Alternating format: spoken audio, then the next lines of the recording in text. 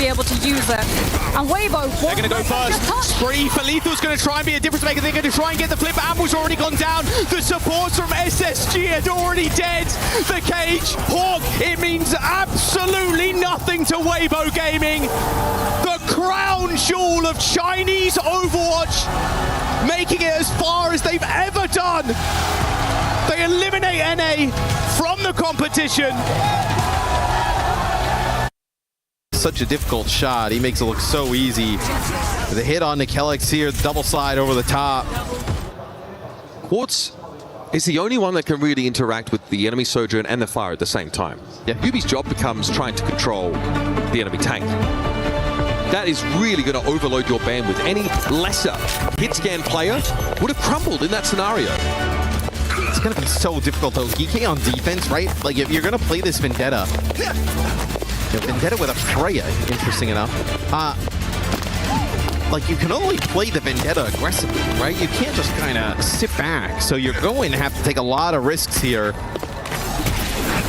I think the idea is that hopefully Lambda can be less of a drag on the healing resources of GK. They can really invest in trying to set Alpha E up to be aggressive, find success. You have to play close here. This is going to give you, at worst, 2 fights. If you get any more than that, you're starting to cycle into some very potent support ults. What's simple thinking here on the Zenyatta? Pretty powerful against the Malga, but a little bit vulnerable to dive. He switches off. It's just as well because I just saw the health bars of Twisted Minds almost disappear, but they found the first pick. I mean, that's your main source of healing as well. Absolutely cannot lose Finn off the start.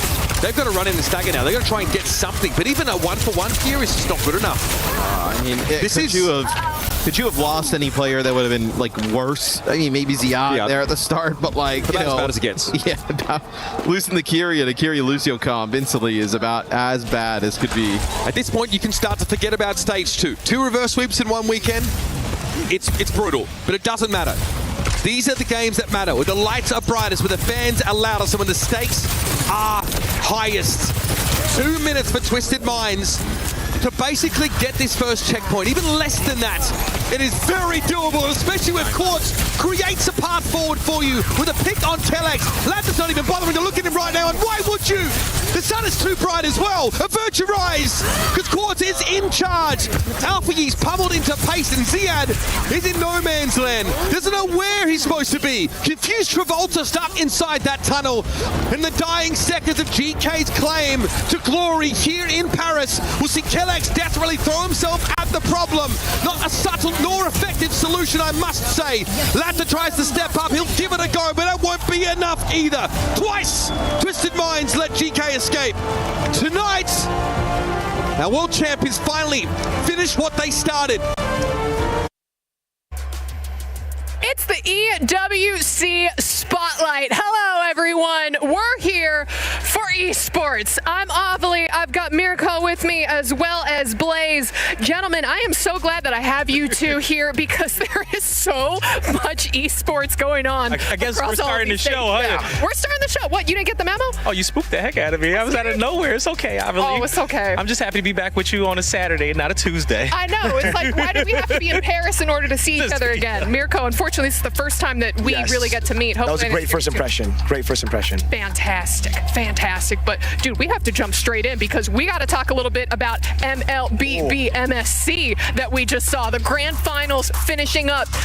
Where do we even start with this? Because it was such an incredible story for Team Spirit. That's a good question. I don't even know where to start, man. Firstly, this is by far the best international ever for MLBB with the results, with the quality of the matches as well. I think we got to go all the way back if we want to talk about it, man. The journey of all these teams. But firstly, just the upsets that we got to see. I think a little bit of a spark already at the start of the tournament where we got a little bit of a tidbit, foreshadowing of how crazy it would be with TL, the defending champions, the team that everybody thought were going to go back-to-back, losing, getting eliminated by E7, a team that many think are probably the worst team coming into the tournament. So that set up the entire storyline all the way in the grand finals. Yangon, Galacticos, they made it. It's been 6 years since they made it to an international major final. So crazy storyline there. Amazing, amazing plays, amazing sweeps in the series as well. Then we have Spirit. two of their members, they've played MLBB competitively all the way from 2019, from the first ever World Championship. To see their journey as a caster who's just been in this scene for such a long time, going through that and now seeing them every single time being rebuilt around. And finally, they finally cracked the code, I guess, with Sour Ego is here and Hiko. They made it to the grand finals. Still, a lot of people doubted them. A lot of people didn't think they would get it done. Most of the Southeast Asians as well thought it was going to be Yangon. It's always been Southeast Asia who's been dominant in MLBB. But finally, Team Spirit have put the West on the map. Let's go. Exactly, because again, they were the first non-Southeast Asian team representing the EECA. There we go. I mean, hey, we're in Europe. You got to represent Europe a little bit. But as you said, 7 years these players have been playing. But I also know that one of their moms was in the crowd as well, cheering them on. You said you're following their career. What's it like for Mama Bear in the crowd? Oh, Mom Bamba. We'll call her Mom Bamba. And the player's name is Kid Bamba. Kid Bamba has been with us from M5. That was the first time we saw him in an international stage at the time with Sawa, with Sunset Lover. So it's already a bit of history there. And then the team got picked up by Team Spirit. Then they just continued to develop, getting newer players, developing all throughout. And it's just really cool to see that story for Mom Bamba and even for some of his best friends who came to watch in Paris, obviously, because, you know, they're all European. They live in Germany, so they just flew over here. And I got this like one word or a sentence from his best friend. He said, Bamba told me that he was going to win a championship. 4 years later, here we are in the grand finals. And he told me right before the match, this is the day. Same goes for Mom Bamba. She walked up to the caster desk, just said, today is the day.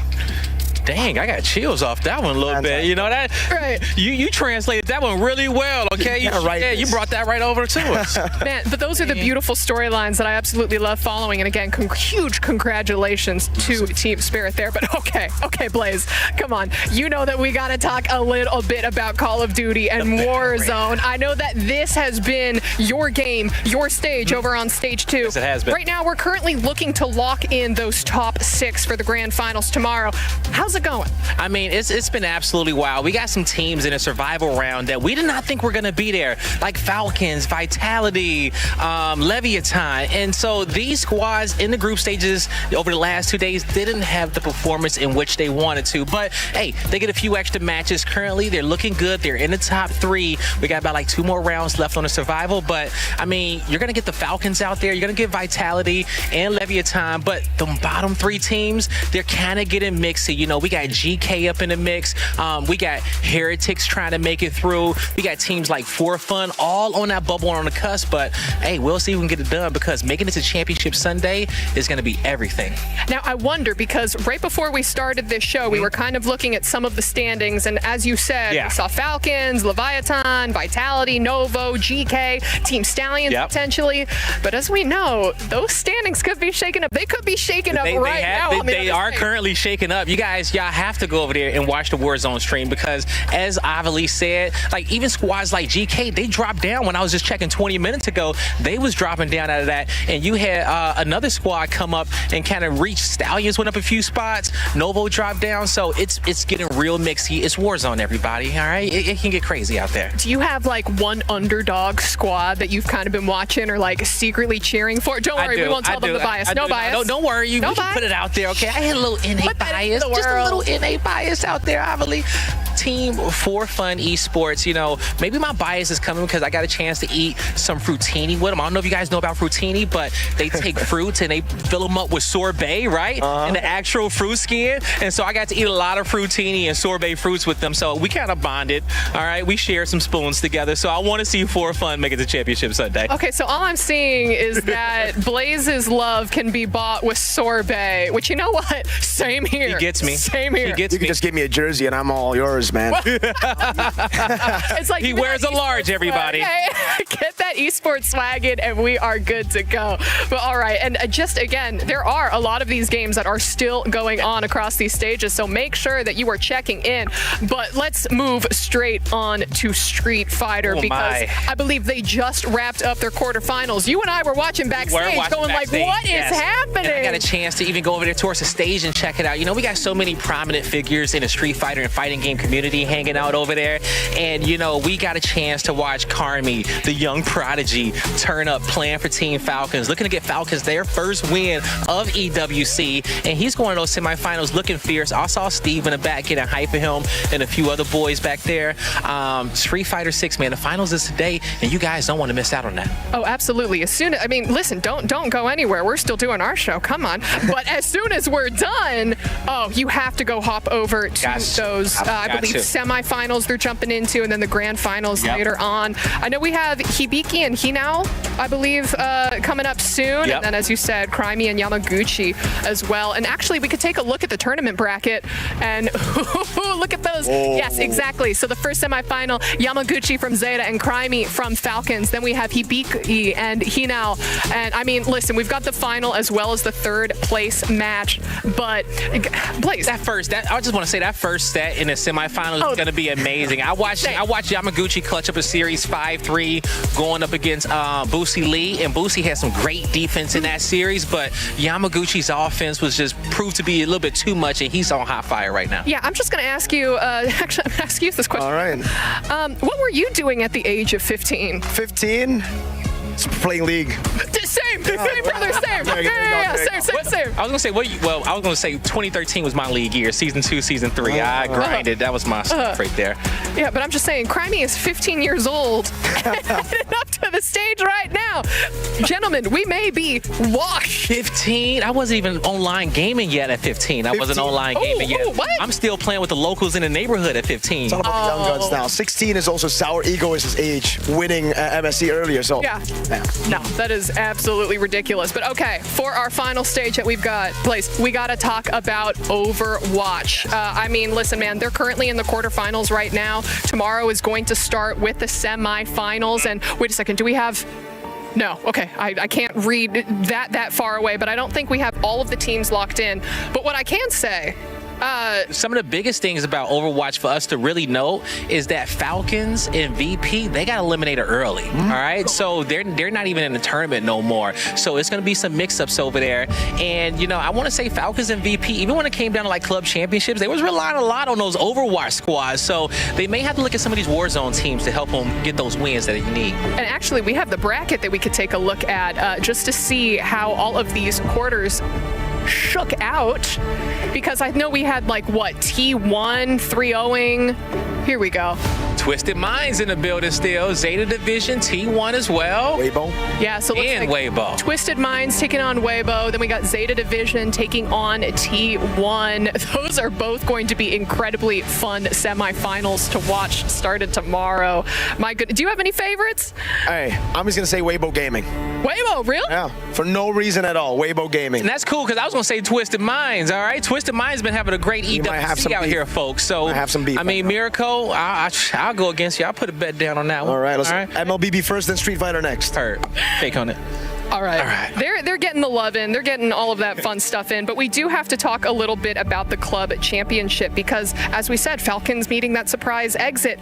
They don't have as many points right now as they did in previous years. So kind of like, what's going on? I mean, that's a great question. You know, maybe they don't have the home field advantage anymore. Maybe it's them being in Paris. I don't know what it is, but I will say this. If you are a Falcons fan, make sure you tune in to Championship Sunday because Falcons currently are the back-to-back LAN champions for Warzone. So on Championship Sunday, they're looking to three-peat and have a perfect season at EWC and be able to hoist that trophy yet again. But let's talk about this for a second. I was going to say Na'Vi was in that top spot, and I think it was VP right underneath. But the team that has been missing for me is, where's Team Liquid? They've been the runner-up 2 years in a row, and yet we are looking at the top 24 right now. I'm seeing Heretics on the right. I don't see no Liquid on there. I do not see Liquid.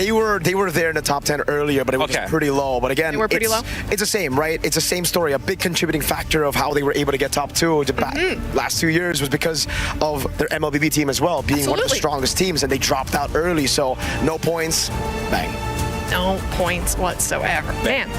Bang, bang indeed. Bang, bang. But, I mean, listen, in addition to all of the amazing esports that we have going on throughout this entire expo hall, we also have the Fan Fest. A lot of people kind of hanging out there, as well as the schedule for tomorrow that we could take a look at, starting with the Overwatch as well as Warzone, basically popping up there. It's going to be a banger of a day, man. I tell you that. What has the crowd been like in the Warzone area for you? We got so many drums. We got so many cosplayers. The Ghosts have showed up from Call of Duty Ghosts. They got their face masks. They're all throughout the crowd. I mean, and you know, if you know the Genomates fans, the Paris Genomates, I mean, we got tons of Genomates fans, Falcons, Leviathan fans as well. Like, everyone is showing up for their squads. Championship Sunday for Warzone is going to be the loudest stage in this venue, and you can quote me on that. I am excited to see it. But listen, again, I want to go watch those Street Fighter games. So, Mirko, last things from you. MLBB is amazing. MSC continue to surprise. I think the EWC is going to have a crazy turn of events. I mean, watch out for VP, Virtus.pro, all right? It doesn't matter the game. Virtus.pro, as far as an organization, I got high hopes for them this EWC. All right, and everyone, this was the first ever EWC Spotlight in Paris. And I don't know about you guys, but I'm going to go watch the Street Fighter games.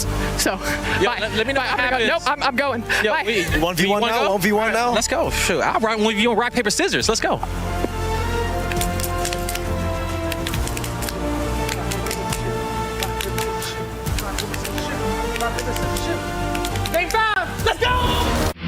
A lot of people are haunted by their past. I'm inspired by it. They're not just playing for themselves, they're really playing for their entire family. They have defeated their demons! They have crushed the curse! Hey, I'm Kuffa, this is Winter, and we're here from Team Secret, and we're playing Translation Mayhem. On est sur une bonne lancée. Ne gâchons pas tout. I feel like that's Widowmaker, but maybe I'm tweaking. That sounds like Brick. I have no clue what they're saying. Ash. Oh, well, wow. We're both chalked. Wow. Moi qui croyais que t'allais me donner du fil à retordre. That sounds like Brig. That sounds like Oh, Kiri. Tracer. Kiri? Kiri or Tracer, either one. Kiri or Tracer? Okay, you go Tracer, I'll go Kiri. Alright, I'm going Tracer. Alright, I'm going Kiri.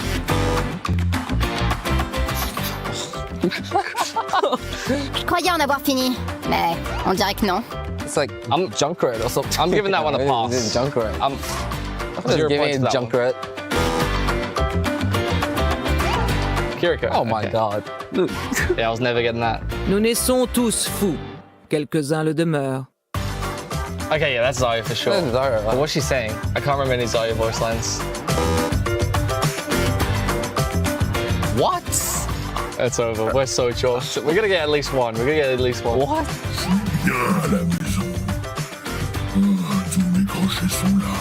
That has to be Hog. Yeah, that has to be Roadhog. Roadhog.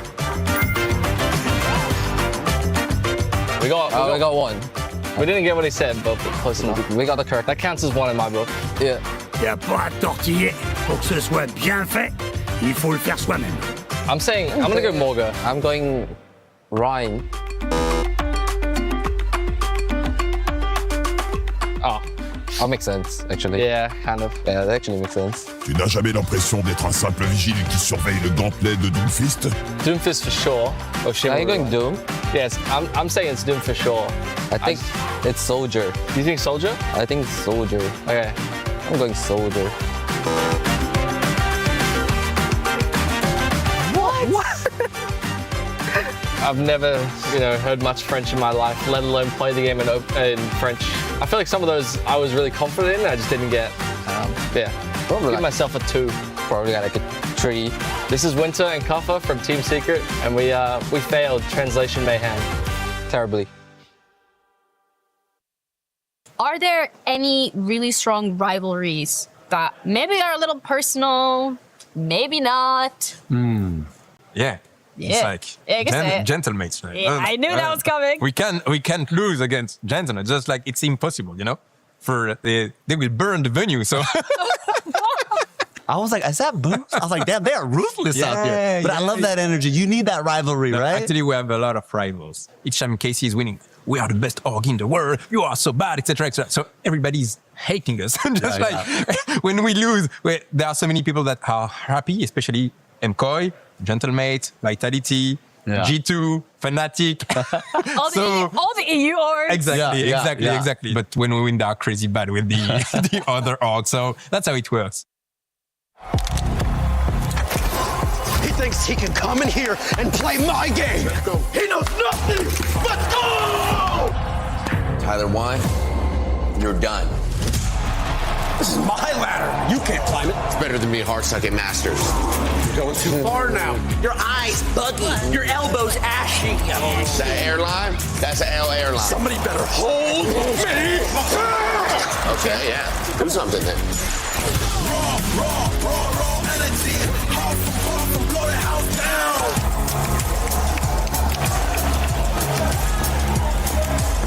You look nervous. You look short. Everything's good? Mm-hmm. Fight.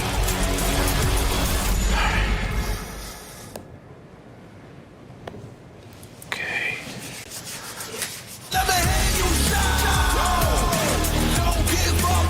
Do you really need the wraps? Yeah, that feels like overkill to me. Hello guys, I am thrilled to welcome Cam and Peyton here in Paris because they have something very important to tell you guys. Can you quickly tell me about the reason why you're in Paris watching Overwatch EWC right now? Me and my wife got married recently, and we are here on our honeymoon. We spent the first week exploring the city, and now we are here to watch our favorite team play. That's bloody lovely. I wanna ask you, Peyton, first. How did you guys meet? What's that story with Overwatch? Tell me about it. We met in 2020 online. 2 weeks, COVID shut everything down, so we needed to find something to do. I'd always wanted to play Overwatch. Cam played a lot of it. Cam got me into it, and then the rest is history. And the rest is history, right? But I want to ask you an important question. Who's the better player between you and I? And what do you guys play when you play together? Well, I'd have to say she's my better half in more ways than one. And in the queues, nothing's different. I used to play tank a lot, main tank, and when I started dating her, we got a new off-tank, main tank duo, a lot of Ryan Zarya. Unfortunately, no more 6v6. We're very sad we're missing the event this weekend to play it. But now we do a lot of main support for me and then flex support for her. Her Kiri, impeccable. The only thing I will keep in mind is that she's better than you, by the way. A quick question, who's taking it? Who's taking the trophy here at the Midseason Championship? Oh, Zeta all the way. Proper is the best player in the world. Do you agree? I listen to my wife. You know, this is the perfect answer. And last but not least, how have you been enjoying Paris? Because this is my city. I hope you're having a good time. It's amazing. Gorgeous. Everyone here is so nice. The food, amazing. I love it here. We'll have to come back. Merci. And what about you? Having good food, sightseeing? How's it been? The food's incredible, the city's incredible, the people's incredible. And if I can take a moment here, I would like to thank all the staff who are making this possible, the people who are casting, the people who are hosting, even just the floor staff. Everyone's been incredible and welcoming, and I just really want to thank them all for the dedication and making this possible. That's really sweet. Thank you so much for joining me, guys. Can we get a fist bump and a hug, maybe?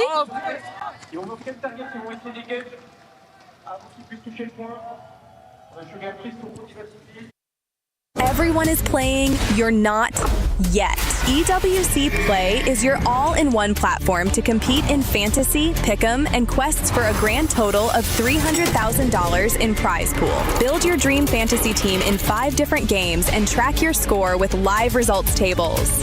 Predict the winner of every game, every group stage, and every tournament.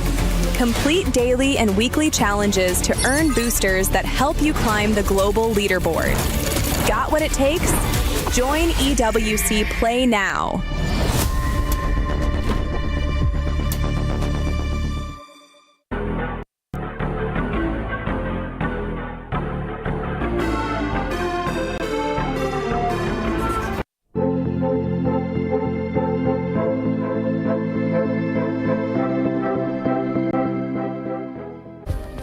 Play is in our DNA. Whenever we let it out, it becomes our superpower. Now imagine an entire city being built to supercharge it. Kadir City, powered by Play.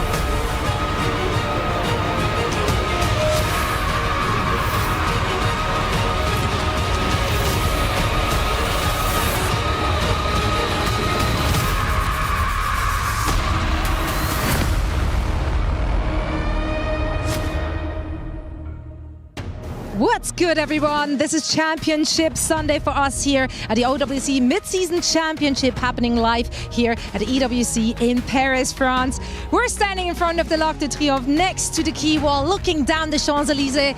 Jack, Jake, what a time to talk about esports.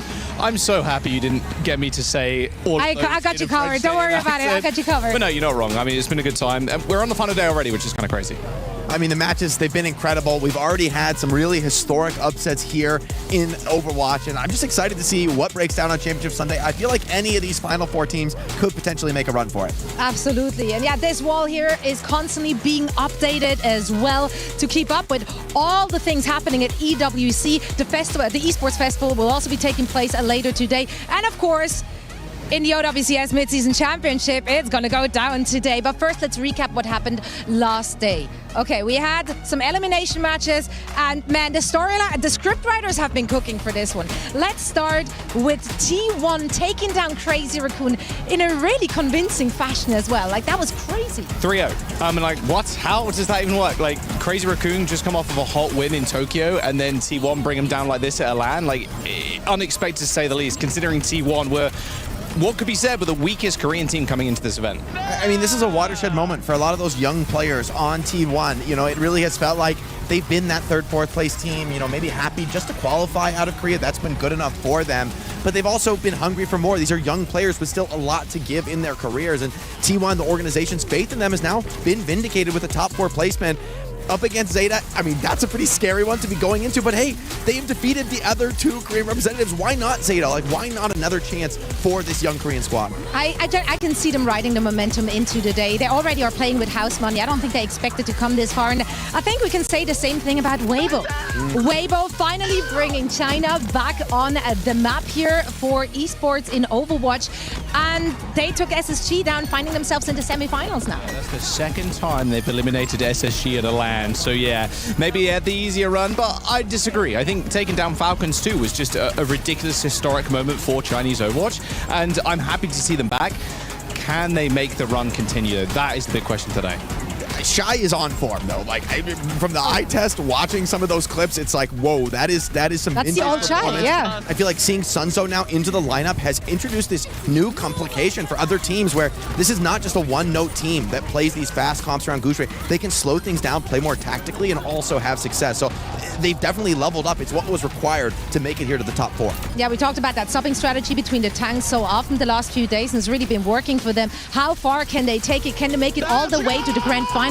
We will be finding out very soon. I think for me, the Sony story of the day is that this is actually going to be a 4-way fight for club championship point, because all the 4 teams which are still in it are eligible to collect those points. And I mean, those clubs are fighting for $30 million US.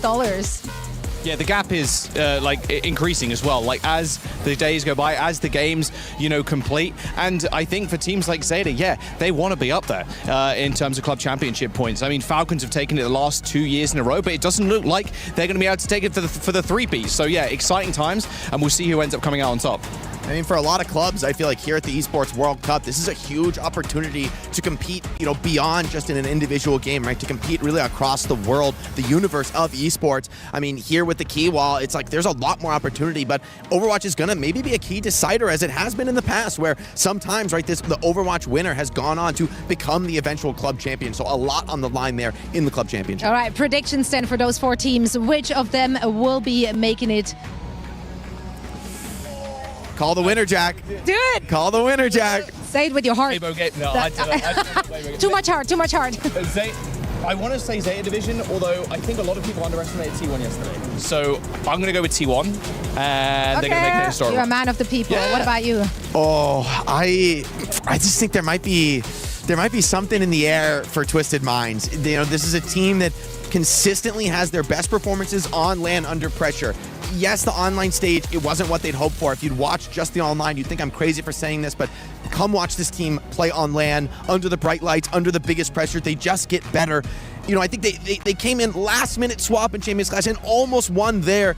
I feel like this team is on the warpath, and they might be able to make a run for the first place here in Overwatch. I think this is really tough to call because we have 4 absolute power squads, very different teams as well, each of them having so much to play for here at the EWC. Now, we're going to send it over to Ginny to talk a little bit more and give you updates on our club championship. Overnight, the story of EWC changed from is Falcons going to make it here in Paris to who's going to be Falcons. And I know you're probably wondering, how did we actually get here, Ginny? And that's exactly why I'm going to give you a bit of an update, because Falcons was struggling to get any points, but somehow, miraculously, their 15-year-old player in Street Fighter 6, Crame, actually managed to get them 1,000 points, with it the club championship eligibility to lifting the trophy once again, regardless of the fact that they were knocked out in MLBB, regardless of the fact that they also were knocked out in Overwatch. Now, MLBB, however, was won by Team Spirits. They're putting themselves currently in that 7th slot with 1,200 points, which is a great spot to be in because their CS roster is coming at the end of week 6. So week 7, they'll be around here, and that's another 1,000 points, maybe potentially, that they could get. But they're in a good spot. So Overwatch is also what we really need to keep our eyes out for today, because there are a lot of club championship teams competing that overlap with COD. And you might be wondering, what are those teams? Well, Falcons, Vitality, AGAL, T1, as well as Twisted Minds. Every single one of these teams are here up looking to make as many points as humanly possible, because this is the last day of Championship Sunday of Week 4. Thank you so much, Jenny. What's up, everybody? I'm here joined by Mitch, who is going to be helping out, talking about what happened throughout the week here at EWC for the Midseason Championship. We started with 16 teams, Mitch, right? And now we're down to 4. Let's talk about some of the teams that were eliminated and got their keys crushed. I mean, some of the most notable teams to find on this wall is Crazy Raccoon. True. Obviously, your mid-season championship champions, they were down by T1 of all teams, so a bit of a rivalry story there. Virtus.pro also find themselves on this wall already, which is a surprise considering they are the best team, or were the best team in EMEA, but Dallas Fuel got to them before they themselves had their keys crushed. And also, we can't forget about the EWC 2025 defending champions, Team Falcons. They also got knocked out by T1. T1's been looking pretty scary. Yeah, dangerous. They're a team that have stuck together for quite some time, a core 4 that have just been believing in themselves in the process, and it's been delivering so far. But they're going up against Zeta Division today, which will be their greatest test probably ever. I mean, and also EWC is very interesting, where if you win and become the champions at EWC, you get to pick 3 of these crushed keys and put them in the trophy base. So if we were the champions, Mitch, who would we pick? Okay, let's say if I'm T1, for example, I'll use them because I think that's great. Yeah? They're definitely putting Falcons inside their totem. I honestly think they might take Crazy Raccoon and put them there as well. Donghak was saluting the Crazy Raccoon key as it was being crushed. So I imagine they'd fill their base with other fallen Korean teams as a sign of respect, but also a reminder that they've overcome their region here in the international stage. If I was part of Twisted Minds, I think I would have to put in Crazy Raccoon, because just to get back them from the Midseason Championship, right? They lost 2 Crazy Raccoons. They in the 2nd place, so I feel like Twisted Mind, if they do get the win, they should definitely put in Crazy Raccoon. All right, that is all we have for now. Throwing back to Ginny, who is standing by with a special interview with Zeta Division. Ahead of the matchup today from Zeta against T1, I'm Ginny, and I'm joined with SK as well as our lovely translator to give us a bit of an insight when it comes to the club championship points. So first of all, thank you for joining. I do appreciate it. So far this year, you guys are getting a few points for the club championship. What was the strategy coming into this year? 今日はお時間いただきありがとうございます。ポイントも着々と獲得していらっしゃいますけれども、ここまで、到達された戦略というものに関してお話しください。そうですね。確実に上位に入れる部門を今年は組閣をしたので、ある程度結果が出ていると思ってます。We made sure that we are going to bring their divisions that we are surely be able to aim for the higher ranking. So yes, we are steadily moving up the ranking this year. Yes, you are. And it is very different than last year. Was there anything you learned from last year that you implemented now? けなんですけれども、まさに着々と上位に駆け上がっていらっしゃるわけなんですけれども、何か去年とは違う戦略ですとか取り組みをされていらっしゃっているのでしょうか？特に違った戦略っていうのはないんですけど、本当に良い選手と良いチームスタッフを集められて今挑戦しております。Well, we haven't made any significant changes from last year, but like we have luckily great players, great crew, and great everybody. So we are still on the path of challenging. And today is another challenge, semifinals in Overwatch against T1. Are you gonna win this? Yeah. Okay, thank you so much for your time, and thank you as well for your translations. Arigatou gozaimasu. That's it from us. Back over to you, Paket. Thank you, Jenny, and it's awesome to hear from Zeta Division. It's Championship Sunday here for another Overwatch weekend, and this is our mid-season championship. Joining me in the studio today to open up a Championship Sunday, we have Johnny Reinforced Snowden, and of course, Matthew, Mr. X Moreau. Matt, welcome to the studio. How's it feel to be in front of a camera? Yeah, we bring the big gun and then the littlest gun. We have the tiniest. Oh, the little gun. The small one. Yeah, Your brain is huge. It's huge. Yeah, it's an awesome time. We have 4 great teams left. There are going to be some sick matches today. Johnny, some huge surprises on day number 4, so let's get into what we have in store for us today. Instead of Crazy Raccoon versus Zeta Division, we're going to see T1 in the mix. How did T1 pull off the 3-0, and what does that mean for them now in a rematch against a very familiar foe? Yeah, it's the little brother leveling up at just the right time. T1 that has always played second to Zeta Division and Crazy Raccoon in Korea. Now taking down Crazy Raccoon yesterday in a dominant 3-0. They have an opportunity today to take out all the Korean teams with Zeta Division. Those results, Puckett, though, that doesn't spell good for T1 today, right? Hey, I see one win there. It was in a race to 3. So we'll see if they can get it done because, reminder, when we get to that grand final, it'll be even longer. It'll be a race to that 4th win. For now, though, we got to check in with our friends. We have 2 fantastic human beings who are joining us live from the co-streams. Poco, are you there today? I'm, of course, there. Can you guys hear me? And Tayo, how we feeling? Welcome to the stream, guys. Thank you so much for joining us. We have a few questions for you, but let's start here. Tayo, why is your team going to crush Poco's squad today?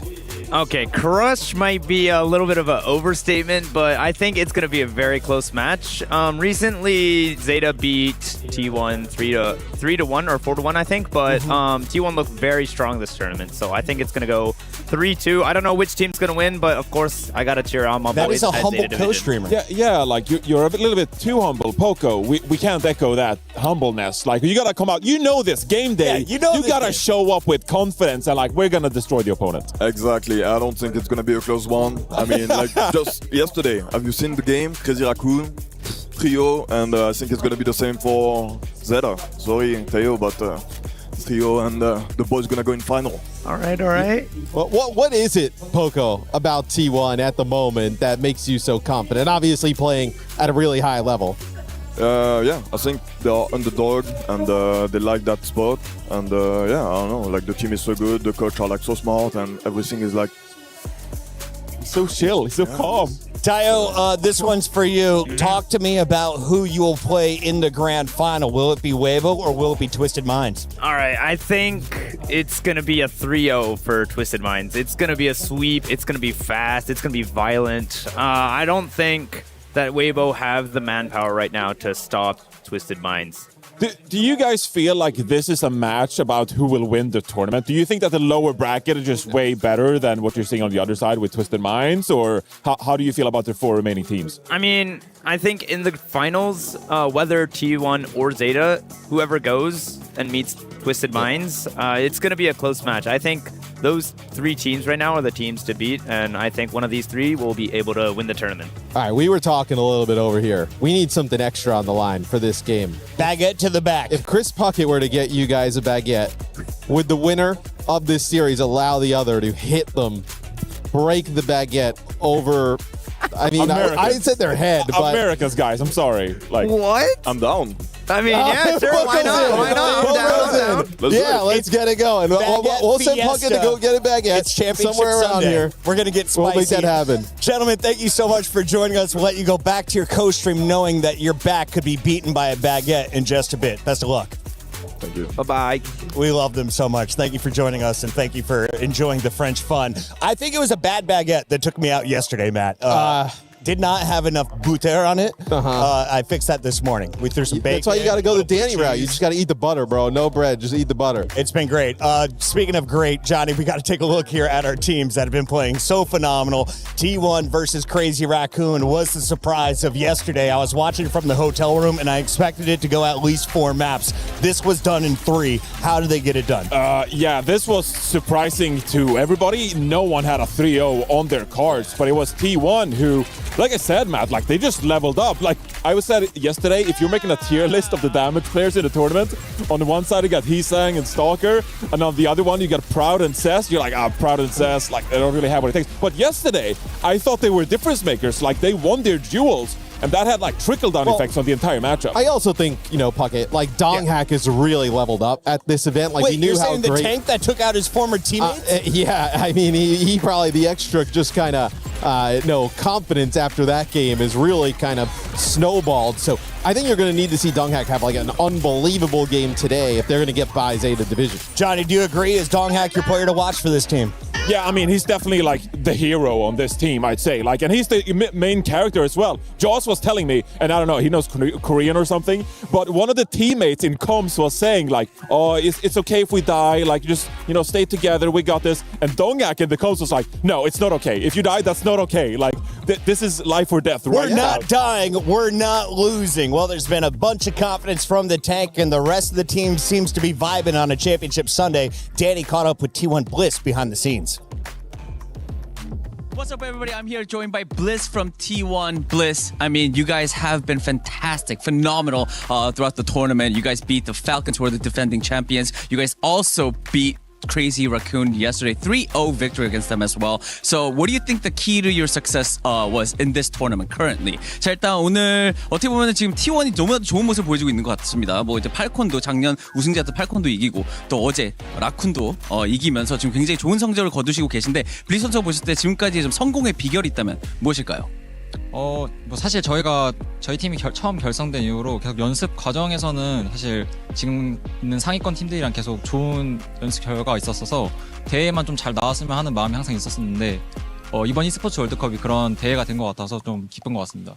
I think throughout the whole practice, ever since the team T1 has been formed, we have really good scrim results. All our practices went really well, and we just were missing that one thing, which is being that translating that I guess scrims and practices and showing that same results on stage. And I feel like that has been shown at EWC, and I am very happy about that. And talking about being on stage, you guys will be facing another very, very difficult opponent, which is going to be Zeta Division. How do you feel like that match is going to be played out? 자, 이제 한 경기만 남았습니다. 이제 이거를 이기게 되면은 이제 결승으로 올라가게 되는데 어떻게 이번에 제타 디비전 좀 어떻게 생각을 하시나요?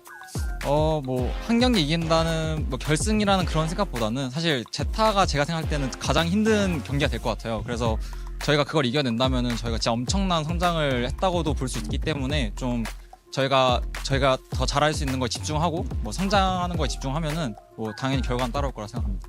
I feel like taking down the Zeta Division is going to be our main mission because we're not going to think too much about beating them and going into the finals. We want to take it step by step. They are a very difficult opponents to beat, but by defeating them, that means we will have been improved and grown as a team to that level. So we will be focusing on that so far. All right, Bliss, that is it for the interview. Thank you so much. 화이팅! 감사합니다. A very smiley Bliss behind the scenes. Will he be smiling at the end of game 1? Only time will tell. And if you've been looking at the stats, well, they're not in Bliss's favor. Let's talk about his opponent on the other side of the stage. We have Zeta Division, who has been the top dogs since day number 1. Johnny, are they the best team in the tournament? Best team in the tournament, I'd say, but also, Matt, I was saying a couple of days ago, like, this could potentially be the best team we've ever seen in Overwatch history. Ever seen in Overwatch? No, because, like, okay, that's a high bar, but you look at all these individuals and mechanics, and they're like, yeah, we're going to play whatever. We'll play Ilari Bat, like, we'll play with the Symmetra, we'll play without the Symmetra, we'll play Jetpack Cat, we'll make the Maga Brawl work. Like, they can just play any composition, and they just got insane individuals. Matt, how long has this fivesome been together? This year, right? They kind of like, you get some big pieces from other teams, you come together. And I think you're somewhat right, Johnny, in the sense that, like, we see other teams that have formed in the past, and you can always, like, look at maybe one spot as, like, a weakness or a path to victory. You kind of look at this roster, and there's so, holes. I mean, it's just so nasty. I mean, Violet can play so aggressive like he likes to play on the support, because Shu is just capable of keeping an entire team alive on his own, regardless of what hero. So just a really difficult team to beat. Now, Proper, of course, was an MVP candidate last year. Knife has gotten a lot of the highlights that we just witnessed. Who is this Knife guy? What do I need to know about their DPS lineup? Yeah, well, he's a newer name to the scene, and he's been around. He was on Team Liquid for a little bit. He was on Crazy Raccoon for a little bit, and they were like, we need a great hitscan player, so we'll team up with Knife. He's a relatively new name, and this is arguably like his first great opportunity to really showcase it, and he's lived up to it, just taking over games, and, you know, even better than Proper at some point. Yeah, I mean, that's a great story, Chris, but the backline, though, which, like, Shu and Violet is just so silly. Well, we know about these names, right? We know that Violet has been an MVP candidate in his own right, doing it from the backline. But I was talking with Ben Best, one of our French talents, and he was saying that his favorite player to watch is Shu. And I asked why Shu. He said he's not missing anything, and in fact, he could be more dangerous than some other front lines. Let's take a look here at the numbers from Shu going up against Skewed in the 1v1. Johnny, the numbers are pretty even across the board. The top hero, though, Ana versus Kiriko, who's going to have a bigger impact in game? It's got to be Shu. I mean, he's a leader for their team, and he has so much impact on the heroes he plays. Matt, 30 seconds before we get into this matchup. 63% of our fans are siding with Zeta Division, 37 with T1. Where do you lean? Yeah, I think that's about right. I would lean towards Zeta Division in this one, probably like a 3-1, maybe a 3-2 if T1 wants to keep it a little spicy, but I think Zeta Division is just so strong. Johnny, in the one win, we saw it go to a game 5 for T1. Do they do it again today? No, they don't. Set a 3-1. T1 has Poco. He's ready to do the baguette beatdown. Taiwu, he's more confident. I'm siding with these guys. Let's send it down to the stage. Teams from all over the world arrived here. Came here hoping that this would be the tournament that changes everything. 4강이랑 결승도 남았기 때문에 결승까지 가서 잘 이기면 저희가 최강이라 말할 수 있을 것 같습니다. 재밌는 경기 해봅시다. T1.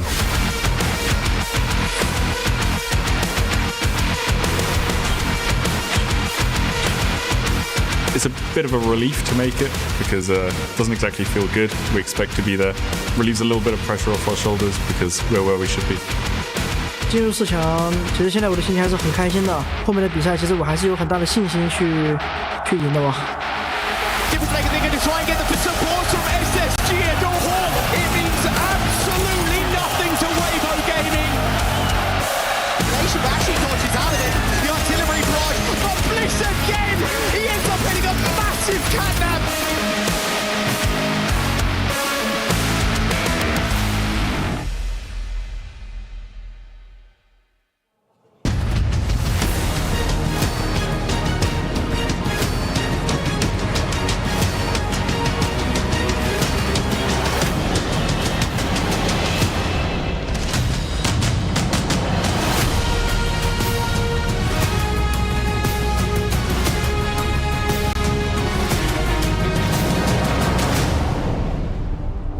Mesdames et messieurs, il était une fois Overwatch.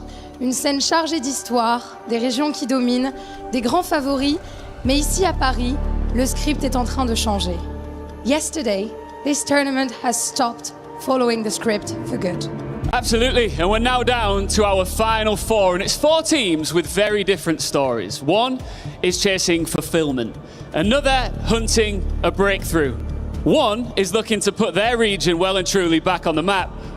And the final team is looking to get back to championship winning ways here in Paris.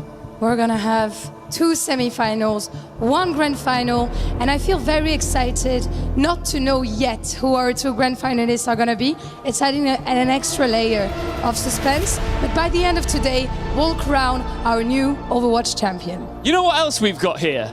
We got a phenomenal crowd here in Paris. How we doing? That's what I'm talking about. You're here for Championship Sunday and we cannot wait to get started. Let's get started, starting with Korea's superstar, Zeta Division!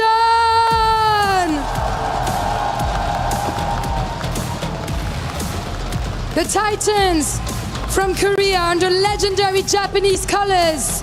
Les Titans coréens portent avec eux les espoirs et la confiance de deux nations à la fois. They've shown dominance and trust day after day, and now they have their eyes on a ticket to grand finals, and many would agree that it's already theirs. And their opponents, please welcome T1!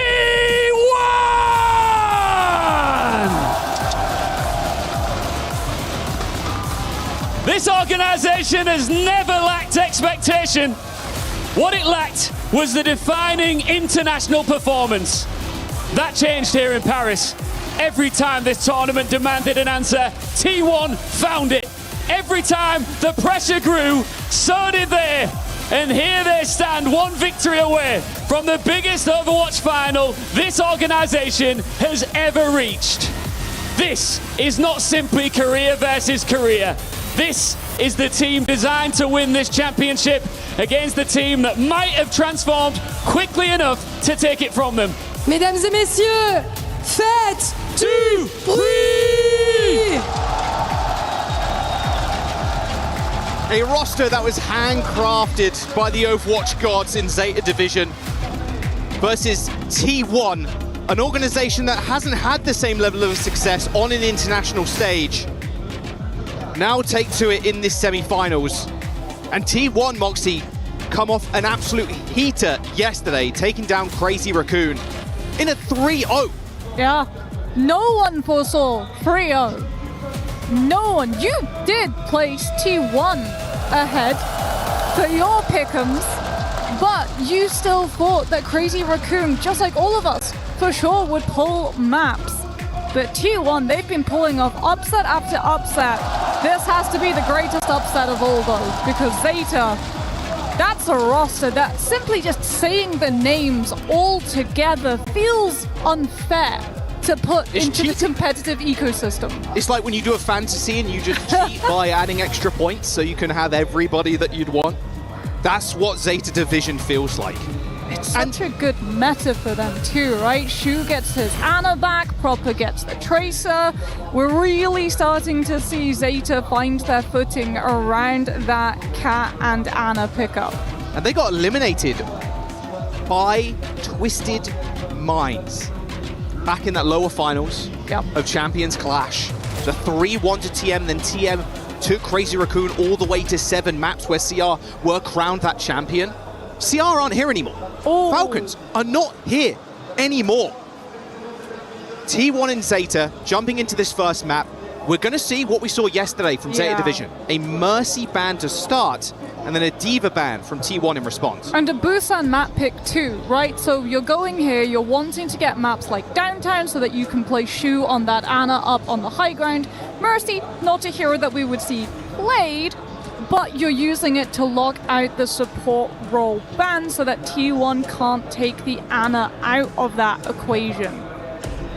Diva ban from T1 as well means that Cat Bastion or the Cat Ana, if you're playing from Zeta's perspective, has one tank that will not be able to easily chase, and especially with the Cat Bastion, you won't be able to use things like Defense Matrix to nullify the threat level of that flyby. The last times these two teams met as well, T1, it was a 3-0, Moxie. That was in stage 2 of Korea in July, so literally a month ago. Yeah. Busan is going to be the first map we go to. Nepal last time. That was chosen by Zeta. The audience is getting more and more packed by the day, but Championship Sunday, it's a whole new beast. T1 and Zeta going to get at each other's throats. Violet and Shu back on the Ana and the Cat, but T1 are going to do the same. Yeah, Skewed, how well can you keep up with the Ana god himself? No Diva, no Defense Matrix. Those nades will hurt when they find connections onto Mauga. Got to be nervous if Bliss is playing this Cat, though. Look at the performance from yesterday. The amount of value he was getting on the Cat. Best Cat performance. Yeah, right. I think that Dessa was talking about it too, like the best Cat performance of the tournament. Mauga, obviously. Mauga versus Mauga. They're going a little low, no issues though. Him and Bernard just trading that cardiac overdrive. And now Violet paying attention to the front line here. Cat Bastion on the T1 side of things. Knife rocking the M-Ray as Bernard finds first blood. Knife is going to get antied as Prow swoops over his head and gets the trade. Proper trying to find any way of flipping this. But T1 having some really good hits, especially taking Violet down. Good nade though onto Bernard, has to get out, use the charge to get away. Zeta still maintain control, but T1 trying to get that flip from under their noses. Bernard with a refresh on the charge is going to get to the point in time, but quickly dealt with by Donghak. They stomp into the ground. It's a bit of an issue here now for Donghak, who is eventually going to be able to get out of there. A lot of his DPS aren't in the best of sorts. Zest and Proud forced to reset. Zeta Division maintain their lead. Good nade onto Bernard Violet so they can't chase for more. T1 successfully secured Donghak's exit, which means a fast setup to make use of this nano boost. Shu will have the match though. Is Bliss going to be able to get away with murder again on the Cats? He's only 10% away from the ult. Violet's already got his. Going to be on the nanos, I'd imagine, for this fight. Proud holding a drum right now is Donghak. Yeah, he's in a little bit of trouble. Zest ends up getting nanoed. Violet hiding around the corner. Bernard and Proper have already found kills too, so a swift reset for T1 as they've already lost. Yeah, Knife's just doing so much work as well, putting pressure onto Donghak, who does fall late actually. Taken down by Violet, which means that T1 will have to wait yet more time. Last fight territory, no nano boost engaged to be able to do it. Instead, you're relying on Bliss dragging Zest and T1's chances back into the light. But Zeta Division, look at the horde of ultimates that they have. Mauga Cage combined with that override protocol. Easy pickings, you'd imagine, for Zeta Division here. Zest is going to be hard to lock down. Still elevated up into the sky. Proper taking the 1v1 versus Diana. Oh, the stick is nasty. Skew definitely didn't see that one coming. Both cages are going to get popped too. I mean, this round was anything but close here. Zeta Division honestly demolishing T1. Opening nerves. They've got to be settled here. I mean, the Cat Ana just becomes more problematic when you head to these later maps of Busan too. If you're T1, you're really hoping to see Mecha Base show up this next sub-map. As, yeah, Bernard just able to perfectly track the prey. This stick here as well, the Proper. It's so good, then once you get that kill onto the Ana, you're free to just send Knife in to finish the fight. Mauga Cage locked down overtime. T1 can't disengage it, have to hold their ground. But here's a big change, okay. T1 potentially thinking about running the Reaper, wanting more of that front-to-back playstyle just to try to overwhelm Zeta Division, since Proper will be short-handed with the rest of his team. He's been hitting the backline. Banana's got a plan here. Oh shit! Where's the heals on Proud there from Bliss and Skew? Knife just took his one. Yeah, he's just too good, hits the shots too quickly. T1 not ready, expecting all of that incoming damage off of the Cat Kiriko onto the Lucio Kiriko, just trying to run towards Zeta Division before Knife finds the pick. TP on top of the box, a little right-clicking Violet there. Bliss already dead. Oh, different comp here for T1 with the Lucio instead. Yeah, Zest tried to TP T1 forward, Shu read it, antied. Maintain the space though for T1. Bliss is going to get back in a second, but you cannot be forced to reset again, and I think that's what they're going to do. Yeah. Both M-Rage trading, sure, but wow, Zeta bringing a whole new game today. Oh, Proper's read the rotation too from T1. No ease of access through Cliffside. Shu's already rotated to be untouchable within this fight. Nay. Yo, good, not a problem. Little teleport up into the high ground here. Violet's going to be able to spot that out. And now the rotations to try and get on top of Shu. He's going to take an alternate angle here, down lower, but Zest doesn't want to chase him down there. You don't want to get slept or naded or anything, so focus attention on Bernard. Pure gold is this Orisa down here, as he's already managed to kill Proud. They get the trade, of course, but is it actually going to be enough? Zeta Division stall is going to be pretty scary. And Violet with the catnap. Oh, see you later, Zest. No tank, no problem. And Proper with a pulse bomb too, just gets the one clip on skewed. Oh my word, it is all falling apart for T1. Yeah. Oh, Donghak just has to slam off map, so he does not get staggered using the charge to have the CC immunity. Zeta Division holding off T1 with 4 out of 5 ults. T1 lacking even the Kiriko rush to be able to send them forward. You're relying on a sound barrier. Huge TP, biggest TP of all time. All right, they're going to try and use it anyway. And now you're just running into ults. There's the Terror Surge, and guess who's split? It's Donghak. Zest ends up getting taken down first, though, with that pulse bomb. Straight back to spawn goes Proud. And this is not what you want to see on Championship Sunday. Not the opening game, not like this.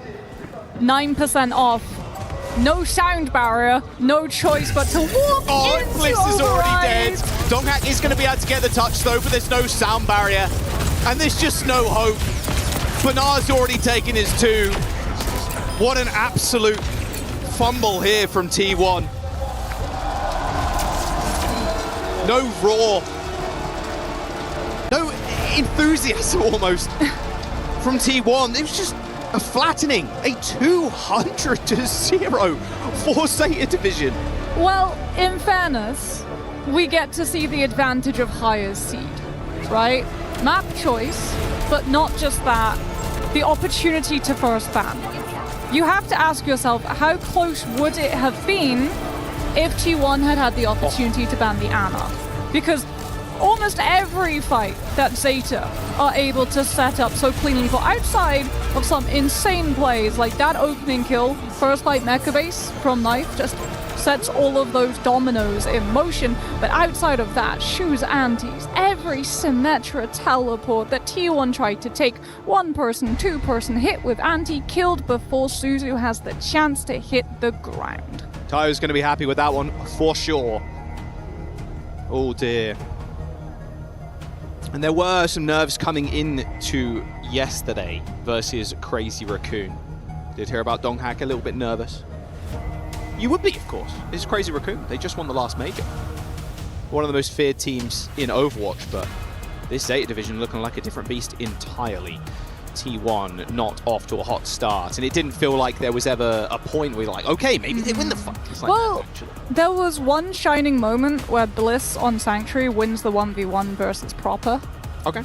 As the Jetpack Cat, and that's very hard to do because Trace is very good at being able to track the movements of heroes like that, and Proper is arguably the best to ever have done it and still be doing it. T1 as well. There's some movement here in terms of this being first to 3 in place of the first to 2. I feel like facing down Zeta when they had the chance to safeguard that Ana within the first to 2 format pretty much secured control point for them. Twilight and Rush on stage right now, deciding where they want to go. Rush is such an old figurehead of Overwatch 2. Back Coast, Element Mystic Coast, players like Sparkle. In fact, a lot of the Overwatch players that you see on the stage throughout this whole event, Rush has coached at one point or another. Let's jump down to Lou and Tayo and get his thoughts on the first map. Thank you very much, guys. I am also extremely pleased to join Tayo once again. And as you know, Tayo has become my colleague because he takes care of the translations for his answers, of course. Tayo, you've been playing Overwatch for like 10 years. This is such an insane passion that you have for the game. So can you tell me quickly why for you Overwatch is the best game in the world? So, 10年やってる Overwatch なんで世界一のゲームだと思う? English and then in Japanese. You're good? Okay. English first. Okay, so I think Overwatch is the perfect balance between team play and like individual skill, and it just expresses how I like to play games pretty much. で、Overwatch っていうゲームはやっぱ個人技とチームプレイどっちも必要なので、それがすごい魅力だなと感じております。It lets you express your creativity, that is for sure. Donc première question, effectivement, je pense qu'Overwatch c'est le meilleur jeu du monde parce qu'on peut exprimer à la fois du jeu d'équipe et de l'individualité. And second question, we have Poco, you know, the French co-streamer for T1 on the other side here. Is there anything you want to tell him? Because you know he's lost the first map, so maybe comfort him something? I mean, Poco, you gotta step it up, man. You said it's gonna be a 3-0, bro. It doesn't look that. It was a 200-0 on Busan. I don't know about that, man. And that's pretty wild currently. You want to translate the banter? いやポコさんちょっとブさん200対0だったんでちょっと危ないんじゃないんですか大丈夫ですかね Ouais, effectivement, pourquoi il va falloir que tu te réveilles parce que tu avais dit que ça allait être 3-0 et ça n'y ressemble pas du tout pour l'instant. And last but not least, 次のセミファイナルはTwisted Minds対ウェイボですが、タヨさんは誰が勝つだと思いますか？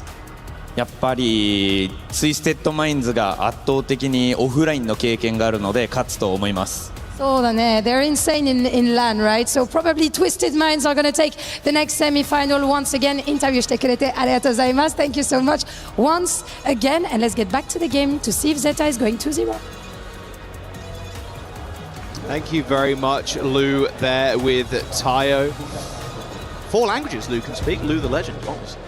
Fantastic work so far this event. And same could be said for Zeta Division, to be fair. Only a single map loss so far, Moxie, and that was against GK. Yep, one slight hiccup as we get ready to head into map 2. This obviously is T1's choice, both for the ban first and also for the map pick, as it will be Flashpoint. Now, they had the opportunity to try to target out some of Proper's hero pool, taking out the Tracer, but instead, we go for a Wu Yang ban. So taking out some of those poke potential compositions, but also safeguarding your backline. As T1, Bliss has looked at his best, I feel, on things like that Jetpack Cat. Zeta Division targeting Donghack's best hero, that being the Mauga, which in the past has forced him onto the Hazard.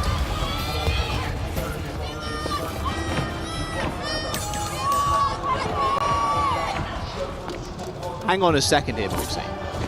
What about the Donghack ball?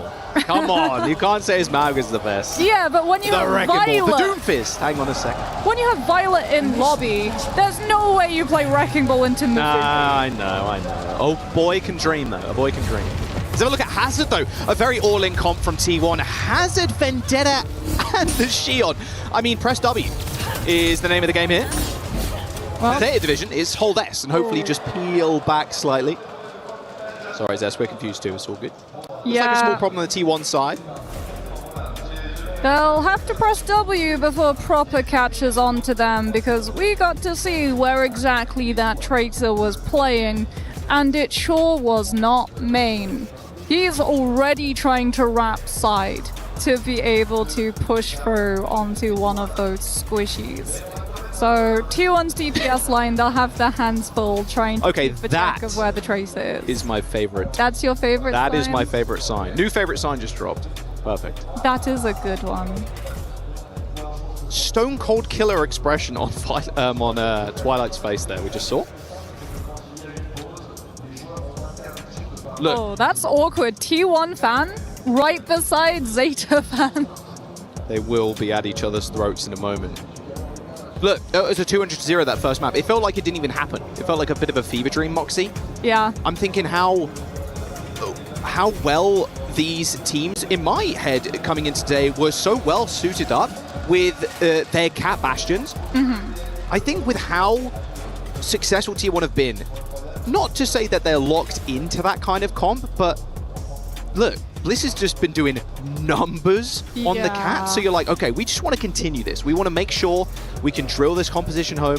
Whereas you look at Zeta and how their flexibility is, Violet can play anything, of course. But then you also have Shu, who, best hero, definitely the Ana, but also the flexibility is kind of crazy there too. They're not as, I would say, rigid coming into this series. I think they're going to be a little bit more open with how they want to approach.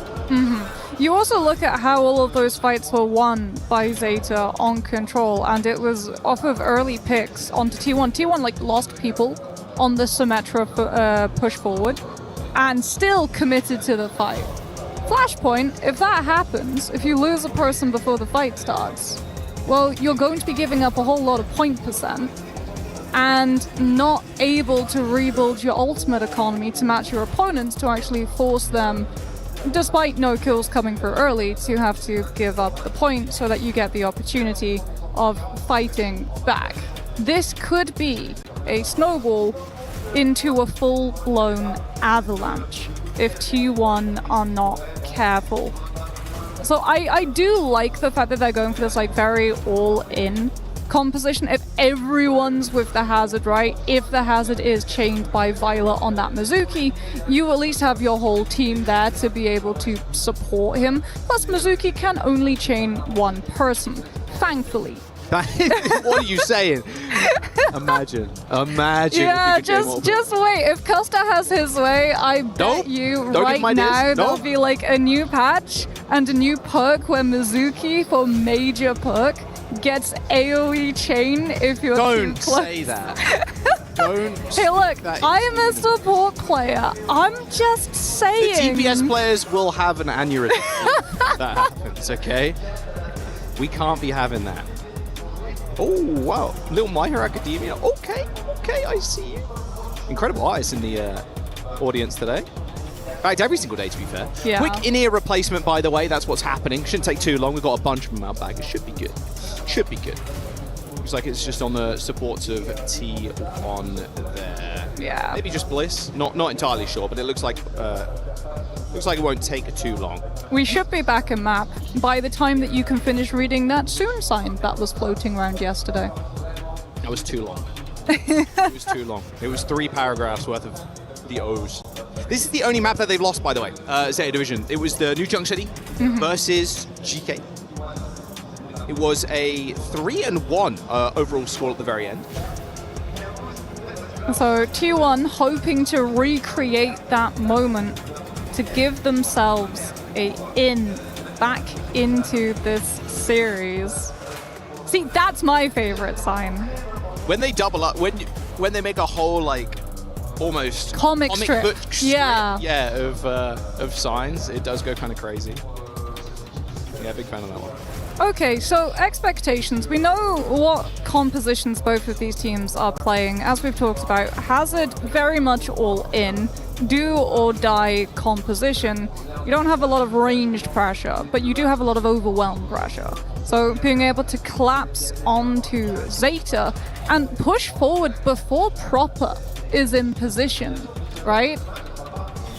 Before the Tracer, like who does the Tracer try to take a 1 versus 1 with if there's no one left to 1v1, if everyone's just 5v4 walking your whole team when one player is down? Unless someone just dies early to knife on the Sojum, which is also entirely possible because Hazard does not have any way of letting his team mitigate any of those fully charged rail shots. And if you're already dying to scoped in Emre on your walks through mecha-based chokes, trying to get past the fully railed Sojum will be rough. That was a little slip up on the Emre 1v1, surely. Bro just didn't get a heal. Got hit by 3 or 4 shots, didn't get a heal. Yeah, there we go. All right, we'll get back into game in just a moment. Not too much longer. Again, just a quick in-ear issue with T1. In fact, let's jump down to Loot with some fans in the audience. Thank you very much, guys. We love a little bit of housekeeping when there's a tech post going on. I'm with Tom and Theo, or Theo and Tom. Yeah, that's it. 2 French fans from T1. Donc, on va continuer l'interview en français. Moi, je voulais d'abord te demander, parce que j'ai vu le fameux Poco Bomb. J'ai entendu dire que c'était un move un peu signature, encore une fois, d'un co-streamer qu'il y a là-bas. Est-ce que tu peux me raconter un petit peu pourquoi sa diva était légendaire? Bon, c'est au niveau de l'ulti de Diva, du coup, qui est un personnage tank. Son ulti est très compliqué à utiliser, on va dire, pour faire des kills. Et Poco, c'est vraiment, il est vraiment connu pour ça. C'est vraiment le boss. Il a des setups à utiliser et tout. C'est incroyable. Avec quelques années d'entraînement, je peux le rattraper, non? Ah oui, bien sûr. Ah voilà, bah gare à toi, mon grand. So yeah, I wanted to know a little bit about the Poco Bomb lore because he's known for having a very specific move on the ult from Diva and he was like mastering it with perfection. Et maintenant, je me tourne vers toi, frérot. Je vois qu'il y a Donghack sur ta bannière. Est-ce que tu peux me parler un petit peu de lui, du rôle qu'il joue? Est-ce que tu joues le même rôle? En quoi il t'inspire?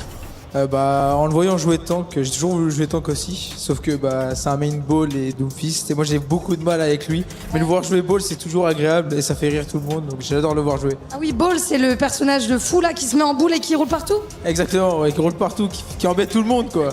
Moi, j'ai découvert des dingueries cette semaine sur Overwatch. So yeah, I'm really impressed by him. He plays tank, but he plays ball, and I'm really struggling with that hero. So I couldn't really exactly play like him. But yeah, he's clearly a model for me. Et moi, les gars, je voulais que vous me donniez une raison pour laquelle T1 va revenir, parce que sur la première game, ça semblait un peu quand même compliqué. Ouais, c'était un peu compliqué, mais moi je crois en eux. Ils vont clairement monter, j'ai aucun doute sur ça. Give me one good reason, sorry, about why T1 are gonna come back, because first game was looking a bit hectic. I am 100% confident they're not gonna give up. Et pour toi, mon frère, Donghak, quelque chose d'autre? Qu'est-ce qui va faire que vous allez remonter? Comme tout le monde, il a besoin d'une game de chauffe et après ça repart. 3-1 facile. Il m'a dit, he just told me, yeah, it was just a warm-up game, basically, for T1. So we're gonna see if they manage to come back in that Korean derby. See you there. Thank you very much, Lou. Down on the floor with a couple of the French fans there in the audience. Yes, Donghak, a master at all.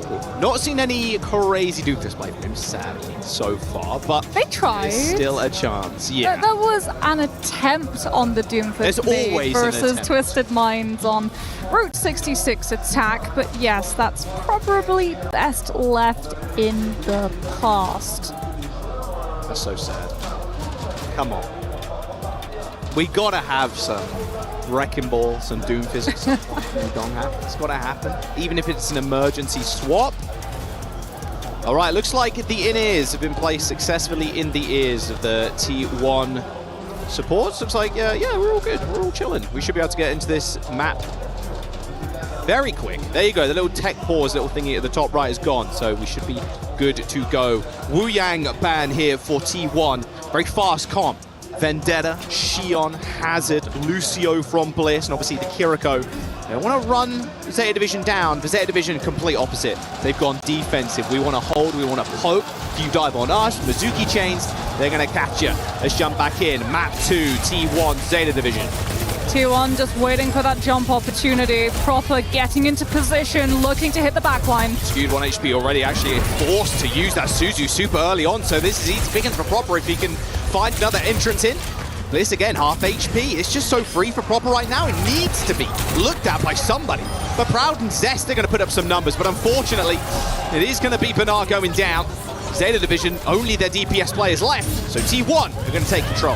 Yeah, heavy trade fight for both sides. Proper pulling so much attention from the backlines that Bliss skewed both absent from healing Donghak. Tanks traded, but Zeta losing both of their backline players too. T1 are able to pull through. Bernard on this Orisa now, really wanting to be able to hold that ground steadily versus this Hazard. But yet again, it's all about trying to scout where exactly Proper is before the fight begins. Spike straight at Donghak's back. He's got that spike guard, so he can now push on forward and hopefully lock someone down. Looks like Zest is going to separate the team fight, finding a solo kill onto Violet, swinging straight off the knife too. Oh, Zest!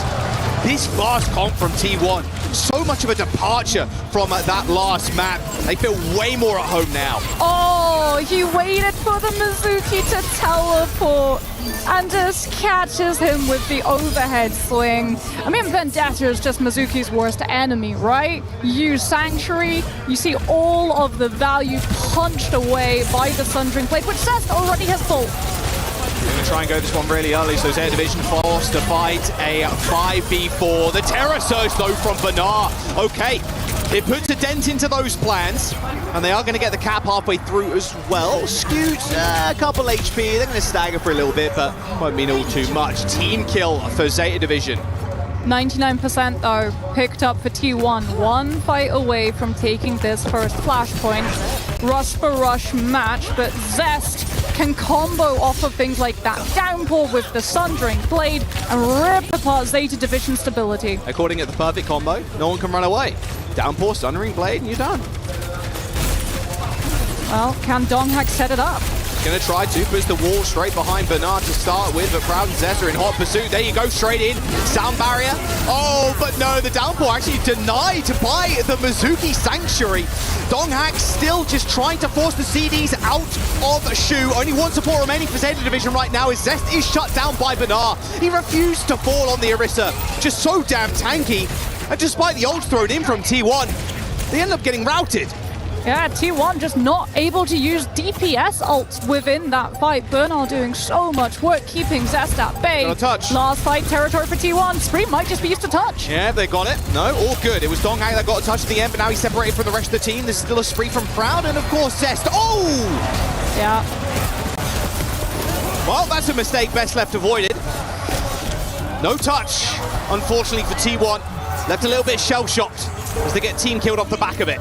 Yeah, that might be some coordination issues there, rearing head from T1 as Donghak off of the hazard.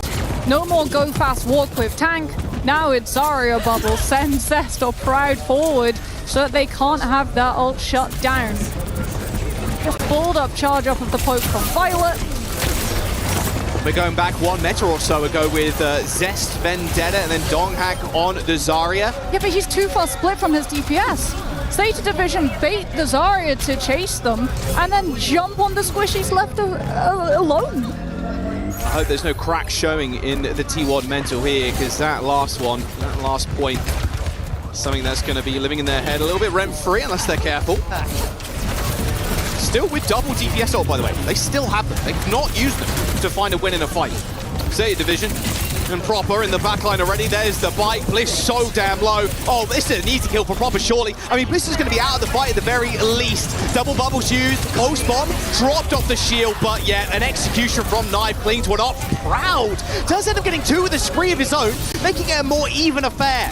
Bernard Proper versus Zest now on the point, but Zest just lops his head off. Good overhead strike. Takes the Orisa down, finds the flip for T1. Proud actually comes back on the Sojourn. Since they've spotted that Zeta Division will just be relentless running at that backline, you have to find a way of just taking advantage of Proper Knife being behind you so you can free from off of Benar and look for the heads of Violet and Shu. Rush for rush match, T1 can potentially overwhelm with Sound Barrier to survive. Yeah, beat exactly that. Oh, Proper takes a railgun headshot. We'll see how long Zeta Division actually want to stay in this fight, though, with a player down. Proud pretty low, has to dash back, playing in his own little disruptor shot there to avoid some damage, but it's all on Knife. That spree to separate the rest of T1. Easy pickings on the point as well, as Proud with no dash to get away. And they're going to even stall out the Vendetta too. Zest quite literally 1 HP. Yeah. As Zeta Division make it final fight on this point. That Sound Barrier might as well have been put on mute with the amount of time it lasted within that spree rush combo. T1 have a combo of their own though. Grab Sundering Blade. You can't Sanctuary to shut it down. Bliss gets bubbled to get on the point to trigger OT. Still gonna back. Not again. Oh no. This is becoming a pattern, Jaws. How does that not trigger OT? I can imagine T1 are rather confused about that one. 2-0, surely they don't go down like this. Benar's just trying to farm a little bit of Donghak here. Sure, you've won the fight, but you haven't won the point. Oh, that's brutal. Zeta Division as well got one more fight before Donghak or Zest could use ults, which means that they're pushing towards having ults to stop and shut T1 down before they can use theirs. Zest has been holding the Sundering Blade. It feels like since the start of this map. Yeah, I think it basically has been. He's got to get in there at some point. Terror Surge is going to get popped. Sundering Blade's coming out. Okay. There is a Sanctuary right in their way, though, so the Sundering Blade not doing too much. Benar, nice little javelin tossed at Zest, so he creates more distance between himself. Proud's already dead, too. Plus, Zeta Division actually have control of the point. I mean, T1, they need to find a way into this game. Yeah. They think it will come off of Skewed Rush at this point. Donghak's just taking some poke damage to be able to pull up the Kiriko, but no one's looking at Proper except Proud, and he loses the 1v1 so close to OC. 4 players on the point. Skewed puts the rush down. Now Violet, he's going to have a teleport to get away, and Bliss dies first here on this engagement. Donghak's got the Graviton Surge as Zest finally making his mark yet again. The grab hits too. The Blade will do the rest. T1 again, find a semblance of control. But honestly, Moxie, I'm counting how long this will actually last as Knife takes a clean kill onto Zest. Yeah, potentially. Next fight for Zeta Division, since you've got Rush and Spree combo. Proud has to find something before this fight can start. got a rush advantage too, and they're going to pop it almost instantly. Bliss in trouble, needs help. Prob is going to get the solo kill again. A nice little Suzu timing there from Scoot, keeps him alive in the fight. Proud has managed to get an OC off, and a little bit of damage in that backline as Shu ends up just crumbling in the face of Donghack. A sound barrier from Bliss is good for T1 to surge them forward. And Zeta Division, now they're starting to bleed. Yeah, but that sound barrier to keep Proud up for the duration of Overclock, not defensively versus the ultimates that Zeta Division will have in pocket to be able to walk this next fight. Skewed 40% off rush. Can T1 hold Zeta Division off before they can close up the distance to put Knife Spree into the spa? And T1 don't have an answer to it. Knife has to maybe even come up big with his ult. This Spree with the Terror Surge from Zeta might be all that they need. In fact, Bliss is stepping too far forward, straight into Knife's lap. And now Donghag manages to get the trade, and there will be Zeta Division players trying to get the flip. Donghag ends up getting 2 though. 3v4 on the point, but Proper just continues to be a menace. And now it's just gonna go for the kill onto Skewed. Proper is solo carrying this fight. Zest, you gotta run. He gets another one before he even touches the health pack. One more fight for T1 though. There's an opportunity with Skewed's rush, but they have to touch. But for real this time. You actually have to touch for real, T1. Bliss so low, double bubble on the Lucio, but they don't get there again! That smirk from Proper tells the entire story. 3-0. And in fact, look at the first map. 2-0, 200% to 0. Then you go Flashpoint, it's a 3-0.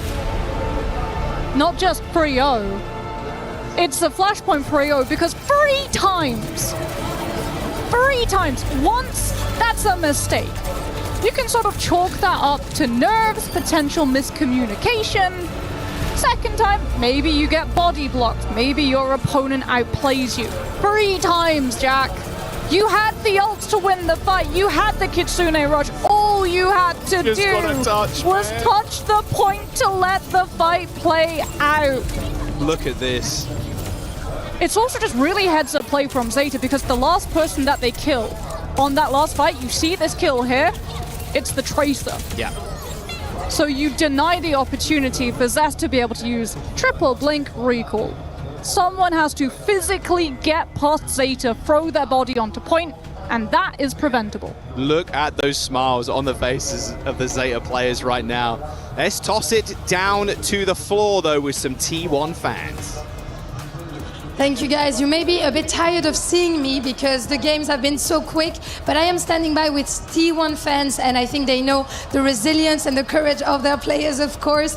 Donc moi, ma première question, du coup, je suis avec Romain et Corentin. My first question is going to be about having, you know, the Overwatch Midseason Championship here at the EWC in Paris. How does it feel? Can you tell us about your love of the game? Donc évidemment, qu'est-ce que ça fait, du coup, d'avoir l'Overwatch Midseason Championship à la maison, d'accueillir un peu tout le monde comme ça? D'être ici à Paris, qu'est-ce que ça te fait?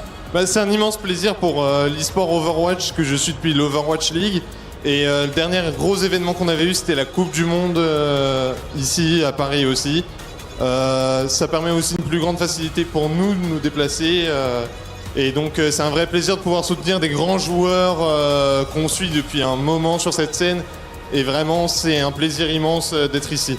Moi, je suis aussi ravie, évidemment, que vous soyez là. So it's a huge pleasure for us, you know, to have our game here, not having to travel around the world to see the biggest players, the biggest names in the game, because the last event that we had here in Paris was the Overwatch World Cup, and I'm really, really super excited and happy to be here. Je te pose aussi la question à toi, ça fait du bien d'avoir le temple d'Overwatch à Paris? C'est exceptionnel, c'est quand même un événement exceptionnel, dans une ville exceptionnelle, un public exceptionnel, une ambiance de fou. C'est incroyable. Toi, tu sais parler au public. It's an amazing time, an amazing city, an amazing crowd, of course. So I am also very glad. Deuxième question, je vais vous parler un petit peu de votre équipe. Let's talk about the team. Who's your favorite player in T1 and why? C'est qui ton joueur préféré?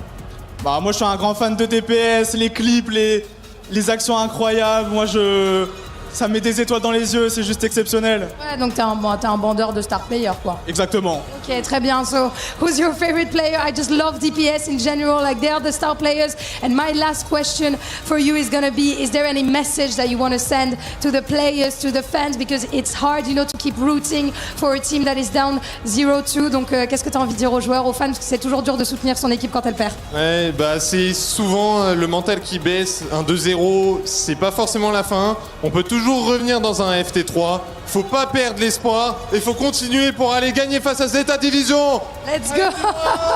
It's never over until it's over. In a FT3, we can still come back. Let's get it, and let's see if T1 have what it takes to reverse sweep Zeta Division. Back to the game. And that's what it takes, a reverse sweep from here on out for T1. Yet to claim a single point in this series. We're gonna Esperanza. Not seen too much push over the last few days with a jetpack cap ban, but a vendetta ban for Zeta. Yeah, Zeta very happy to take that vendetta off T1's table. It's been something that they've been very reliant on. They love to run the Xion vendetta, this go fast, kill you before they kill them composition. As jetpack cap ban, that's interesting from T1 because we were talking about the fact that, like, that's Bliss's best hero.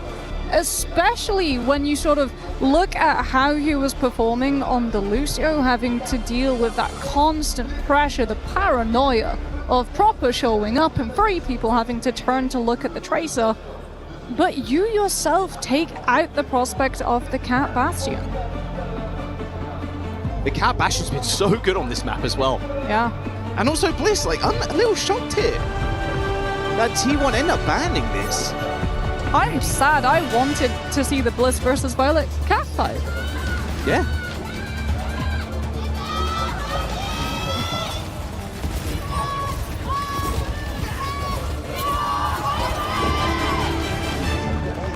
Bigger chance for Zeta Division there, and I wouldn't be too shocked if we have some T1 fans maybe having a little bias towards Zeta at this point. 2-0 already. A Junker Queen from Donghack too. Okay. Into Violet Wu Yang poke with Anna. I mean, I guess if you're T1, you take out the jetpack out so Shu loses that mobility and T1 can try to run him down with the Symmetra. Here we go. Chef Tiger. Oh, what a nade. Decent claims, but still Proud in trouble. Back swing on top of Shu, but can they actually sustain through this fight? Because Proper's already found a couple. Oh, Donghack, you're all alone now, buddy. Ring around the rosy. Gets Violet somehow, sure, with the shotty. But a very fast team wipe there from Zeta Division. Now, does Donghack switch? Surely. Seeing this comp, you gotta switch onto something else. Yeah, okay, there we go. Diva. And there's the counter swap from Violet. Violet is basically just saying, okay, I got picked. I use this as an opportunity to counter swap to the Mizuki to chain the Diva. Oh, and Zest just gets...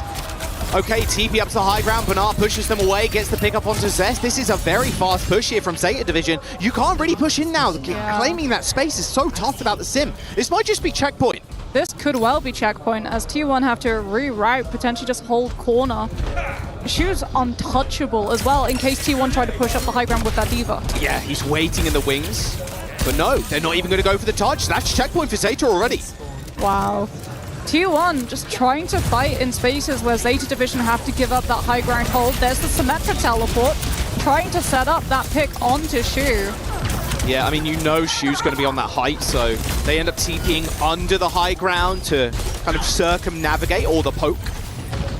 Proud. Just not finding angles on the Sojin though, because Zeta Division with those forward checkpoints have very little reason to actually peek this.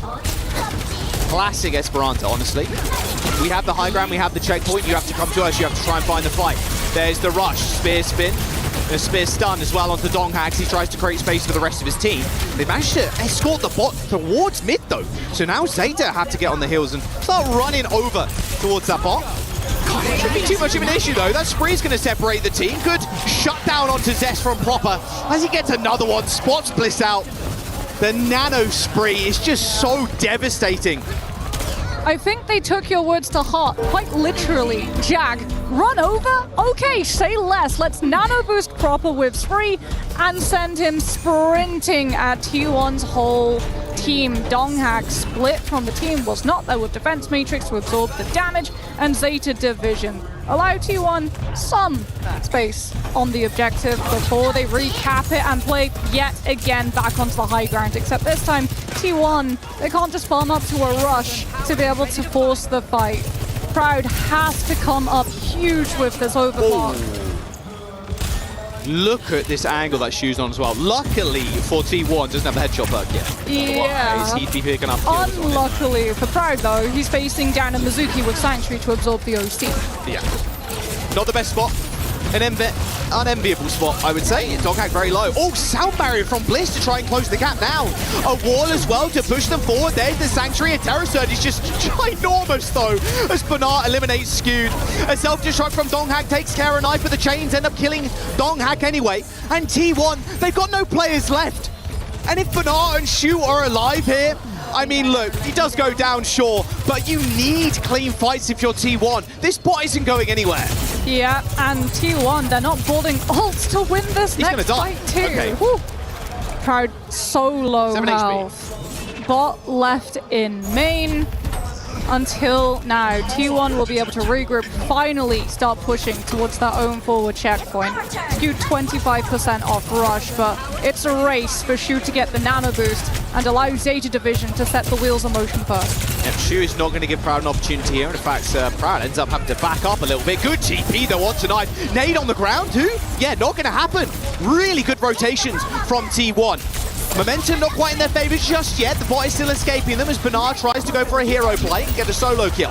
Proper gets his one, but the bot is going to get reset. Oh, Violet, insult to injury here. It's running the bot all the way back to the checkpoint. Yeah. Oh, that's devastating for T1. Time spent having to track that bot back to where they were when the fight started means that by the time Zeta Division have the nano boost good to go, T1 have 0 extra ground. They basically reset. Yep, except now we have Rush versus nano boost. Proper has got the spree though, thankfully for T1. There's the rush. Okay, now Shu has to play a little bit more careful, cautious. Waiting in the wings for a nano, perfect timing. Well, the nade on Donghak's going to be good. Nano onto Brick. Now Violet can get in there. Straight up bash, straight behind Bliss. Cocks him on the head. He'll be feeling that one in a few days. Zeta Division walking over T1. That bot barely moving. 4.5 minutes to go. Yet another team kill for Zeta. Yeah, Violet has just been counter-swapping. T1, poor Donghak, has to deal first with Mizuki, then with Brigitte. Yeah, he's had enough of the Diva. He's onto the Ramatra. Violet might actually swap back to the Mizuki after investing this rally, as Zeta Division, this is a situation we've seen before. Hold up on the high ground, forcing T1 to come to them. The more time it takes to unseat them, the less time T1 have to be able to match the distance Zeta already set. Don't give Proper an opportunity to get a solo kill. Oh, and it was Knife actually. It will be Knife. It'll be Knife instead, yeah. There's the teleport away for Donghak. And now Zeta Division can really just ramp things up. Oh, Zesh, you can't stay around here for too long, my son. Sound barrier, they're going to beat it again. There's the rally from Violet though. Already sent pretty low is the Brig, and now they're just going to shoot Bernard in the back. Violet ends up going down. Terror Surge to separate the fight as Bernard tries to keep himself alive. It is Donghak's that first to fall, and with the wall, surely they get the kill onto Bernard. Eventually they do. It was a costly fight, not in terms of ultimates, but also bodies. Not a clean one again for T1 here. As Proud sent dangerously low, as from downtown, Proper finds the pick. That's huge. Proud has the overclock. That's something that T1 have to have set up for this next fight. But Zeta Division, they've still got players alive. Proper keeps the bot in play. And yet again, T1 have to clean up the Shion before pushing more space. Since now, Knife trying to even the score here with Proper going down. Just playing in the front lines currently. ZZS completely out of position. Knife falls sure, but still a scrappy affair. As Zeta Division, they will fall. But Proper's making a swap. He's going on to Farah now, 2 and a bit minutes. He'll have the nano boost as well. to engage this fight forward for Zeta Division, and T1 don't have Donghack. Surely Proper dies. Nope. Healed up by Violet, goes back in for more. They're going in. Proud's in trouble here. He's just going to get run over by Zeta Division. They're playing at a tempo T1 are not expecting. At least T1, though, for that duration, had Bliss pushing point. That's why you're okay. Well, not okay, but it's more forgivable that you're losing players on the sidelines. Donghack will return to push his team up with the Annihilation, but Zeta Division, they've got Nano Boost to set onto Proper or Knife to be able to rip all the health off the Ram. Just counterwatch at the moment. Zess has also gone Farah. Hoping he can show Proper how it's done. Although Proud, double slide, railgun in hand. No hit markers though. They're not giving him a chance to get a pick. There's the Nano on the Diva 2, straight to backline. Luckily Proud and another dash to get away. Skew not quite so lucky though, as now they're just hounding them down. Look at the dash in from Knife 2, using Panar's mech as cover. Proud falls, no checkpoint for T1. And they're not going to give it to him either. Look at this, Bliss, the only one left alive. A minute and a half to go here before Zeta find themselves in the finals. That's brutal too. Violet pops the rally, so no trades onto Zeta Division side. Zest though, he's already forward. Might run into Shu in a moment, decides to reposition, does not want to go down in this fight early. Bliss with the sound barrier means that Donghack has more survivability with his ultimate, but Tail as old as Esperanza time. Zeta Division up on the high ground will force Donghack to have to use his ultimate before they react. Nade onto Donghack, Sleep goes wide. Annihilation in T1's back pocket, but there's a barrage for Proper. They're just going to wait here to almost OT, it feels like. Ravenous Vortex already used. This could be a good opportunity for Proper to get in there. Looks like he's going to maybe even think about it. Takes a little bit too much damage though. There's the beat again from Bliss. Can they actually make this a clean fight? Knife dead first. Ravenous Vortex missed. Still with a barrage is Proper, just hiding in the skies. Violet now is getting focused down by Donghack for the time being. And there we go, a clean fight for T1 at last. Yeah, but we're about to hit the overtime, Jack. And Zeta Division, they took that fight dry. T1 had to invest sound barrier. They have to be able to start the fight out before Zeta Division can find picks. They don't even have forward checkpoint yet. One fight will determine if T1 continue in this series. They're going to give him checkpoint. They're not too really worried about this right now. Or maybe they're not, in fact. They're just going to jump straight on it. Barrage available from Proper still. Donghack's got the Annihilation, and this barrage from Proper just might be what they need. Proper's already killed Bliss, and Nano Boost onto Knife as well. An absolute immortal beast in the front line. Proud's going to get his too sure, but the bot is going to move away from that checkpoint. And T1 shoved away. Zeta Division do it in 3. A roster crafted by the Overwatch gods find themselves with a first-class ticket to the finals. T1, the one ultimate that was required to win that overtime fight. Sound barrier had to be exhausted the fight before. Zeta Division, all the cards up their sleeve to be able to throw down on the table the moment the time bank turns against T1. Knife from the sidelines, Nano Boost overclock, rips through T1 like a knife through hot melted butter. Just like that key will be absolutely destroyed when Zeta pull that lever. What goes around comes around for T1. They 3-0'd Crazy Raccoon, but Zeta Division bought a different game here today on Championship Sunday. This team is just so damn clean. And it's got to be said, it felt like, especially on that second map, T1 crumbling a little bit. A fair few times they're not able to get a touch on the points. But it is all Zeta's day here. A finals placement on Championship Sunday, and in such a confident manner as well. I want to hear from the main man himself. We've got Shu and Lu down on the stage. Thank you very much, Shu. Kielsin Chinchu Chkaeyo. Congratulations, Omedeto, bravo. Shu, you've joined Zeta very recently. You know, you're yet already marking the history of the organization because it's the first time Zeta Division ever reaches an international major final on Overwatch. So it seemed like you joining made a big difference. Why do you think is that? 일단 슈 선수 결승 진출 정말 축하드리고요. 일단 첫 번째 질문은 슈 선수가 이제 제타 디비전에 들어오신 지 얼마 안 됐지만 벌써부터 제타 디비전 구단이 역사를 쓰고 계십니다. 벌써부터 이제 사상 처음으로 이제 구단의 결승에 또 올라가게 되셨는데 사실 슈 선수가 이렇게 들어오게 됨으로써 좀 어떤 점이 많이 달라지신 것 같은지 궁금합니다. 제가 좀 잘하긴 하는데 뭐 그게 영향이 제가 들어온 것도 큰 것 같기도 하고 또 저희 팀원 구성이 좀 잘 된 것도 있고 네 그런데 일단 하나는 제타 디비전 꼭 우승시켜주고 싶은 이유 중에 하나가 이제 저희 사장님 니샤라 상에게 꼭 선물을 주고 싶어요. Yeah, I mean, different factors, but one of them, I feel I'm really good at it. So, yeah, that being a factor, of course. But that being said, I mean, we have really good teammates. And of course, I'm new here, but I came here for one purpose. And I want to give Lishara, the CEO of Zeta Division, to gift a trophy. Wow, and I think he's very proud of you already reaching that final. Donc première question, tu marques déjà l'histoire de l'organisation de Zeta, puisque c'est la première fois qu'ils atteignent une finale d'un major international. Pourquoi est-ce que tu penses que ça a fait la différence que tu aies rejoint le roster?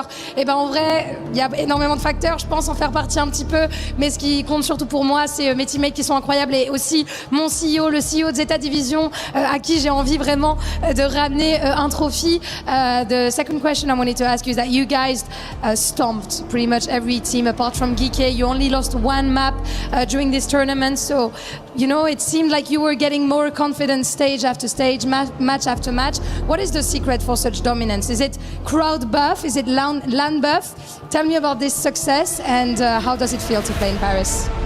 이제 사실 지금 오면서 지금까지 패배를 하신 적이 단 한 번밖에 없거든요. GK e스포츠에게 이제 한 세트를 내주신 게 전부이고 나머지는 거의 전승 가도로 이제 달려오셨는데 이런 전승의 비법이 뭘까요? 뭐 관중 버프라든지 아니면은 무슨 무슨 버프라든지 뭐 이런 다른 뭐 비밀이 있을까요? 좀 그런 비밀이 있다면 한번 좀 알려주시면 좋을 것 같고 그리고 이런 좋은 경기력 와서 또 이렇게 파리에 또 와서 좋은 경기력 보여주신 소감이 어떠신지 궁금합니다. 일단 비법이라고 하면은 김진서가 있기 때문이라고 생각하고요. 뭐 파리 뭐였죠? 여기 경기장에서 이제 경기하신 소감이 어떠신지? 지금 되게 이렇게 많은 관중분들이랑 너무 좋은 경기장이어서 행복합니다. Yeah, I mean, of course, the recipe here is myself, Shu. And of course. Yeah, and speaking of which, playing here in Paris and with the really big crowd here actually feels really good. And we're very happy to have you here, of course. Donc forcément, la deuxième question, c'est quoi la clé de ce succès que vous avez? Vous jouez extrêmement bien, vous avez pris en confiance, vous avez perdu qu'une seule map contre Geeky de tout le tournoi. C'est quoi la clé de ce succès? Bah déjà, c'est moi, la clé, Chou. Et ensuite, ouais, ça fait trop plaisir d'être ici à Paris et de jouer devant le public. Donc mesdames et messieurs, on peut l'applaudir. Chou, s'il vous plaît. Because it's time to get together to the Key Crusher. I know it's not the first time because we've done it in the past, but let's go. Kaja? Time again. 가자. Let's get it. It's an important moment for the Zeta Division player, Shu, who's gonna get to crush another fellow Korean team. They are gonna eliminate T1 from the run to finals. They are tied in the club championship points, but Zeta stand strong once again with your signature pose here in Paris. I'm gonna welcome you back to the stage. Shu, this guy is just iconic. Shu, you're gonna be defending the Koreans region in the finals against either EMEA Twisted Minds or Chinese Weibo. So what do you think of these teams' like strength and who are you expecting in the finals? 이제 마지막으로 한국 지역을 위해서 이제 타이틀 방어하게 되실 텐데 이제 다음 상대로는 지금 옆에 서 있는 이제 유럽의 트위스티드 마인즈와 이제 중국의 웨이보가 있습니다. 양 팀의 좀 경기에 대해서 좀 어떻게 평가를 하시고 그리고 어떤 팀이 올라오실지 어떤 팀을 상대하게 되실지 좀 궁금해서 여쭙고 싶네요. 저는 개인적으로 두 팀 다 되게 리스펙을 하지만 저는 트마 러쉬 컴프에 대한 그 이해도 이런 거를 되게 리스펙하기 때문에 그래서 좀 더 잘한다고 생각하긴 해요. 제 스스로 트마 쪽이. 그래서 아마도 트마가 올라올 것 같고 이제 올라오면은 이제 각자 저희가 스타일이 너무 다르다 보니까 그 어떤 스타일이 맞냐, 어떤 게 메타냐, 이제 누가 맞는 거였냐 이런 거를 증명할 수 있게 되는 경기가 될 것 같아요. Yeah, I respect both teams, honestly. However, Twisted Minds, they use the rush comp and they are very actually skilled at it. So I think they have a really good understanding of that comp. So I think Twisted Minds will be better at this matchup. But that being said, if Twisted Minds gets to the finals, I think it'll be a very interesting match because we have very different comps with each and playstyle with each other's. So yeah, it's going to be a really interesting match, and it will decide which one is the best. The best in the world, basically, yes. And we're very curious for that, of course. Dernière question, tu affronteras soit Twisted Minds de l'IMEA, soit Weibo de la Chine. Qu'est-ce que tu penses de ces équipes-là? Qui tu penses que tu vas affronter en finale? J'ai énormément de respect pour les deux, évidemment. Mais ceci étant dit, Twisted Minds joue compo rush et il la maîtrise extrêmement bien.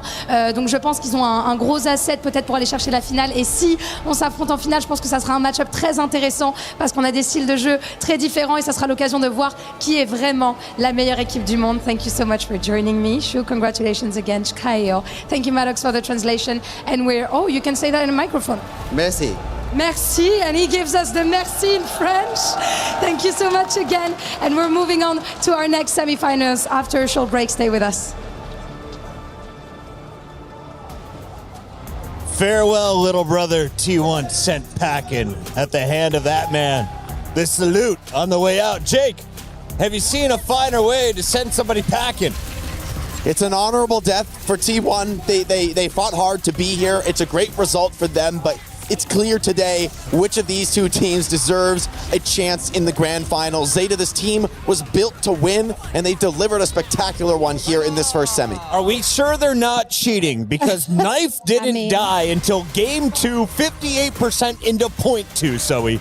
There was just literally no in for them. They got absolutely rolled. Like, it doesn't get much more dominant than that. And I think throughout the series, it was just clear that they're an open book to them, right? That's what did you say? They read them like a children's book. They read them like a bedtime story.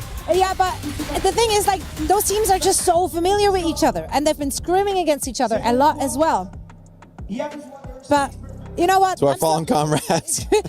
Zeta came in as the favorite to win it, and I think we just got carried away a little bit by what T1 did previously. Yeah, to this because match. Crazy Raccoon was a favorite against T1 yesterday. So Yes. we didn't know if you would be able to strike twice if you were T1. The answer was kind of short and sweet, though. At the end of game 1, there was 0% on the scoreboard for Johnny. Have we seen dominance and control like that all tournament? No, we haven't. I mean, this was maybe one of the most dominant maps of the entire tournament, which is crazy because this is the semifinals, but it's just pure dominance. Their setups are so beautiful. If I can succinctly describe how they're winning these, T1, they're playing as a stack. They're playing like 5. They want to move around the map. That's why they use the Metal Teleporter. Zeta Division, their positioning is so flawless, split around the map. So whenever we see T1 try to engage on top of someone, try to get to Shu, then the rest of Proper, Knife, they're gonna go on the flanks, they're gonna fold into whatever T1 is trying to use here. Okay, we're gonna push the Ana.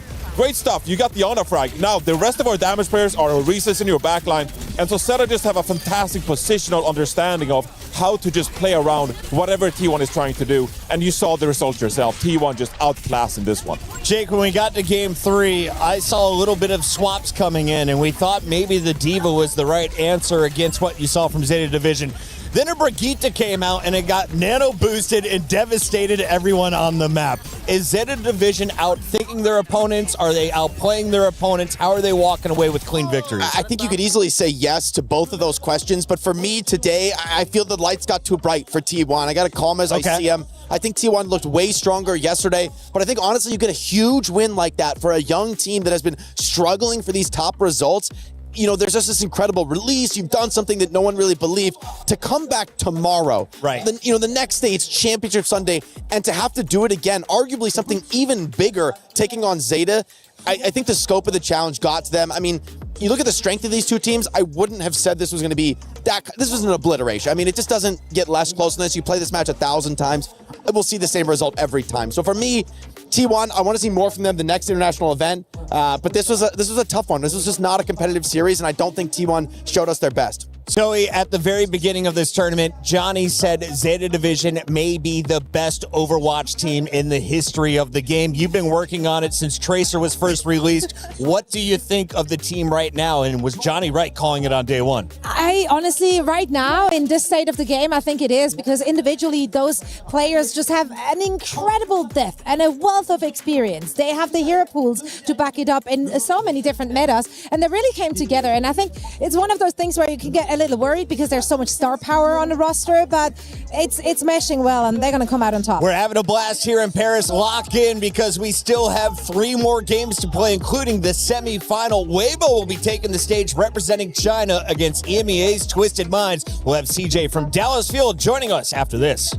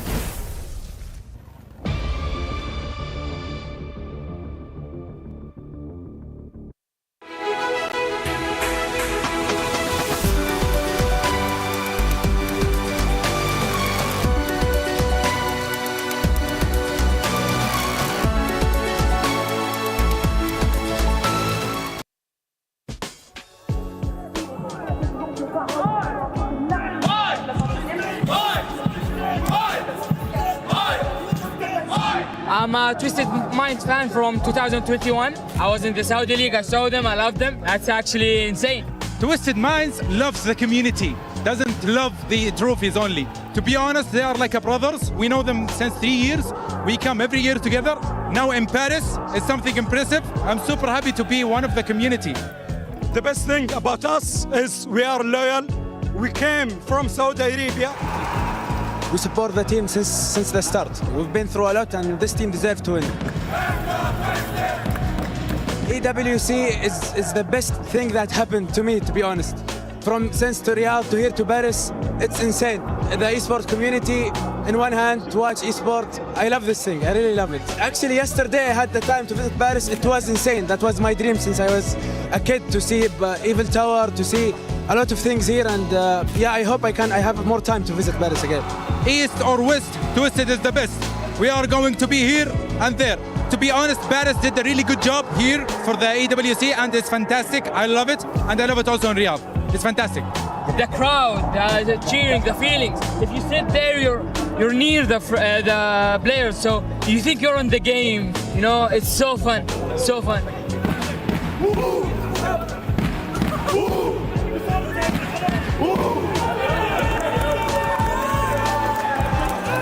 We all know that VB is the best team in Europe, but Twisted Minds is the best team in the whole world! Let's go!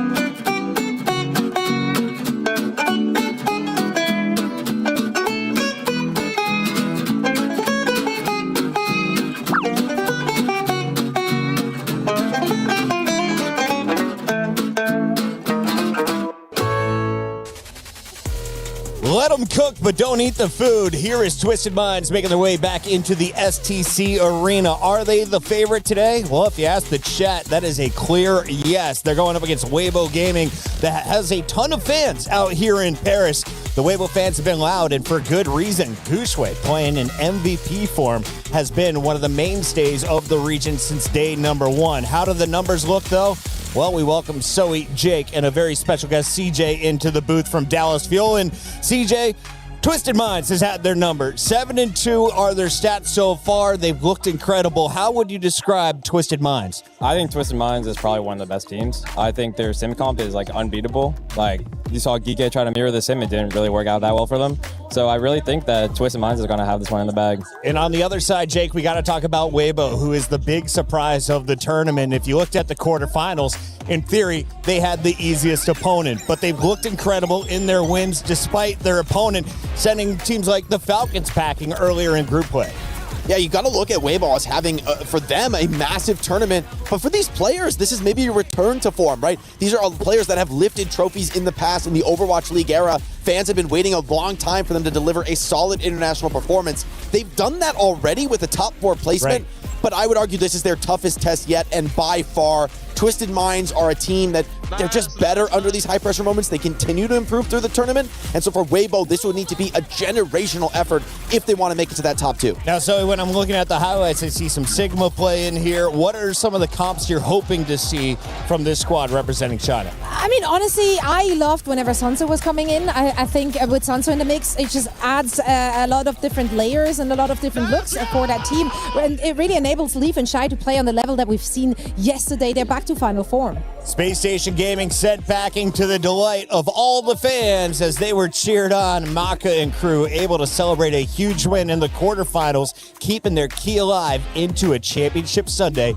here at EWC. Speaking of Danny Lim behind the scenes, here's what he had to say.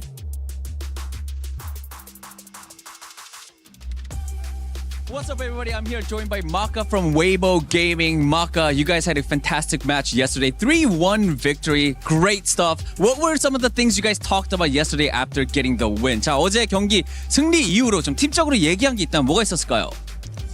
일단 저희는 북미한테는 딱히 질 생각이 없었기 때문에 일단 뭐 SSG는 좀 최대한 방심하지 않고 이긴다 생각하고 다음 TM 만나는 거 좀 준비할 생각으로 게임에 임했던 것 같습니다.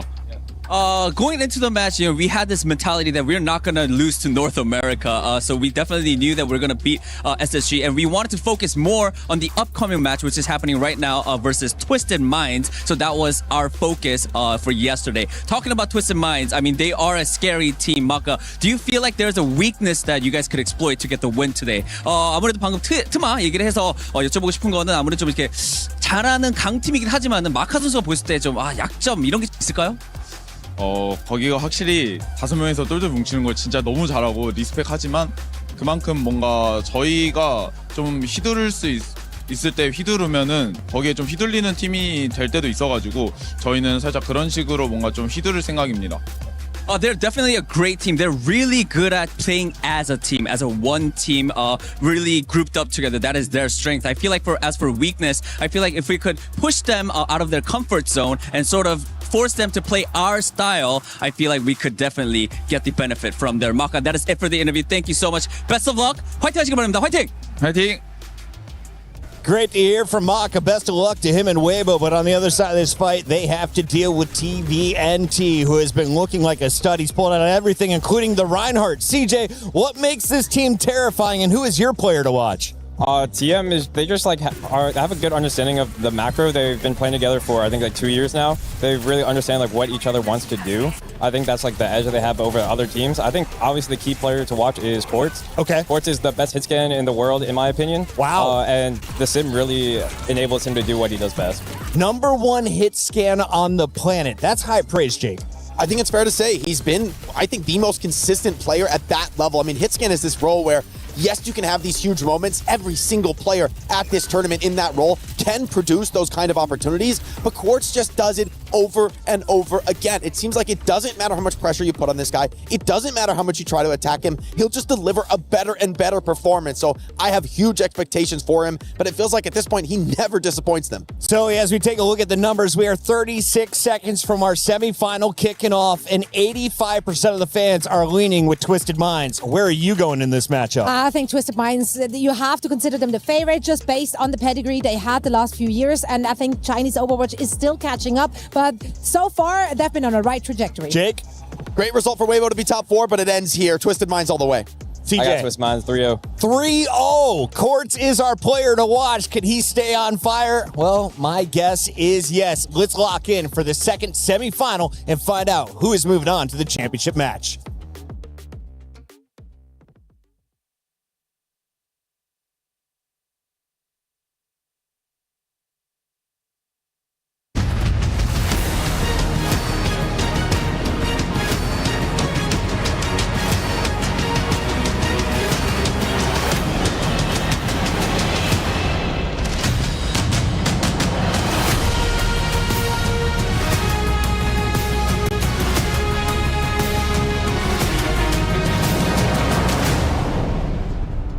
I want you to, for a second, imagine how daunting it must be to be playing in a semi-final at the Esports World Cup with so much on the line. But then add to that, you've got a demon behind you in Zeta Division, waiting in the wings, oh my God, in the grand final. I wouldn't even want to win that semi-final, to be honest, Ian.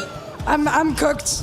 It's going to be epic. Are you ready to go again? I am so ready for it, Ian. Are you? I am. Let's welcome our next team onto the stage. Weibo Gaming!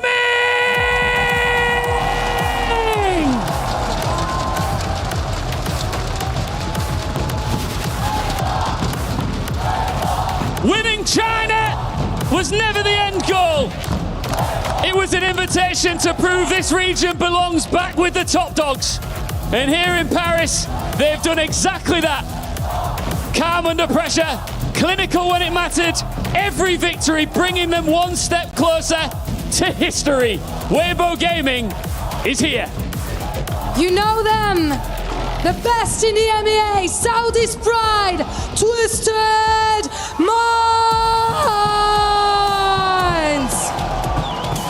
The reigning OWCS World Champions hit the stage. They've proved through the tournament they are the best in the MEA. But what about proving once again that they are the best in the world? Les champions du monde viennent rechercher une place en finale. Ian, China versus the MEA. Is it time? It's China's champions versus the world champions. It is indeed time. Who's taking that spot in the grand final? Paris, 3, 2, 3!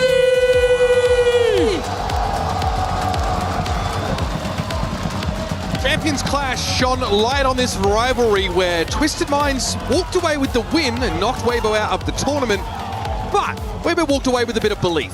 For 2 months they've been stewing on it, Matt, and now they've got a chance to overcome the ghosts of their past. Yeah, there's one thing in believing, though, and then another in actually getting it done. And Twisted Minds looks like they're kind of getting their, footing back underneath themselves, right?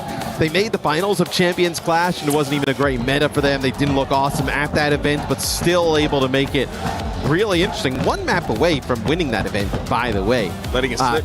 Just stage 2 was a little bit rough for them, but now here at EWC, they've looked lights out. And for Weibo, obviously, it's kind of the Weibo classic, right? They lose early, everybody freaks out, they go on a bit of a run. It's just, can they get through Twisted Minds, who has really been a thorn in their side? For years, their story feels like it's ended too soon. Like a top cut team, but not a podium one. Today, they've got the chance to give everything they've got. Kind of keep that pen to paper, keep writing a story for themselves in this tournament, and go all the way. It's always emotional with Weibo Gaming. It's always emotional with Twisted Minds. But only one team walks away with some exaltation today, and also just that grim determination to take that one last step into our grand final. We're starting on the pole here, Matt, to shock nobody. Yeah, and it'll be a Diva ban there for Weibo early. The Vendetta ban used right away. So this is one that's pretty powerful in a series like this, right? Weibo potentially wants to bring that hero out really good against the Symmetra comps.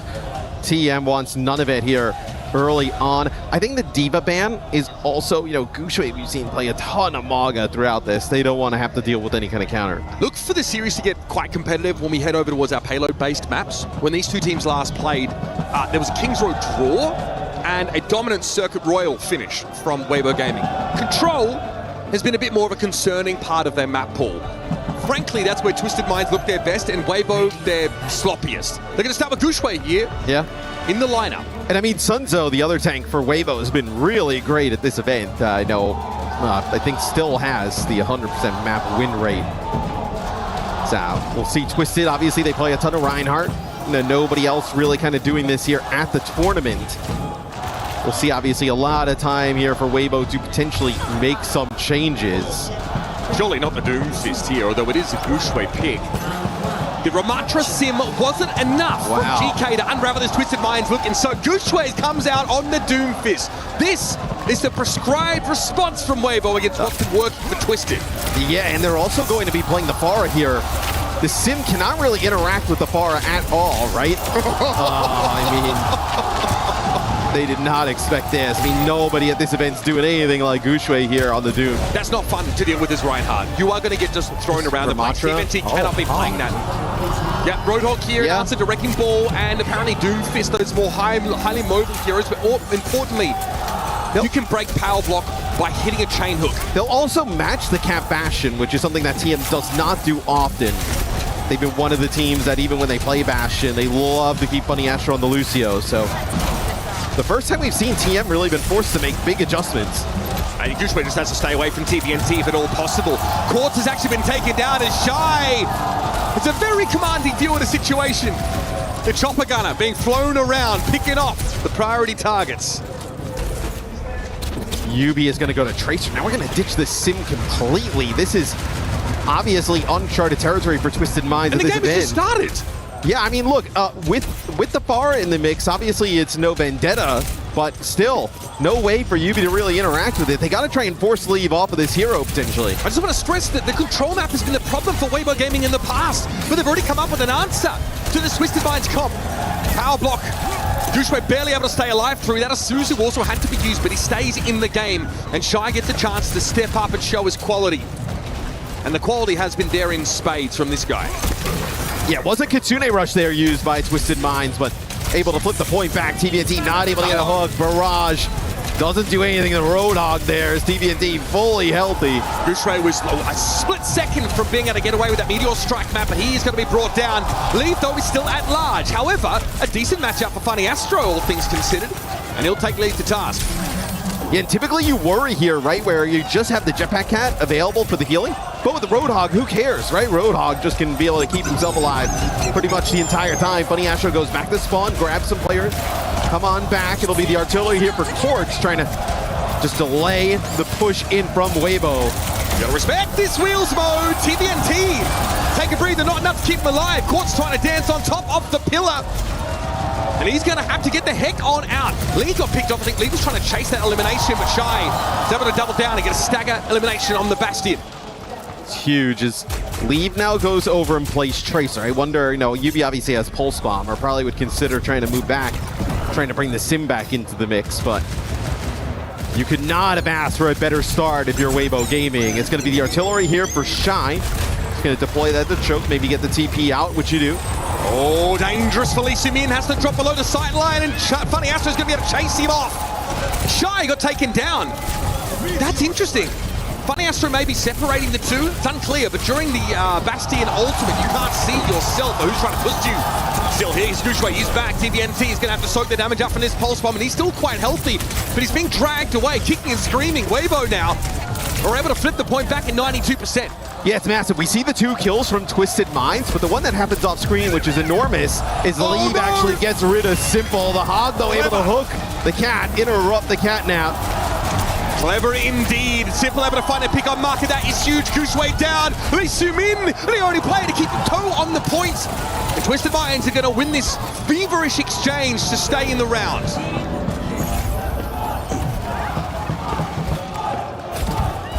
get a Maga head-to-head now.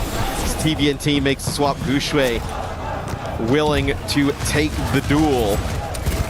So I'm surprised, Mitch, this has devolved into Cap Bastion for both sides pretty early. Have we already been treated to 2026's greatest hits in the first round of the first match? Oh, I mean, we got a Doomfist early on, right? Obviously, the Farah pick was great for Weibo. Kind of eliminates that Sim Rhine that they wanted to play. Which we're going to be charged out of the way. They would have potentially went for a rush there, but everybody backed out. I tried to straight up died there. I think trying to go wheels mode and maybe punish TVNT for charging up, but it doesn't really pan out the way he would have drawn it. Gushue's very low here, and yeah, this Kitsune rush is going to cover things over nicely. This is bad for Weibo. I mean, you have like, 92% here and counting. Quartz is going to use the artillery. You're going to see exactly where these players are trying to get a touch. This will be a brutal round for Weibo to lose. Man, I think they might have dropped this one. Lee Simin can touch, at least be a presence, but he can't afford to be picked off here, and he knows it. Playing ultra safe, back on that high sideline. Slash here, on towards the Kiriko now. Quartz and Yubi are both down. Here come Weibo from a position where it looked like they would have lost this round. Twisted Mind to cut down to 3. Catnap for Funny Astro. Lee being dragged away, but the lip of the wall is going to save him, and Gushue gets his 2. Weibo Gaming plant their feet early, showing us some of their best looks, and already an answer to Twisted Minds, bread and butter. Weibo makes it really interesting here early on. The nice use of Farah, Cap Bastion, right? Making it very difficult for the Reinhardt and the Sim to really engage with anything. Oh, a lot of changes there. Yeah, that's the fur that kind of knocks him off the side, detached. I think also the issue is maybe you need to detach to try and use that AoE heal. You're worried your Bastion's going to get punished. Yeah. Just really heads up there by Funny Astro to go after the ulting Bastion. Some Bastions will ult as they're being pulled back towards the point, so they don't have to be stationary and lose tempo as a result. But again, they don't have an awareness of what's happening directly around them. Yeah, Maka with only 1 death there in that round. Enormous. As we'll go back to Reinhardt here with Sim for Twisted Minds. Weibo, yeah, they'll continue to play this Doom with the Farah. No Bastion into it, but now you have the extra poke of the Wuyong. Leaf has that environmental kill potential, and obviously Gushue does too. Maka's got to be pretty careful on that right side, though. They made TP right on top of him. It's a bit of a squishy spot to be. You'll have to surf very quickly on out of there. You have to see this, though. This is fairly telegraphed now from Twisted Minds. And Weibo respond. They're going to back up. Marker, a little bit low. Yubi's going to be picked off first, so now there's no way to get on out. But Gushue is a little trapped. Don't worry, he's got the schmooves. God forbid he get a bit of motion going on here. TVNT isolates himself trying to chase that elimination. Twisted Minds are looking a little frustrated off the break. I think they're just going to need to make changes off of potentially even this Reinhardt as well. We'll see what they decide to do. It'll be Sigma. Court's going to have a better time here dealing with that Farah and Doom potentially. Obviously some extra CC added with the Cassian Sig. Quartz first to the point, sees Gushue. Again, very vulnerable. Doomfist is to that mag grenade while power blocking. Can't do anything about it. Will always be hindered there. That really shuts Weibo down heavily. TVNT going to switch over towards the Sigma here. Again, another form of crowd control that ignores power block. So they lose Shy, as now you're going to be able to kind of just bully them back into the choke. Is Gushue over on the Ramatra at the moment. It's such an important map for Twisted Minds, right? They end up using that Vendetta ban, which is pretty big in a series like this. Early on, it'll be a rush there from TM. They just completely ignore Maka, who's on the point, capping behind them. Not a full cap yet, though. Maka eventually is taken down. This does split Twisted Minds a bit, but the Sim turret allows them to regroup pretty quickly. It's been really disjointed, though, from Weibo, but Gushue's right? struggling. I mean, this is the issue as well. Gushue is being forced onto a more conventional pick. The kind that maybe Sunzo might, come into play. Well, then Maka's so split the entire time. Some nice shots there from Quartz, finish it off. They have to stabilize here, Matt. Yeah, so split on the supports. You're never able to get Gushue. I know they're just kind of staggering, death by death. I assume Leave maybe makes a swap here. It's going to be a Deadeye. They're going to try and TP this in, maybe up to that high ground there. Looks like they were angling for that there, maybe to kind of TP up to the high ground, but just too much damage coming in. Going to deny that spot, so. The only way you can get in here, the retake against the Sigma, you need to start. Oh, Leave, what a concussive blast! Quartz screams Geronimo as he heads down the mountain the fast way. TVNT now with the Gravitic Flux to try and even the number. Shy caught inside, but should be kept alive. Suzu, well timed. Maka, Tidal Blast on himself, ostensibly, to stay in the game. Weibo now, move back up to the point. It's going to be a Symbol dragged out. Twisted Mind, hand over fist, handing over ultimates to try and stay in control. Gushwe's Annihilation, though, is not really finding purchase, and the healing is desperate. Nice wave that comes out from Marker. That's going to amp the healing. Accretion misses. Only a little bit of damage on Shy, but the follow-up from the Hyper Spheres was good, and Gushwe feels like he can't advance. He's too low, too early, too far from being able to flip this point back, and Twisted Minds have settled in quite comfortably here after the shock of the Doomfist comp.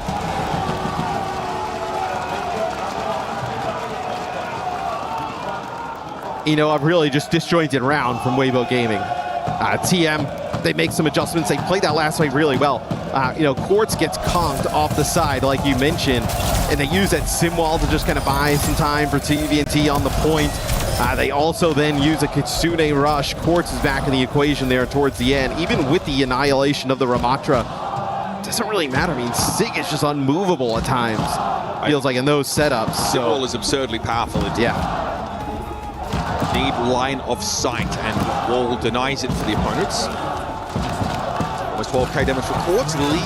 I'd like to see, okay, really pumping it too. I was going to say, I'd like to see Weibo go back and, you know, play this Maga here. I think that's probably their path against something like this. And we'll see also here how Twisted deals with this Cat Bastion setup, but a lot of pressure on Quartz here. Well, seems comfortably on the Cassidy. They lose post supports. Simple Funny Astro just getting picked off in the periphery. Jeez, nice shot. Quartz obviously still with their right-click perk. That damage over time is actually more significant than you might otherwise think. Shy was not knocked down. He opted to step down, and Quartz will going to follow because we want a quick reset if you're Twisted Minds. Good start here for Weibo Gaming. Nice picks off the rip. Well, what's good about this type of comp from Weibo is you kind of know Twisted. I mean, they're not going to play, obviously, with a Pharah on the other side, but, like, Twisted's not going to pull something out like a Reaper, right? They're not going to try and, like, match something like that. So, like, you kind of have an idea. This is how the game is potentially going to be played. Maybe they go Ramatra, something like that, but... Right onto the point. Look at Twisted Minds. They know they're going to fight here underneath this roof. Otherwise, the Pharah is going to chuck them down slowly. Shy just found himself in the wrong place at the wrong time as an Accretion connected. Gushwe doesn't really want to be here either. Yubi's getting a lot of hot charge off the big bulky body of the Mauga. Yeah, Gushwe does make it out, though. Leave has to be careful. You still have Quartz alive, and he's so nasty on this Cassidy. You've got to play very tight sightlines. You've got to move quickly. Oh, somehow Lee's able to dump altitude. In a pinch, Quartz had his eyes turned in the wrong direction. There was a chance for Lee Sumin. It would cost him. Bastion now returned to the fray. Bastion on, he's seeing that stop. That's a big stop! Funny Astro taken down there by Shy. Might have been a combination with the Mauga stop to set up some CC. And now Leave, uncontested, pouring rockets into the aperture. TVNT can only fire one person at a time. And all of Weibo are there in force. Yeah, they've been able to find Funny Astro at the start of the last two fights. That one off the back of that Mauga stomp that comes on in. Artillery there for Shy. It's TM, though. Kitsune Rush and Simwall available, so some pretty good ultimates here coming into this next fight. We'll see where Yubi decides to take the team here. TP directly onto the point. Simwall dropped right away. Oh, danger zone for Yubi. That charge is something you don't want to deal with. Catnap as well on Yubi. They're going to drag him out into the sun. Jai finds Quartz and Funny Astro. That's not enough here at this point in the fight, and Leave is elegantly able to navigate the barrier. Work on the other side and remove the Lucio. Yeah, Catnap Barrage here used, the Barrage. Where do you go? Put down a lot of damage, and then, between you know, some players... Stomp and a Barrage? Yeah. Some players just end up on the right side of the wall there for Leave to put away some damage. Just map number 1 would be an enormous confidence boost here for Weibo Gaming. 72 and counting. We cannot overstate how massive it would be for Weibo to win a control map in this series against this opponent on a day like today. Cage fight's in play. TP being clear is a priority there for Lee, but he doesn't want to overcommit to this fight. The cage fight might be gone, but the Kitsune Rush has to be used here. The accretion from TVNT, though, that is dirty. Marga, death by Silicates. Here comes TVNT now trying to push back against Gushwe. Lee Sumin is very, very low. Twisted Minds are down to 3 themselves, but healthier. Much more in fighting form, and there's the flip. Yeah, maybe if Lee Sumin is able to live there, you're able to kind of keep that one going.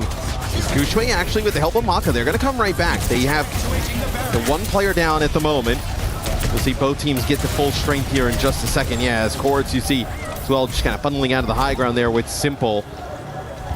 Can they get Shy on an angle here? Really do a cute Malga stomp into backsteer and ultimate little 1-2. Those little nickel and dimes have looked pretty good for Weibo so far. Wheels mode first, Quartz. Suzu's out. Suzu's straight away, Simple a little bit low. TDT dies to the barrage. Clearly didn't have a kinetic grasp to mitigate that damage whatsoever. Simple now down and all the Twisted Minds forced to cower inside the side room. There could not be a worse time to have to face leave at his best.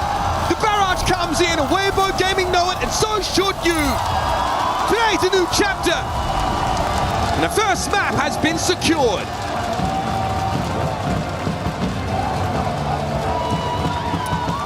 Huge there for Weibo. They never win control. The Vendetta ban gone as well.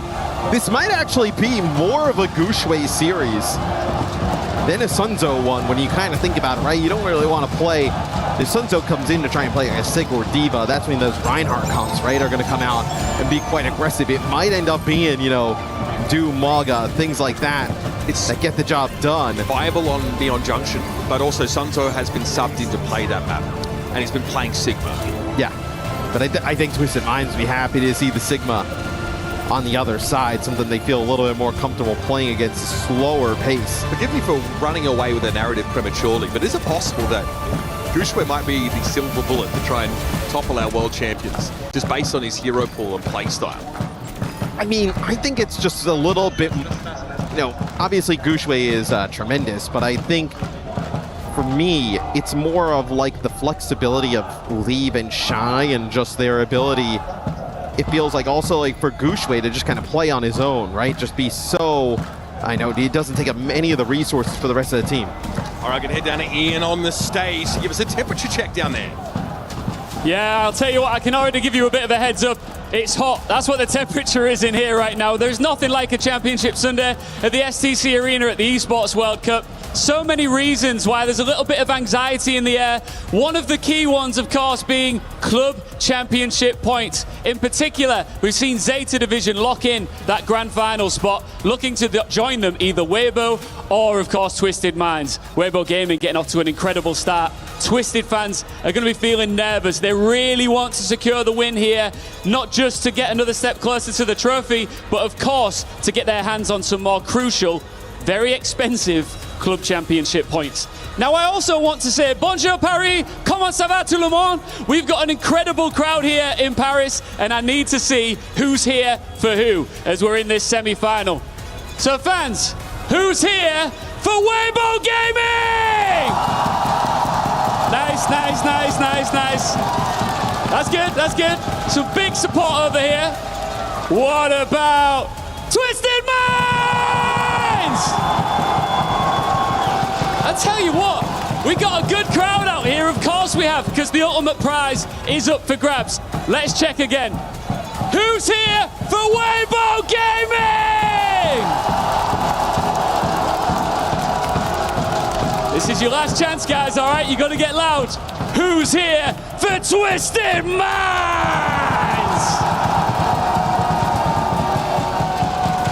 Hey, as you look at the players here, I just caught some smiles from the players. They can hear you, so make sure you keep those noise levels loud as this semi-final continues.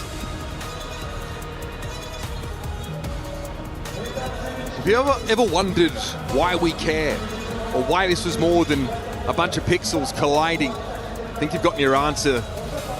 We've got two of the most passionate fan bases in Overwatch, two of the most passionate regions, and two clubs that are fighting to get their names up in the club championship lights. Weibo Gaming have always pulled up short, close but no cigar, always an emotional exit in third or fifth, in the quarters of the semis. The third place match send-off with some bittersweet vibes. And Twisted Minds have pulled up short a couple times this year. Yes, they were one map away from winning our Champions Clash, but they've not quite forgotten the taste of glory. They've not quite forgotten what it's like to be world champions, and I think they might like to step into that spotlight again today. Yeah, we have a sub here for Weibo Gaming, so it'll be Sunzo who'll come in here for Gushwei.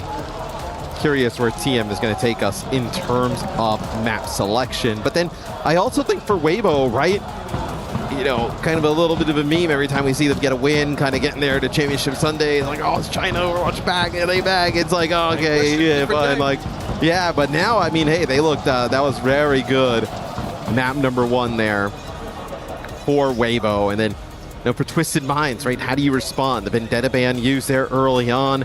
Seems like they have a lot of good answers, does Weibo, for potentially these Reinhardt-based setups that Twisted Minds has been using, that a lot of teams have been caught off guard and not have played well into. So, be curious here. I think it's worth saying, though, while we're on that topic, the Faras looked really good, but not for everyone against this comp.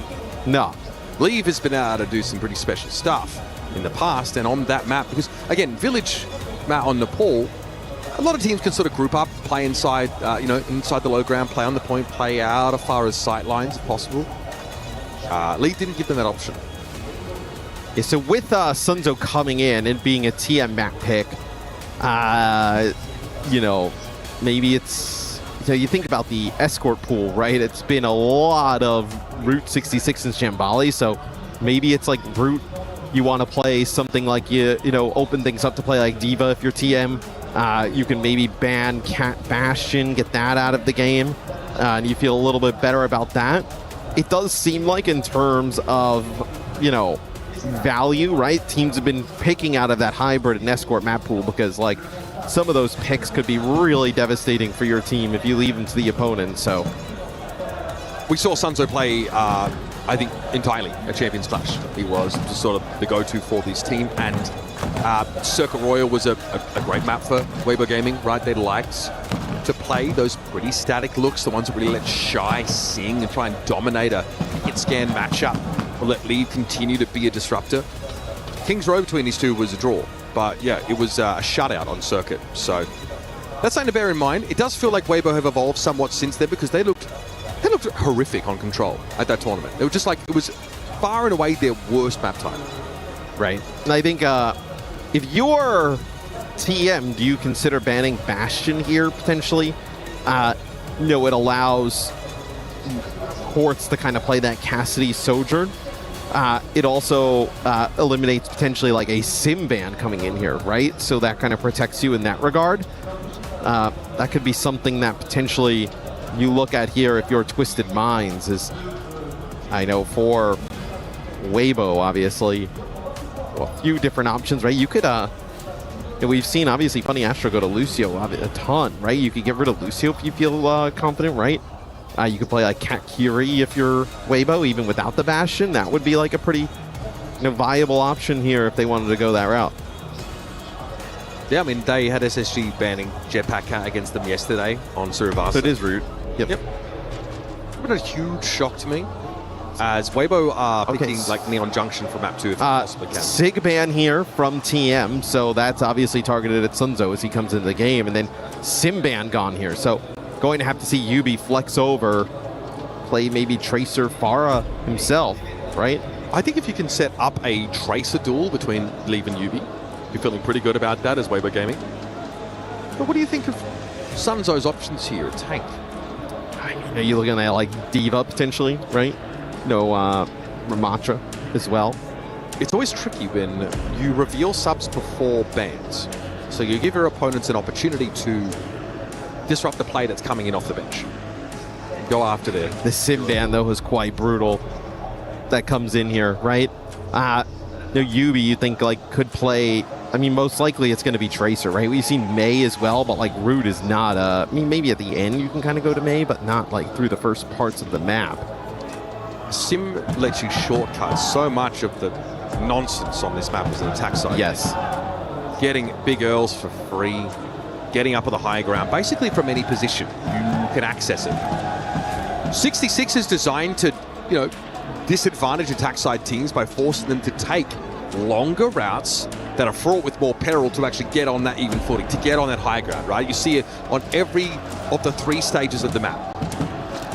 You don't get easy access to big Earls, you don't get easy access to the top of the saloon, and you don't get easy access to the high ground platforms in that last phase of the map. Sim lets you circumvent that. Now, you're going to have to get it done without her. This feels like a must-win map, though, for TM, right? Oh, yeah, we are already there, aren't we? We're already there. It's a best of 5, a first to 3. But the shock is that Weibo Gaming are 1 map up. We're used to them starting series sort of from behind. Yeah. They did it against Space Station. Swept after losing control. So this is uncharted territory for us and potentially for them. And I think this ban actually works out quite well for Weibo. Now, obviously, it kind of hurts Sunzo a little bit not having that Sigma, which he's been so good on throughout this tournament, but a lot of pressure on Quartz and Yubi to deliver. Yubi here especially a focus, right? Without that Symmetra in play. Now you talked about, right? The Symmetra so good on offense here, right? Being able to kind of close the gap around that corner, get under big Earls, right? Kind of force players down as you kind of move the card just from underneath. Like, really rough ban here for Twisted Minds to deal with. We'll take a look here. It'll be Weibo Gaming on defense first. It'll be a Freya here, so Ramatra for Sunzo, not all too surprising. Mizuki Kiri. Like, this would feel bad for Twisted, right? If you just played a hit scan in this is something they could play. But it doesn't feel awesome. I mean, you know, the Mei can obviously, like, you know, wall off the Ramatra, but, like, you know, Shy is going to be able to use that movement ability. The Freya just kind of get over the top of those walls, put down some damage. It's not as easy. Lee's got a big job here. Sunzo wants to play that corner, that hairpin, and just stay there. Just keep Twisted Minds in place. Lee Sumin's going to have to hit those binding chains onto TVNT more often than not, and Leave is the one that needs to find these final blows. He needs to capitalize on the poke damage, the explosive bolts that Shy is going to be throwing out. It's the win condition. Weibo have to make great use of cover here, but need to be careful because Mei can isolate someone like Leave, deny him his escape route. And they'll match the Ramatra. So the Ramatra is when they kind of want to brawl out together. That's where the Ramatra with the Mei can actually be pretty potent. Although the Mizuki is very difficult to deal with, right? So that close quarter AoE healing, being able to put down some extra damage. He's going to TP right on out. Okay. Wanted to get a touch. Weibo, for whatever reason, are not comfortable committing to a fight yet. They're giving a lot of ground.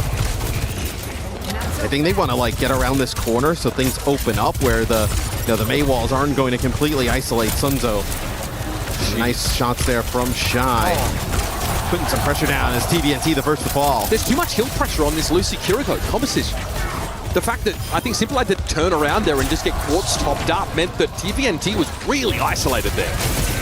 You know, Freya obviously gets a buff recently to just the actual just kind of like consistent primary fire of the weapon, which kind of takes her damage to like another level. Pretty consistent. You see a bolt there into Yubi. Yubi and Quartz already taking some serious damage as Lee Sumin using obviously the new cooldown ability, no timer of Mizuki's TP. That gets an adjustment recently as well. Becomes a lot more of an offensive cooldown. It's just nice. It's kind of like Swift Step in the same way that you can play aggressively within that window. And Mizuki does some pretty reasonable damage. You also want to be doing damage. Goal shot there. You'll be able to skirt around it for the most part. Simple does take some residual damage from it. Sunzo awkwardly caught in that high ground. Maybe waiting on a Nemesis form cooldown, or God forbid, even Annihilation.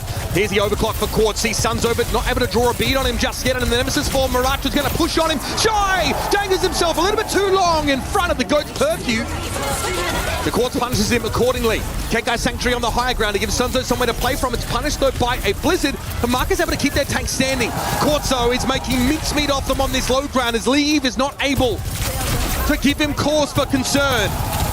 Quartz here is just dishing out his own brand of authority, and no one seems to be able to stop him. Now, you mentioned it, Weibo gave up a ton of space on first corner. Allows TM to get in a little bit of a better position.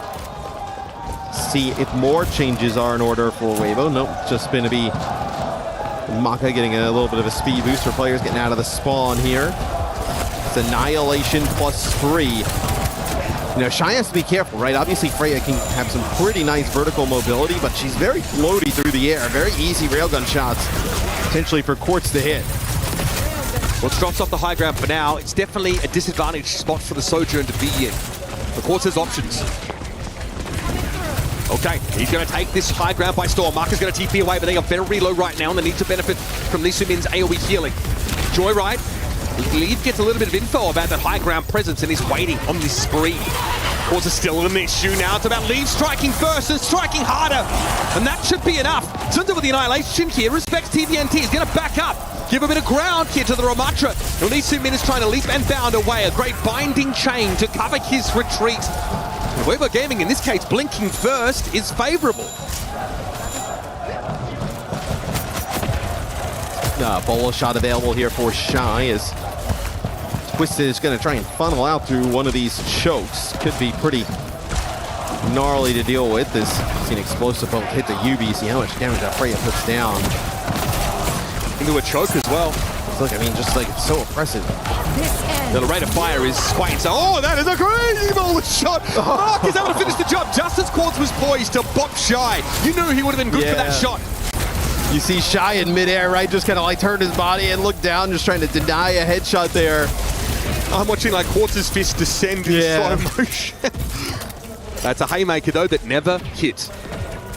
2 fights in a row, 1 here by Weber Gaming. Shy is a problem.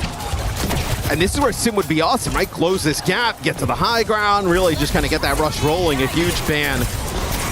It's impacted this game this far. Okay, Kitsune Rush gives you a seat at the table, but does it give you the ability to command attention? Leave got a little bit low there, had to evade away. Yubi, respectful of Shy's damage, and noted the off angle is actually going to hit that ice block real quick as the bowler shot came through. All right, Kekai Sanctuary now to play in. Not really being overly utilized by Weber Gaming. Many of them have dropped to the low ground, but they avoid this Blizzard perfectly.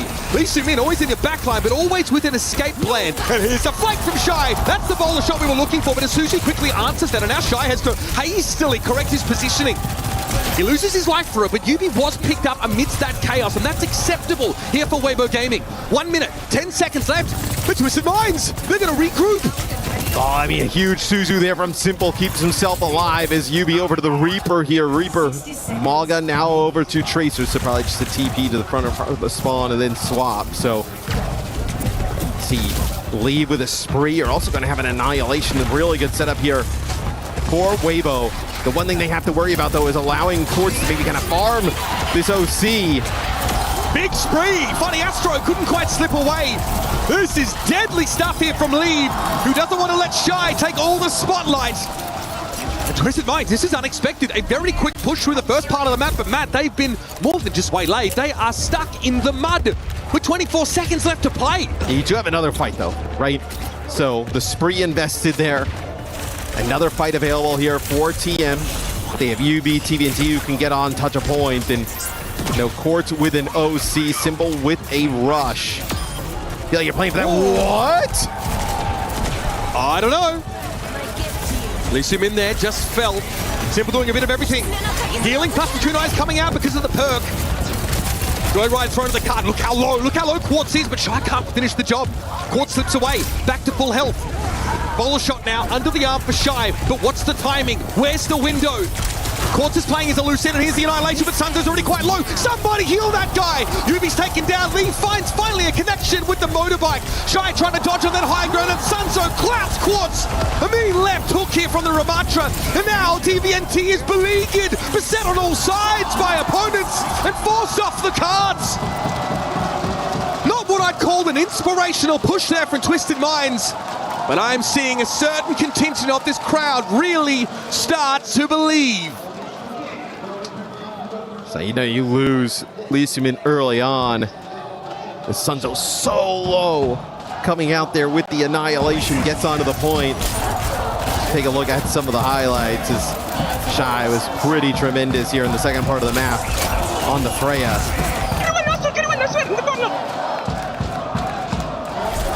And some constant picks as, a few times Quartz got players dangerously low. There's just no follow-up there. I mean, Leave playing that Xion. And we don't see Twisted Minds going to play that hero really at all. But obviously very strong in Asia. A lot of teams going over to the Xion. Still very good. Yubi already moving on to the next part of the plan, but I don't know if this is a contingency he accounted for. We're going to be digging deep in the pockets here as Twisted Minds as they have to pull off, excuse me, an even fuller hold. Well, I think if you told Twisted Minds before this series starts, like, hey, you're going to get rid of that Vendetta map number 1 and lose. You're going to go to Root, get rid of Sigma. They're still going to bring in Sunzo, and they end up using the Simband, and you're in this spot. They'd be like, yeah, this is a really rough start to a series. It's Simple now. A little bit of a different look here for TM. They're going to get Simple on the Alari. Cat Bastion for Weibo. Cat Bastion here for Weibo in the sense, and they're also going to have the Ana here as well. Something we really only seen from Zeta a ton at this event. We don't see this often from Simple. It's been a while, but it's very, very dangerous for the Jetpack Cat Bastion. Iliari adds another, virtual hit scan presence with the ability to really protect these turrets. It's hard to clear them out, which means that Simple can focus most of the time on hitting M1 for the boys.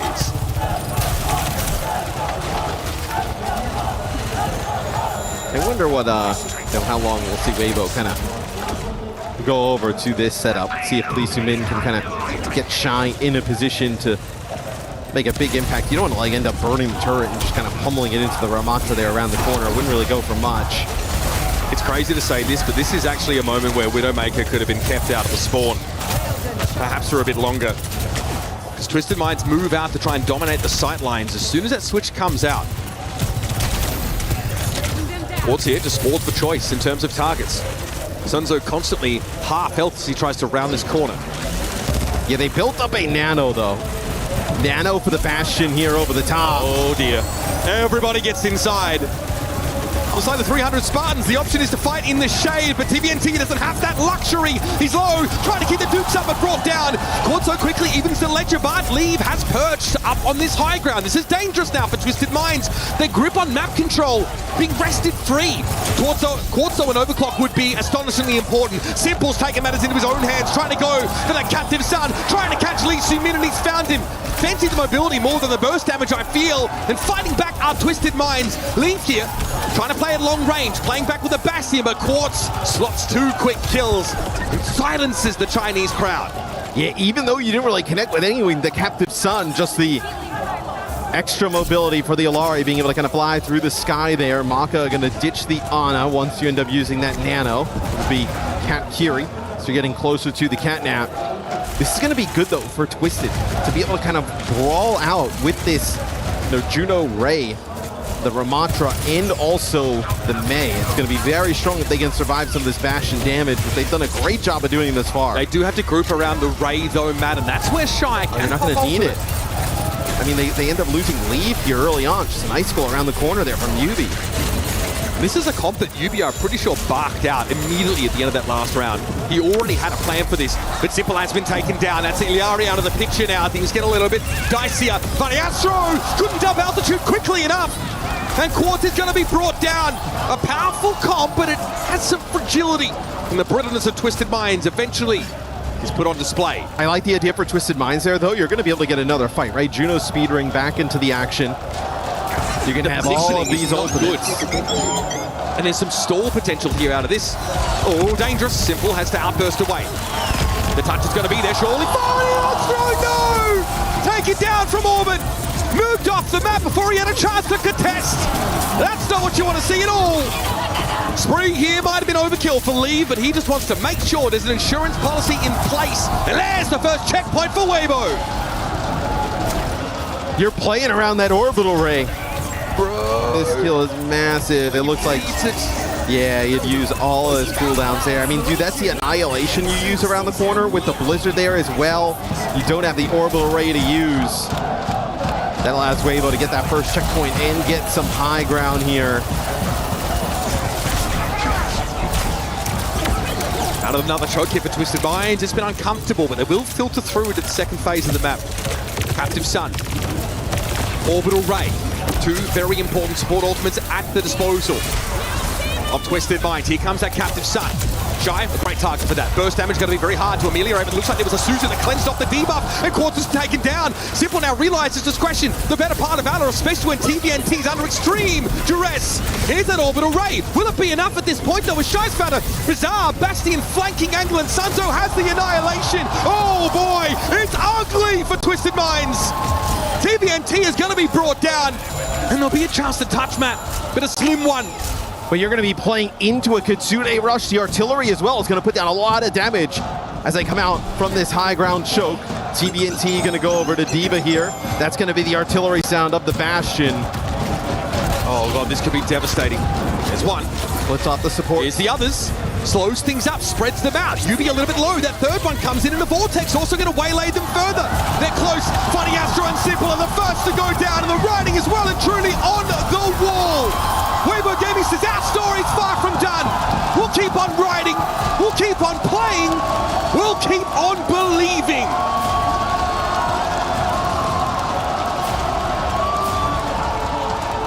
Sunzo's just been perfect at this event. I mean, he's just unbeatable. So he comes in for Weibo in map number 2. TM and their fans searching for answers here at the moment. Just amazing play from Shy. These artilleries from the Bastion, we usually don't see them be that impactful. Obviously, it gets them .1. It puts down some serious damage, you noted, onto Yubi. Coming out of the spawn, also gonna just splits Twisted Minds as they go there to get a touch at the end. That, you know, that artillery plus then the annihilation, I mean, nothing they could do at that point. So Weibo putting themselves one game away, man, from being able to go to the final. Insane stuff. Let's check in with Ian and see what's going on down on the floor. It is mayhem out there. It is absolute mayhem down here. The Weibo Gaming fans are delighted. Of course, they are just one map away from moving into the grand finals. The atmosphere down here is just electric. Felix, do you think that you can finish this in 3? Absolutely. We'll crush them 3-0 like the Keys. Well, wow, like the Keys. He's already ready to crush another key. Now, we've got the Weibo fans on this side of the arena. The Twisted Minds fans looking a little bit elated, a little bit dejected over on the other side. I've got to ask, what's your message right now to the Twisted Minds fans? I'm not sure. Maybe it's too early to start to pack up. Oh, wow. You think it's too early to start to pack up? Well, I mean, it will be not too early for us, but not too early for them. You know what? Do you want to go for a walk? I think we can go talk to them personally. Do you want to come with me? Right, let's go for it. Because this guy has been leading all sorts of big chants. Look, he's their leader. But the question is, has he got the bravery to say it to the Twisted Minds fans? Because I know that they are so vocal as well. They'd never write themselves off. They know what it takes to win a world championship, let alone come back in a semi-final. They back themselves. The question is, can we get a little bit of a fun interaction here? Okay, drummer versus drummer. How are you doing? Hello guys. I want to ask you only one question. Do you trust you're gonna win? Well, we are going to win. We're 2 maps up. Okay. One day in America, I will tell you a little story. One day in America, he did it once. But guess what? The reverse sweep coming once and will come in twice. We do it in America and we will do it in Paris. You scared now, huh? Well. Only time can tell. We all believe it. We will win. World Cup 2023, that's a history, not a future. History, always remember and will repeat. I will say only one thing. You can speak if you're winning, but when we losing, I'm speaking because I trust my team. We will come back and we will be shut down. Right. Look. Let's just be clear. There's like 20 of you and one of this guy. You're a brave man. Can we get a handshake? Come on, it's all fun and games. Good stuff. Let's get right back into the action. You go and join your fans over there. They're right with you. Guys, that was amazing. Woo! It's popping up. Woo! One fan base is chasing the future. The other is defending a legacy and leaning on history. Tonight in Paris, it's a meeting place for both worlds, and the sparks have been flying. Yeah, I mean, we had Ian there on the floor about to do his like a Dana White celebrity press conference where they get the fighters together, get in the middle. Hey, let's break this up real quick. It is always I love so it. I love emotional it. for these teams. Yeah.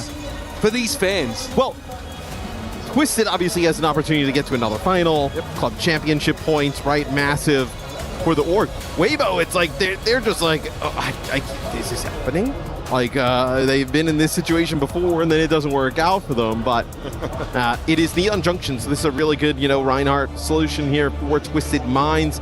Of note, we don't have a sub, I believe, so it'll be Sunzo staying in the game as he plays on a map like this. Bastion is a ban here for Weibo Gaming.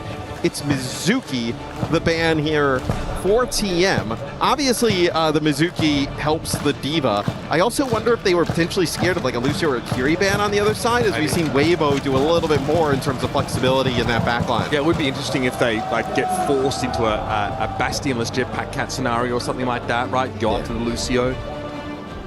Should expect to see, Sunzo try, Ramatra on this map in the past, but also the Sigma, so you don't have the Sigma Mizuki look to lean on.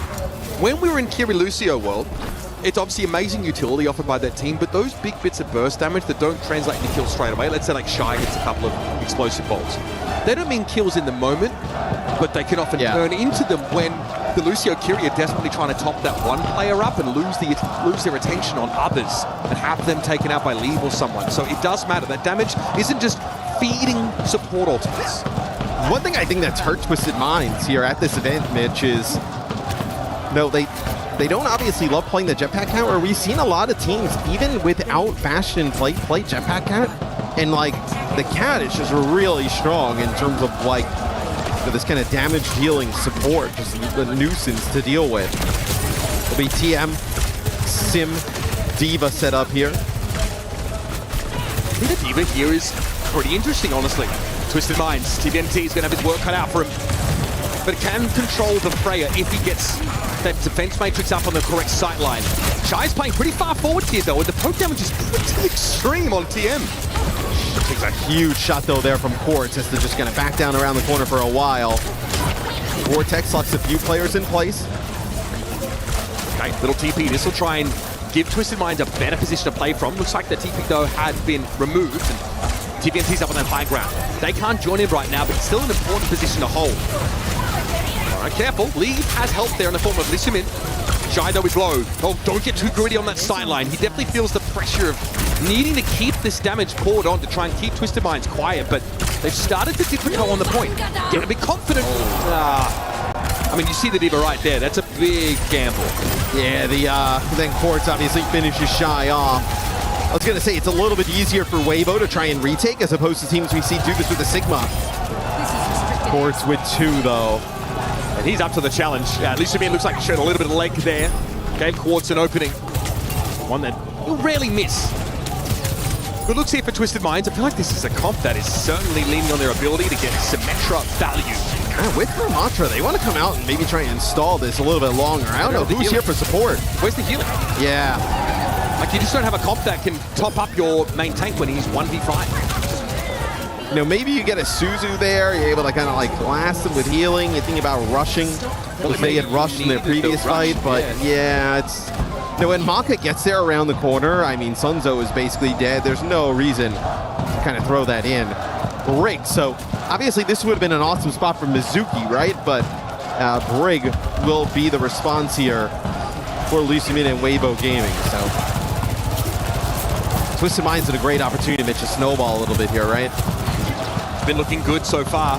The Brig for Lissumin, a pretty reasonable answer to the D.Va. Gotta watch out for that Soj though, and these repair packs are gonna have to be coming thick and fast to help Sunzo now, as he's gonna face down the 150 charge railguns from Quartz. Annihilation out of nowhere, though. Sunzo says, I think I might just win now. How about that? Nice little burst of pace there from Weibo Gaming behind 3 very powerful ultimates. I was gonna say, it's a lot. You're cringing. I mean, that's visibly cringing. That is a fight you'd expect to look that way if you use Kitsune Rush, Annihilation, and Spree into just the overclock. A massive investment there for Weibo. Shy builds an overclock pretty soon, and that's a great pick up to find. Simple's down, but still Twisted Minds want to fight for this. This is extremely brazen from them. Shy's gonna slide straight through though. What a shot on Yubi, that's dirty stuff. Navigating the wall pretty well, but Sunzo is down. Self-destruct for TVNT, can this be punished? Quartz has been picked up at least. I like the attempt there from Funny Astro to set up a self-destruct kill, but he exposed himself to danger and lead. It's his middle name. Here's the rally for Lee Soo-min. Raid boss activated, and all the Twisted Minds gonna have to back it on up. Feels like when you get the rally going, just bring an extra tank out. You're not going to be able to challenge that, right? So now you get back at full strength. That's actually a pretty impressive fight for Weibo. That was the most incredible navigation of a sim wall that I've seen from a Sojourn. Shy had to hop off there. He couldn't just let the ultimate shut his down. He took it into his own hands, man. That is championship caliber. That's the Kitsune rush here used. Weird positioning for everybody. Weibo. Yeah, they hightail it here. I mean, the train guys. Few players are caught split there. Actually, Lee Soo-min and Leave actually get split by the train. They have to kind of wait for the train to go on by. I really think we just watched Twisted Minds capitalize beautifully on Weibo Gaming crossing their wires for a moment. Oh, absolutely.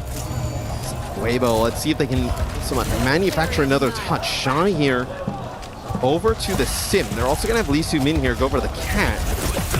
They desperately want to try and get another fight here. Now you got no hit scan though. This ends now. Okay, watch out. Quartz is hunting. Pressuring here for Lee Soo-min, but he's got to be careful. Quartz will line him up pretty quickly. Bam! There goes Sunzo. Beautiful headshot, and now Lee has to try and salvage the fight. Finds nothing though off that spring, and he is very exposed after the fact. Yubi will dispatch him, and Twisted Minds get 3 minutes and 8 seconds. Just felt like they're throwing bodies at the cart. You know, typically you would never see Shy go over and play something like the Sim. I do feel like every now and then, we also saw this at the start of Sanctum in our first map, is that there was just this call to chuck the silly sauce from most of Weibo Gaming for about 80% of that point. They recovered. Oh, this is an interesting comp, right? You're going to be playing Mei here. For Weibo, you really want to slow it down. Quartz, though, does not want to go down here. There's a lot of poke that's coming in, right? But the sound barrier here for Twisted Minds means they just ignore all of it and push straight on up. Quartz is going hunting for Marker and Lee Soo-min. The latter, who is still skulking about up on the rafters. That's dominant. Pure and simple dominance from Twisted Minds. They hold the rush to try and end the round. Well, they know they have a support ult advantage, right? So the Kitsune rush comes down from Maka. They end up dropping the sound barrier, just running on into it with the Annihilation.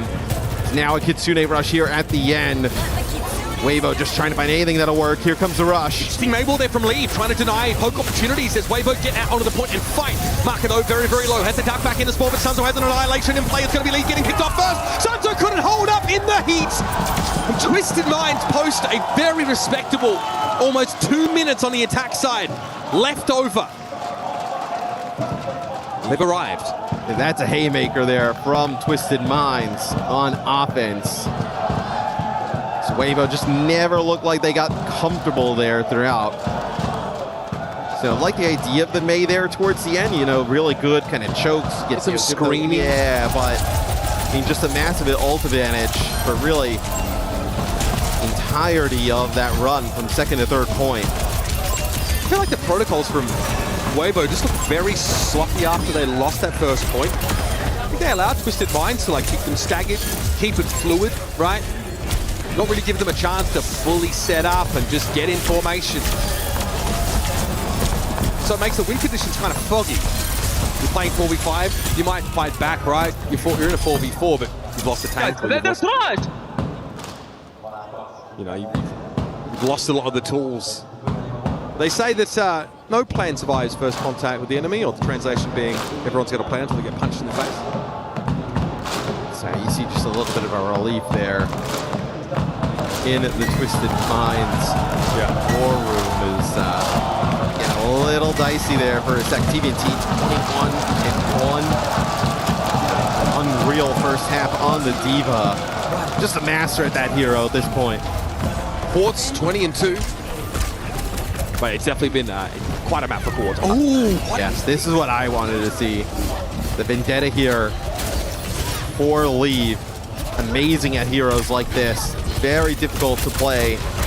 Sim against something like this, right? You want to TP the entire team. It's going to be leave there waiting with like a whirlwind into a headshot. Look at all the ground they're giving. They did throw up a TP on the left side. I like that idea. Try and feign, retreat, and then dive back in. They got marker for it. What's Leave up to now? Hasn't been able to build up too much resource, too much extra attack speed. I think just losing Simple and Newbie, though, is a decent amount. You've got spawn advantage to work with here, but of course can wash them away. Even stagger out some of these last couple of plays, and there'll be time for Twisted Minds to be back in numbers. Oh, not good! I mean, now you have players coming back off the spawn. Sure, you lost Shy, but... Nah, you can't afford to lose Quartz there, Matt. Especially Leave coming back on Tracer, right? Look at this. Just going to put so much pressure back through the choke. Almost 2 ticks. Yep, going to be a second tick here. That is filth! Simin jumps on him with the accretion. Whizzed past TVNT, as the D.Va has no way of stopping it. No shield to put up, nothing to throw in the way except their own body. Still, no capture yet though. Santo is down. Trying to keep the momentum going if you're Weibo Gaming here, but TVNT dives forward. This is very aggressive and it's going to lose him his mech. No chance of the self-destruct here, so this is just a desperate time buy. Yeah, I mean, you just absolutely need to keep Quartz alive there. Losing it. Nice explosive bolt there from Shy. That'll be first checkpoint here for Weibo Gaming. They do a nice job just putting pressure onto the hit scan. They kind of make it look easy at times, right? Hey, let's just kind of barrel down on Quartz. Twisted Minds usually does such a great job protecting him. Just kind of leaving Shy just different in the server today. Listen to this arena. That's just something else. Okay, we got past the train crossings, but straight into a Gravity Flux. Flying pan into the fire type thing. Leaves able to find a double kill with the pulse. Twisted Minds are going to be sent packing real quick. And that is awful there from Twisted. You know, it's a huge flux. The sound barrier connects, but they just get right inside. The timing is so good. He left a bag of dung on the ground for them to step in. What the heck? But that's double support ultis, right? You're going to have Kitsune Rush here from Maka as we get right back into the action. Souza was really hurriedly used there by Twisted Minds, but it was desperation. League was threatening to take Quartz down. Again, they've recovered really well. Wall in play now gives them a way to fan on out, and Santo and Marco picked off. Simple really heralded a resurgence in that fight for Twisted Minds. That is insane resilience. I think it also just shows you how strong of an ultimate Simwall is, right? That's like, you know, a Kitsune Rush coming in, they end up using this Simwall there, and it just kind of deters all the damage. Now, I like this here from Weibo. Let's go fast here. Maga plus Vendetta. Pretty awesome combination. Shy not going to take the Sojourn battle just yet. Is that why not? I mean, the Freya finding him at range. It is so free. What is that self-destruct about? Okay, gets nuts forward, maybe trying to make use of the TP with him, but Yubi just got clapped there as Leave sailed on through. Funny Astro can't avoid Shy for too long, and now TVNT will be caught out of position. We'll be playing to stall things out. This is still decent for Twisted Minds, though. I think winning a fight here or winning that previous fight is pretty crucial for this. But I think if you're Twisted, though, if you were to ask them, like, hey, what is the comp you're, like, worried about most and potentially kind of coming in and really disrupting what you do, it's exactly what we're seeing out of Weibo right now. I guess you're pinning your hopes on accretion here to give you stopping power against the Vendetta, because it won't stop the Malga, that's for sure. It's dangerous, but, I mean, if they win against the Malga comp, then I'm convinced. Kitsune Rush there, absolutely needed to get in, just kind of fully out that Maga. So they'll also get Lee Soo-min just back on a flank. See if Shy is able to make it out. I don't know. It's okay. They don't have anybody to kind of chase him down to that point. So. No tracer. Okay, so this is about where Twisted Minds were able to take the second checkpoint. So Weibo Gaming not too far off the cusp, but need to win this next fight. That one kind of goes without saying. They lose here. If it gets dragged out, things start to get uglier and uglier. Sundering Blade, pretty nasty against Sound Barrier, right? You're gonna rip a lot of that. Yeah, it takes health off. Yep. But having the chance to hang suspended there threateningly like Damocles is a little, well, unlikely. Here's Kitsune Rush coming down straight away. Sunzo charges in a TVNT Sound Barrier to prescribe response. There was a Sundering Blade, but a wall in the way potentially. That was protected. Sunzo's the first to fall yet again, and Twisted Minds looking comfortable against the Malga. Look, TVNT surges forward, notices lead, sheepishly trying to back away with the blade up to block, and that means that Weibo Gaming are indeed trouble. That was the fight, the inflection point in this map, and Twisted Minds have withstood the test again. It's TVNT on the Sigma. Feels like just every time hitting these accretions. Sigma also a pretty difficult hero to play into the Vendetta, right? Vendetta doesn't really care about the kinetic grasp, can just start swinging on the Sigma. The TVNT kind of proven now to be one of the best tanks in the world over the last year. Train gonna delay the cross here for Weibo. Sound barrier has to be good here. It was massive for Funny Astro in that previous fight, but it's going to have to be used to answer the Dravidic Flux map. I don't think you can use it proactively here. It's too risky. Here's the bowler into the backline. Simple now going to go for the Kitsune Eruption. There it is. Disruption reigns supreme. Lisa and Sunzo are already off the map, and I don't know where Marker thinks he's going to go. Lee's picked off by Quartz. And that's the straw that breaks the camel's back here on Neon Junction. Weibo Gaming just don't have an answer to this one.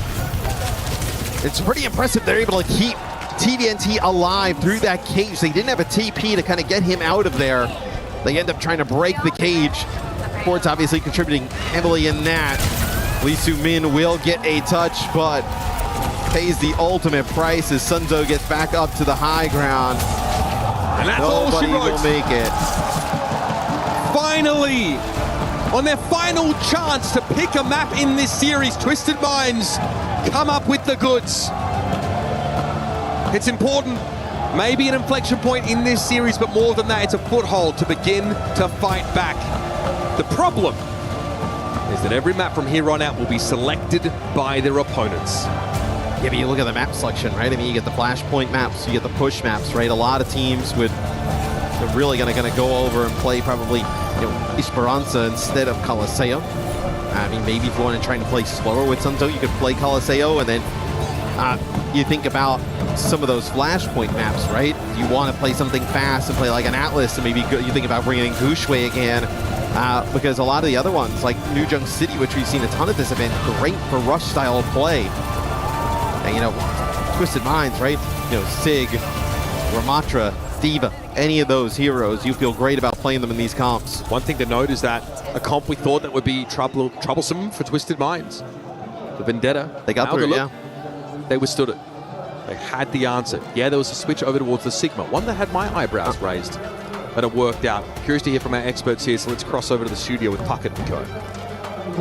Thank you very much, and great casting from Uber and Mr. X, but we got to break down some excellent gameplay from Weibo Gaming. They take the first map, and Jake, you were giving them massive credit for the compositions they were rolling out. The coaches coming out with some crucial bans already. The Diva ban on map 1 was critical. It let them get so much mileage out of the Pharah Bastion, and Twisted Minds, although this map was incredibly close, this is a crucial one. Weibo needed to win this map, and so they were able to deliver great Diva ban to get this done on map 1. As we take a look at some of the best moments here from our first map, it was a dominant showing at the start, a very close finish. Johnny, what was the difference maker here as it was 99-99? Well, Gushue on the Doomfist came up clutch, absolutely, with some crucial hero swaps here as well. Me and Jake talked about it. Everything needed to go right for Weibo Gaming. And it felt like things really did. Great barrage here from Leave as well. I think Lee Soo-min did a tremendous job on the jetpack cast. So this is a series with very limited room for error for Weibo Gaming, and everything's gone right so far. Zoe, what did you see out here in the crowd as it was Weibo striking first, to the surprise of almost everybody? I mean, listen, I think both of these teams have a massive fan base here in Paris, and they're being loud and proud and really cheering their teams on. And Twisted Minds needed, I think, that boost, because quite frankly, the first two maps going into Weibo's favor, you can see on the server and on those player camps just how frustrated Twisted Minds were. Let's take a look at Route 66, because again, it was Weibo looking strong. Jake, was it the compositions or individual plays? What did you see? This is the sim ban, right? This is something that always is, it not just gives you an edge against TM, it's almost a must win for Weibo. But honestly, this map came down for me to exactly one moment. Okay. After a great defense, yes, it was looking good for Weibo, but ultimately, it was their attack where they needed to clutch up, so they win a key fight, and then it's an artillery from Shy that denies the retake. If the retake goes off here, this is a full hold. This shot wins the game. If you don't connect this, you actually lose this map almost for sure. But so Twisted Minds, so close. On this map, though, we have to talk about the backline because Twisted Minds came in so greedy with that Iliari in the mix there as well. So they did take a gamble in this one. At the end, it is Weibo jumping out to a 2-0 lead, but then it was Twisted Minds' turn. Johnny, let's talk a little bit about what just had this fan crew on the right side of the stage going wild. Yeah, look, Twisted Minds, the claw one back on Neon Junction. It's a map that really plays well with Twisted Minds' composition, but again, now you're getting into a territory where, like, yeah, you clawed one back, but Weibo Gaming, they get to dictate where we go for the next two maps. They get to dish out the first hero band themselves, and so great getting back into shape here, playing the Ramatra, playing with the Symmetra, but they have to do this for two more maps, and it's going to be a very difficult task. In other titles, they use the term reverse sweep. That's when you go down 2 and then have to win 3 straight. So how often does that happen in the Overwatch universe? Quite a lot, actually, especially if Twisted Minds is involved. I think Twisted Minds have played more Game 5s than most other teams that have taken the stage this tournament. We thought it would be a bunch of 3-0s potentially as we saw the initial schedule. This one potentially going the distance. Jake, can you call it now? Who do you have winning? I still think TM can come back, but they're going to have to overcome some very significant hurdles. For me, it's the Lucio and the Curie bands that really threaten the core of their composition. Weibo has full control if they want to attack those picks, and I think they likely will because, yes, Twisted Minds, they can be replaced, they can maybe be played in different ways, but the Lucio and the Curie are their bread and butter, so Astro and Simple are going to be pressed to adapt as we go deeper in the series. Let's talk a little bit about the tank swap that's happening on stage. Johnny, I don't know if you caught it over your shoulder, but Gushway just made his way back out here to the delight of the fans. What does that mean composition-wise? What are you expecting from our Chinese team? That tells me that they're going to play Brawl. They want to get on top of Twisted Minds in this one. I wouldn't be too surprised to see a Mauga come out, for example, try to get on top of the Symmetra. This is now a Weibo Gaming team with an opportunity to seize a grand final spot for China, something that they haven't done since the Overwatch World Cup in 2023 against Saudi Arabia. So this is a huge moment for Chinese Overwatch, and they are just one map away. And I hear you guys might end up in China at some point in front of all these fans. I'm excited to see what's going to happen here in the Overwatch universe. For now, Zoe, final predictions. Who do you have coming out into the grand finals? Does Twisted Minds battle through? Yeah, I think Twisted Minds are going to bring it back. They just need to play together again. It looked a little bit too disconnected. Too many hero plays attempts there from them. But I think if they just rally and get back on the same page, it's theirs to win. Jake, you mentioned that it's going to be Weibo choosing the maps from here on out. So what is their strength? What are you looking for them to call if it does go to a Game 5? I mean, the tough thing is the final two picks are on Push and Flashpoint. And for me, these are the least valuable map picks of any game modes because the maps are the most similar to one another. So yes, you have map picks. We're going to see a Sojourn ban come out. That will limit Quartz, but this is a guy, like, I don't know how much the bans really affect him, whether he comes out on the Cassidy, the Xion. I still think TM are going to be a threat. So Weibo, they need to finish this quickly. This takes me all the way back to the Blizzard Arena days. We have a jam-packed crowd. They are loud, they are proud, and they, of course, have their signs galore. Johnny, give me the final thoughts as we're jumping into map number 4. Do we go to a map number 5, and who are your players to watch? Leave and Shy. They are carrying the hopes of a nation in this very next couple of maps here, and they have the opportunity. Twisted Minds are allowing them the space to go and make plays, and if they can make the plays required to seize this series, that would be a massive moment in Overwatch Esports history. Jake, as you can see, we're missing one player there from Twisted Minds before this one kicks off. So walk me through what we have remaining. It is a 2-1 series for Weibo. They are on match point. I could see if we do go map 5, Colosseo being a pick that Weibo want to bring it to. They've looked very strong with a Cat Bastion style on that map. They boxed out Falcons in a huge upset earlier on in the tournament. It could be a place that they look to return to at this key moment. TM, though, they have been here before. They have been in this spot under this pressure, and I still believe in this team. They are not out of this yet.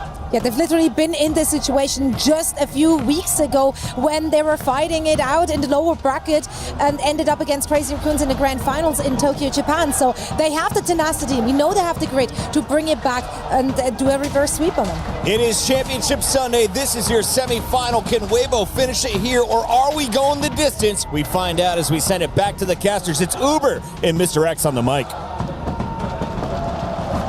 Just listen to this arena. On one side, it's thundering drums, rage, desperation to get back into the series. And on the other side, it's years of belief. grasping for a reason to celebrate, something truly special. Feels like it's brewing in this arena. The Weibo side feels cautiously confident. Yes. Like, uh-oh, hey, we've seen this before. It's only one. But then you lose this one, then you're like, uh-oh, okay. We've seen this. I've watched this movie before. Twisted Minds gets, you know, I think obviously you win this map, the confidence level just jumps through the roof for their style of play, because like Jake was talking about, I was talking about it when we were talking about the map selections. It's really the Escort and the Hybrid are where you get the most value out of those selections, right? So as we get deeper into this series, Sigma gone. That's a pretty big ban, right? Because Sunzo on the Malga struggled to get through TVMT when he switched off towards the end of Neon Junction. Yeah. Now we have Gushue coming in, someone who, in theory, purportedly is the main sort of brawl player on this team, and there's no Sigma to stand in his way.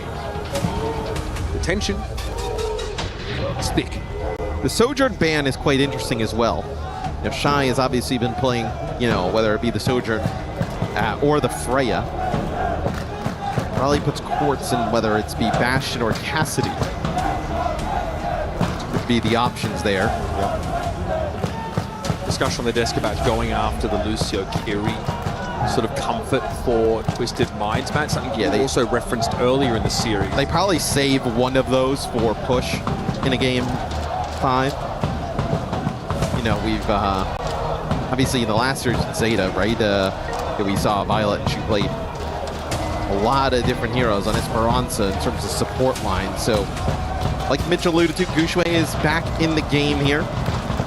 Ramatra, Malga, I think that's the play. You know, Atlas, we have seen teams play Wrecking Ball. Doomfist. Wrecking Ball, Doomfist, right? Very good for these types of heroes. So, can't count that out, right? It does feel like eventually Twisted Minds cottoned on to answering their Doomfist, but it did require a wholesale adjustment in their composition. Which included the Sigma. Exactly. That accretion to disrupt the Doom while his power blocking won't be an option. And yeah, you can play Cassidy, you can play Roadhog, but that opens you up to a couple of other lines that can be... Yeah, you don't feel great tournament life on the line rolling out Roadhog Cassidy. Well, this is the reality of losing control. In fact, losing those first 2 maps. Normally, Twisted Minds are the ones who are ahead. Normally, they're the ones who are poised to win the series, to win the mid-season, rather to win the Champions Clash, to win playoffs in EMEA. And then they get reverse swept. That's been their story so far. So this is uncharted territory. Man, both fan bases just on edge going into this one. It means more to these 2 clubs than maybe any I could imagine in a game like this. Both of them fighting in the club championship as well, Matt. They're very much in the race in the grander scheme of the Esports World Cup, but for those focused on the mid-season championship, it's a decided map. We have a pause, I believe. Someone want to remind them as well that you know, the prize for winning this is a game against Zeta Division. I think it might be better framed. Rain on their parade, but might be better framed as you know, a chance to take it all here at the mid-season championship. But yes, it's a factor too. Perhaps one you're a little bit more ready to overlook at the moment. The crowd is astonishingly quiet at this time. Like Matt pointed out, there's a lot of nails being chewed. There's a lot of grimaces. As the fear of losing almost seems greater than the prospect of winning in a game like this. Yeah, I mean, Weibo, right? You've been here before. So many times. At different points in different tournaments, right? But, you know, up against the, you know, one of the powerhouse teams in the world, you get an advantage, you get reverse swept. Twisted Minds, you know, obviously they have a lot of adversity the last few months, but they've been battling on through it. This would be just kind of the hallmark example of that. Ooh, Orisa. So this is something we don't see a ton from Twisted Minds, but we've actually seen a ton from Zeta Division at this event. Doomfist, Vendetta, Shion, Jetpack Cat. Quite the look here for Weibo. Twisted Minds playing a pretty restrained sort of look. There's a death ball style comp they're trying to look for here. That's a very early Suzu off market. There might have been a javelin problem. Leave dives on in, but has some issues finding connection. I like this setup though for TM. You know, obviously you lose courts now, that's quite rough, but the Orisa has been really strong at this event, difficult to deal with, but as TVNT jumps down and contests the point, that allows Gushue and Ko to just run through the rest of the team. But you see what's at play here. TVNT is being ignored. Weibo Gaming are doing whatever they can to try and avoid fighting against the Orisa. And when TVNT drops down to the point to contest, that's the opening. Yeah, they're almost better off giving up control of the point there early on and continuing to kind of fight as a unit. Yeah. I would say so. You like to ask for a full 5-on-5 out in the open, but then you've got to deal with the high ground to Sparrow. Oh, what? Hey, Yubi just backhands Lee Sumin as he emerges. Weibo Gaming, do they have an answer? Yes, they do. It's an entire backline laid waste. And it's a matter of time before Doomfist comes for Quartz. TVNT does take out Shy, but TVNT's going to threaten a team kill every fight. Yeah. Don't get me wrong. We'll see now. Gushue comes in, we were talking about, maybe it's the Doom, maybe it's Maga, or, you know, Wrecking Ball has been prevalent on this map in the past, but it's the Doomfist here, a lot like in map number 1. Nobody else out there really doing this. Ooh, just barely misses a huge punch there through the TP. This is what Twisted Minds want, though. The fight is now falling off the high ground to the point itself, and this is where they feel like they can have the edge. Marker's lucky to be alive. He disengages fully, but Weibo are at 98% by the time Twisted Minds actually get a take. The Kitsune Rush is something that is respected by the Chinese squad. They're going to fall away from it. This Deadeye, though, is this so avoidable? Not for... Oh, my goodness! What a response! Lee Sumin had the only answer that gets him out of that situation alive, and the rest is a landslide. Weibo Gaming run over Twisted Minds, and they're going to have themselves the first flashpoint. Pretty clean there from Weibo. Great use of the catnap. I'm sure that's what we're going to take a look at here. Deadeye comes on through. Catnap. The rest of the damage. Shy getting in here. It's this time Shy on the Xion with the spray coming up massive. Weibo only 2 flash points away from making it to another final.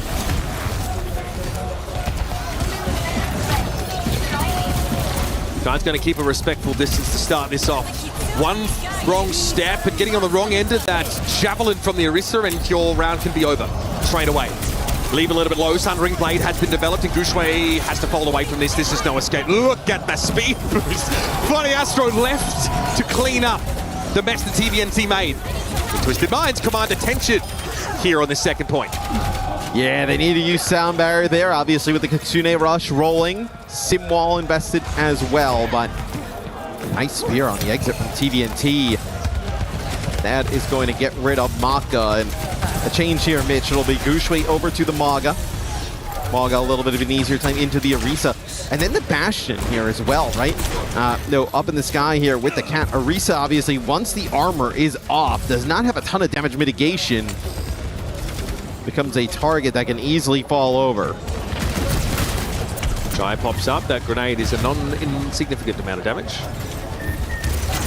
Around the corner, clear the TP. It's always a priority for these DPS on the Weibo side. And there's Yubi just flattening into the wall, given nowhere to go. The response was a Terror Surge there from a TVNT, but Weibo struck it off quite happily. Looks like Isuzu was saved for just that moment. Oh, Quartz finds some success on lead, but it's going to be released from the cat napping now as all of Twisted Minds fight through as a death ball. And they run Weibo over. Maybe this Orisa has been pretty strong throughout this tournament. That is, now we see Zeta playing it a ton. We've seen other teams kind of pick it up. This time, TVNT grabs it here. Obviously, Orisa's got like the spear, you know, for the stun and just like displacement, but like the spear spin is a damage reduction. And then also just kind of like knockback, right? Like knocking the Vendetta off course after using cooldowns, Fortify. Obviously becomes very difficult to kind of even stand there and fight TVNT. A lot of tanks have that disruption, but Orisa is uniquely hard to disrupt. So like the stomp from Gushue, lead diving in, there's all these things you can just ignore because of Fortify. Deadeye catches on to Lee Sumin before the turret shots come in. Shy finds his second of the fight, but it's still Weibo Gaming fighting from behind, and Shy does not have the health pool to hang. You know, the Deadeye comes in from Quartz, he ends up falling, but they get 2 kills like right off of the back of that, so worthwhile trade. Because Weibo's going to have Leave go over and play Tracer here. Nope, now back over, going to play Pharah. So the Vendetta not working as well. This is where TVNT would go over to something like a D.Va potentially, right? With all this damage coming in from that Pharah Bastion. One thing of note though, right? When we saw this in map number 1, Twisted was not playing the Cassidy. They were playing a lot of that Bastion Cat as well, trying to match. There was always some form of hit scan. And Leaf has to be ultra careful now because of that Cassidy, who would love to work around this point. This is really where he shines in terms of effective range. Good disengage there for Weibo Gaming, comes to the right time with a sim wall in play. They can't really fight back in the poke battle. And Twisted Minds have gotten to 70% on this second flashpoint. They're threatening to run away with the game.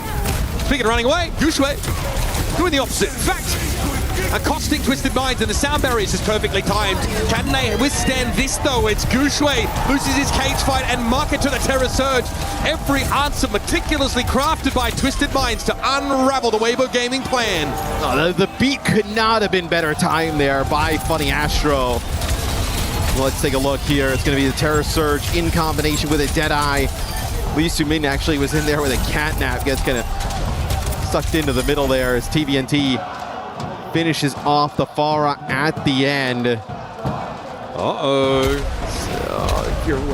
I am watching a contingent of fans. We need to get Ian over there to console the Weibo fans. Yeah, starting to believe, man.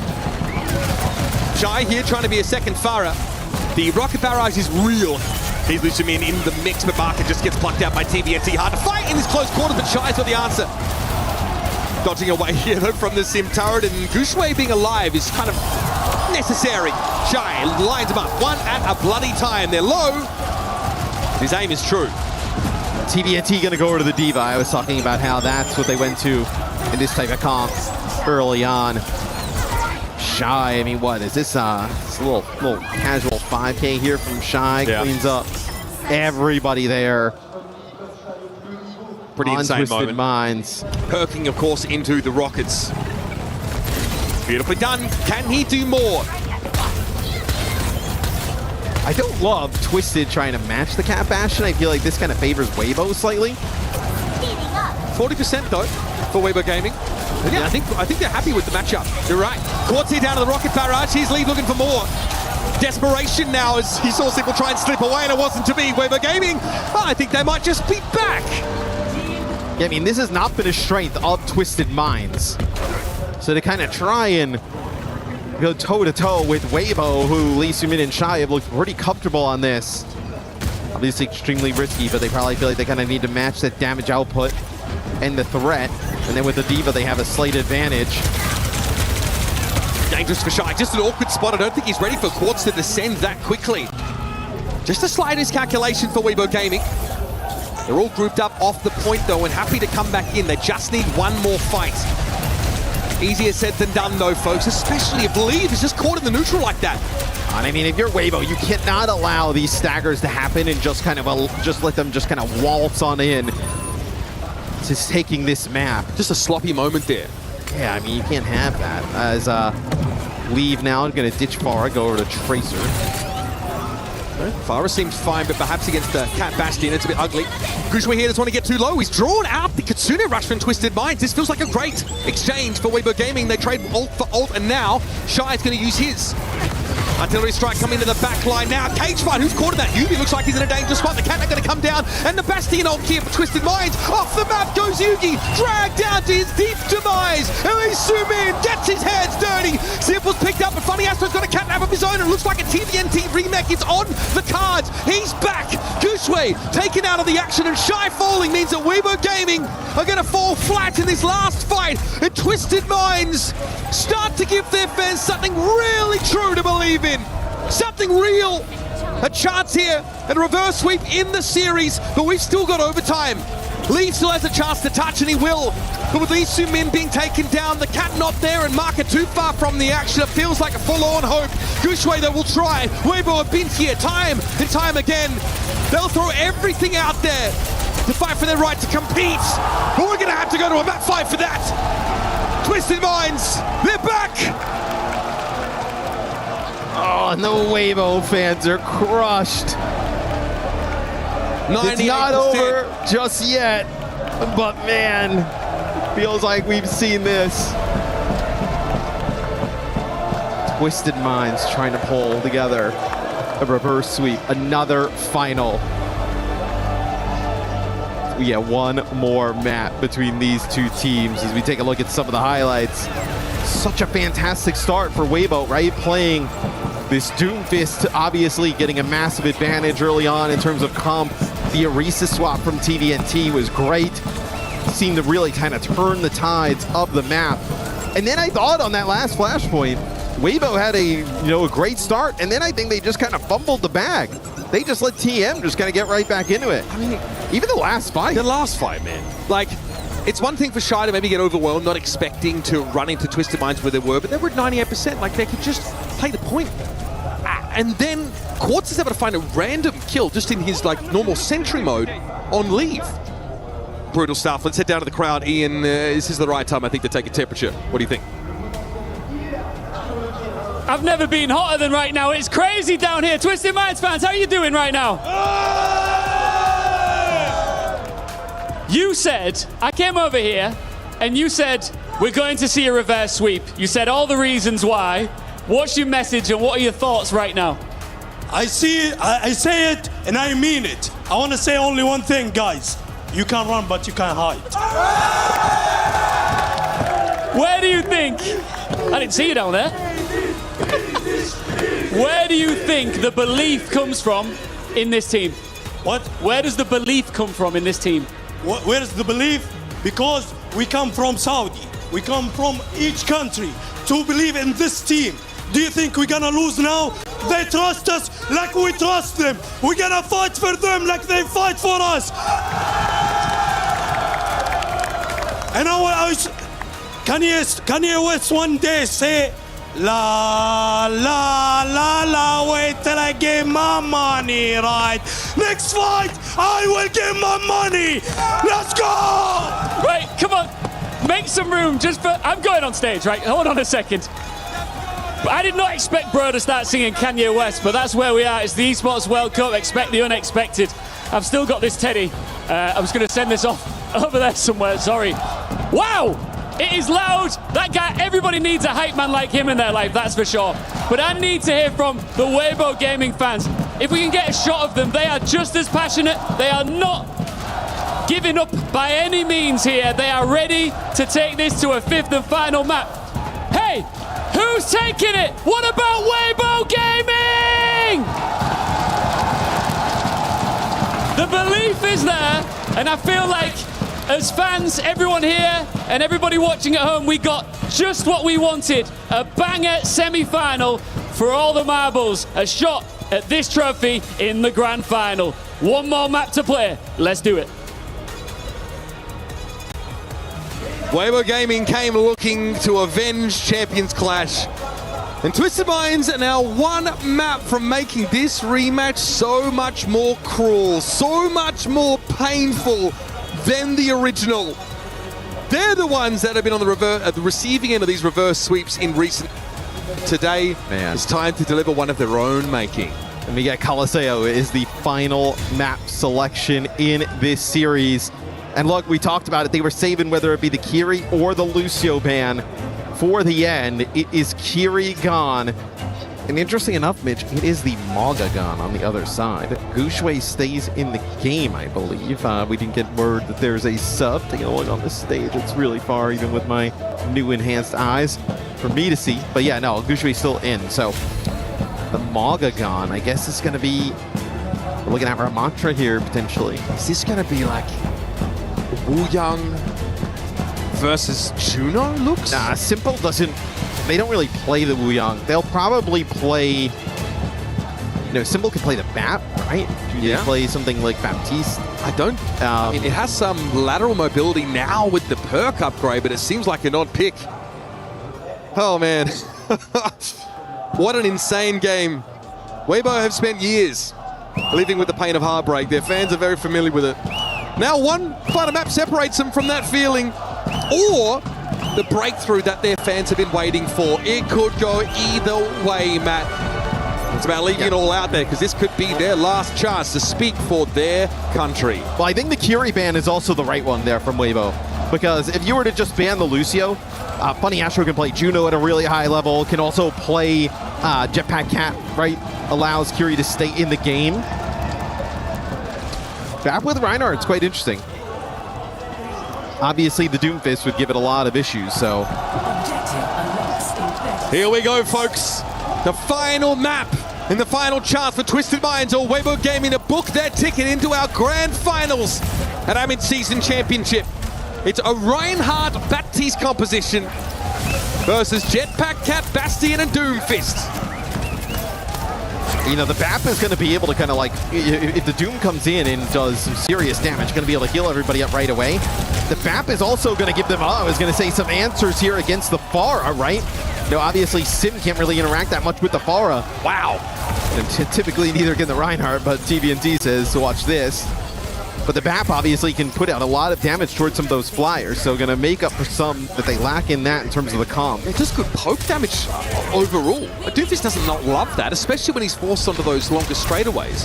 I mean, a big slam or a punch from the Doom, like the regen burst there of the BAP is going to be pretty strong against it. Immortality field there used. Gushway gets a bit of a meow there, bit of a heal boost. And he dives on in. Very successful foray into enemy territory here for Weibo Gaming. They have given 40%, and now they need to play back in the long straightaway once more.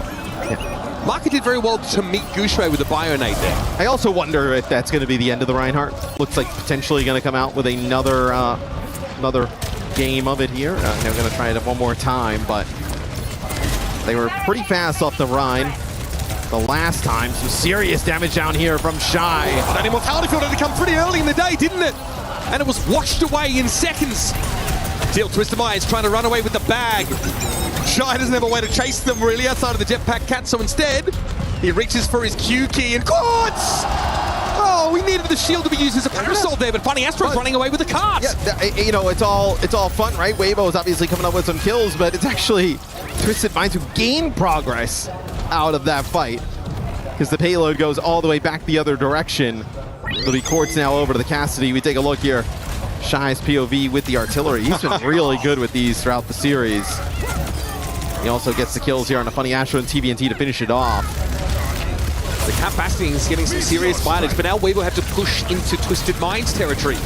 That's looked a little uncomfortable for them so far. Meteor Strike has just come in there for Gucci. What a biotic grenade from Marka. Just denying any healing opportunity. Quartz and Funny Astro certainly priority targets, found first and found wanting.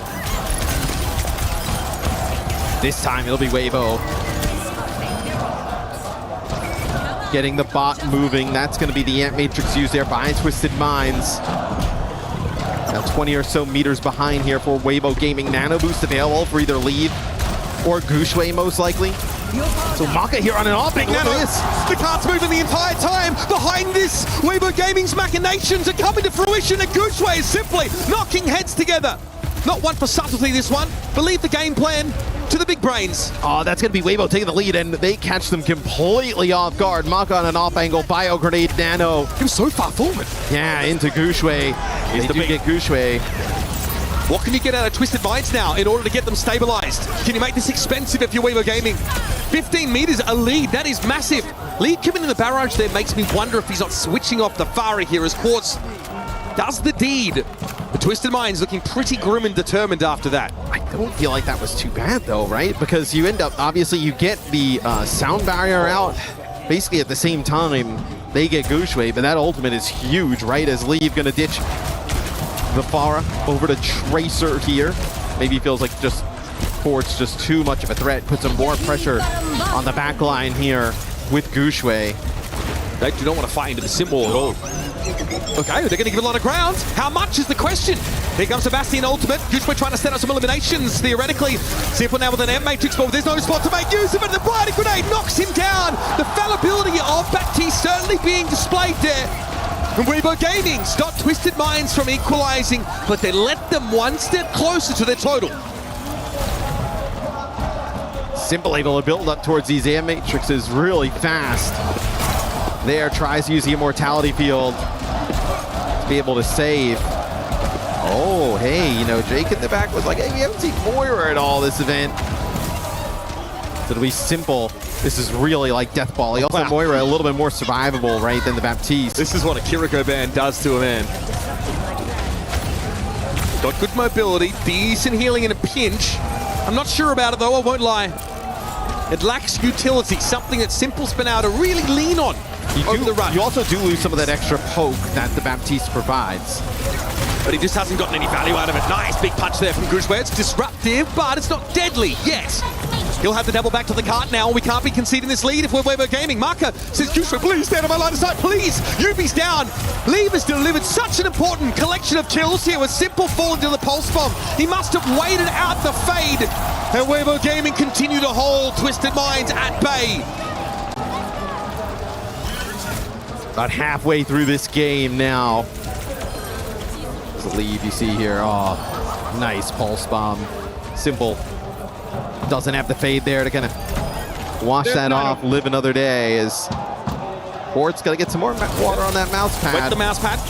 Get that coefficient of friction just right. Oh, wait a minute. Hang on, Weibo Gaming. Out of the gates yet again, this time deeper into enemy territory. Marker has fallen though. There's actually no supports alive for Weibo Gaming, but they might have the damage just to force TVNT away. Even if it's for a couple of seconds, some extra push progress would be acceptable. Leave has to really pick at the edges of this though, with the spawn advantage for Twisted Minds. Gushue will be dragged out. And losing Maka is quite brutal. I feel like this is an opportunity for Twisted Minds to get the lead. Coalescence Sound Barrier, the ability for TVNT to remech. And also most likely going to end up with that Simwall Deadeye. Everything to work with here. It's got to be like a big bio grenade maybe from Maka as they just get right to the high ground, get rid of Shy. They're going to catch up.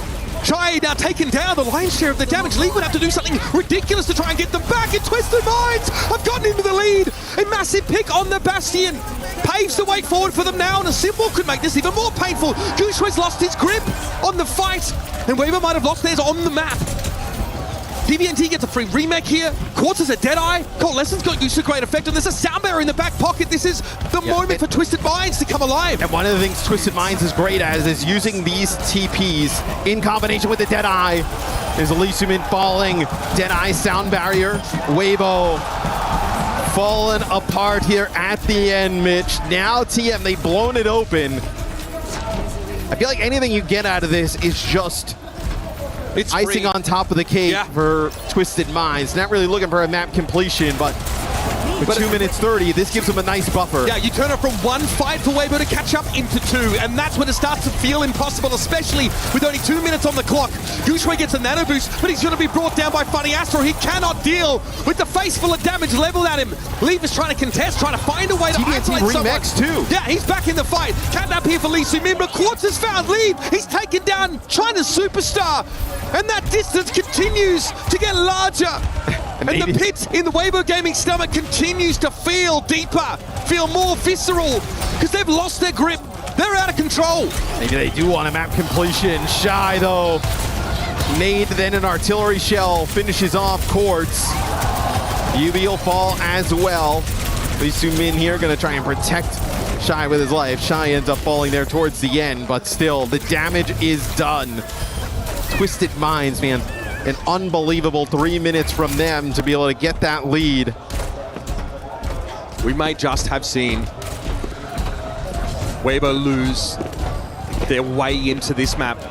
They only have 1 minute and 23. There's multiple fights. I'm thinking 3 fights they have to win to match this total. They'd have to be simply perfect from here on out. And Twisted Minds are not going to give you a free lunch. Yubi, though, mulched up, turned into an easy snack. Leave able to find Quartz in the end. And that's the start. That's the first step for Weibo. But it's not a revelation. That was a necessity. The most important part is that it's not costly. Meteor Strike, right? If you're Twisted Minds, you're trying to take a fight or two like that, that forces out some more of these ultimates out of Weibo, kind of stacking something for big one last fight at the end. Try playing forward, looking for an early pick. This is dangerous. It's a big risk to take, but he's committed to it. Here is Gushue turning up. Shy is down, and Yubi's pretty charged up. Coalescence have to think twice about this. Matt, I think Gushue's in trouble. He's down, and that's going to give control of the map back to Twisted Minds. Weibo have to take risks. They've got to go aggressive. They've got to get creative, but that one falls flat. And they're going to have one more chance to salvage this series. Maka dies late here, Mitch. Astro going to move on back. They're not even going to touch this cart, right? I don't see where the touch is supposed to come from. 2 maps down. They were written off. Everyone thought it was over. Weibo fans on their feet already thinking of the next step. But Twisted Minds, tooth and nail, fought back into the game, and now Weibo are on their last legs. It's a 60-meter deficit. Quad sitting comfortably behind the wall, looking to get a Deadeye off, but they're not ready for it! He brings the house down!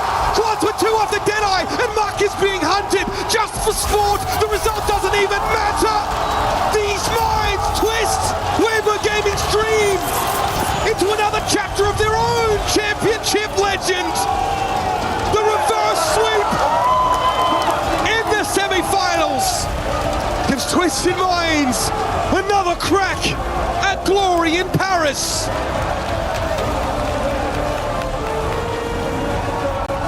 Just another devastating loss for Weibo Gaming. We were talking a little bit in that previous fight. I was mentioning how good Twisted is with like these dead eyes with the TPs. Lee Su-min don't see it coming. Massive Deadeye to finish it off there from Ports. So, I mean, Twisted Minds, right? Another grand final for them at the international stage. Really been the most consistent team, the best team in the world over the last year. Weibo so close yet again. Oh, devastating, as it'll be a long wait for them to get another shot. Another international championship here in the OWCS. It's going to take a while for them to get back to this moment. The emotion in the arena is palpable. We're going to collect up some of it, including some thoughts from our victors with Ian on the stage. Wow, I could barely hear myself down here. The Twisted Minds fans, as you might expect, losing their minds. I'm standing by with Funny Astro. Man, when you were 2-0 down, I think everybody was sitting here thinking you're cooked. What was it? Was it strats? Did you switch things up, or was it just sheer belief? Map 1, they kind of surprised us with their comp. They had some good strats, so well played to them.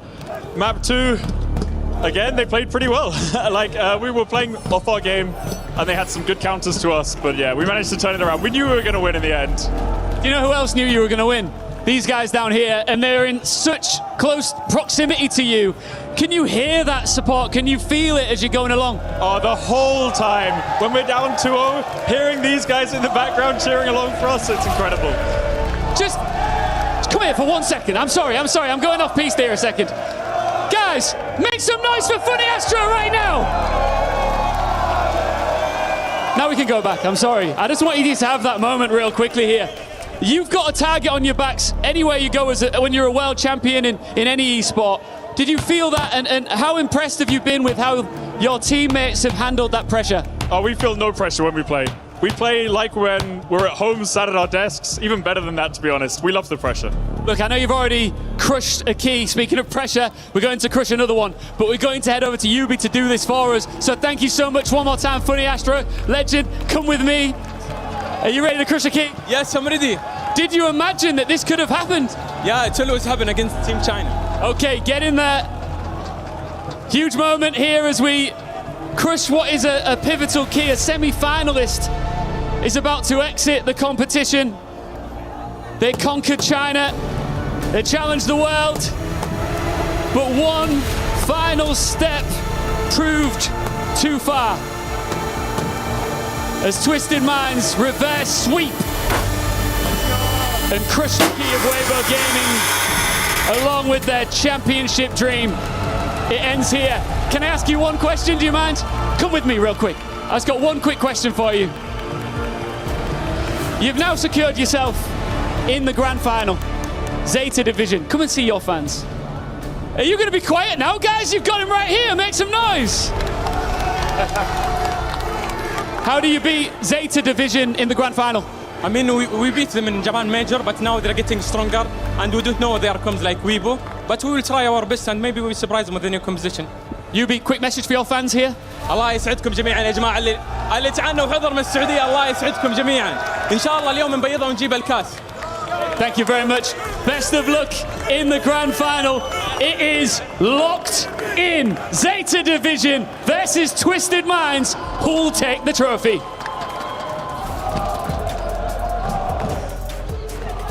I don't know who's going to take the trophy, but I know I want that plushie. Congratulations to Twisted Minds on the most ridiculous reverse sweep of the weekend. I've got Jake, Zoe, and Reinforced to break it all down. This was 7 minutes of Gushue Doomfist domination, and smile on my face watching the Doom play. What was the swap towards the end that gave Twisted the edge? It's the Moira, right? It's simple, having that read that what's more important than what he can produce on the Baptiste is what he can prevent on the Moira. Just being too slippery, being unkillable, that let the rest of the team really get to work. Once they sunk their teeth in, TVNT's Diva was just eating Weibo alive. So the character we haven't seen all week comes into play in the final 3 minutes so and gives them the dub. Yeah, I mean, these are the risks you have to take, right, in order to come out on top here. But also on the other side, I think the individuals played so very well and have adapted throughout this series. So it's overall just been a really impressive performance from both of these teams. I want to give a shout out to Maka on the other side. I think Maka was a big playmaker, helping Gushue, enabling Gushue to land those kills, because those nades, once again, were absolutely unreal. I'm a big fan of that Maka Ana. I hope to see more of that in the future. I thought having the Ana out was going to give them the edge. Johnny, let's talk a little bit about Courts, though, and Yubi, because you heard Mr. X saying it. The teleport high noon combination has caught so many players off guard. That was the exclamation mark on the final map. Yeah, I mean, we've seen so many teams play the Symmetra, but they can't execute like UB and Quartz can. And this is a rivalry that goes way back. You heard UB say, this always happens against Team China. And that was because in the Overwatch World Cup 2023, same thing, Team China up 2-0, and then Saudi Arabia, they reverse sweep on the back of UB and Quartz. They are used to taking down these storied players from China. They always make the reverse sweep happen, and they do it once more. Resilience is the word for me. That is what Twisted Minds is all about. Mama Rack Attack, did you enjoy that game? Was it a good one? They're cheering on their former Team Liquid teammate as they will power through to the next round. Twisted Minds will be in the grand final. If you're a Weibo fan, though, you got to stay in the venue. Don't leave yet, because you're still playing for a place on the podium in our third place match a little bit later, Jake. Yeah, that one could be pretty spicy. I mean, Weibo Gaming were really tried and tested, but to bring Twisted Minds to 5, I mean, we talk about them pulling off these reverse sweeps, but they also drop a lot of brutal 3-0 beatdowns. So I'm very impressed with what Weibo showed, not only today, but through this tournament. I think they're going to be a fierce contender. And for T1, we got to remember, they got bulldozed to start the day. Are they really going to be able to pick themselves up and come back to show us something competitive in the third, fourth? So if you're just joining us, we need to catch you up on all of the action. Walk me through our quarterfinals into the semifinals today. Right on, yeah. Twisted Minds kind of rolled over a GK there very early on, and then Weibo surprised us all with a very convincing victory over Space Station Gaming, which we're running out of gas very quickly. Zeta Division absolutely annihilated Dallas Fuel. Like that was a brutal beatdown. And then a brutal beatdown also from T1 over Crazy Raccoon, which probably is the biggest surprise here for sure. And then, of course, you just saw the Game 5 after a 3-0 beatdown started their day, as Zeta Division was the first in the championship matchup. Johnny, will we get to a Game 5 in that series? It'll be 1st to 4 in the grand final. I'd love to see it, but me and Jake were actually talking about it. Now, if you're Weibo Gaming, you went map 5. That's a lot of adrenaline expended in that series. Meanwhile, T1, maybe they have an opportunity to go grab lunch, get rested, prepare for this third place match. This is a really important map, though. The difference in prize money is huge for third and fourth, and obviously you want the club championship points here at the Esports World Cup too, so a lot on the line for these two teams still. We're getting photobombed by moms here at EWC. You love to see it. Jake, before we go to commercial break, we're going to see T1 against Weibo. Why should people stick around for that third place matchup? I think this is a huge mental test for T1 in particular. Weibo, I call them the heavy favorites right now. They look good. I think they can come out of that last match with their heads held high, right? It's not the result you wanted, but you've still proven, I think, to a lot of fans here in Paris and back in China that these players can still do it. They can still hang with the best of the best. And for T1, I mean, that was a hopeless first match to start that day. They were destroyed. If they can pick themselves back up, that would be a serious feather in the cap with those young players who still have a lot more in their careers to show us. Serious money on the line, and of course, those club championship points. 2 more matches still to go, and let me let you know right now, you're going to want to stay tuned, because when we come back, it is a special dev segment from Blizzard right here from EWC after this.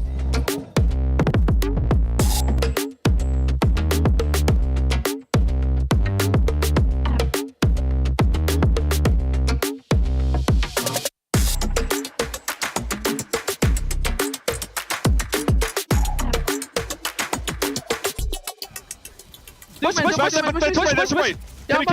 Give me. Just use full. Don't worry about leave points. Tracer. Come points. كل باص 3 2 كل باص تبي خذ تبي او كل باص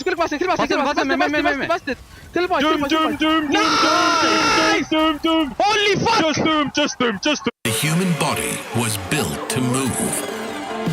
Not trapped at a desk in one singular posture for 12 hours a day. It's time your chair evolved. This is Secret Lab Titan Evo. Ergonomically engineered for you, gamers, hybrid workers, artists, backing your every move.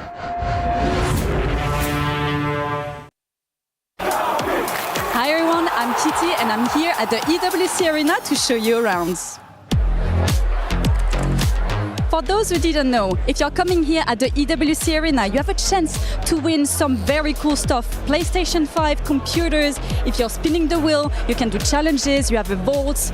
Why would you not come here? Speaking of activities you can do here at the EWC Arena, you can play games. And speaking of gaming, I'm a game addict myself, so I'm just gonna drop the mic and start playing. You can come in here and have a lot of different activities, learning about Korea, the culture, the things you can do over there. You have VR, you have PlayStation right behind me. It's just awesome. You also have different booths for French orgs. Vitality right behind me. You have Carmichael, Gentlemate. You can maybe meet your favorite players. Sometimes this place is packed, so make sure you're coming in. Yet another place where you can go and you can have nice little setups where you can game, you can rest over there. This place evolves every week. Most likely it's gonna evolve next week as well, so make sure you tune in. The more the merrier, so please bring your friends along, because after sitting here all day, you might want to play some games, basketball, football, and actually, you know what? I'm gonna play as well. We're displaying the best esports in the world here at the EWC Arena. We had Valorant on the first week, we had League of Legends on the second, we had EAFC, now Overwatch, and we're gonna wrap it all up with CS2. I'm so excited. We are here at the trophy area where the champions rise above. Speaking of champions, every week we have different champions for each game finishing, and the losers get their key crushed in, being in the sand right next to me. But I have one more question. Who is gonna lift that precious club championship trophy? We'll know by the end of August. If you want to finish your journey the best way, you can buy souvenirs here, jerseys and other stuff that are very cool. I have myself some jerseys I prefer more than others, so make sure you're coming here and experience EWC yourself.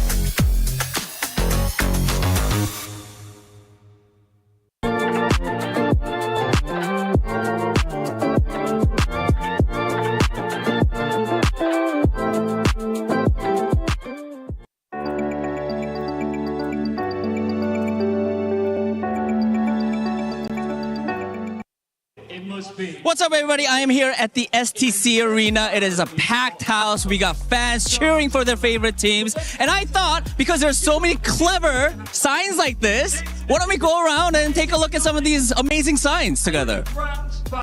Amazing drawing. I love the Tracer, Reaper, Zenyatta as well, and Jetpack Cat as well.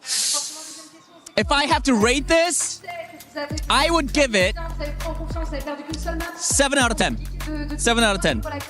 What's your name? Natalie. Okay, so can you explain what I'm seeing right now? I'm guessing you're a Zeta Division fan, and you are an amazing artist. What do you have to say? Thank you. Well, first, thank you so much. Then I drew pretty much all of the main heroes of the players. So of course, Anna for Shu, Lucio for Violet, Diva for Bernard, Tracer for Proper, and Sojun for Knife, because I think they are absolutely amazing, and I'm so happy to see them in real life. This is absolutely amazing. I just saw something. Why is Bernard crying? Why is Bernard's Diva the only one that is crying? It's crying. Everyone else is happy, and then Bernard's just crying here. The tank is always the one that suffers the most. Pretty much. I mean, fantastic drawing. Now I have to give my rating. I'm going to give you, honestly, 9 out of 10. Fantastic drawing. It's cute. They have personality. You even have the players' names on it. Fantastic job. Can you guys explain me what I'm looking at? Okay, so this one is a Zarya bug. Like it's a voice line that she says when she's in the spawn, and the voice was kind of like robotic. Yeah. And so it was really funny, and it became like a meme. And you as well. That is something I'm very familiar with. Can you say it in your own voice? And they say, and they say, and they say, and they say, and they say, and they say. Very funny. All right. I have to rate it now. It's usually drawings on the signs, but I will give you guys both, ladies, 8 out of 10s. Happy? And they say, and they say, and they say, and they say, and they say, is Chinese Overwatch really back? Or do you believe? I have hopes. I truly believe this time. We have broken the curse with Falcon, so I think we have the strength to do this. And where did you find this? I think it's from the cinematic, if I'm not mistaken, right? Yeah, it's the Overwatch 2 cinematic. Monsieur is Overwatch back, so I think I tried to do the Chinese version. Pretty clever, pretty clever. All right, my rating for this one, I'm gonna have to give it 7 out of 10. All right, guys, I found another amazing artist. She's like locked in right now, so I don't want to bother her, but take a look right there. Right there. Juno, look at that beautiful drawing. Oh my God. Peps fans there's a lot of great artists. Yeah. Buy the bundle, maybe. Yeah, support her. Ladies and gentlemen, I think we have found our winner for the Okay, ladies and gentlemen, I think I found my one. I think we found the winner for the best sign here at EWC. It is not one sign, it is multiple signs put together. I'm here with the Shu Alliance, everybody. Take a look. Yeah, let's go Shu! All right, how long did it take for you to make this drawing? About 10 minutes. I did it before the match started. You drew this in 10 minutes. You can give me 10 years, I probably wouldn't have finished this. Thank you so much. Amazing. Do you have anything you want to say to Shu? Oh, thank you for inspiring me so much. Sorry, I'm really nervous. Thank you for inspiring me so much. You're a really, really good support player. I love you so much, and I hope Zeta win. Zeta will be going on to the final, so we have more opportunities to show the sign, right? Yeah.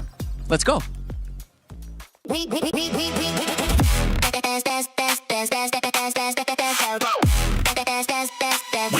Esports World Cup up.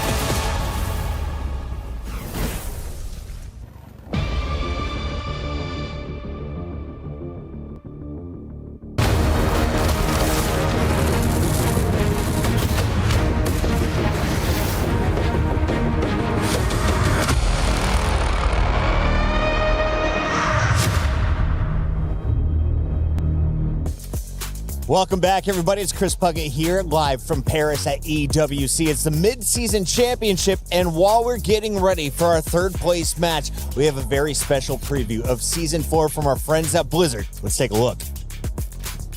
Everyone, with data from map voting, we're listening to player feedback regarding maps. So, in Season 4, we're giving 3 core maps all new reworks. When we approach reworks, we first consider alleviating pain points for players with an updated layout before handing the map off to the art team to work their magic on the new canvas. And when possible, we'll be updating our maps to support major story beats. But that's enough of me talking about the map reworks. Let's actually take a look at them together, starting with Paraiso. When exiting the attacker spawn, make sure to swing by the new poolside. After basking in the view, let's head towards the capture point. Right away, you'll notice a brand new statue of the Vishkar Corporation's heiress. Although Domina may paint herself as the generous benefactor of Paraiso, I assure you, some friendly faces are fighting back too. As we continue on to point 2, the people of Paraiso are preparing for parade. From a level design perspective, we've made targeted layout updates to add new routes, improved flanks, and high ground access to help relieve pressure at the main choke. And the art team had an absolute blast decorating for the parade and adding new music. But the party is really happening on point 3. Step into the upgraded club Synesthesia. The art team added more music, a frog paludarium, and a brand new dance floor. By the way, if you're playing Lucio, you'll discover the club really reacts when you drop the beat. Next up, we'll be traveling to the outskirts of Stuttgart, Germany. Eichenwald was originally released in 2016, but it's always been a little too defender-favored. The goal of this rework is to make the map more attacker-friendly with a primary focus on the area outside of the castle grounds. Coming out of spawn, we'll follow along the right and take the elevator up to the new attacker high ground. Or, if you want a more exciting rollout, you can take the right flank. We've extended the platform on both sides because, well, a lot of players were falling to their deaths trying to take it. On point 2, we've added a staircase to help attackers summit the ramparts. And we've added a jump pad, because level designers love jump pads. If you find someone is taking advantage of the jump pad, we've added a very discreet window for you to keep an eye on them. Making our way into the castle interior, we've added a unique spawn room window, so defenders have a new way to join the chaos for a brawl on final point. And last, but certainly not least, let's take a look at Busan. For downtown, we focused on opening up the map more to avoid choke points where players were getting stuck. We also changed up some of the longer sight lines. We'll start in the downtown karaoke spawn room. When you come out of the door, you'll notice the city has been attacked by the Junkers. On every corner, there's more destruction, graffiti, and keepsakes the Junkers left behind. I'm so relieved that the cow didn't get popped in all the chaos. The tower on the capture point has been taken over by the Junkers and modified with a brand new look. And of course, that means another jump pad. Our intention here was to change how the point feels to play. We'll be listening closely to feedback for how it's received. As we approach spawn, you'll notice Jiggly Cow has a new friend, Jiggly Pig. Next up, we're headed to Busan Sanctuary. Starting at the Tiger spawn room, we'll take the main route to peer into the new window overlooking the capture point. To match the summer season, the trees and foliage have been updated to a vibrant green. Next, we'll take a right to admire the new mineral spring. Our art director felt this added a layer of specificity and authenticity to the map. The mineral spring is a place where the water is abundant and used for fulfilling wishes. Then we'll pass by the wooden drum and head to point. But it seems even Sanctuary isn't safe from the Junker attack. On the horizon, you can see the Junker mothership. We've also made some updates to the playable ground, and okay, they also took out the suspension bridge. Let's go to Mecha Base. Starting in the training room, we'll follow along the clearly marked yellow road, passing where an experimental EMP is supposed to be. We'll swing right, and it looks like Daehyun isn't working on any more upgrades at the moment. We'll exit the capture point, through the exterior door, back along the new flank route, and return to the other spawn room. And finally, our tour concludes in the living quarters for the Mecha Squad pilots. Whether you're spending your summer vacation in sunny Busan, the renovated castle at Eichenwald, or poolside in Priso, we look forward to seeing you when Season 4 launches on August 11th.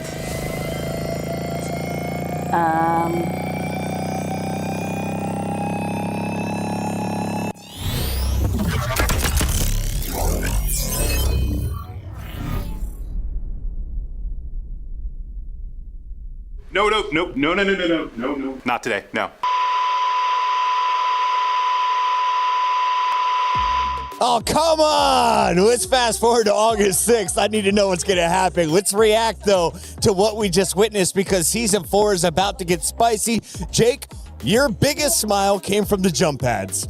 Yeah, I mean, come on. Who doesn't love a good jump pad? No, but I think the Priso rework looks really good. That map has been really unpopular, a top competitive play. And honestly, with the rework, it's going to look a lot more interesting. I think we'll see a lot more people, teams really trying to go that direction. Those reworks all look pretty exciting, so I'm curious to get my hands on them in this upcoming season. Johnny, you piped up most when Eichenwald came around. Is that just because it brought back the Reinhardt Glory days, or what are you excited about there? I mean, attacking second on Eichenwald, they're just like, yeah, they're on the castle right above us, and now we have to, like, unprotected, walk towards, push the cart. Like, some changes to that map was much needed, and I'm really happy the Overwatch team stepped in. Zoe, the pig had me giggling. What has you excited?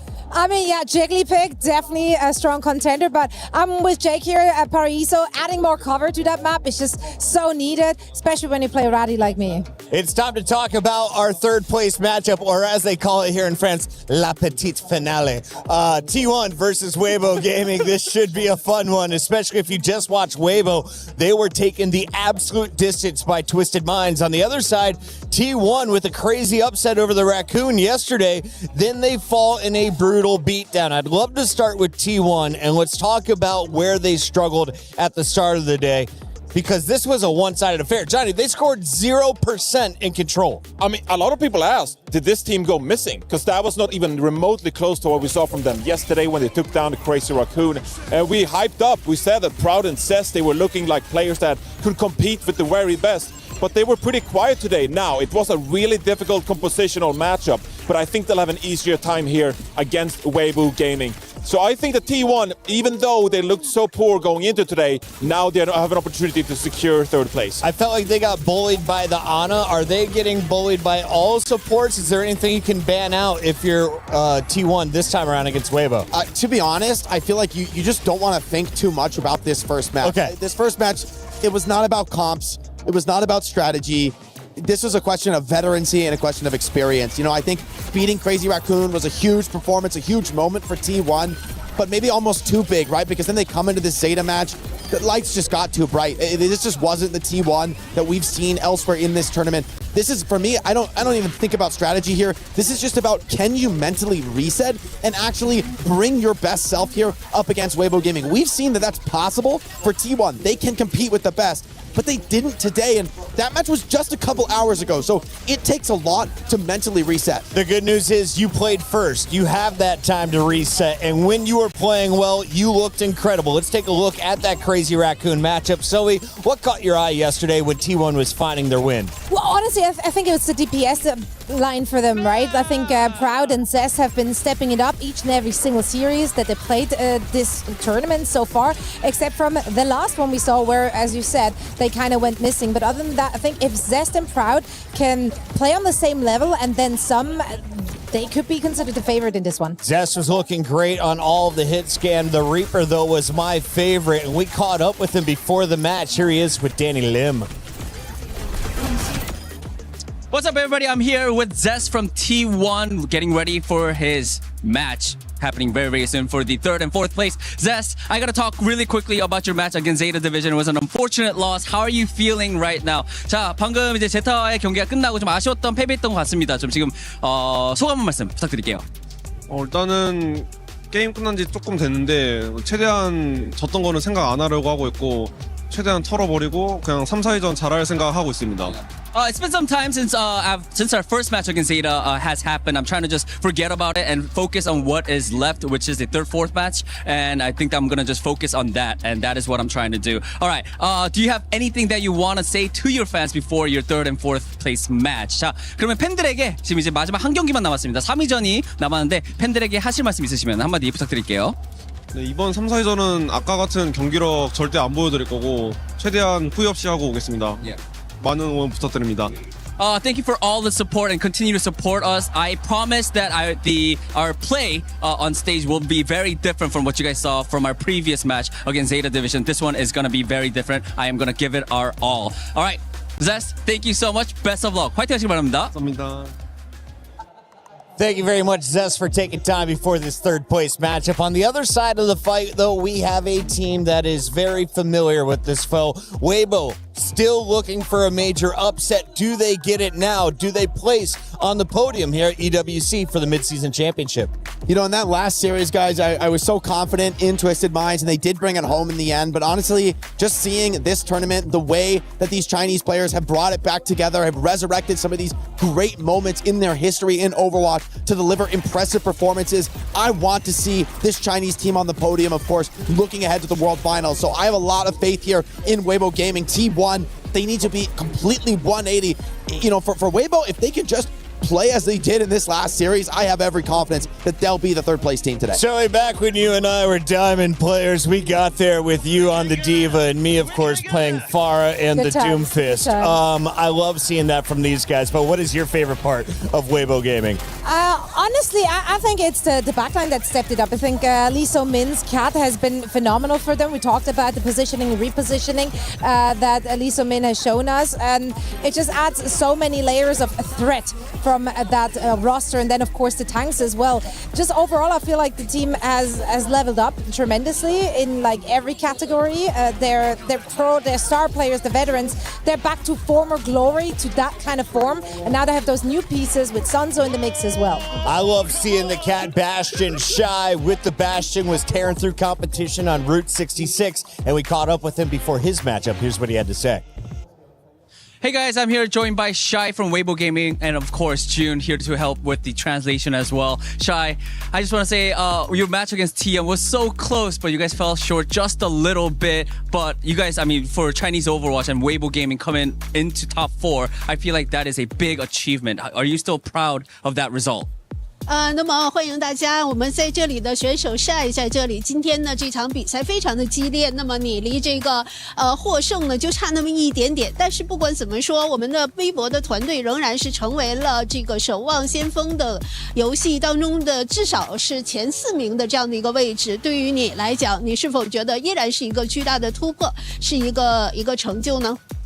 我觉得我们能站到这里是我们团队选手、教练还有管理层一起共同努力所获得的这个位置，所以我非常为他们感到骄傲。Yes, I'm still very proud of everybody in this team. Our team players, our coaches, everybody have worked so hard, and we are here now today. So I'm still very proud of everybody. Yeah. And your day's just not over just yet. You guys have one more match for the 3rd and 4th place. You guys are going up against T1 Shy. How confident are you for that match? 那么你其实这个比赛并没有结束，你们还有另外一场比赛要针对这个 T1。对于这样接下来的一场比赛，你是如何期待的呢？我觉得作为我们团队来讲，既然结果如此了，那就坦然接受一点，就是放开心去迎接下一场比赛吧。So I think as a team we accept now we lost the match we just had, but then we will calm down and then we will do the next match better. Okay, all right. Shai, June, thank you so much. Best of luck in your match against T1. 加油! Yeah. 加油! That is Shy from Weibo Gaming, and with 45 seconds before this match kicks off, I need the official prediction starting with the tall one. I got T1 in this one. I think that loss from Weibo was too mentally tolling. I go with Weibo. I believe China #1. Let's go. Let's do it. This is the year. Weibo is going to finish on the podium, according to Zoe and Johnny. What about you? Jayo, baby. Jayo. And what does that translate to for all of us watching the English Pour some oil broadcast? on. Let's go Weibo Gaming, baby. I think 3-1 or 3-0. I think they're going to bring the heat in this. Shai has been around for as long as I can remember. It's time for him to get at least a bronze and the paycheck that comes with it. Let's jump into the match on the main stage.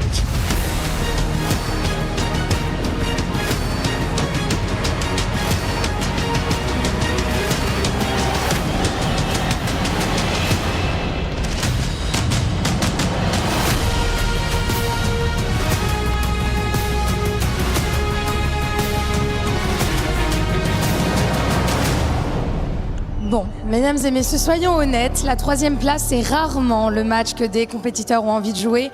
Let's be dead honest, it's rarely what a competitor wants to run for third place match. Yeah, absolutely. Neither of our two competitors here woke up this morning wanting to fight for a bronze medal, but here we are. It's a tough old game, Lou.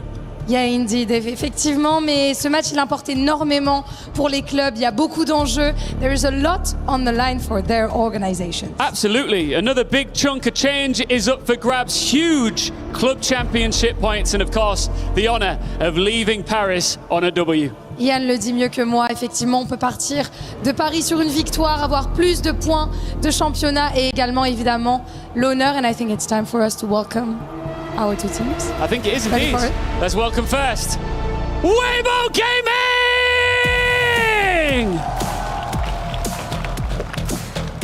Here they are again.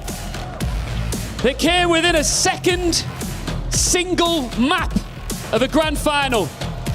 Two maps up against the reigning world champions, only to watch that series slip away in a heartbreaking reverse sweep. Now comes another tough test. You got to reset, you got to respond if you want to leave Paris with a place on the podium. Again, and one last time, please make some noise for T1!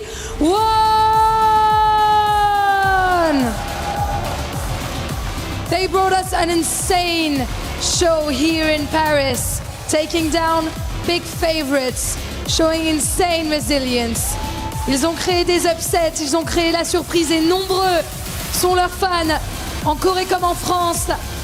They want to leave France with the chin up, with one last win in the bag. But will Weibo deny that? Two teams who've had phenomenal performances here in Paris. It's Weibo versus T1. The battle for third place is on.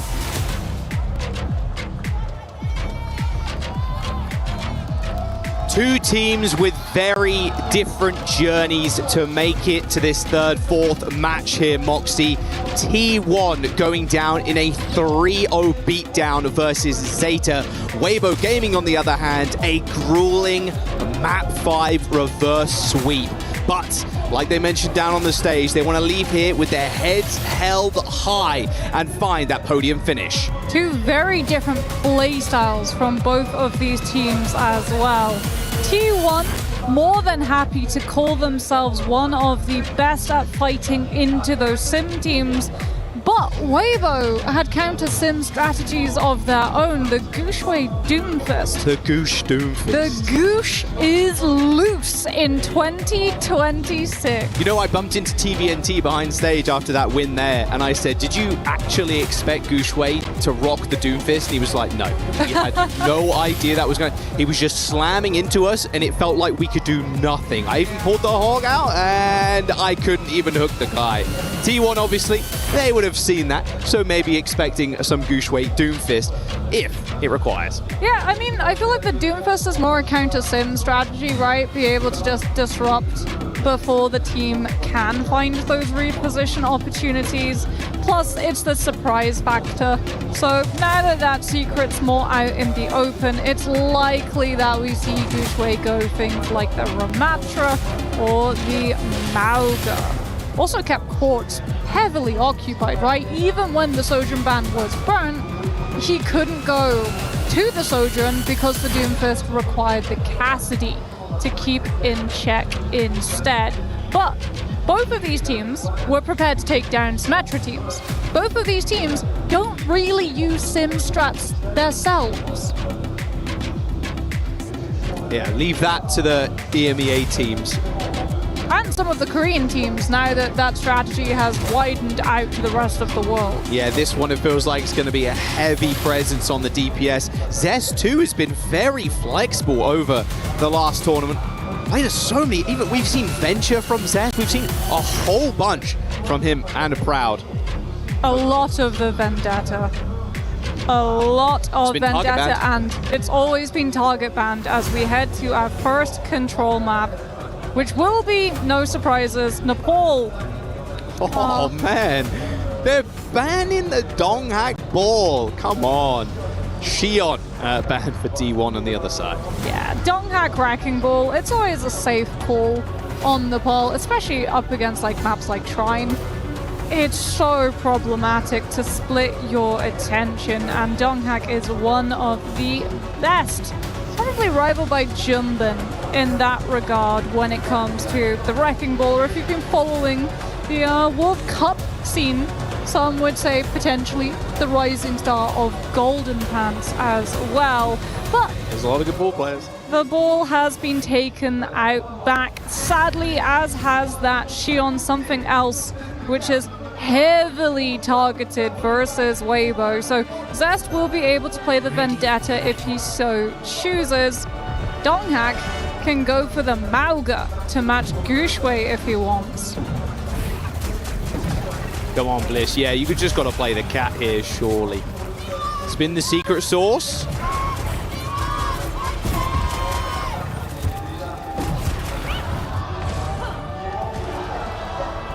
Marker with a quick speed ring out here. Huge match. Weibo Gaming. No advantage for both of these teams. The only change will be Proud on that Emre to try to duel out Shy in the sky. I've really liked the Emre recently. I think it's very good at, chunking out, obviously, Shy, Lee Soo-min, first to go down to Bliss. They do trade their tank for it, though, but numbers advantage here for T1. Proud jumps into the backline. Handley takes the duel, hitting that strafe. You see that on leave. Nasty stuff there from Proud to start us off with. But despite Gushwei surviving in that fight, as soon as that cardiac overdrive runs out, that's his life soon to follow. It will be the point for T1 first. Well, Proud does fall, but Maka goes down for the side of Weibo late. So T1 first cap. Weibo Gaming having to wait for all of their players to push back through. We just see the outline of Zest. Hold up around corner. We see him. Gushwei did not. Oh, whoa, all good though. Marcus got a TP, so it's fine. Teleport to the high ground there for Zest now. Shy's going to get stunned. That was probably Donghak just charging in. Gushwei's going to do exactly the same thing to Proud there.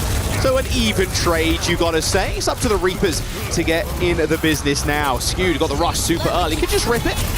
Just grab a quick team fight, and yeah, Gushwei ends up going down too. Shy is going to try and make a difference with the ult, although with stationary targets like this, they've all been funneled into Leave. Leave takes 2 kills of his own, as Weibo Gaming still in this fight.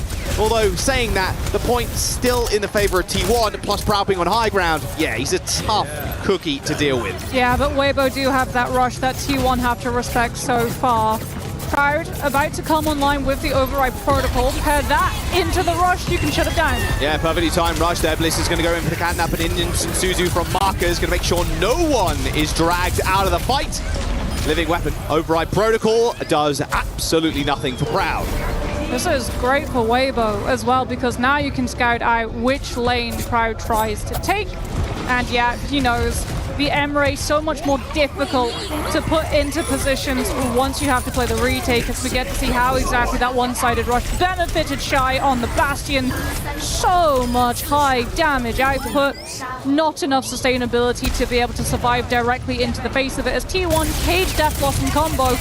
But you have to first get past the bouncer that is Shy. Oh, there's the cage. Death Blossom from Zest going to kill Marker instantly, but here comes the artillery barrage. Leave's going to rip one of his own too and kill Bliss. 1v1, Leave, Zest. Oh. Gentleman screaming here, maybe not. Oh, Zest narrowly killed Leave there. Missed a couple of shots, but all good. Weibo Gaming still in control. And they should be for the foreseeable future. Just need to clear Zest off the side ground. Oh, T1, don't die this late! Oh, that's brutal. Skewed goes down. He's the one that T1's looking to have the rush advantage over Maka. Although saying that, Scheisse ends up going down as well. Lee Min goes for the catnap there on the Bastion. Proud is kind of dangling around currently. No focus fire though from Weibo Gaming. Couldn't get in a position to actually punish.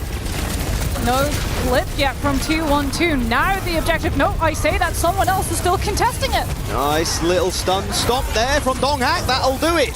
Gushue, Lee Min leave already dead. T1 with a quick flip. Okay, T1 now built up artillery strike to keep Weibo Gaming off their backs for when this next fight happens, so they should be able to surpass the point percent and put us into final fight territory. Weibo though, they'll take that little bit of time required to build up rush to match. I like how Proud in the positioning right now. Bliss is kind of dangling him over this choke point. Shy on the other side though. Just going to wait to take the duel, I'd imagine.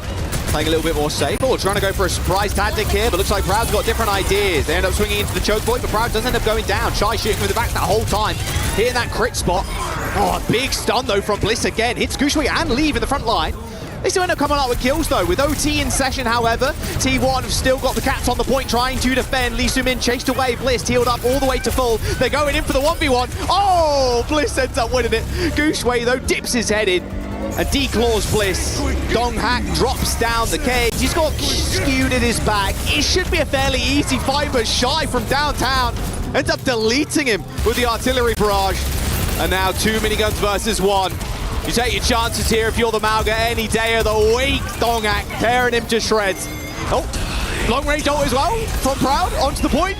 Might not even need it, to be fair. Zest, I think, has already done enough. Oh, he still gets a kill. All good. Teleport to the high ground for Zest as they just managed to rout Weibo. Only Gushue left, but you're not going to last too much longer, my guy. Not happening. Yeah, this round is done. Great use of Death Blossom there from Zest.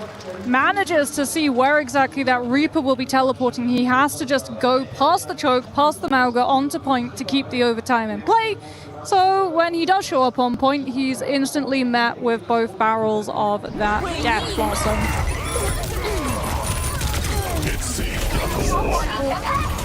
Coming into this series, Moxie, I kind of set it up in the beginning, but I mean, how would you be feeling? What position would you rather be in? Weibo's or T1's? Weibo, obviously, map 5 banger, reverse sweep, or T1, who got kind of stomped by Zaya. What mental position would you rather be in? For Weibo, it's rough because you have to reset. You came so close to finals, you probably did not think you would find yourself in this position. And it was instantly off of that last match, as opposed to T1, who had sort of like sit with the knowledge that they did not make it, but did have that time to be able to sort of talk to the coaches, look at the VODs, as we instantly get ready to go into Sanctum, and Weibo have swapped up their comp. Shy is on that Freya, trying to be problematic to Zest and Proud. Oh, nice stuff by Marco there. Throws the nade and is going to be able to dodge out of the way. Receives the Suzu. Both supports under a heavy duress here. Weibo Gaming turning their attention to Donghak, who's acting like a rather large tracer in the back line. Very quick springboard back in for Weibo Gaming as Marco ends up staying alive. Yeah, Weibo are being very aggressive as well with the composition, despite this lack of Lucio or Juno to be able to push them forward directly into T1's faces as Proud down. Good anti onto Bliss as well. T1 have to call the shots off of this, but Weibo, they just take the black plank and T1 get boxed totally out of space. Oh, nice positioning from Leave. Beast mode on the Tracer. Oof. It's so tough trying to push into a Tracer with a Kiriko pocket, because for Weibo, you're happy to just hold that lane so that Proud and Zest can't get past, right?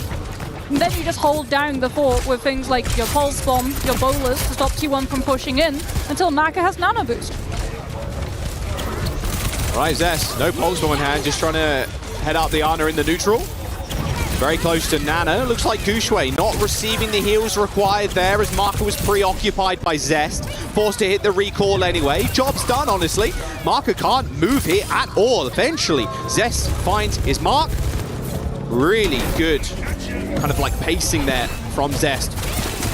Yeah, Weibo with controlling one lane, but not keeping that eye on where Zest could just pop up with that double blink to put the pressure on the Ana and take the resources that were keeping Gushue on the Orisa up as What am I saying?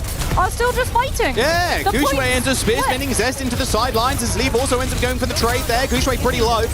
He's got a spear spin straight into the spear downtown, but no, he goes a little bit wide. Not a problem. Donghack still in the back line though somehow. Don't know how Bro's still alive. I'm going to be honest here. Someone needs to take care of him. Nice spear into the wall. Proud ends up sliding away with the golden Gushui. Ends up taking him out regardless. Here's the cage too. This fight has gone on for way too long here. When was the last time we saw a fight here last this long?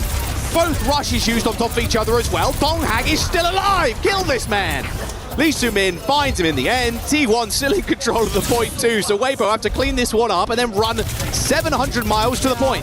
That's the thing for T1, right? You're happy to keep that fight going because you're fully in control of the point. So that makes up for Weibo winning the previous ones and holding you at choke. Leave with the pulse bomb, but now has to walk into T1, who'll be able to see him coming and Suzu it. So all eyes fall to Shine. Donghack's really just playing bigger Tracer here. The Falcon, he's taking it off. He's running into the backline again. Yep. Marco's going to go really low. There is the overrun kill onto Lee Soo-min. I really like the way Donghack's playing right now. He's playing with anger, fury, vengeance, maybe. That is what's filling his heart right now. He's also playing safe with the knowledge that Weibo have no way to disengage from Slam. There's no Lucio, there's no Sim, there's no Juno. If he gets to that back line, and Maka does not have things like the anti for the self-heal, he's dead. So he goes on to the cat instead. Much harder for the Mauga to slam on top too. Yeah, I mean, don't think with Donghack's going to be doing that a moment longer. Not with the cat, like you said. No chance to actually connect with the backline, so he can return from being the big Tracer to just the big Mauga instead. Although saying that, he's in the backline again, Moxie, so what do I know? Here we go, Proud. All right, eventually Proud is taken care of, but Donghack taking them to spawn again. Gushui just going to get run over. A Terror Surge in the middle of no man's land at this point. Donghack's just going to go in anyway. That's free charge for my supports, thank you very much. Takes a tickle in the damage as T1 go for the spawn door touch. A slide out from Shy to try and get into the fight once again, but there's nowhere nearby for Weibo Gaming. No chance to touch the point, and T1 end the first map 2-1. A very strange Sanctum. I think we can both agree on based on where all of those fights were occurring. Just Donghack taking full advantage, being able to Mauga slam forward. Like, Maka last fight actually goes for the Tracer carry to drop him close enough behind enemy lines that he can go jump Proud. At which point, the communication is just like, hey, I have two on me, one of them's the cat, let's just push forward when the Ana is vulnerable. They look completely unfazed, honestly, Moxie, T1. This is looking like the team I was expecting against Zeta Division. I want to see if they can continue this. Now, map number 2 coming up in just a moment, but we're a very special couple of guests down in the audience. Lou with a couple on their honeymoon. Indeed, very special guests here in the City of Love. I'm so glad to be with Cam and Peyton, who have very important news to share. We got married. We're on our honeymoon. Honeymoon here in Paris, coming to see the Overwatch Midseason Championship. We're very honored to have you here, of course. Can you tell us about the story that you have with that game? Yeah, so we started playing together pretty much as soon as we got stating because it was COVID, so had a lot of that to do. A lot of free time and you started gaming together. Donc effectivement, on est en notre lune de miel, on vient de se marier et on a commencé à jouer ensemble à Overwatch dès qu'on a commencé à date puisque c'était le Covid et qu'il y avait beaucoup de free time. And I want to know how's been Paris? Have you done any romantic stuff? How's the food? Oh, everything here is amazing. Gorgeous city, friendly people, amazing. We'll definitely come back. Friendly people, I'm very happy to hear that because we don't often get that feedback. Guys, on peut faire du bruit s'il vous plaît? I love that, friendly people. Effectivement, on se régale à Paris. Les gens sont incroyables. La ville est trop belle. On mange trop bien. And last but not least, your story is truly moving to, a couple of gamers. So is there anything you want to share with maybe gaming couples that are watching us? If your PC's from the same room, get good headphones. Your friends will thank you. Si vous jouez dans la même... yeah, that's so accurate, man. Si vous jouez dans la même pièce, soyez sûr d'avoir un très bon casque, un bon micro et vos amis vous remercieront. And what about you, Peyton? People can say what they want about gamers. Gamers find true love too. Beautiful, periods. On peut dire ce qu'on veut. Les gamers aussi trouvent leur autre moitié, évidemment. And in a city of love, I'm gonna let you do your thing before we get back to the game. But there's no more time for love here, because on the server, the teams need to get back on track. Thank you very much, Lou. Yeah, honestly, a really nice story. See? Gamers can find love. It's a meet cute. Gamers can find love. There it is. It's wonderful to see them here at Mid-Season Championship. As we get back into the game, T1 taking that first map against Weibo Gaming. So, that's going to be Neon Junction, right? Most probably. That we turn to second with, let me guess, the spicy Gushway sub out for Sunzo. Daring today, are we, Weibo? That is a very good last sign. Excellent. Let's have a look. Are we going to see Sunzo? Yes, we are. Okay, Gushway out. Sunzo back in. Alrighty. Now, we didn't see the Gushway Doomfist, sadly. But Wow, a little bit we- more telegraphed here from Sunzo. We saw 0.5 seconds of it. Oh, sure. When he panicked and realized that they had to try to find a way past T1 to touch the point. But yes, no, not as much value from the Gushway Doomfist that we had previously. Like I said, it's more counter-symmetric strategy, also forcing quads to have to hold onto the cast as opposed to the Sojourn, which is a good way outside of the ban draft of keeping him off his best hero. Speaking about ban draft, earlier on we did get to see Sunzo banned out of the Sigma and have to flex onto that Ramatra. Some teams as well have tried, since Weibo have been playing Neon Junction a whole lot.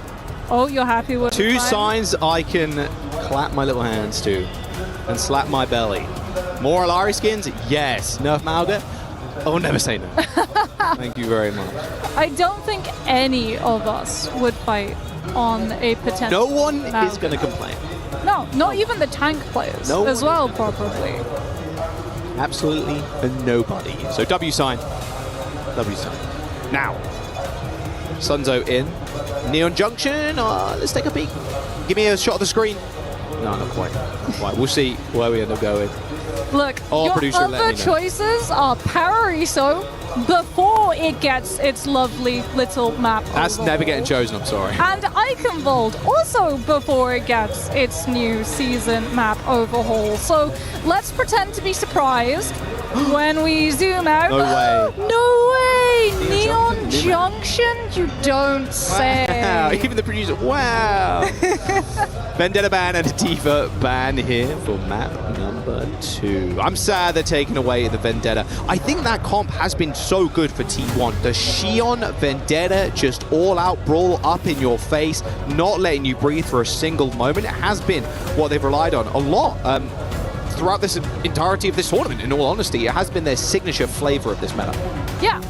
These teams don't play Sim. You have no reason to target out the Sim. You don't have to worry about a team being teleported outside of choke. What you do have to worry about is a Vendetta Xion walking to those spaces.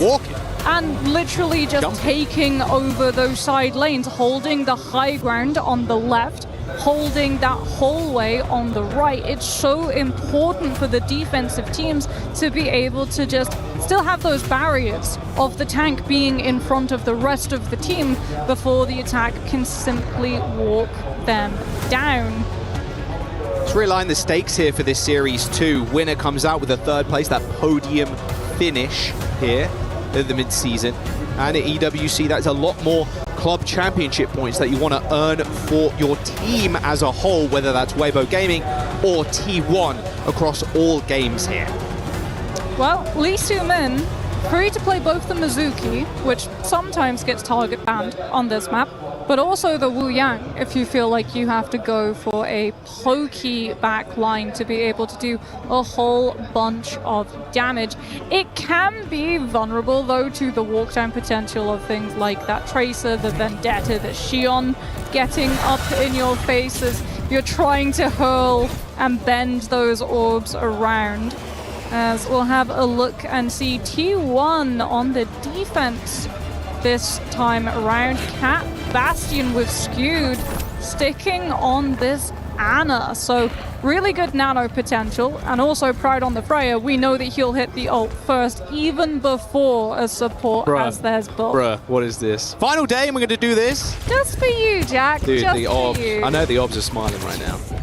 Thanks, guys. I'm so happy I'm not the only one who does this in attack spawn, by the way. With the jiggly Murloc? Yeah. It's a classic. It's a classic. Now Busan's got the jiggly pig. It's even better. All right, Weibo Gaming. Sunzo, no shock. Straight over to the Sigma. But without this Vendetta, looks like T1 are going to pivot back to the Cat Bastion with Zest. There's also a lot of pressure on Shy and Pride to be able to win that Freya versus Freya, as Leave actually forced just bike away by the Cat Bastion. Oh, wow, that was close. One more take aim shot there from Shy would have been an easy kill onto Zest to open things up with. Oh, the sleep the anti onto Sunzo. Weibo just can't move forward. Leave taking a lot of damage there, has to dash back and use the bike there for some additional damage. Good rock by Sunzo. Donghak falls to his back, and that will be, in theory, this first point. Yeah, T1 could potentially go for a retake, especially since they got Shy, so Weibo without a huge chunk of damage. Donghak's coming back on Malga. He wants to take the fight. You're saying this, but Sunzo is doing a heck of a amount of damage himself right now. He's going to try and force Zest off that high ground. Here comes the stomp from Donghak. Leave now in trouble. Just gets a cat scratch there. You've got to be careful. Bliss appearing out of nowhere most of the time and just scratching your face off you if you're out of position. Nice double from Donghak. It's going to keep him competitive here. Only 2 ticks for Weibo Gaming. Yeah, and T1 have been able to build up a good nest egg of ultimates. Bowler for Proud, Nano Boost for Skewed, and Artillery Strike from Zest to slow this next fight down. Weibo, they're close to that rush, but close is not enough to commit to the fight. And that allows T1 the opportunity to find these picks and force them back. What do at least Min thought his TP was there? Whoa, whoops-a-daisy. That's not a good start. Donghak way too far up, it felt like. Yeah. He's been behind statue. I wonder how much LOS his healers had. Well, there's the polar. There goes wide. Not an issue, though. Shy is going to build that one up real quick. And that'll be point. Only 33% needed. Yep, 1 kill onto the tank, 1 tick left. That will be enough for Weibo, and they hold on to so many of their ults to snowball damage. You got to clear Shy of this high ground. You can't just wait for the train to do the dirty work for you. Skewed, naded himself. Here comes the Flux. Ends up getting 1. Artillery barrage from Zest. He's going to try and make it a little bit more difficult here, but Donghak instantly focused down. Good Flux from Sunzo. Whips him around the corner and gets the payload going some more. T1 have just been denied the opportunity to take the fights and use the ults the way they want to. They've had to play reactive to Weibo pushing forward and taking more space versus them. They at least will have this nano boost to be able to try to put the pressure onto Weibo, but if Donghak goes too far forward and is split from the rest of his team once more, Leisha Men just drops the Sanctuary and absorbs any opportunity for Scoot to be able to keep the Malga up. Zest put in the sky again, nano boost onto Zest himself, but here comes the Sanctuary Lee Su-Ming. Good anti-nade hits, both the DPS and a support there for Weibo Gaming. Now Donghak wants to get into the mixture, but a spree from Leave is going to send T1 reeling. This is fight done. Oh, you got to hit that shot though. Oh. You got to hit that shot though. Okay. Proud escapes with 1 HP. There it is. The shield basically running him over at that point. He was so damn low. Team kill. One more chance to be able to fight this out. Zest swaps onto the Tracer just to be able to blink past Weibo and allow Donghak to use the cage. It should be fairly trivial for Donghak to get to the point. Yeah, just an overrun in. There's the cage. Sunzo in trouble. Catnap's going to come in too from Bliss to try and get a stun. A Suzu to save Sunzu's life as well. All defensive CDs have already been used. The Shy throws in the bowler to sustain some of the damage in this front line against Donghak. But Donghak is just full HP, running and gunning, mark it down, and that's going to be a nice clip from Zest to get a team kill for T1. T1 identified Weibo used both support ults to have to deal with that Nano Bastion rush and Sanctuary, which means if Donghak's cage comes out, T1 will be able to find the picks. Even if they get players traded, they have the closer respawns to refresh their numbers before Weibo can walk once more. You're taking precious time off the bank, and you're setting up opportunities for Zest and Pride to find kills before Weibo can close up onto the defense and put pressure onto the Kiriko. Gotta wait for the train first, wait for the barriers, and then you can push on. So why is the enemy Malga up there? Why is Bro up there? All right, let's all slam in. That's the fight pretty much done, though, unless a miracle happens here for Weibo Gaming, but not to be. Oh, they're going to stagger Sunzo, too. Oh, no. Uh-oh. I mean, realistically, if you're Weibo, unless Shy... To the train, Sunzo, to the train! Okay, not quite.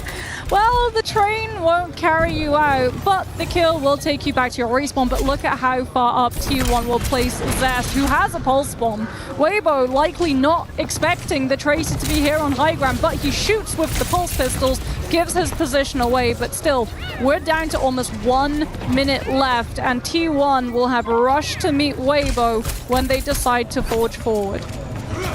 Wait for the train again. Slight bit of delay. Zest looking like proper from this angle. Violent proper doing that in the match earlier. Oh, dearie me. Shy caught out completely as Donghak was also on this high ground. I mean, this is just an absolute crushing right now on this second point. Weibo can't get a single bit of space. A flux thrown in by Sunzo too. 50 seconds to go and Weibo are faltering. Yeah, T1 will just hold super close up to Weibo too to try to force things like that Sanctuary from Lucy Min, just so that you know that you have the chance of not losing someone as you rotate Leave actually onto the Sim to be able to teleport the team fast, since T1 have all of the space. All right, there's the TP. Straight across, straight onto the high ground. Train's not coming just yet. Got to check your backs though. Zest got a pulse box in that throw now. Okay, swing and a miss from Zest. Not an issue though. They managed to flip the map. The rush is going to be the first thing to start the fight off with. An instant Sanctuary in there to try and save Lee, but he gets absolutely deleted by Skewed. A bowler on top as well. It's just the cherry on top of this cake. 5 seconds to go. Is this defense from T1 on second? A rare second hold, Moxie. As Weibo Gaming struggling to find their feet on Neon Junction. That's brutal for Maka as well. 93% to rush. Just not given the opportunity to keep the team alive long enough to build the ultimate, like Sim TP, just to get away from the stranglehold that the defense has been able to establish versus you. High ground, control. Lanes, control. But the moment you start taking that fight in the front line, Sanctuary gets forced early by the Mauga cage. It's not there to be able to, or the rush rather, and it's not there to be able to absorb the after effects of the bowler. Yeah, they tried a couple of different approaches, but something that Donghak was doing in the previous map even, just playing so far up. Yeah. He is playing as the Tracer again. Well, he's playing on that high ground with the Cat and the Tracer, and yeah, it's a 3-man wrecking crew up there. It's also a great way to overwhelm the Mizuki, right? You can only chain one of them. Unless you had your way and you'd be able to chain the whole team. True. That's why you don't. That is why you don't balance the game, Moxie. No. That is why you don't balance the game. I would balance a brilliant April Fool's patch though. You know what would be a really good April Fool's patch? If they removed all the pigeons from this map. Yeah, really, but really don't good. tell anyone. And no one would blink an eye. Weibo, though, how well will they be able to have this defense as you get your way? Yep. Here comes the Donghak Wrecking Ball. Lee Sumin, though, starting off on he's that rolling back to Mizuki. spawn. They're playing Sigma, and they're playing Mizuki. Ram. Fair enough.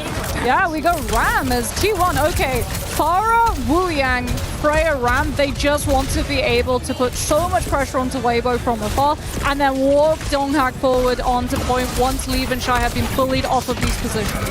Looking at my email inbox full of spam. They're poking down this front line. This little boot. Oh, almost hit the direct too.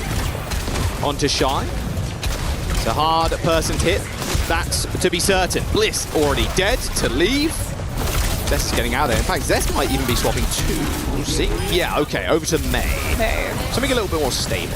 Yeah, it's also a good way of just being able to punish the split from Sunzo, since Lee Sumin and Maka don't want to play too close to that Sigma, because if they play out in the open, it allows Pride to be able to find far more value with that Freya.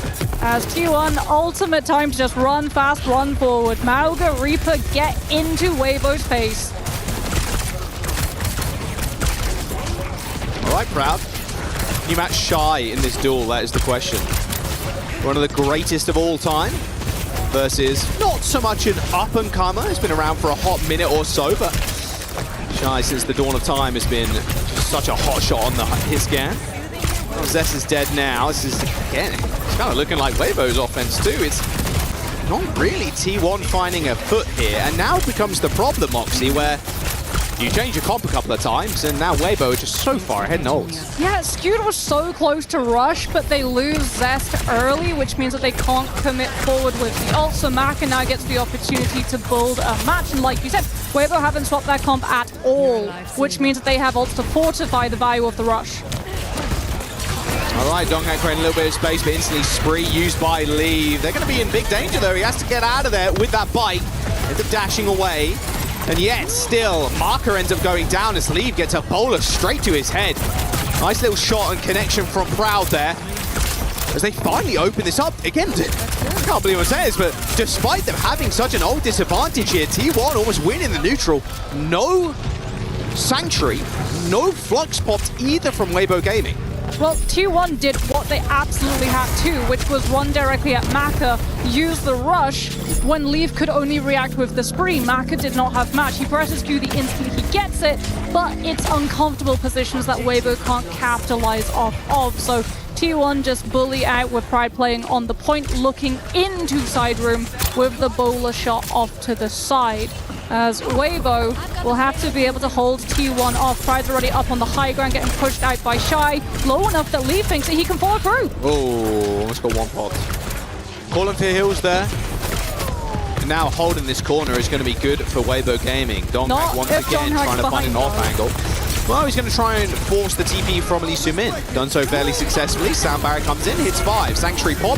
Nice little stomp slam, but unfortunately, Lee Sumin's just going to retreat to the Sanctuary of the, well, Sanctuary. Shy and Lee Sumin do end up going down, though, with Sunzo's trapped in the corner. That cage perfectly placed. Sanctuary fell, and the cage went up, and that'll be a team kill. T1 with the payload moving. Yeah, Donghak has been such a problem for Weibo to have to stay on top of. As now we head to second last fight, if T1 are able to keep Weibo on their toes. And on their toes they have to be, because Zest has that Death Blossom. Oh, they found him. Oh, Leave gets the Zuzu and the shield too to make sure he stays up. Chains on Donghak, but an unrelenting amount of damage coming from the Mauga. Eventually, he is slain. Weibo Gaming trying to clear off of the backline. All these T1 players, they're going so far deep. No one's contesting the point push. T1 pushed the whole time. Oh, what? Okay, hang on. Shy's also dead. Zest is still in there. This is in their spawn. He's going to try and spawn camp Leave. You can't do this. Not at this range. Already used his raise, but here comes the backup. Here comes the cavalry. T1 are already back on the point. And you still got to clear Zest. Here comes the rush as well. The moment Skewed gets it. He's in the back. Lee's going to try and find an off angle. Oh, the one tap onto the back line. No more ults. No problem. T1 have lost their supports. Good tracking from Lee too. Hops on the bike. That's a 4K. Almost a 5th. What a hero play from Lee to save. Yeah, that was a requirement. We'll see the flank from here. Yep, throws out the bike into the execution. And then just base damage when Donghak has been chained down by Lee Su-min. Preserves the Spree as well. Because you're one fight away from being able to push this cart to that checkpoint. And T1 with this Lucio Kiriko, they will want to play fast. Leave trying to shut out that rotation first though. Gets checked real quick though by Bliss. There's the Spree. How about some of this then, Lucio player? Trying to disrupt me. Bliss ends up trading for Shy there in the front line, but Sunzo's got his eye on Zest. Sanctuary popped on the point now, and now T1 have got a fear. A rock connects with Donghak. As now with 45 seconds to go, T1's attack attempts here are diminishing. Yeah, but forcing that Sanctuary is huge for T1, right? You don't have it to absorb the impact of Death Loss and comboed with the cage. Weibo have to play preventative instead of reactive. If they play too close to the point, Donghak just cages them and Zest kills them. Oh. Almost got booped into the train. That would have been brutal. That would have been a clip of the day. Well, the Death Blossom off screen right now from Zest.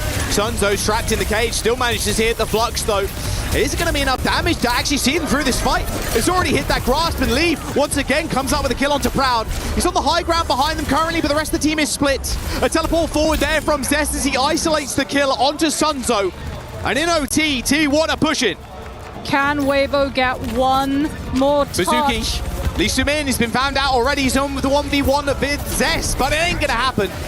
A nice little boop away on the Reaper. A Wraith wants to get another touch. Leave is back here too, but they haven't got enough bodies on the point.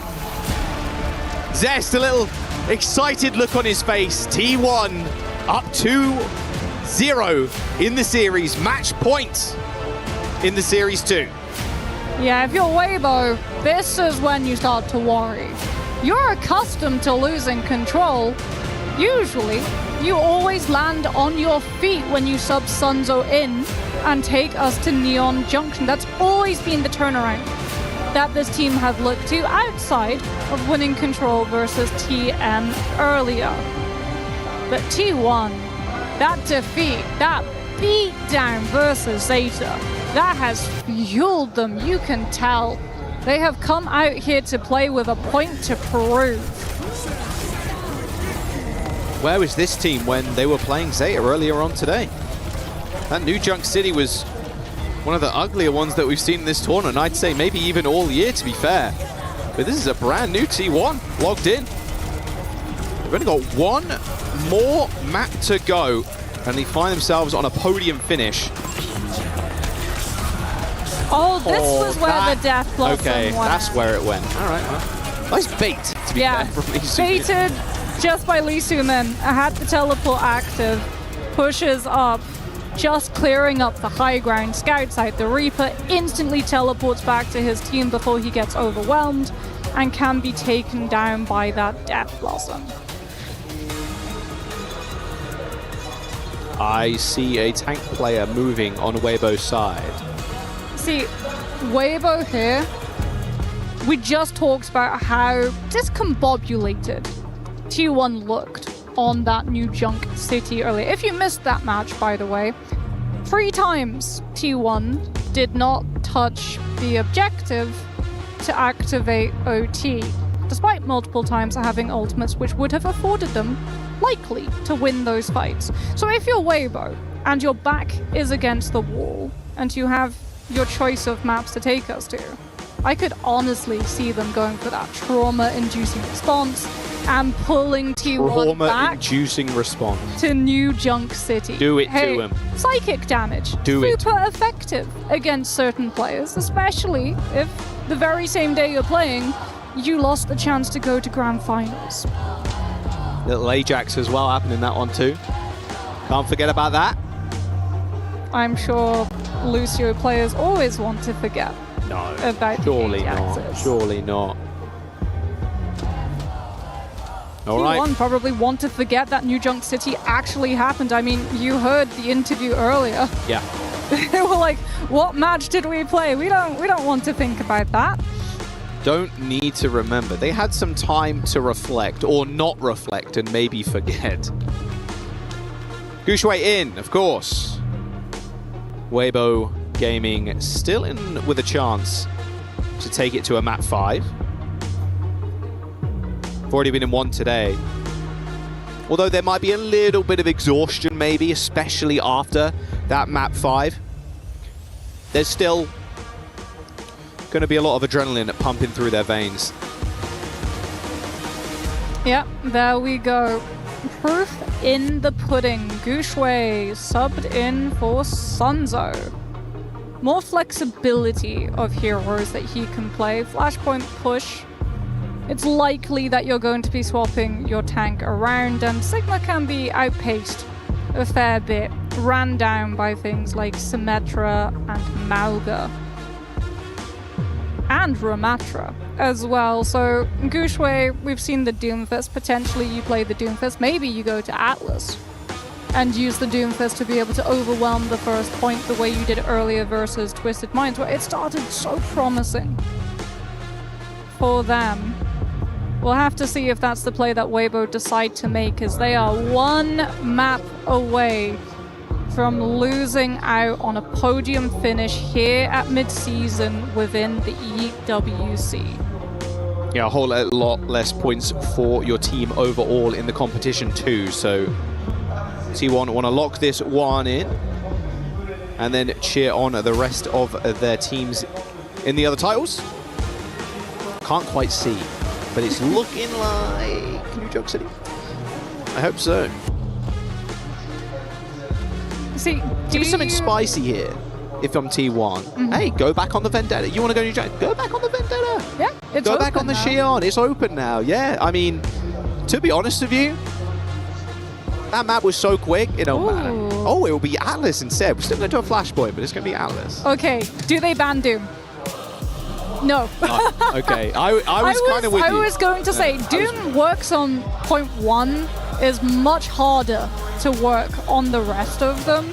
So I think removing something like that Tracer where you really will find the value all the way through is a much better shout, because even if you lose point 1 to the Doomfist, that's only 1 out of the 3 required for teams to be able to finish this map mode.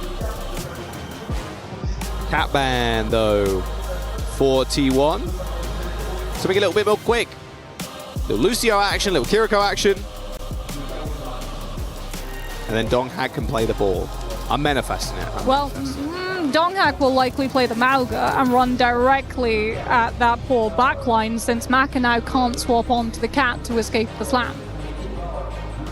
Yeah, you can't play something that's lacking in the mobility department if you're Maka. I don't think we're going to see an Ana, but there's always a chance. Well, the Kiriko was falling prey to it as well. Yeah, that... Which is very strange, since Kiriko has, you know, teleport, and should not be in situations where your Mauga simply runs past your tank and stuns you up. Just resetting Gooshway's PC. It's got an SSD though, so it should be fine. It'll boot up in a minute. It's all good. First time, I was about to say the most unk sentence of all time. Okay, hit me First with it. time I got an SSD, my brain exploded. I was like, damn, we really living in the future now. Rather than hearing the of hard drive. You know, that's not that unk. You know, my first PC, right, was one of those really thick ones. I could barely wrap my arms Thick around boys? it. Yeah, the wide ones. Wait, your PC? Yeah. Like your tower? Yeah, Mine's pretty thick too. we had like a computer, and then you had like the stack, right? I don't know PC terms. Okay? Yeah, I'm like, she's got this. I'm like, yes, sure. What color was the case? Was it that? Yeah, It was like like a grey beige. Yeah, grey beige. Grey beige, and then the outer shell was also grey beige with like the black satin screen. Sure. It was about... People at home won't be able to see this, but from about here She's miming it to me. to probably here. It was a chunky one. It was a thick chunky boy. one, yeah. You know, about the width of a hot water bottle's length. What kind of measurement is that? That's like Johnny saying something crazy Swedish, and like I'm just sitting there like I have no idea. Look, everyone knows the. He's like, yeah, you know that the fish, height that, of the a hot water bottle, right? Like, Just your basic average hot water bottle. That's universal for all countries. You've lost people, bro. You've lost people, Moxie. As thick as a water bottle, as lengthy as water. It doesn't matter. Gooshway, get in the game. Get in the game, Gooshway, so we can go on to Atlas. Thank you. Look, my measurements are wonky, okay? Clearly, you're measuring things in hot water bottle sizes. Like, Yeah, back at uni, I used to do currency conversions off of bags of pasta. Get this guy out of here. Get her out of here. Currency conversions in terms of bags of pasta. So like, what a bag of pasta is like a pound or whatever. Yes. You'd be like, okay, so what is that in like USD? Well, or, no, it would be euro? like, oh, that's 30 pounds. I could buy 30 bags of pasta. Is it worth it? Not the craziest thing you've ever said, to be fair. True. My mind is a very strange labyrinthian place, and I am awful at direction, so sometimes I navigate it well, sometimes I get stuck looking at a total dead end. Speaking about stuck, Weibo. Gushwei a little stuck. Yeah, a little bit stuck at the moment, I guess. Forgot his password. He didn't. I'm not sure what it is. It was not as simple as simply switching out the SSD card. Nah, they're good. Look, it's fine. Should be good. Gushwei's going to load in just a moment. And then we will hop into map number 3, Atlas. And then Moxie can measure how quickly it takes for Weibo Gaming to take the first point in reference to bags of pasta. That's apparently just what you do. You don't use bags of pasta as time measurements. To be honest with you, Moxie, at this point, I don't know what you measure your time units in. I'm going to be honest with you. Songs from my playlists. Your obviously. watch probably looks like a sundial. She pulls out the watch, but it's just a giant sundial on her wrist. I just look up at the sky, see how high the sun is. And you're like, yeah, it must be around about 9 p.m. Ish. Yeah. It's alright. It's not the craziest thing said on an Overwatch cast before. I think the craziest thing said on Overwatch cast so far this tournament might have been Crazy Raccoon being sent out before they could get grand finals. Yeah. I mean, look at how close that Tokyo game was. The finals in Tokyo between them and Twisted Minds. I think people were kind of almost saying, like, look, this could happen again. There's a realistic world where this happens again. But now it's Twisted Minds without them. It's Zeta. Twisted Minds lost that Grand Finals 2 in 7. It went all the way. And Which it's is feeling like the same kind of vibe here too. I feel like Zeta, even though Zeta looks so clean, I think Twisted Minds, especially how pumped up they would have been after that reverse sweep. I mean, Well, that also, itself can't be understated. now they actually have time swimming with Yubi again, right? Because for Japan, if you don't know, they literally said the night before, hey, let's try putting Yubi back onto And the then team. made a final. And then they made a grand final run and almost won the whole thing. Now they're actually playing with Yubi back full time. All right, while we get Gushwei's PC sorted, let's jump down to Ian on the stage with a fan. Yeah, we're going to get that PC sorted soon, but I'm standing by with Devia right now, who's from France. Can I just say first things first, you look magnificent. Thank you so much. So you're a big Overwatch fan, right? Yes, sir. How long have you been a fan of this game? Since the first Overwatch, like when you had to buy the physical copy, ever since that. Wow, so now you're a big fan of the esport as well itself, so you're following the teams. You've got a favorite team. Who is it and why? Zeta, because I've been following them for their Identity TV team, and then I discovered that they also had an Overwatch one, and I was like, hell yeah, I'm gonna also hype them up. So yeah. Well, they haven't needed much hyping up. They've been so good here. Of course, they've got such phenomenal fan support here as well in Paris. How do you think they will perform in the grand final? I trust that they're gonna win quite easily, finger crossed, but I trust them completely for the final. Whereabouts in France are you from? From the north. From the north of France. So how cool is it? Look, you get lots of different esports events here throughout different years, but like the Esports World Cup coming to Paris, how quickly did you book a ticket? I could because my friend is living in Paris, and I asked, and she was like, hell yeah, she's behind us actually. Bring her in. Do you want to come in? What's your friend's name? Noreo. Noreo, come on in here. God, everyone's dressed so well. I need to step up my game. Who are you here to support? I'm here to support Zeta too. Nice. And how do you think they've been performing here this year? Everyone has been performing so well. The matches are really great. We had really close calls. That's really amazing to see today on Paris. One thing that I really enjoy about the Esports World Cup, especially here at the STC Arena, is you see fans from all over the world coming out here to support their teams. Have you made any new friends here? Yeah, we made a lot of friends. We met new people that we cannot wait to play Overwatch with. Do you like that community feel? Yeah, I love the community here. Everybody has been so nice ever since the World Cup actually started, and every interaction we had with other people were just simply I'm gonna remember it for the rest of my life, not gonna lie, because everybody is so nice. That's so cool. We've got people here on their honeymoons and all sorts of stuff celebrating, but are you gonna remember this for the rest of your life too? Yeah, for sure. That's quite a nice experience.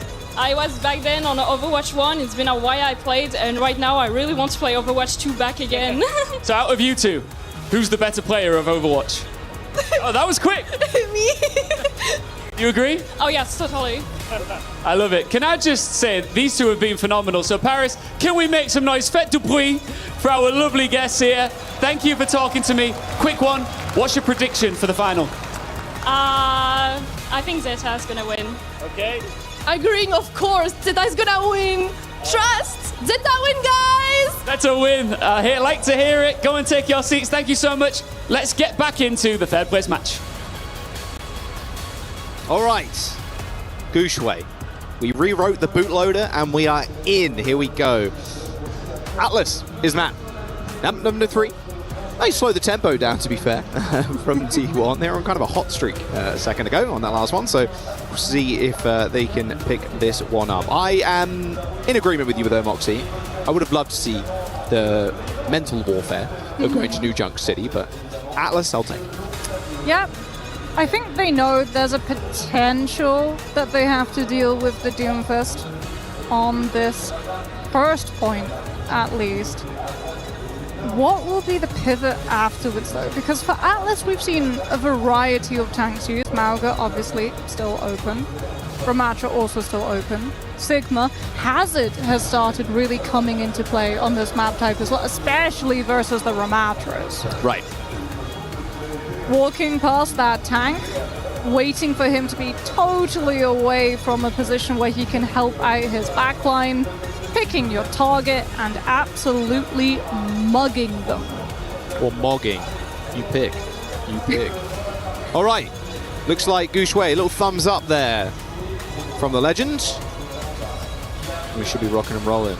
Look at that hit scan player keyboard layout. You see that? Boom, perfectly straight, and then Zest on the ang. Yeah, do you go straight? I am kind of an angle. I'm an angle type gamer. I will say I'm more like a Zest of all people. Are you straight? Are you completely like vertical? Not completely straight, slightly tilted is what Slightly tilted? I That's usually good. opt for. That's good. I like that a lot. It just feels more comfortable. I don't know, Yeah. I don't know what it is. Here we go.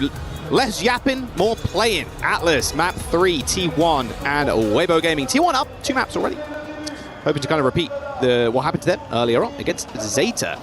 Although Weibo hoping to repeat what happened against them against Twisted Minds a minute ago. Hopefully they'll find a reverse sweep in this series. Let's get into this. Grand finals coming up later. That's a Twisted Minds Zeta division match of the century here at the mid-season EWC.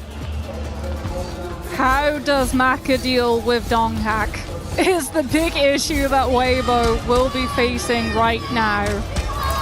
Juno just for the speed ring, likely swapping onto Kiriko afterwards. Oh, no Doomfist. You said there was a slight chance, but it looks like Gushway's opting for the safer route with the Mauga instead. But there it is. That is what I wanted to see. Zest on the Vendetta. Very hard and fast comp. One of the only teams that's really piloting this permanently. It's been tough to deal with for a lot of squads.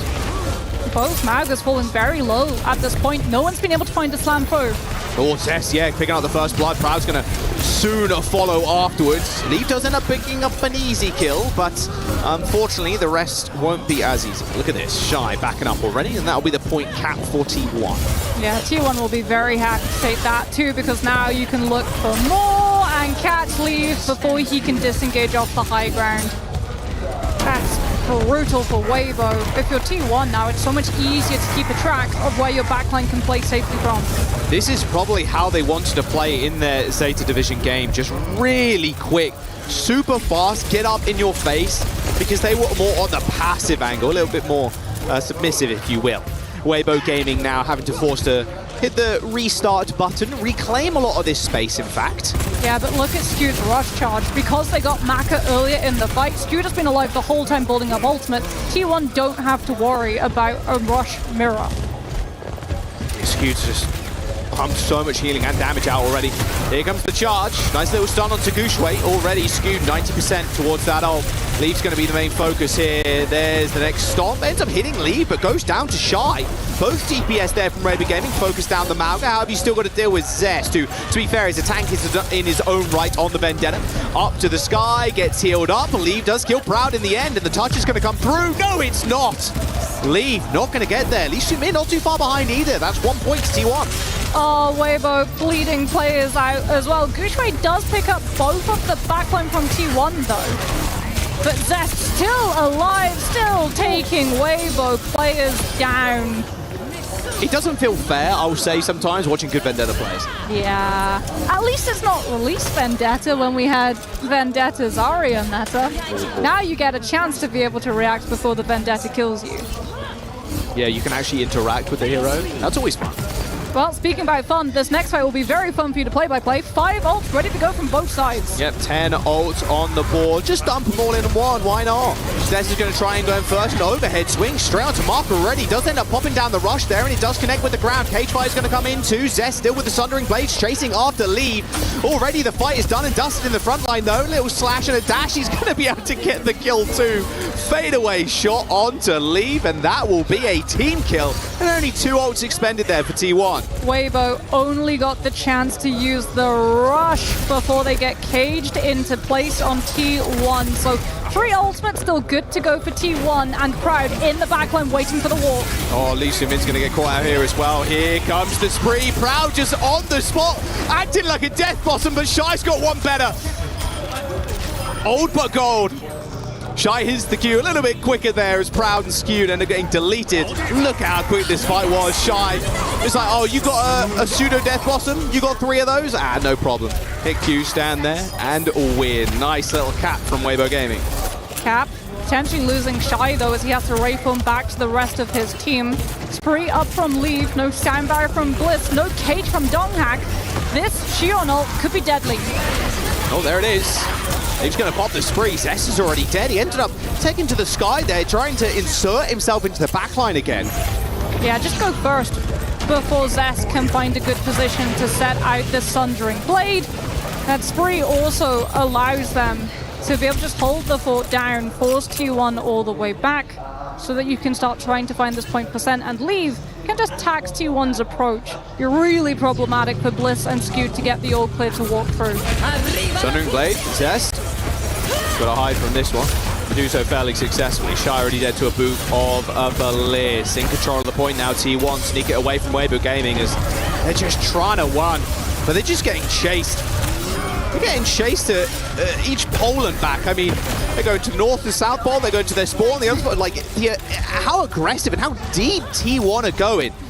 It's a little bit overwhelming for Weibo. They're not even able to touch, and that is the second point over to T1. 1 point away now from taking the series in a clean sweep. Yeah, Atlas is just so brutal because there's so many spaces for that Vendetta to be able to climb over those rooftops and slide down onto your supports when she has all of her cooldowns available. Rush for rush, Donghack approaching that cage, which allowed T1 to overcome Weibo's last time. Gushwei's going to die, surely. Nice little rush there from Marco to try and sustain him up. The cage is going to get dropped, and there you go. Call me a truth sayer, Gushwei is dead. And the rest of Weibo will follow. Once again, Zez taking the fight against Leave. Well, all right, that's fine. We've got Donghack on the case. Easy trade, easy point cap. T1 in pure control. Yeah, Bliss will have sound barrier as well to be able to survive Gushwei's cage, as Weibo will have combo yet again, Shy's Death Blossom, but surely T1, they'll be looking for Pride Spree to shut down Gushwei's ult. Proud's going to go in. He's going to try and chase the Lucian. Lee Su-min does end up hitting the beat. Looking for Bliss to do the same thing here. A better beat here for Bliss. The cage gets deployed. The Death Blossom from Shy shut down by Proud. Zest still surviving, 6 HP on the Vendetta, but still stands tall. Donghack still on point as well. Weibo won't find the flip. All ults expended for Weibo Gaming, and Tess still with the Sundering Blade.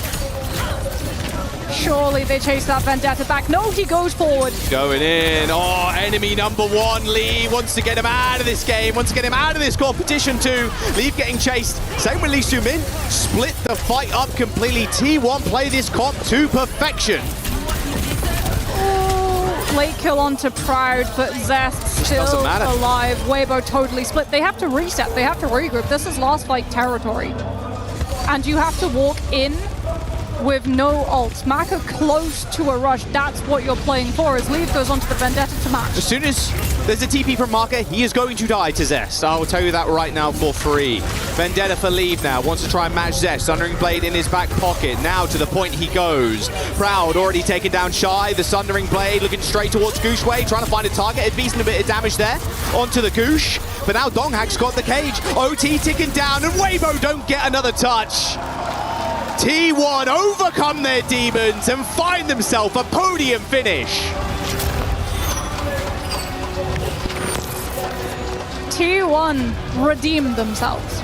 I think it's fair to say we get to see the potential of this team, the team that took down Crazy Raccoon, for the match that we will talk about for many, many weeks to come. Zest Vendetta, an absolute standout. We said banning out the jetpack cap would make it so hard for Maka's survivability rates, as T1 knew exactly where to twist that knife. Go for the supports, stick to that Vendetta, and absolutely eviscerate any chances that Weibo had to form a response. It's good to see they had fight left in them as well after that heartbreaker versus Zeta Division. Weibo Gaming now, that's their place locked in here at the mid-season, taking that fourth home. However, on a brighter note, Weibo Gaming and Chinese Overwatch as a whole, like, look, they're looking up. World Finals is just around the corner over in China, and like, at the end of the day, I expect them to pull out big things yet again. Let's have a little word, though, with Bliss, your cat player from T1 down on the stage. Yeah, absolutely. Standing by with Bliss here and our translator, Maddox. Look, you just put together a phenomenal performance to secure third place, but I know reflecting on the day, it's not what you wanted. You wanted to be in that grand final. How do you reflect on today as a whole? 일단 블레이즈 선수 승리 축하드리고요. 첫 번째 질문은 오늘 좀 아쉽게 4강에서 패배하셨지만 그래도 오늘 유정의 미래를 거두시면서 3위로 또 마무리하게 되셨습니다. 전체적으로 대회에서 좋은 활약을 좀 거두신 만큼 좀 아쉽긴 하겠지만 오늘 대회를 좀 오늘 그 매치들을 전체적으로 좀 평가해보자면 좀 어떤 평가를 내릴 수 있을지 좀 여쭙고 싶습니다. 일단 제가 생각한 것보다 확실히 제타전에서 너무 안 좋은 모습을 보여드려서 응원해주신 팬들한테도 많이 죄송하고 또 최대한 보답해드리기 위해서 3, 4위전 최선을 다했던 것 같고 좀 아쉬운 만큼 더 열심히 해서 다음 열리는 대회에서 더 좋은 성적을 거둬보겠습니다. Yeah, I mean, my performance against Zeta was actually unexpectedly lower than low. So, yeah, I mean, there's a regret there. However, that being said, in the third place match, I really wanted to reimburse that disappointment to myself and all the team as well. So yeah, I think we just focused on the game, and now we have more competitions ahead. So we'll just try again and just go for the next one. We saw some really just brilliant performances throughout this tournament. You knocked out some big names as well. When you look back on it, do you feel like you gave T1 fans something to be excited about when it comes to the future of Overwatch?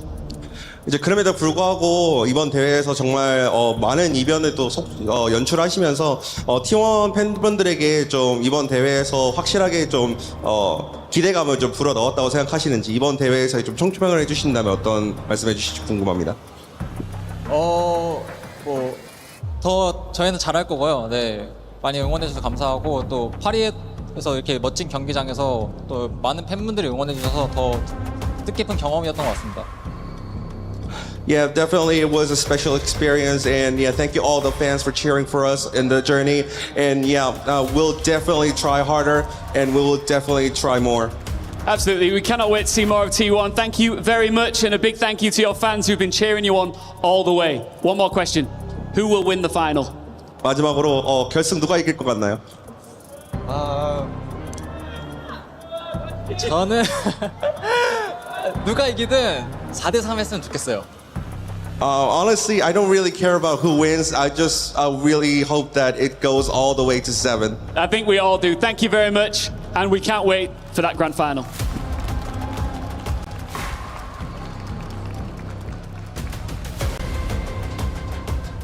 Thank you, Bliss, and shout out to T1 for a clean 3-0 in front of all the cosplayers. Let's take a look back at the highlights.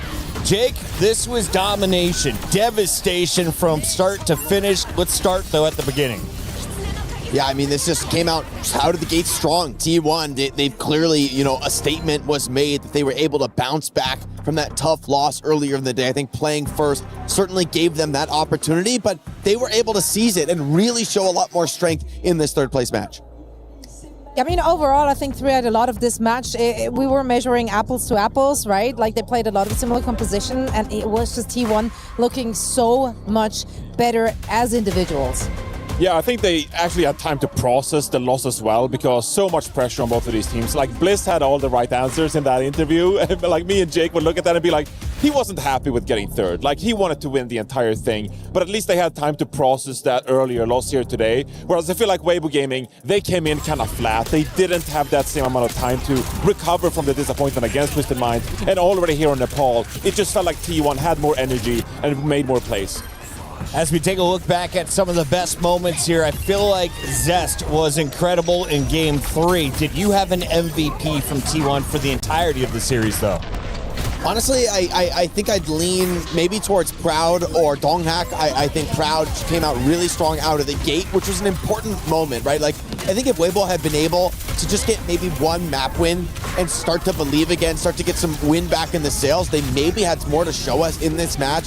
But T1 was just all on the gas from the very beginning, and that's why I put so much credit in Proud's camp, in towards Donghak as well, because he kept pushing the pace through the series. Here on map 2, when Sunzo came in, I think this was like the closest fight for Weibo Gaming. So again, Sunzo really proving his value to this team. So on the other side, I heard Moxie talking Donghak, Donghak, Donghak. In fact, on a few of the maps, they're saying he's playing like a giant tracer. What is Donghak bringing to the table for T1, and how big was this weekend for him in particular? I think this was a huge week for him in his career, really, because he's been on the grind for such a long time. He's been doubted in the past, right, in his Overwatch League days. He's been criticized a lot, and I think ever since then, like, he stepped it up tremendously, added so much flexibility into his hero pool, and he also added a lot of that. Now he's considered a veteran. Back then, he was that rookie player, which you could criticize, but now I think he's showing the poise of an actual veteran player. And even though he only got third, I think this team learned a lot this tournament, and they're not like the little brother anymore in the region. Like, they took down some really good teams, Crazy Raccoon, Falcons, right? And now they can build on this moving forward for the rest of the year. We got the finals coming up later this year, of course, as well. And now this is a team that has kind of earned the respect from the other big teams in the region, and you can utilize that to your advantage, bring that confidence to the future tournaments, and make sure that maybe you have a better chance to make the grand final come next time. Is it fair to say they are the second best team in Korea, Jake? I'd say so for now. I mean, holding on to that title for long has proved to be remarkably difficult. Yes. I mean, Korea produces such an obscene level of talent for the rest of the world, right? So many teams are looking to bring players out of this region to kind of give their teams a boost. And there's a good reason for that. It's because Korea, just the best Overwatch in the world, generally speaking. I mean, they've always produced the lion's share of the elite professional players. And T1 is further proof of that. This is a team full of young players with a really exciting potential future ahead of them. The fact that Donghak is kind of the veteran leader of this team is a real statement about the fact that Korea just continues to produce elite level players. How much did they make with that win? Well, it was a bonus $40,000 as they break into the top 3. 6 figures goes to T1, and we're still going to dish out $580,000 to our top 2 finalists in just a few minutes. Falcons were able to finish with $20K, but outside of the points, they got a big win over on Street Fighter, and they still have a team in Warzone. If you're looking at some of the top dogs in this tournament, though, Johnny.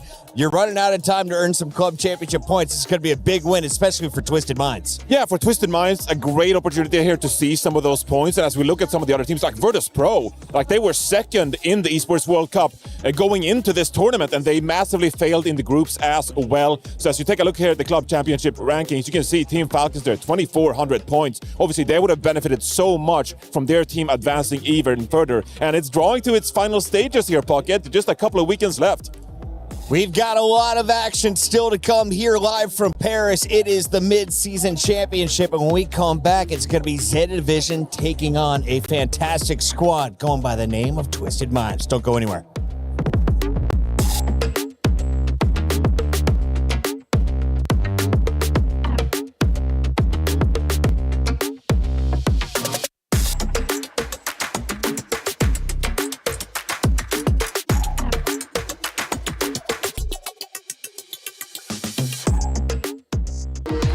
We were there for every click, every clutch, every respawn. We were there for the years of grind, and we're here now. The proud founding partner of EWC, powering the biggest event in gaming, shoulder to shoulder with the world's best, making history. Greatness deserves a stage. Lenovo Legion, reach your impossible.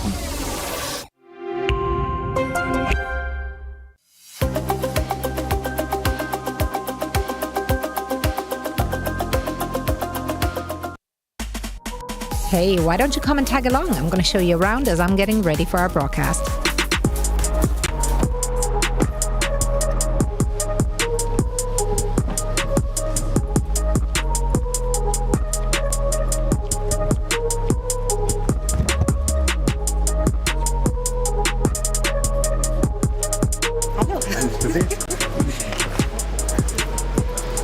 Arbeitest du für EWC oder EFT oder wer bist du? Was machst du? Ach so, alles. Leute rumschalten. There's a moment that you're not gonna want us around you like for a minute or two, just let us I know. have no secrets, I'm an open book. Yeah, I'll just do my prep work until they arrive. Because I've been told this morning that I'm also recording a show. At 10 a.m., yeah? Yeah.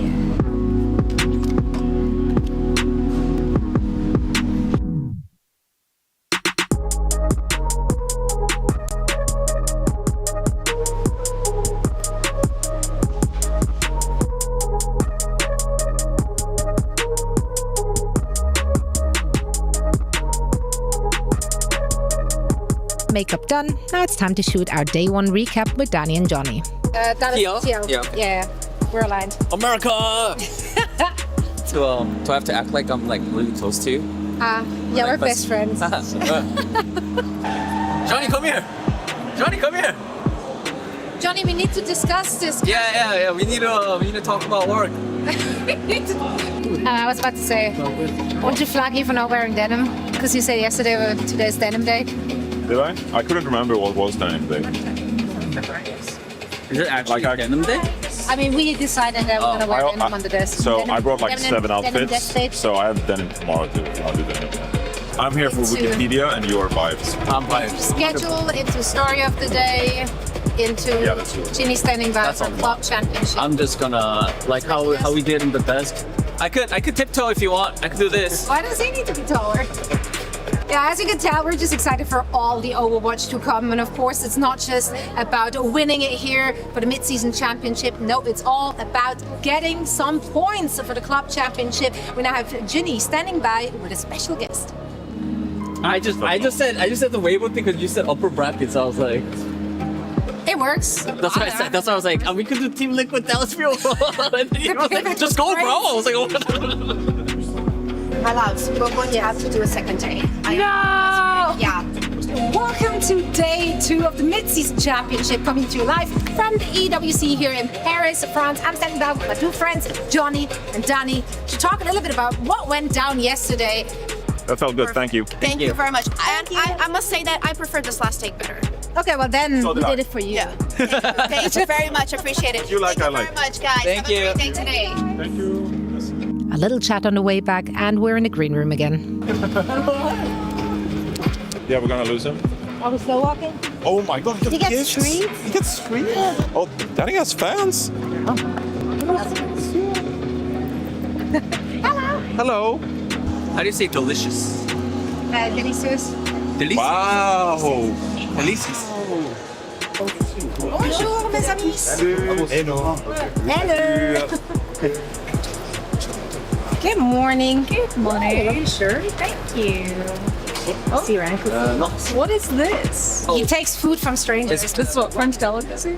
No, it's just random. Is that French? Sure, it is. No? It's French, but it doesn't make it a delicacy. That just makes it... Doesn't it? In 1905, par, really? And no colors or like preservatives, so so good. Yes, no. Is this famous? I mean, sugar. It's just sugar. Is Johnny already out? Yeah. Go. Oh, okay, cool. See you out there, Pockets. Okay.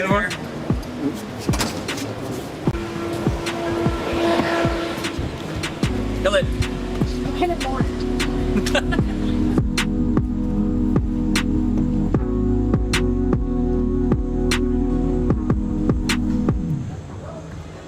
All right, ready to log in? Ready for action.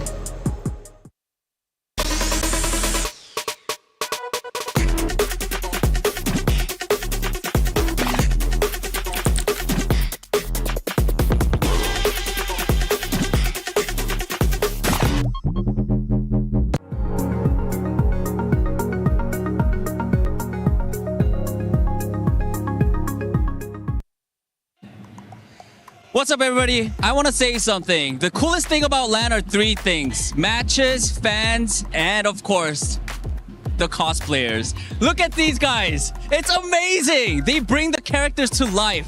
I am literally standing next to Juno and Ash and Ryan in the back. Reapers, we got Brig and Kiri as well. This is insane. All right, I mean, I gotta ask you guys, how long did it take for you to come up with this amazing costume? Way too long. Honestly, we spend like hours on these costumes, weeks, months even for some of us. I know that some of us also entered cosplay competitions with these costumes, so way too much time. And Ash, fantastic cosplay as well as everybody else. Was there a specific reason why you chose Ash? Because she's the best, maybe.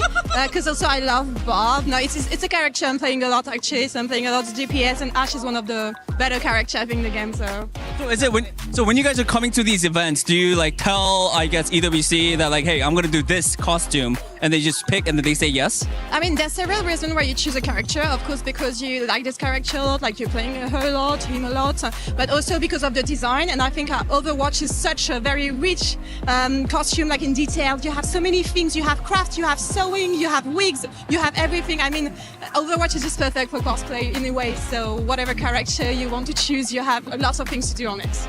I'm gonna talk to you later because I want to get into cosplay. I would definitely do Bob if you could help me out.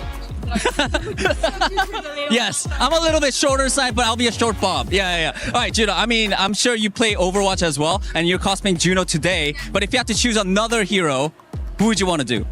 I am currently eyeing Kiriko. I'm eyeing the witch skin from Kiriko because I think it's gorgeous. The Timekeeper one as well. Yeah. I mean, I think Kiriko and both Juno and Kiriko have beautiful skins. All the Overwatch heroes have beautiful skins. So thank you guys so much for cosplaying our heroes. And yeah, thank you guys.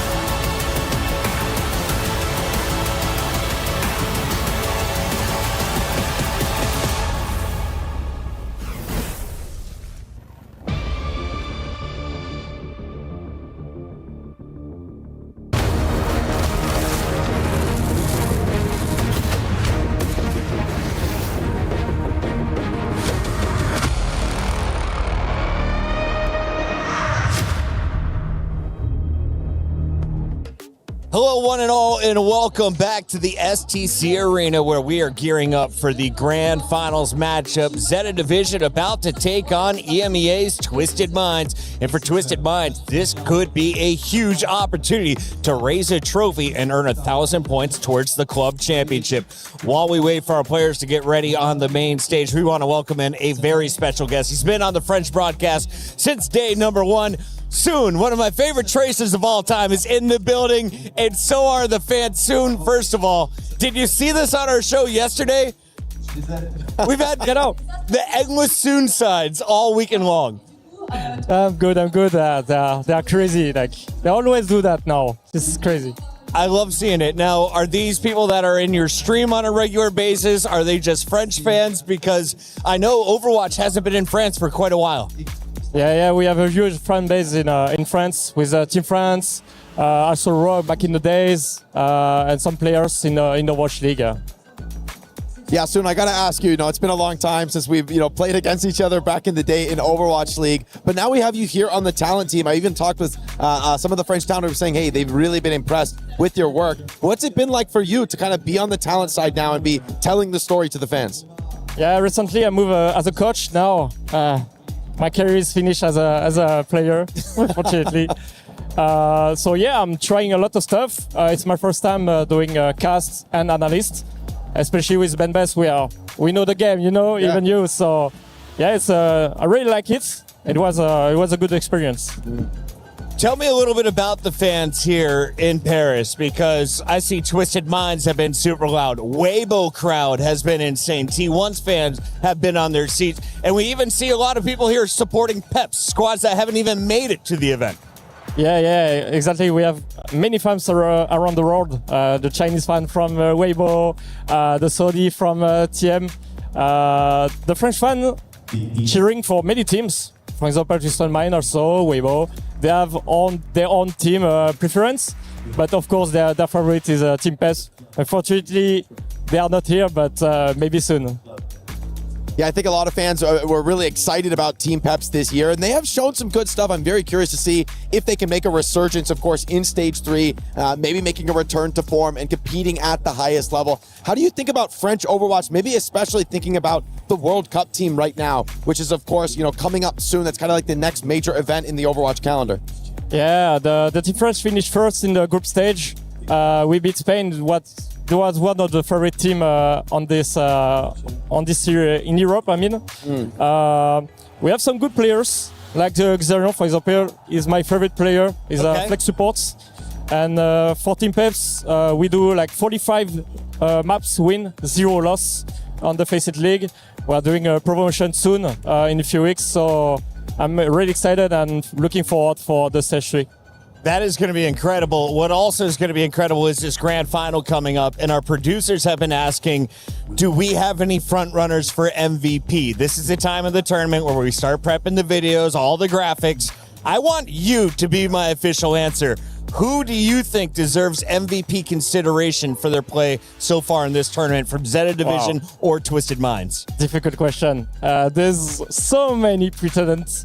We have Shu, we have Quartz, TVNT, even Violet, he was insane. But I would say, for me, still Quartz. This guy is popping off on Sojourn especially. And on the last match, he shows his level back. Is he the best hit scan in the world? He is the best hit scan in the world. I'd have to agree. I mean, for me, I've been really impressed this tournament in particular by Simple. Because in this meta, with the cat hitting you from all sides, the Pharah, the Bastion, there's so much to worry about on the support line. For me, I've just been blown away with his ability to stay alive in these incredibly high-pressure scenarios. I'm curious if you think about the support play in this tournament, who you've been impressed by with this crazy meta. Yeah, you're right. Like most of the people sleep on the flex supports.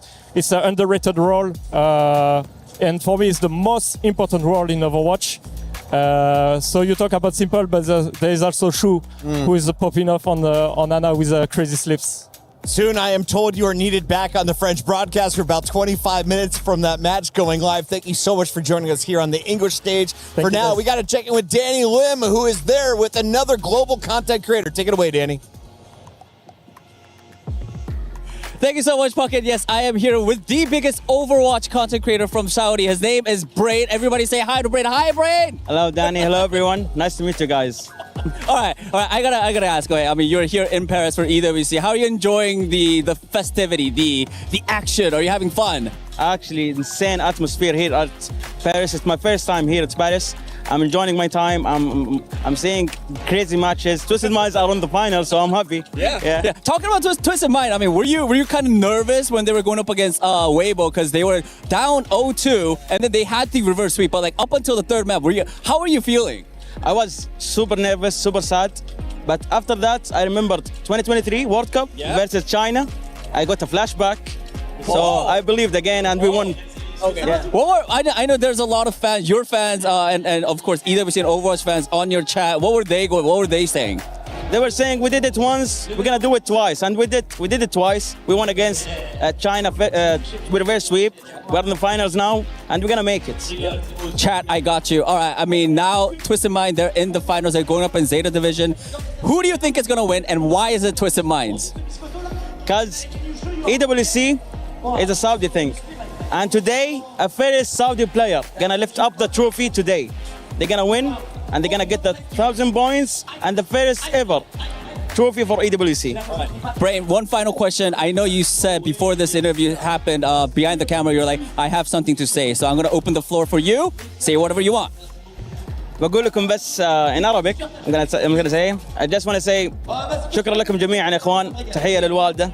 Hi to my mom who is watching right now. So أهلا أمي وبإذن الله نفرح بالفوز بإذن الله. All right, thank you so much, Brain. Have fun. Puckett, back to you.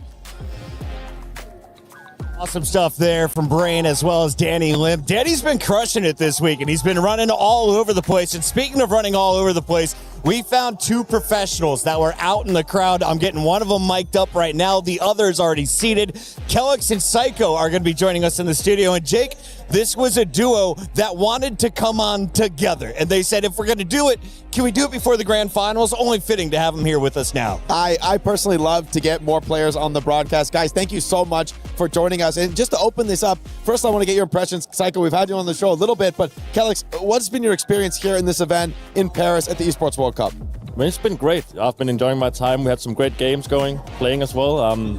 Just overall a very nice experience. And you seem to be kind of pandering to the French fans incredibly well. When you did your interview, you gave a shout out to them. They all gave a roar for you. What is it like seeing the European audience showing up at a LAN event for Overwatch? I mean, I love it. I wish we can have even more LANs, especially in Denmark. I want to try that too, because the French crowd is amazing and they're very passionate about everything. You know, I just love it. I want to do it all the time if I could. Psycho, I wanted to ask you about your experience so far in Paris. I know you guys didn't get as far as you wanted to in the tournament, but what has it been like playing here in one of the major cities, one of the capitals?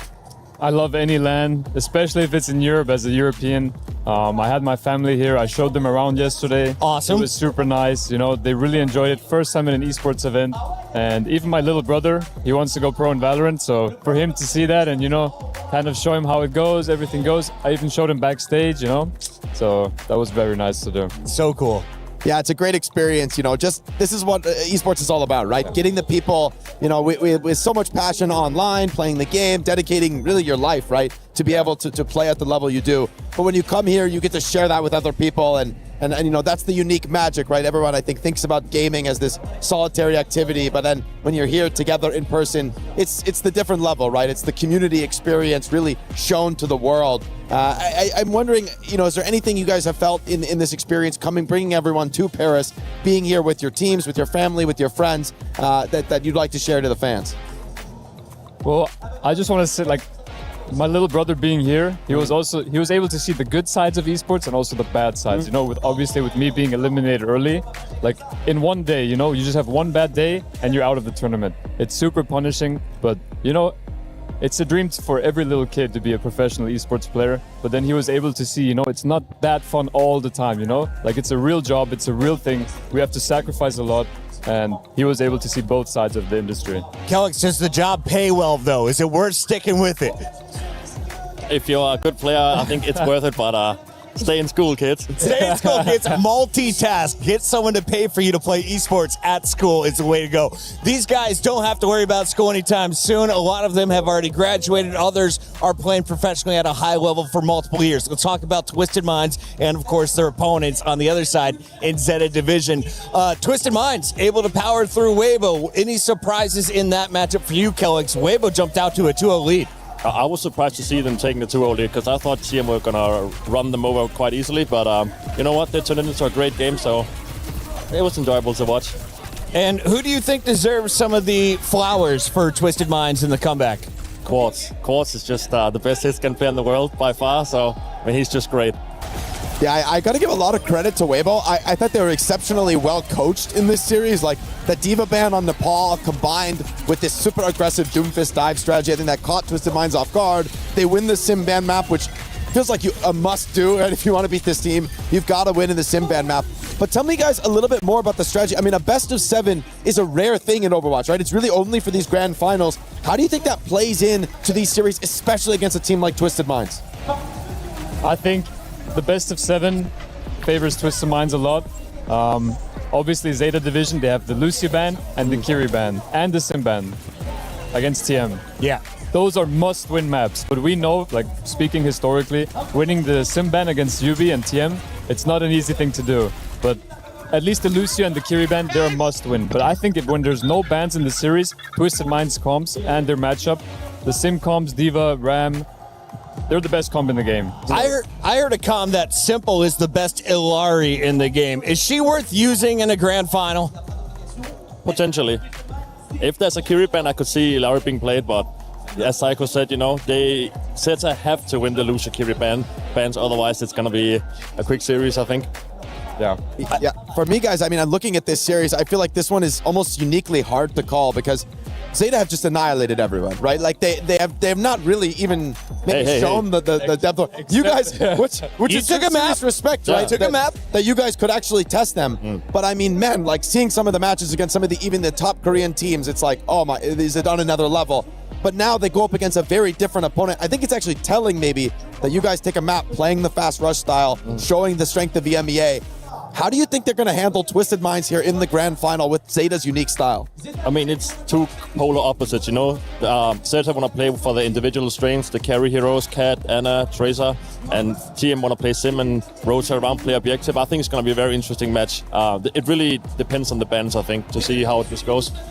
Psycho, as a top-tier DPS player who has been scouted out and hired by a number of general managers, can we talk a little bit about Proud and Zeta Division? Sorry, Proper, because this is a guy that was an MVP last year with the Falcons, now playing for ZD, and it seemed like he kind of had his pick of the litter of who he wanted to play with this year.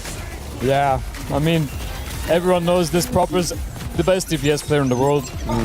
So seeing him go against Quartz, the best hit skin in the world, it's obviously a matchup that everyone wants to see. Different styles, different matchups, but Proper's a guy to watch out for, and I'm sure he will deliver an amazing performance. Yeah, the Zeta Division team, I mean, they were built to win. And I mean, I think really they came together in a way first to win in Japan, which they weren't able to accomplish. But now here at the Esports World Cup in Paris at the Midseason Championship, it feels like they finally hit their stride and have just been incredibly impressive to watch. I feel like Shu has like mained Ana this tournament, which I was completely shocked by, right? Like no one was playing Ana really coming into this event. He's been the one making it happen. And I mean, you guys have both played on the other side of the field, as have I, from the Shu Ana. And, you know, that's a dangerous experience. How do you think he's going to play into this particular series?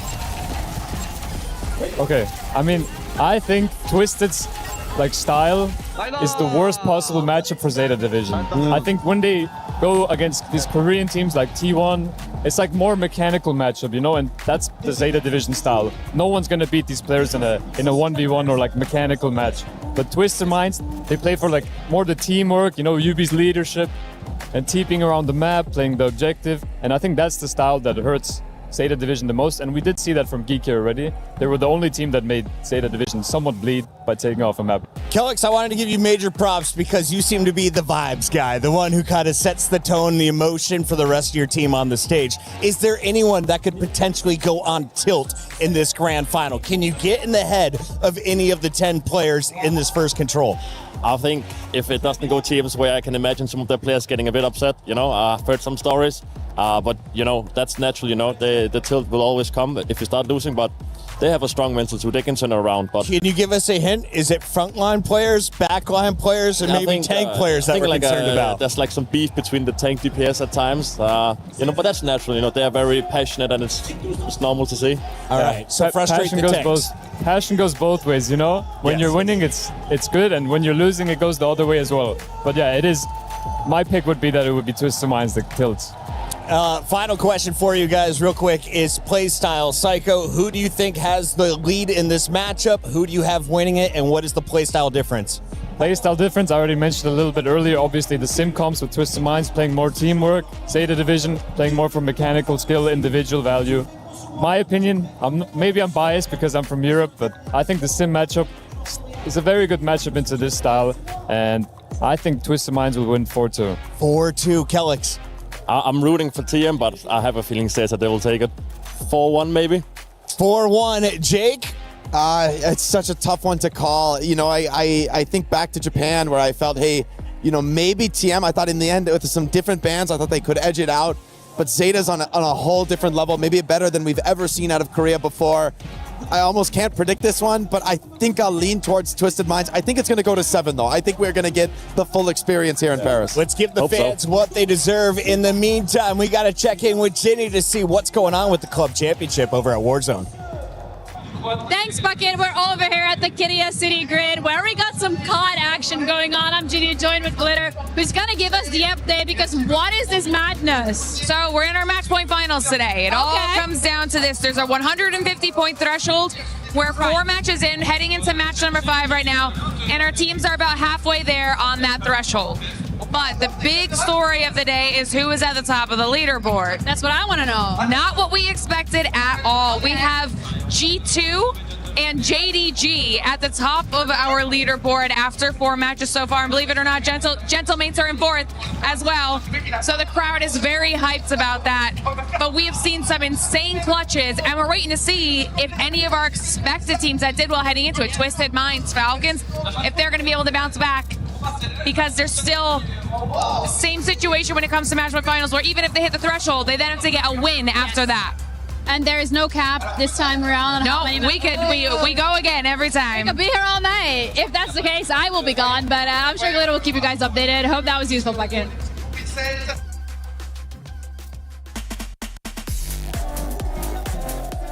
Hello everyone, Zoe down here on the floor in the middle of the crowd, joined by Johnny as my personal bodyguard as well.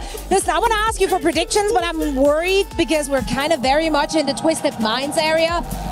If I'm asking you, are you going to Twisted Minds because we're in enemy territory, or are you a realist and going for Zeta? Yeah, there are a lot of Twisted Minds around there. You look everywhere around us, and it's just covered in blue and pink. That being said, though, I'm going with Zeta Division in this one. But They'll never know. Yeah, Twisted Minds doing a great job. And I love the signs here as well. We got a sign there. If I could borrow this one, we got a hog sign. We've seen a little bit of hog. Yeah, we've seen it. I'd love to see more of that. Next to me here as well. I'm a big fan of the UB. UB? I got a Philadelphia Fusion fan right here. Oh, I'm sorry. Throwback, deep cut. We love. I'm sorry. Tough. Maybe next time. Okay, but for real though, like, how do you feel they will match up? Because stylistically, of course, there is a bit of a difference. They already talked about it on the desk. We have the mechanical prowess that we see from Zeta Division, and they will be going up against the Sim team. And the Symmetra still works.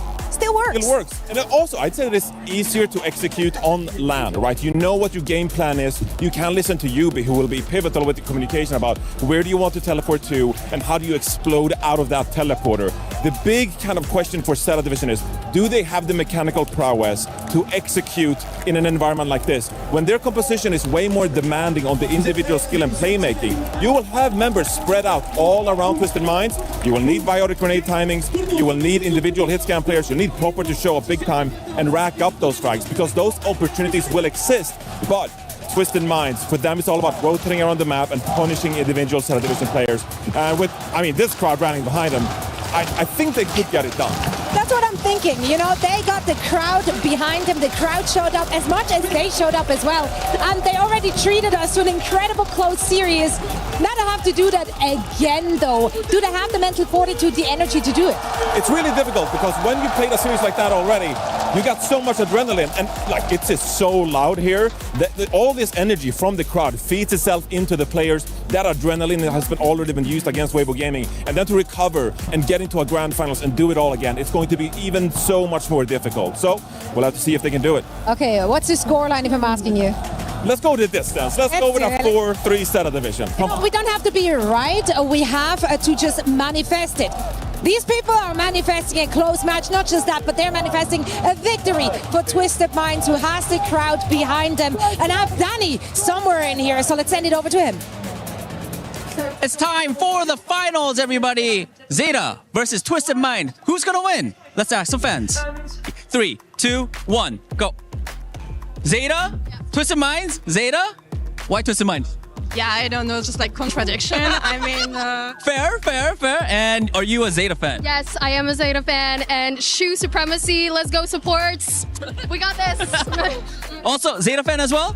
I'm more of a Crazy Raccoon fan, but since they got eliminated, so I have to change. Yeah. All right, 2 Zetas and Twisted Mind. All right. 3, 2, 1. Twisted Zeta, why? They've got funny ass stories to go with the UK. Best Lucio ever. True.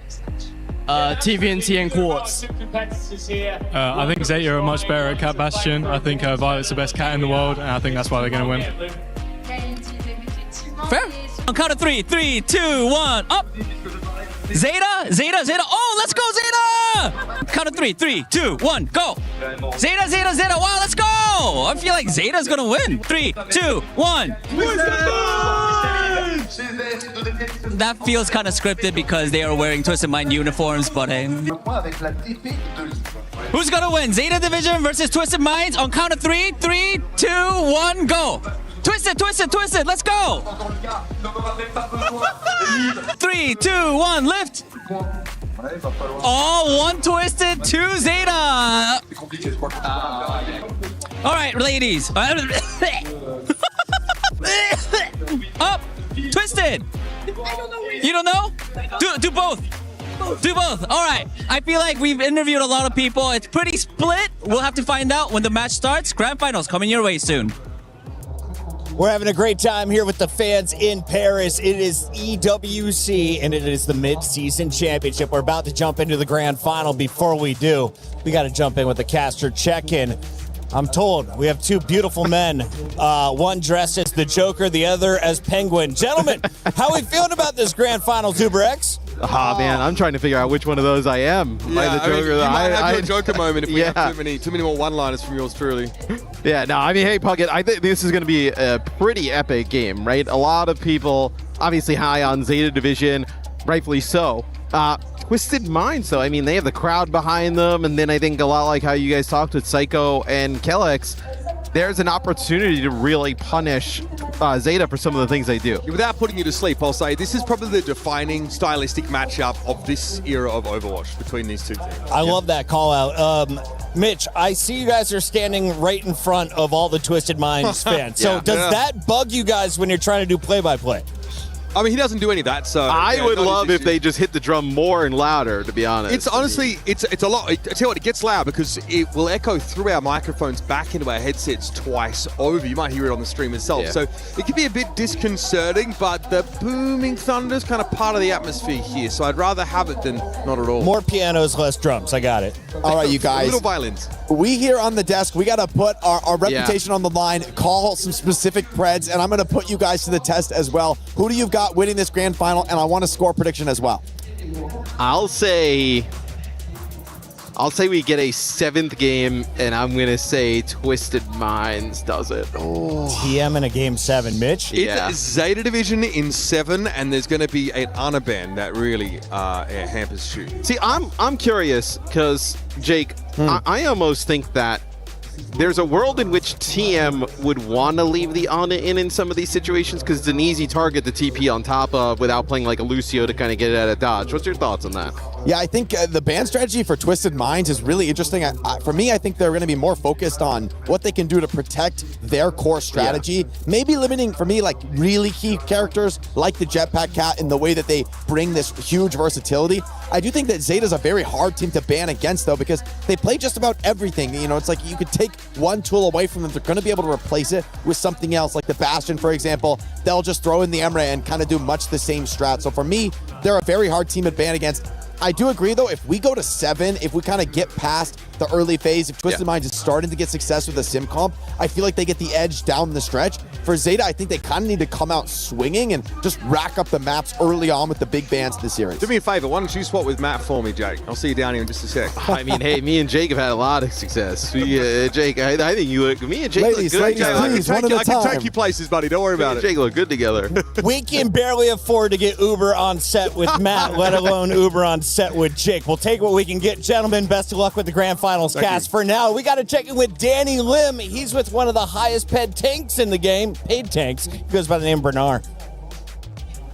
Hey guys, I'm joined by Bernard from Zeta Division just before his final match at the EWC. Bernard, you guys have one more match. You guys win this. You guys will be crowned the champions. How are you feeling right now? Are you nervous? Are you excited? What's going through your head right now? 자, 한 경기만 남겨놓고 있습니다. 베르나 선수 이번에 이기게 되면은 우승을 하고 트로피를 들어 올리시게 되실 텐데 지금 현 상황 어떻게 좀 기분과 좀 긴장은 되시는지 어떠신가요? 일단 아무래도 트위스트 마인드가 되게 강한 팀이기도 한데 그래도 저희가 좀 더 잘할 수 있다 생각하고 뭐 저희가 하던 대로 그냥 집중 잘해서 잘 풀어 나가면은 무조건 좋은 결과 있을 거라고 믿고 있습니다. I feel like our opponent's Twisted Mind is definitely a very great team, but I do feel like we are the stronger team. So what we have to do, we just have to play our game, be focused, and then we head into the match and do our stuff and get the win. That is how focused I am. All right, Bernard, like I said, this is the final match. We're in the finals. For you personally, what would it mean to get the win and lift that trophy? 자, 우승하신다면 저 트로피를 앞에 있는 트로피를 이제 올리시게 되실 텐데 우승과 또 트로피를 받는 거에 대해서 좀 개인적인 소감이나 좀 어떠실 것 같으신지?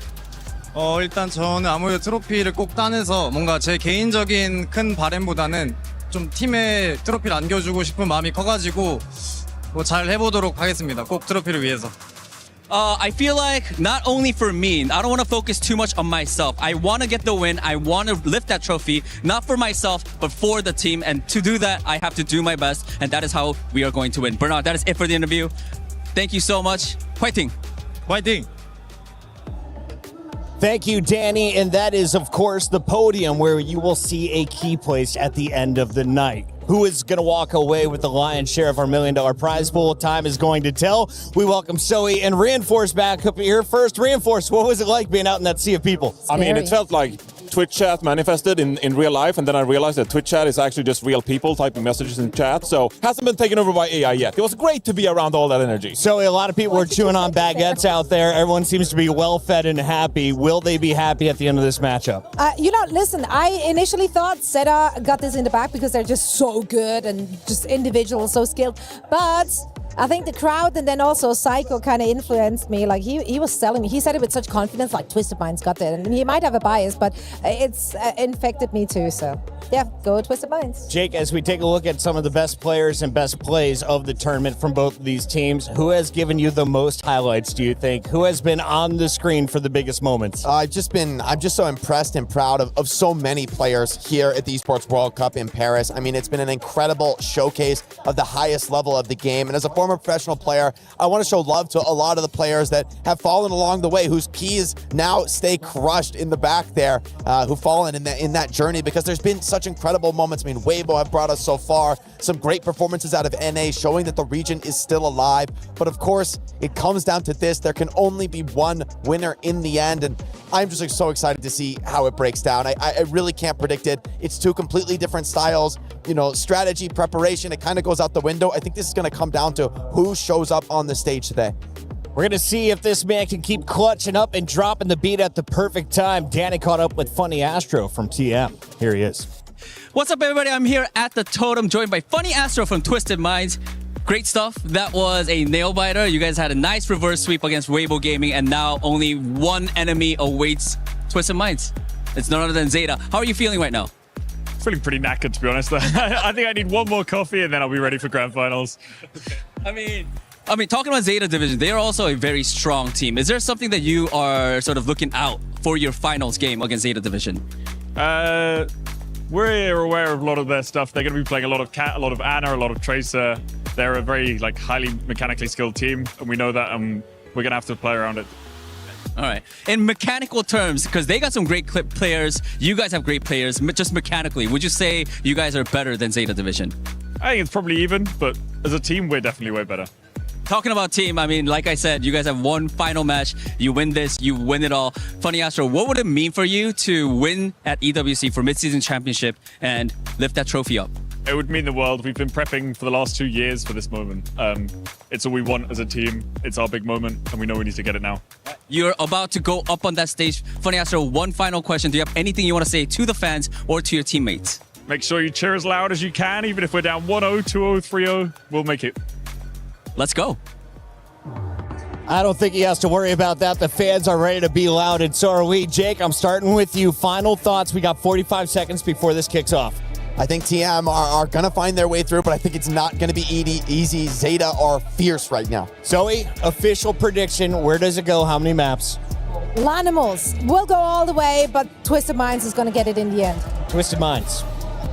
It's going to be a 4-3 for Zeta Division. Bernard and Knife have never won a major tournament before. This will be a career-defining game for them. I'm looking forward to it. And who will win MVP? It's got to be Shu. Yeah, if they go across the finish line, it's got to be Shu. It could be Shu. It's up to you guys. Let us know online. For now, 71% of you are all winning towards Zeta Division in our Grand Finals match. It is time for your Mid-Season Championship Grand Final. 저희가 이제 챔피언스 클래시에서 트위스트 마인드한테 떨어지긴 했지만 이번에는 저희가 떨어뜨리도록 꼭 이기도록 하겠습니다. I can tell you Zeta's a crazy team. Very mechanically skilled, but their team play just isn't on the same level as ours. I think we'll take them by surprise. Good jaunty start at all. In fact, Proper is the one having the time of his damn life. 솔직히 24년도 때 제가 EWC 우승했을 때 감정이 그때 너무 행복했었거든요. 그 감정을 한 번 더 느끼기까지 하루밖에 안 남았다는 거에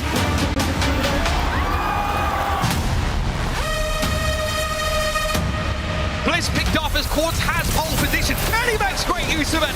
Twisted Minds are here to renew their claim to the throne. After this tournament, MEA is going to look the best it's ever been. We're going to roll them in the finals and show the world how good we are.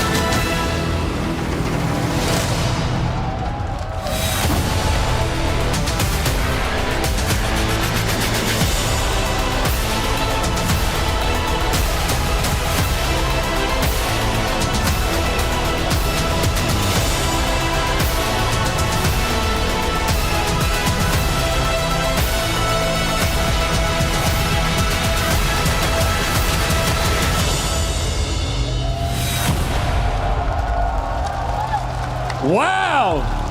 Amazing. Now, every great tournament asks the same question. Who's the best team in the world right now? And I feel like at different moments this week, we thought we had the answer. On était plus ou moins certains de savoir qui était la meilleure équipe d'Overwatch du monde, but it kept changing. It did, and after hours of outstanding Overwatch all week long, it's time to settle it. It is time indeed, parce qu'on le dit très bien chez nous, les vainqueurs l'écrivent, les vaincus racontent l'histoire. So Ian, who's finishing the job? The teams are ready, the players are ready. Paris, it's time for the grand final. Make some noise!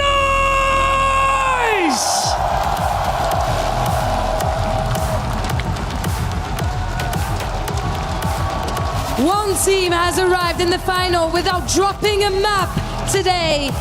The other had to survive one of the greatest escapes we've seen all tournament. One looked inevitable, their opponents have looked unbreakable. It's time to find out which matters more. C'est l'heure de la grande finale, the season's defining match.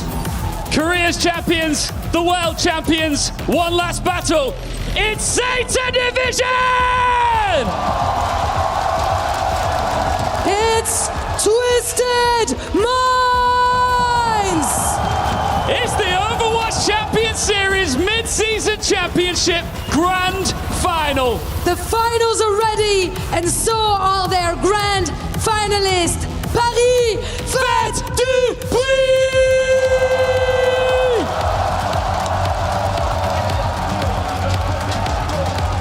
The Esports World Cup is built on one defining belief.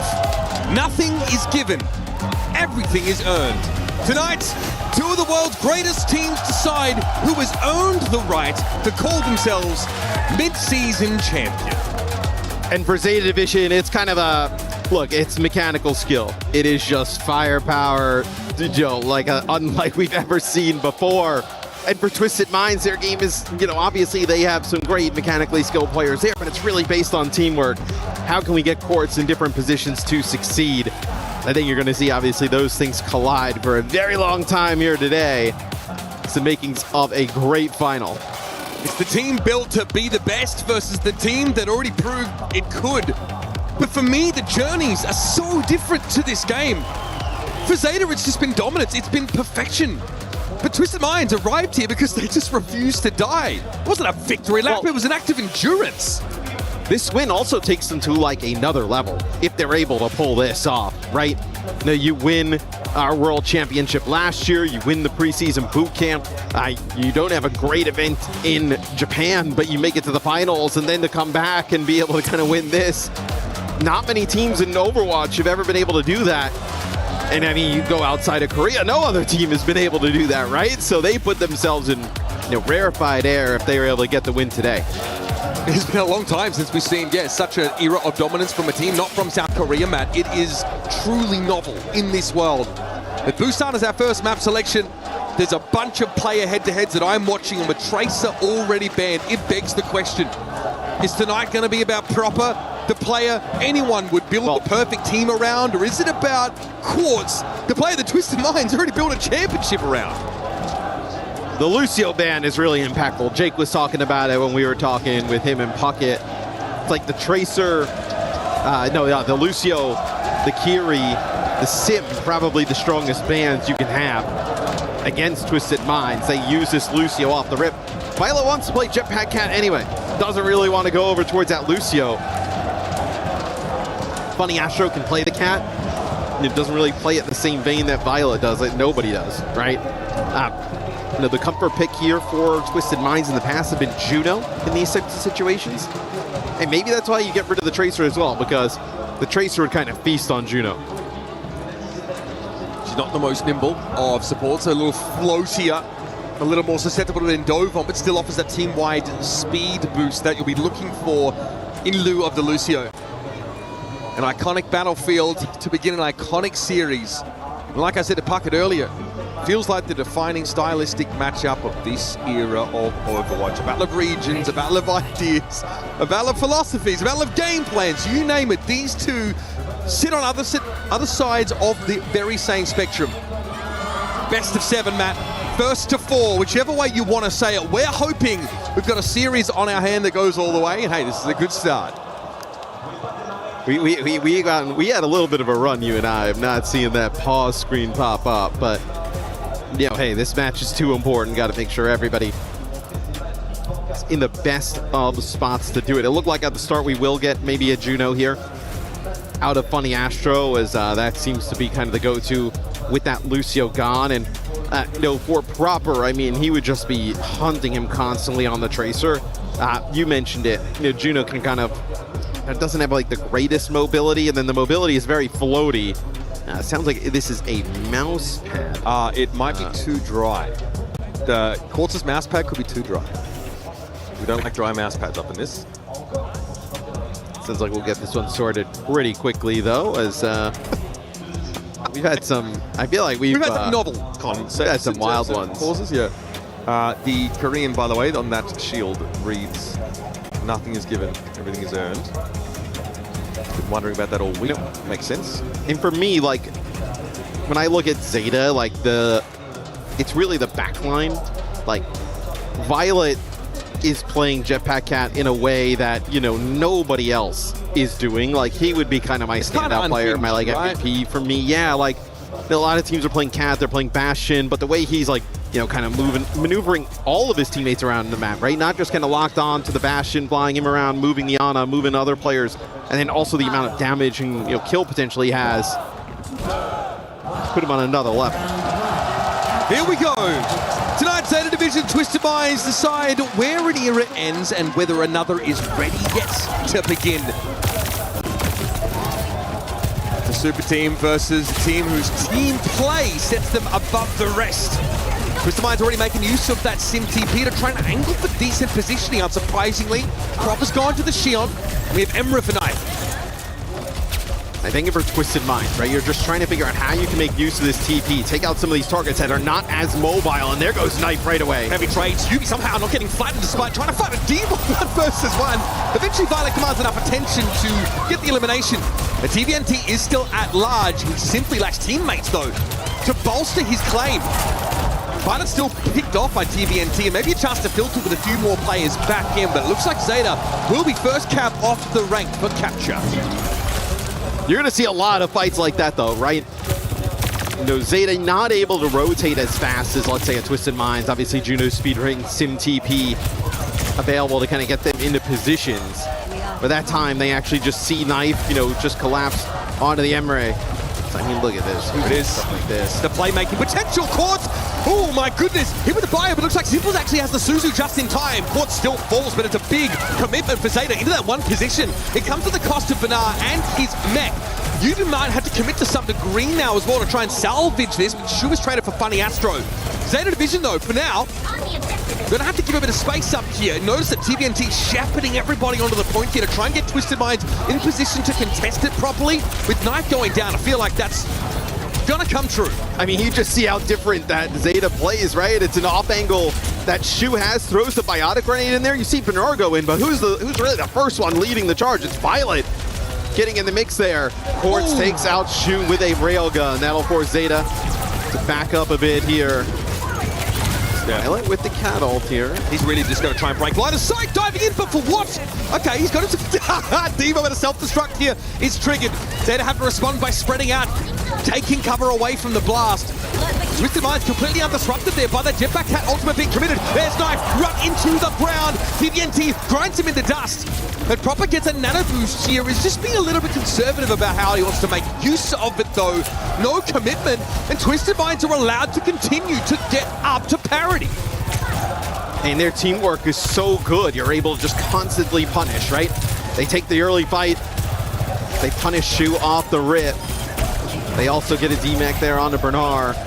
Violet takes another railgun shot there from Quartz. Gonna play off the Mega here. Wrap around. Gonna try and put some pressure on point. might be looking to threaten the back cap. He doesn't want to linger too long in Quartz's line of sight. Here's the override protocol from extreme range, and it's a pretty comfortable Symmetra wall to answer this. Wow, TVNT heads up from him, sees their knife is going to be an easy target, and he runs him into the ground. Oh, the railguns! Perfection from Quartz, and he has a bit of room to breathe, but Violet takes that space and takes the fight. The jetpack cat again silences Quartz's riot, but Twisted Minds still have a comfortable lead now, and Bernard's being staggered. He's gonna get staggered now. Let's take a look at this from Quartz's POV again. The OC, just does not miss. Unreal play there. Just one more shot. It'll actually be Quartz going over in here and playing the Xion. Okay. Something we don't see that often really at all. I think they're trying to turn the heat up onto Violet potentially, or Shu especially. Some more backline pressure. Don't want to let this Ana do whatever. I guess Quartz can't rely on random railgun headshots to, rhythm the fight. There's TVNT though. They've found Shu. The Ana is taken down yet again. And TVNT loves that from you. Knife will fall as well, and Twisted Minds, as soon as they got back into the round, they get a grip on the point that cannot be broken. White knuckled as it may have been. This has been sublime from them.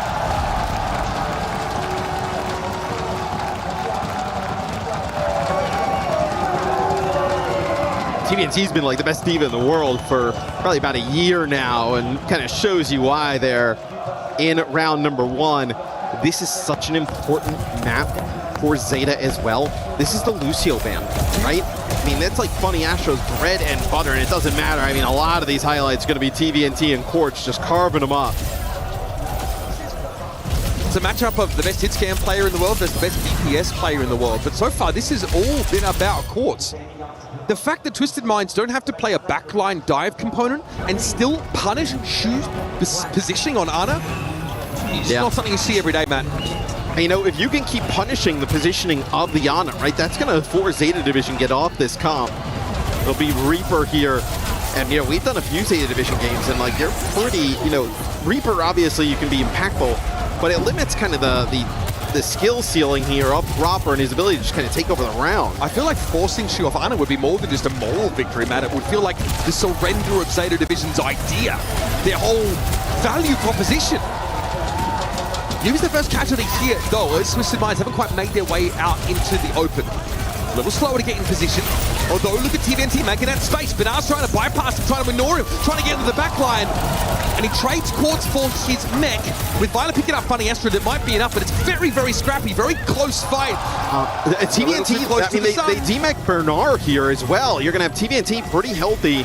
Yubi here as well. I don't know if without any Matrix, you're going to be able to kind of just stand here and take it. TVNT is going to have to back up just a bit. You're going to get both supports back. Oh, what a pick-off there from Shu. Wow. Finally getting some revenge. Hasn't quite been able to spec into that second perk that allows him to hit critical shots. We saw Bernard trade his mech for Quartz's life earlier on. Felt like it made it hard for Twisted Minds positionally, though, not having a diva. TM's going to farm up this rush here just off of TVNT, taking some damage in the choke. I like trying TP and use it on top. Look at how safe this position is from Shu, though. I mean, nobody on top of him yet, but look at this fast rotation from TM. I like this idea. TM might need a TP to really close the gap on it properly, though. Here's Kitsune rush now. TVNT just trying to control the midfield as his backline's being pressured. Violet over the top with a catnap. TVNT dragged out of the way, making it harder for him to peel for his own teammates. Now, TVNT's got another plan. Upstairs, he notices Knife glinting in the darkness, and he wants to go for him. But Bernard has struck at the core of Twisted Minds before TVNT can do the same. And Zeta, at 70%, are on the run home in this round. Much better look from Zeta here. Bernard and Proper are putting a ton of pressure on the back line. And I think also it's a little bit of the way the map here, the round that we're on, is designed. It just allows Shu to play so safe. Yeah, he's still chilling, sitting right on back. Knife with an overclock now, spending most of the damage on TVNT. It looks like Zeta Division have decided that Diva is the core of their opponent's strategy. TVNT's not going to survive this, folks. He got slept. He won't be allowed to get back into his mech. Not that the stagger was necessary, but the Diva falls last, and Twisted Minds won't be able to get in position. We're going to a decider on Busan. Round 2, just an absolute drubbing there. Zeta just kind of dominate TM is that you just see the position that Shu is able to play from at such a distance that they're never able to, the TP length is not that long, right? You're not able to just kind of go cross-map with it, put pressure on the Ana right away. For me, Matt, what's most definitive is TVNT getting dragged out of a position to peel for his teammates by that catnapping. Bernardus runs in and gets 3 kills, and that feels like that's where it crumbles for Twisted Minds. It wasn't even like an environmental kill, it wasn't anything flashy, it was just stop Diva from protecting the backline. Yeah, I mean, they're just playing on such back foot defensively. Is now it'll be Proper going back to the Reaper there, just a TP out. It'll be Knife playing the Bastion here. Is we've seen them put Shu up on this high ground. Also makes him a very difficult target. It'll be Cassidy the swap here for Quartz.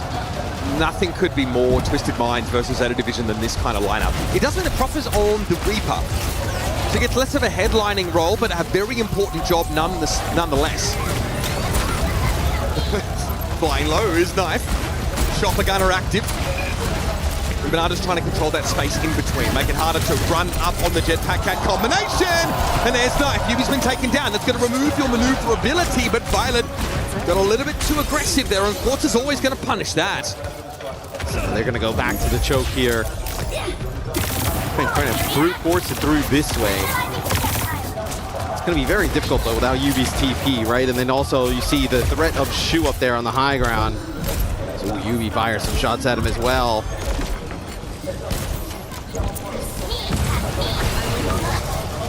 Dropping here, just playing that middle ground. Eventually brought down by Yubi. Think about the damage here. Well, Twisted Minds are going to fall back on this. They still need to find a cap, but that should be a matter of course now that they've got Bernard properly desuited. And you see why they take this position when we get on Shu's POV. Shu up there on the high ground, right? All he has, once they cross under and they're under that bridge, is the ability to throw like one bio. Where Zeta has to fight, he's not able to get any line of sight there. So it's a really nice idea from Twisted Minds, kind of take the fight on their terms, breaking LOS of Shu on the Ana. There'll be a Nano here available, potentially for Proper or the Bastion. Such a nice open sideline from Quartz, but it is under assault. This wall, though, is going to make it all too easy.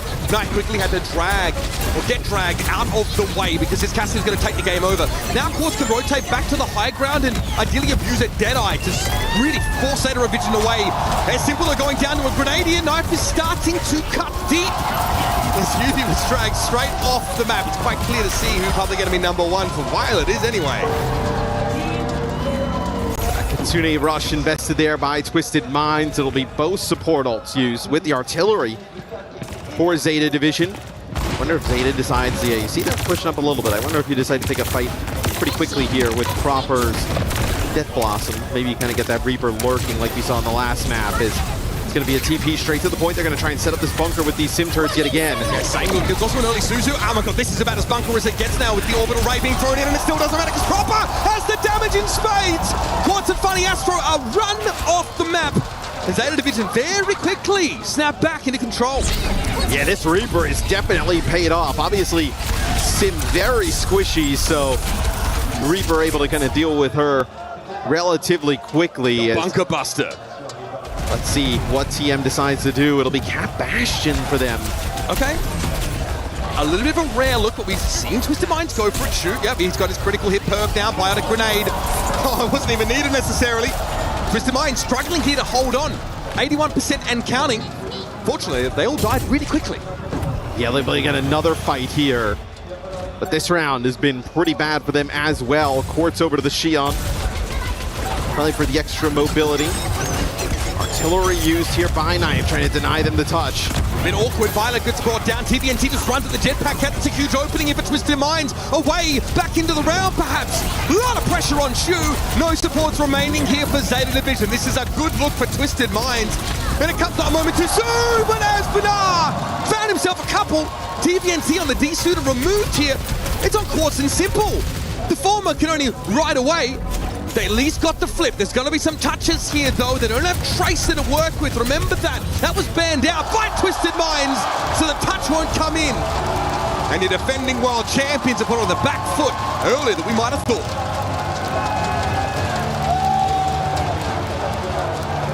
TM's found themselves in this spot before. They end up losing early to Weibo.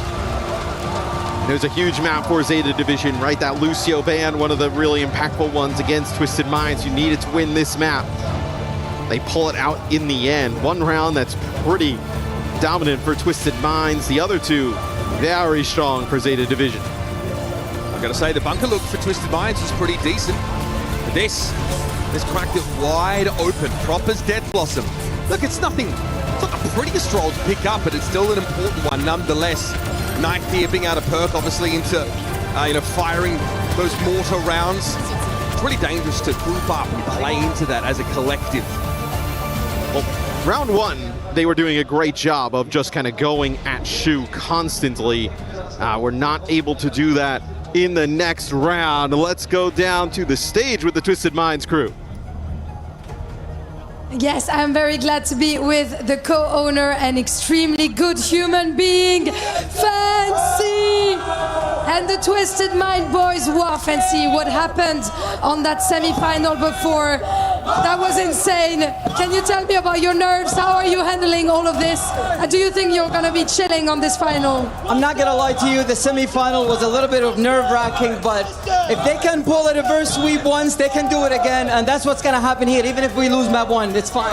Especially with that kind of support. Donc moi je suis pas du tout inquiet. S'ils ont pu faire un reverse sweep en demi-finale, ils peuvent le faire en finale également. And talking about a little gem in your team, there is a player that was appointed the best in the world last year, Quartz. Can you tell me what you think of this little gem in your team? Are you feeling a bit like a proud dad when you see him play? I mean, Quartz has been one of the most consistent players in the DPS role for the past, 5-6 years.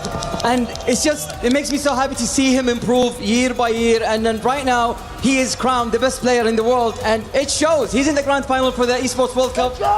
Can't ask him for anything more, honestly.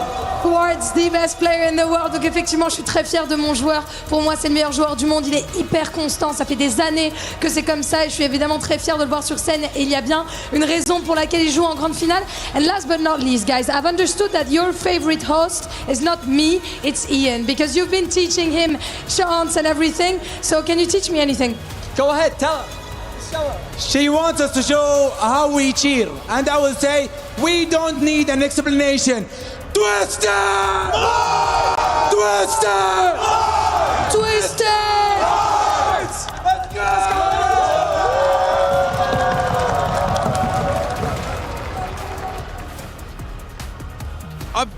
I've covered a lot of Overwatch lands. We've been around for a while, Matt. I'm coming up on my 10th year of doing this, and crowds like this, fan bases like this, you don't see many like that.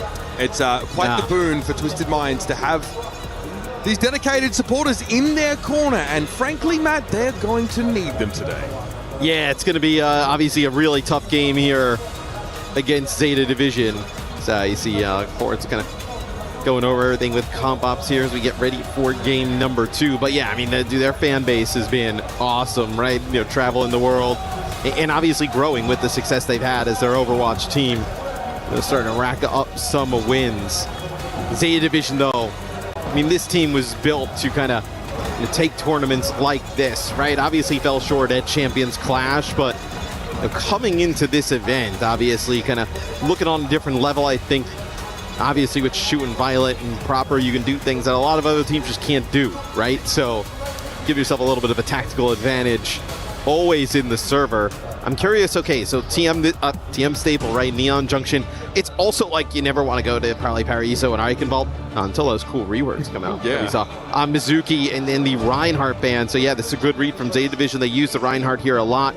Mizuki ban is going to empower TVNT on the Diva a lot.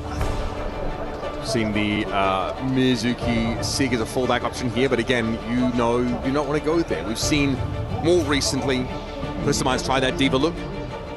Frankly, behind the Sim play, I feel like this is such a classic look for Twisted Minds. Sim, Diva, Sojourn, you name it. I don't think they need the Reinhardt, but I certainly think they need to ban it here. It's been the highlight map, I think, of this entire event so far, Matt. Everyone wants to go to every hybrid map has been Neon Junction. And everyone's got their own take on it too. Yeah. I do think Twisted Minds is the most striking look. Is that want to open here with the Orisa? Risa has seen way more playtime than I think anybody expected at this tournament. Looks like Proper's going to go back and make a change. I wonder if this is like Tracer, Reaper instead of Xion. We'll see what he decides. Nope, going to go out with the Xion. Okay, so looked like he was going back, maybe making some changes. Going to go with the Xion here. Twisted Minds. This is the bread and butter comp, right? I mean, this is them. Yeah, this is how they become world champions. This exact setup right here. So yeah, they've been faithful to it, and it has treated them very well over the last 12 months. Finding another championship chip with it wouldn't hurt either. Shu here on the Ana. It's a signature look for this team, but Benar and Violet are both struggling. Violet can't get any healing from anybody right now. And that is a Knight is like 1 HP. Just to be alive there. A little fortunate, Zeta. Proper gonna get dodged as well. Both supports here for TM, hit with a bio. Proper trying to commit into the bio backline here, Matt. So Benar, they're running at them, but I think the window might have closed here for Zeta Division. No, Knife still able to find Yubi.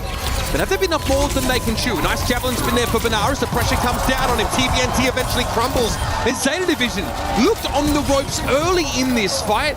Actually come out looking pretty flawless. Yeah, it's a beautiful follow-up there of that bio grenade. It takes a little bit, but Bernard on the Orisa, just so disruptive, right? When the Orisa gets in the mix, it's going to be a fast push here for TM.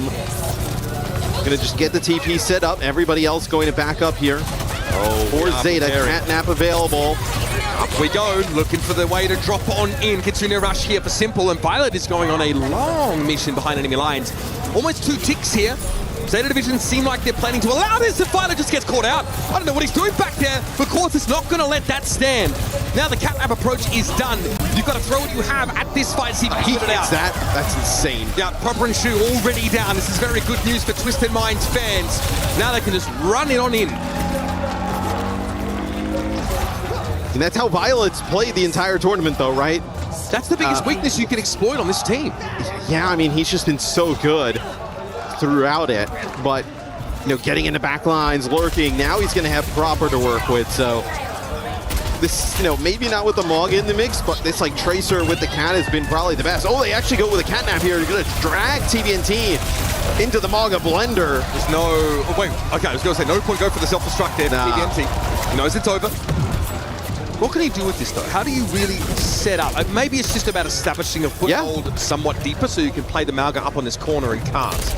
Absolutely, and you know that they're going to have somewhat of an ultimate advantage. You're making 4 changes with your comp, right? So basically just kind of using that Catnap there, allowing them to take a fight earlier. It's pretty huge. Override Protocol meets the Symmetra wall. Knight trying to play both sides of the coin here. Decent damage being put down, but it's just not happening quickly enough. Funny Astro, the only casualty. There's Yubi at least getting picked off, but Knife desperately tapping away with the Siphon Blaster, surrounded by enemies. It's not a good look. And Twisted Minds, with plenty of time up their sleeve, are well and truly on the way. Yeah, and TM ends up holding on to both of their support ults, which is pretty massive there, right? As Knife is going to switch over and match the Sojourn. I think that's kind of what they're playing for there at Zeta Division. You're trying to like put that pressure on a Funny Astro, maybe feel the need for them to call out a beat. Kind of give yourself some chance here in our next fight.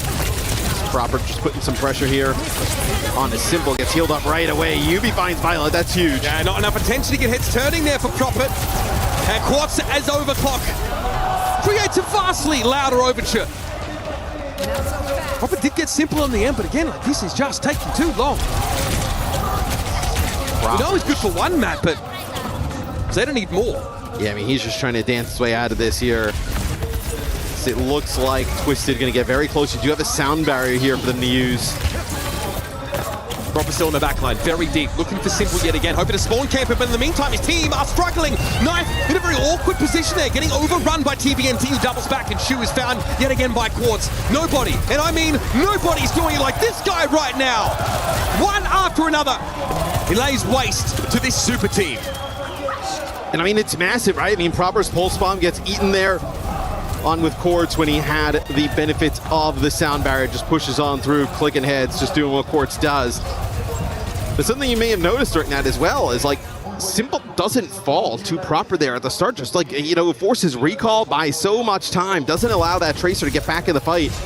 It's Proper over to the Vendetta, so Vendetta Maga, Violet now off of the Cat, so this is tells you that TM is definitely causing some problems here on Neon Junction.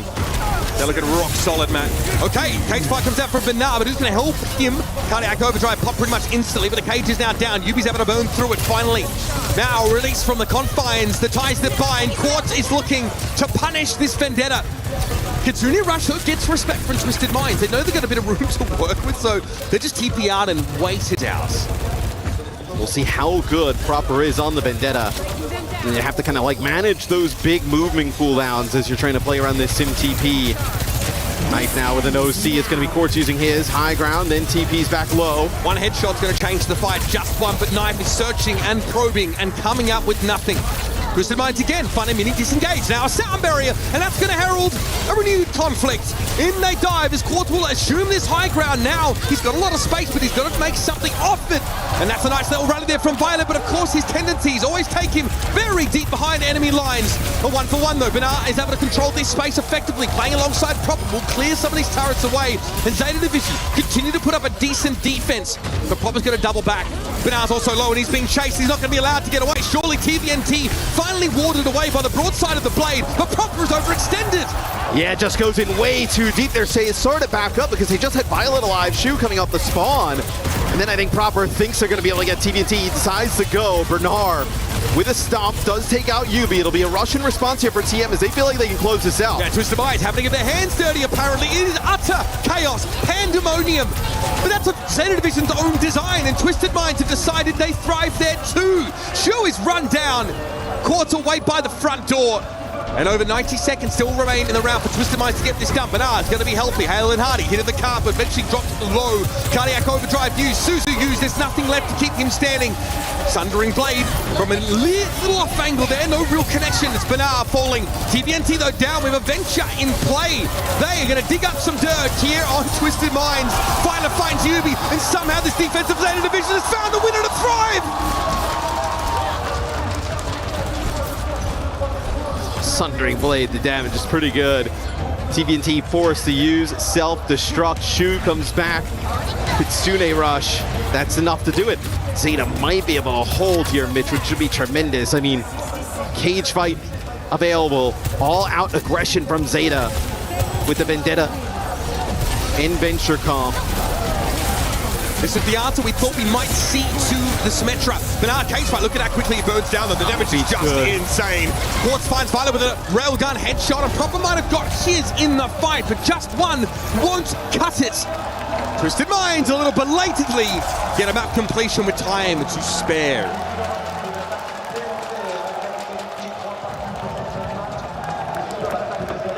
And the Vendetta usually a really strong kind of counter to the Sim. We also saw a lot of times Bernard is actually waiting for the TP to come through to then start the charge, and then TM's doing a nice job of like kind of baiting. They'll all take the TP, the charge is coming through, they know they'll TP back out, leaves the Maga without charge, and then just kind of miles away. Violet shows us some nice brig play towards the end. It's a great beat from Funny Astro. Bernard just burned down instantly, and I mean, look, Proper has all his eyes on Quartz. Finally he gets him, but turns around, all his teammates are dead. I mean, it's unbelievably difficult to manage your health pool as Malga at this level. Especially when you sort of run out into the open. Suzu, Cardiac Overdrive, everything. I mean, it's astonishing to me that Zeta Division made up that 1 minute at the end of the round. It was like a minute 40 on the clock, Bernard runs out, and somehow they turn that into a fight win. For me, that if they win, it's because of that. Let's take a look at some of the stats. Quartz, as usual, getting the better of the hit scan battle. And I wonder now if you are Zeta Division, right? Like, what's your go-to here on offense? Twisted Minds, we obviously know what we're going to see on D. Do they feel confident enough in their Vendetta playstyle to potentially play that on offense? Sonic Arrow over the top here. If anyone is going to do it, it's Zeta Division. So Proper wants to go to Venture here instead of the Vendetta. Venture was a very good Sim kind of go-to against it. Before Vendetta was added to the game, it's going to be Zarya. Zarya, yeah. Okay. We saw this a lot from Team Liquid primarily, playing a ton of Zarya through these games. ton of reasons to like it. Proper gets bubbles, right, which is in turn going to give Benar a lot of charge. I mean, Proper really has no access to that high ground, though. I mean, I did they're trying to force Twisted Minds to come to there. Okay, well, you say that, Matt, but I see Proper in the ground. Dashing on and right up, using all the cooldowns to get up there. Importantly, though, Proper gets there. Interesting. See how Venture can shape the fate of this series. Still a lot of limitations, though, in this pick, and Proper just has to play safe for the time being, but Force is just going to dominate on that sideline. Twisted Minds can bounce back to that higher ground whenever they kind of need to, and it's also tough for Benar to play into this situation, surrounded by a lot of people that outrange them. Good damage, charged up, well and truly. But kind of... I mean, you lose Shu. I thought if you could have kept Shu alive. I mean, Bernard is so much charge on the Zarya. Barely going to make it out. TVNT is going to come back on the D.Va yet again. Going to keep trying with this D.Va. It is 2 ticks gain here by Zeta. The Katrina rush going to be mirrored here. Shu lets his go as soon as possible. Venture's still looking for an off angle. See Proper there at the top of your screen now on their left-hand side is going in. Both Sojourns have found picks, and they've both been other DPS. Knife, though, had to trade out his life for his opponents. Force just stands inside this grab. He's got nowhere else to be, and Shu eventually is going to excise him with a kunai. Proper's Tectonic Shock will be saved, ideally. No bubble to give him right now, so he does fall. That's a pretty important pick in terms of tempo, but we're almost at capture here for Zeta Division. Eventually, they've brawled and bullied their way into the map. Twisted holds on to just about everything there. Coming into the next fight, it's Bernard. As soon as that OC gets popped by Quartz up on the high ground, he decides to just throw the grab up there, solo grab him, just make him an easy target. It's going to be difficult, though, for Twisted to push into this, right? Simwall here. But it's going to be this rally. Could be quite nasty. It's going to be the overclock and the Simwall.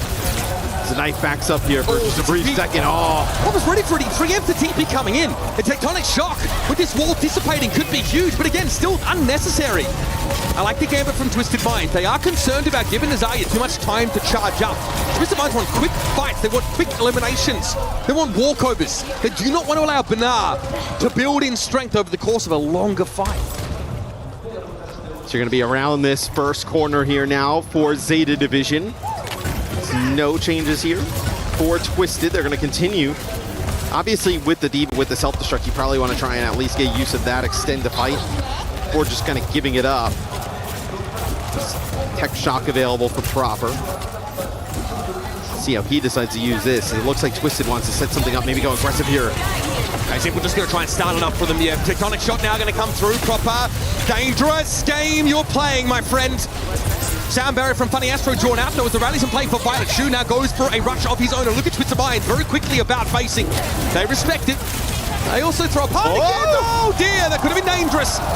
Little TP self-destructs for you. Yubi, that looks like he just got plucked out there. Proper has kept this pressure at fever pitch. And Benar now looks to join him in a symphony in the front lines. Graviton Surge available, lets it go audaciously at the D.Va. The TVNT doesn't have the Matrix to stop it, and that's another checkpoint for Zeta. And if they don't kill Bernard, there is no way that TVNT can kind of step up and take that position. I was going to say Ramatra has to be the call here for TVNT. 340 on the time bank for Zeta. A fantastic run through the map. Proper over to the Pharah. Interesting call here at this point in the map. Not like a great skybox for the Pharah to play through, and then also the Vortex available. That doesn't fancy the Venture anymore. Tactics put him off it. Knife with an overclock here, plus that poke damage of Proper is good, but Quartz is just begging for a matchup like that. He'll take it any day of the week. He does get too close to Benar, who's surely operating at full charge right now and building towards his next Graviton Surge. Without Quartz in the game, Benar cautiously is trying to forge ahead. The card is still on the move. The Sim TP looks like it was just a ruse, maybe to bait something. Little Ramatra put him off the idea of the Venture. Feels like Bernard's dominated this half. This eye has just been hitting kind of different, man. I'm going to be honest with you. Yubi again taken down, but now somehow finds a way through that Ramatra shield, and now it's happy to face him down.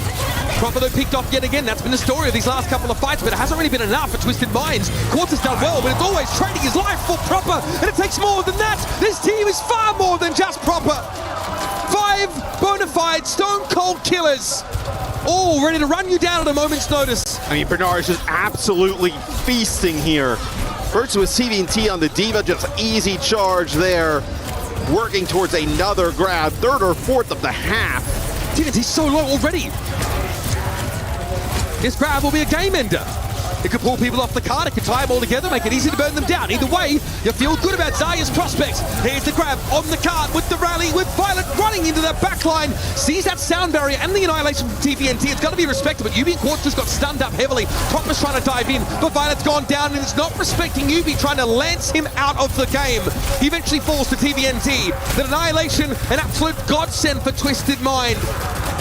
And they're going to hold their ground for now. I mean, they finally get rid of Benar. It feels like that's the first time he's died in this half. It's a huge investment from Zeta, very close to being able to take it. Obviously, Twisted dump into it as well. Bernard gonna go over and play Ramatra. The proper, obviously, on the Vendetta now. Haven't felt that, like, kind of dominance from him on the hero just yet, but opportunity here for Knife to close this out with an OC. A kill on the Simple here as we're getting towards a rush could be huge. Yeah, they're trying to farm shoes. Kitsune rush as well, I feel. Yeah. Both teams take a beat. Zeta, no, they still have the lead. Astro's going to get close to beat here as well. Knife, little exposure to the front line there. Matt got a little too close. Walker's having to back away here, and Shu and Knife are both down. That is such heads up identification from Twisted Mind to see a chance to punish some poor positioning. Oh, and then they try and stagger. Bernard looks like he's going to get the kill onto Yubi, and Yubi just TPs out. Oh, that is a brutal stagger. Twisted Mind's ahead. One more fight to be able to hold here on defense. They able to hold on and build up this sound barrier. Violet getting nowhere close to the rally. Your TM, you even think about getting aggressive here, right? Sound barrier annihilation. You know that Shu already burned his rush in the last fight. Not a lot of movement out of that backline, so. Neon Junction comes to its conclusion with 10 seconds left on the clock. Zeta Division have to be absolutely centimeter perfect. Knife with a step back. Then sees TVNT with another annihilation, by the way. I just feel like this is too much to go into. Twisted Minds have an insane bank of ultimates. Here's a Sundering Blade being held and then let go. And Franklin just missing. Proper finds no connection. Now in overtime, he's going to find a way to get a touch here.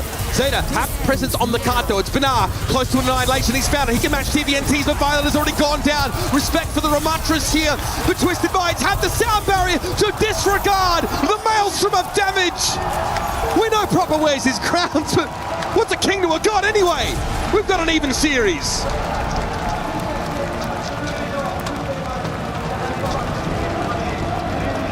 Obviously, it's a TM map win, but I also think it is a great sign for them moving forward. We've seen a lot of teams do some nasty work with Vendetta into sim comps. From what I just saw right there, I wouldn't be too scared of Zeta Division trying to play that. They look really disjointed, trying to make that work. Honestly, the scariest part was Bernard on the Zarya, but you were basically just kind of sitting on the D.Va for 2 or 3 fights, waiting to use that self-destruct. Once went over to the Ramatra and forced that Ramatra head-to-head. I mean, Proper not really able to make that big of a difference there on the sim. It feels like Proper had to switch off the Vendetta at that point. Yeah, I mean, like, but where do you go, right? I mean, you know, I think if you play Tracer, I think that is a clear TM advantage. Venture works with the Zarya a bit, but, you know, not a really kind of dominant force like a Vendetta. Let's go down to the stage with Ian to get the pulse of the crowd. I'm actually in the co-streamer area right now with Tayo of Zeta Division. I've just been talking to him about his viewership right now.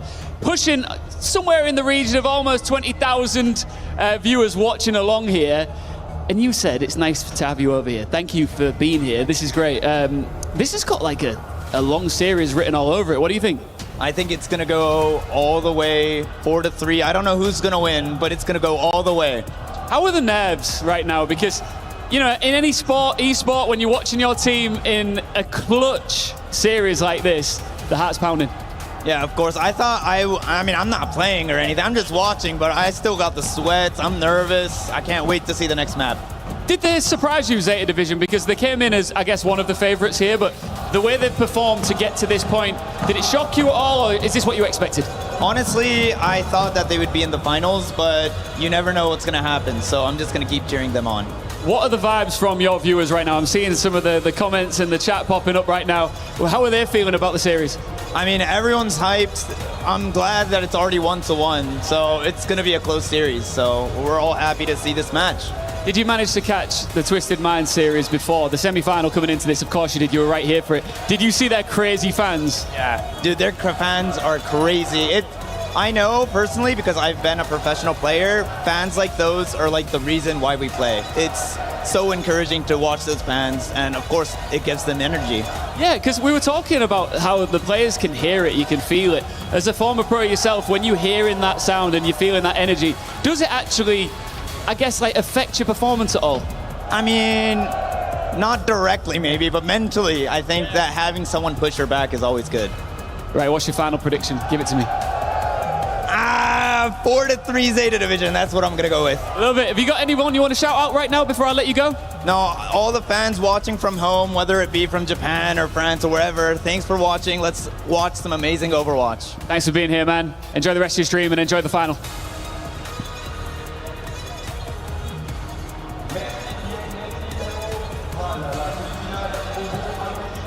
Man, the vibe out here is pretty insane. Tayo ain't wrong. Great to hear that his co-stream is popping off. Yeah, but Ian's like, it's no different. Ian's like, you want to shout anybody out? He's like, well, I have 20,000 people watching right now, so yes, I would like to shout all of them out. Everyone individually. Colosseo. Map selection. So we saw this in the previous series with the Kiri ban as well. It was like Baptiste they tried to play, and then we saw Moira from Simple. Maga gone. I think, look, from the way Twisted has looked thus far, like the Maga gone, I think that's like pretty decent, right? You can now play, what, Ramatra? I wouldn't even be surprised if they try and play Reinhardt here, like off the rip, and then kind of see where that goes. We kind of saw in the last game what the Kiri ban can look like. Simple, it did end up on the Moira on Colosseo. Now, I don't know if that's exactly going to stick against a team like Zeta Division. Twisted Minds were able to come up with an answer. It was a Baptiste at first. Now, this is... what do you think about if they ran? It's exploitable, I think. If they ran the Sig here, the Rhine on the other side, I mean, that feels like something that TM just kind of eats up. I mean, there are some parts of the map, obviously, where it looks a little bit better. The longer straightaway run, if you can buy the time, but Twisted Minds are playing with a sim. So Ryan can always get that much closer without having to give up his shield. You better hope these accretions are absolutely perfect from Benar, I feel. Yeah, I mean, even so, right? You just can't do anything with the damage that TBNT has. Then he also kind of plays inside of the Immortality field. It's proper over to the Xion.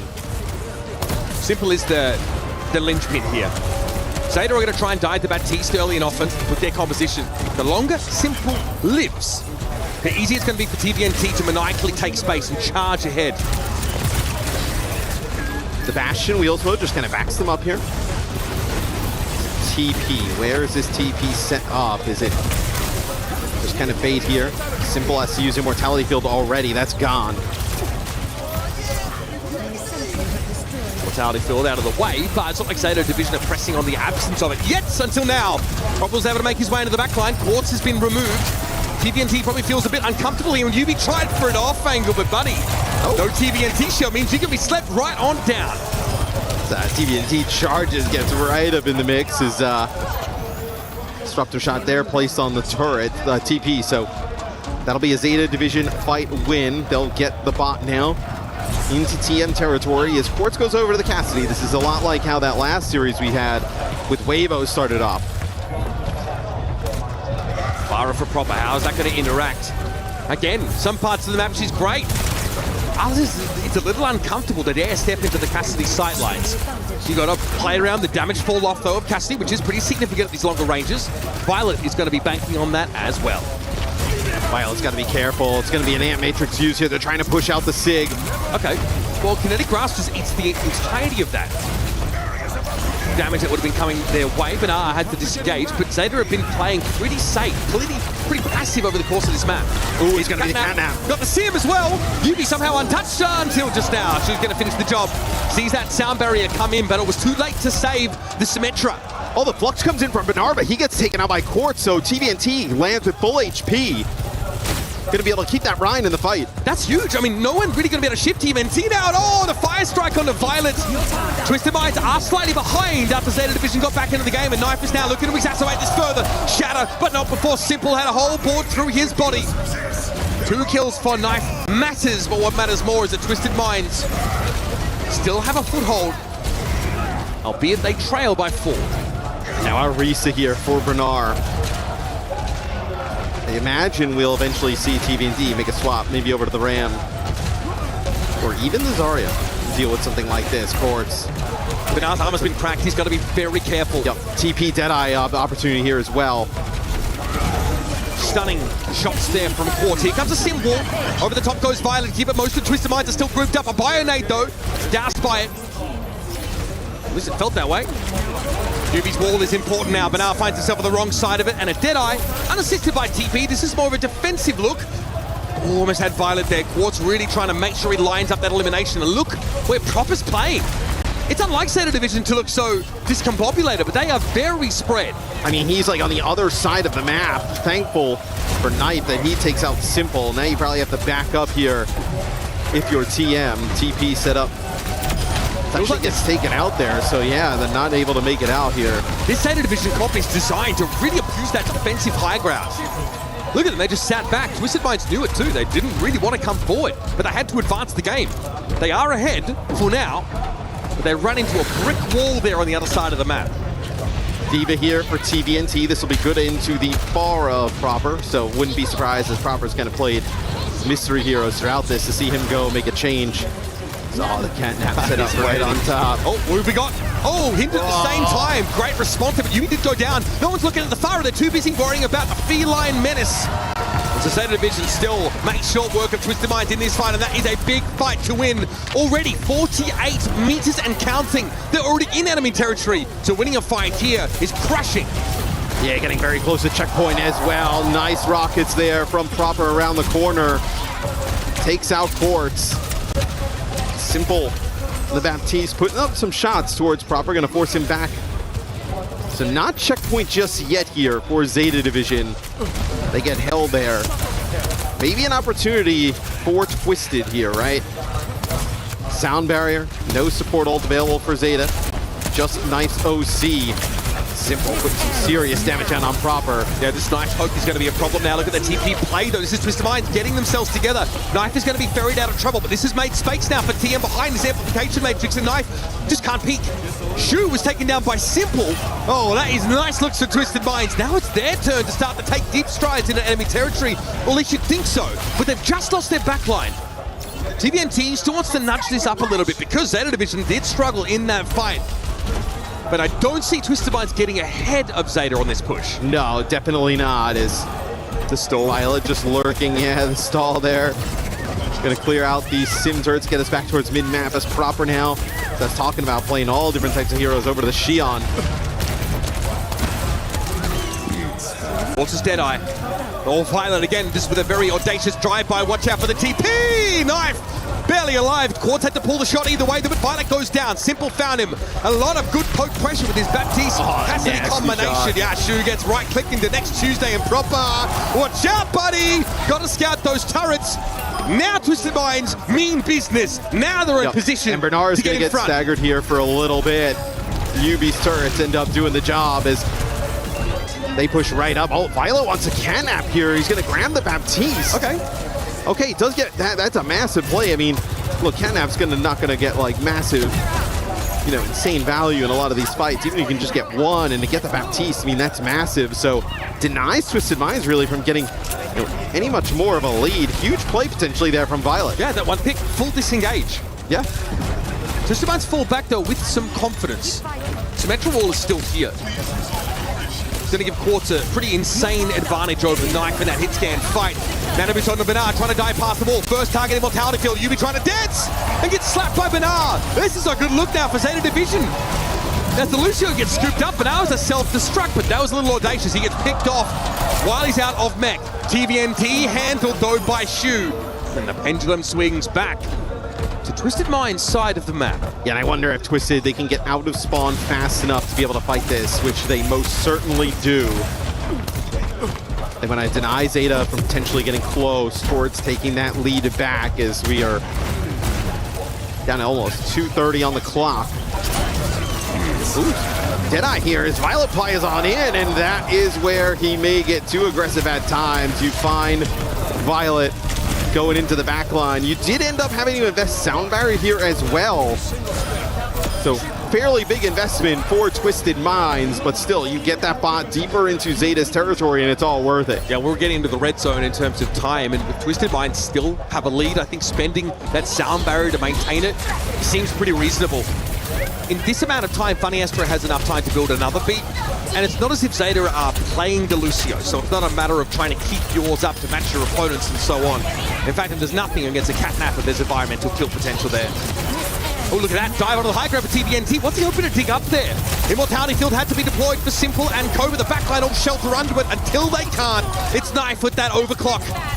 Quartz down as well, so no DPS up for Twisted Minds. A nice little slip away there for Knife to get himself a health pack. He can virtually ignore Simple as this is a stagger.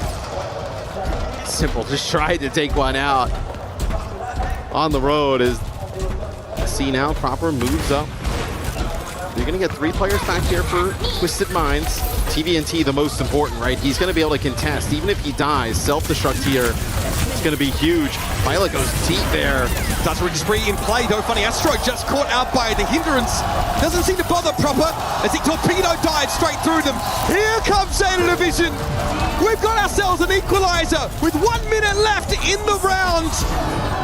How does this all transpire? It's an Immortality Field that's cleared so early and no one's got an answer to this from Proper. Proper just carves them up there with the spree to get back in the game. A 10-meter lead now. Huge bio grenade connects with 3 there. Shu commands these sidelines. He commands this healer battle. Sitting back now, but Simple has noticed him. He's done enough though. 90 meters, 30 seconds left in the round. Zeta Division's map pick finally seems to be going their way. In the dying moments, Twisted Minds are straight up being spawn camped. Simple back on a timer. And Zeta Division sit back and say, your move. Another 2-player bio there from Shu. Simple over to the Moira. That was the heroics.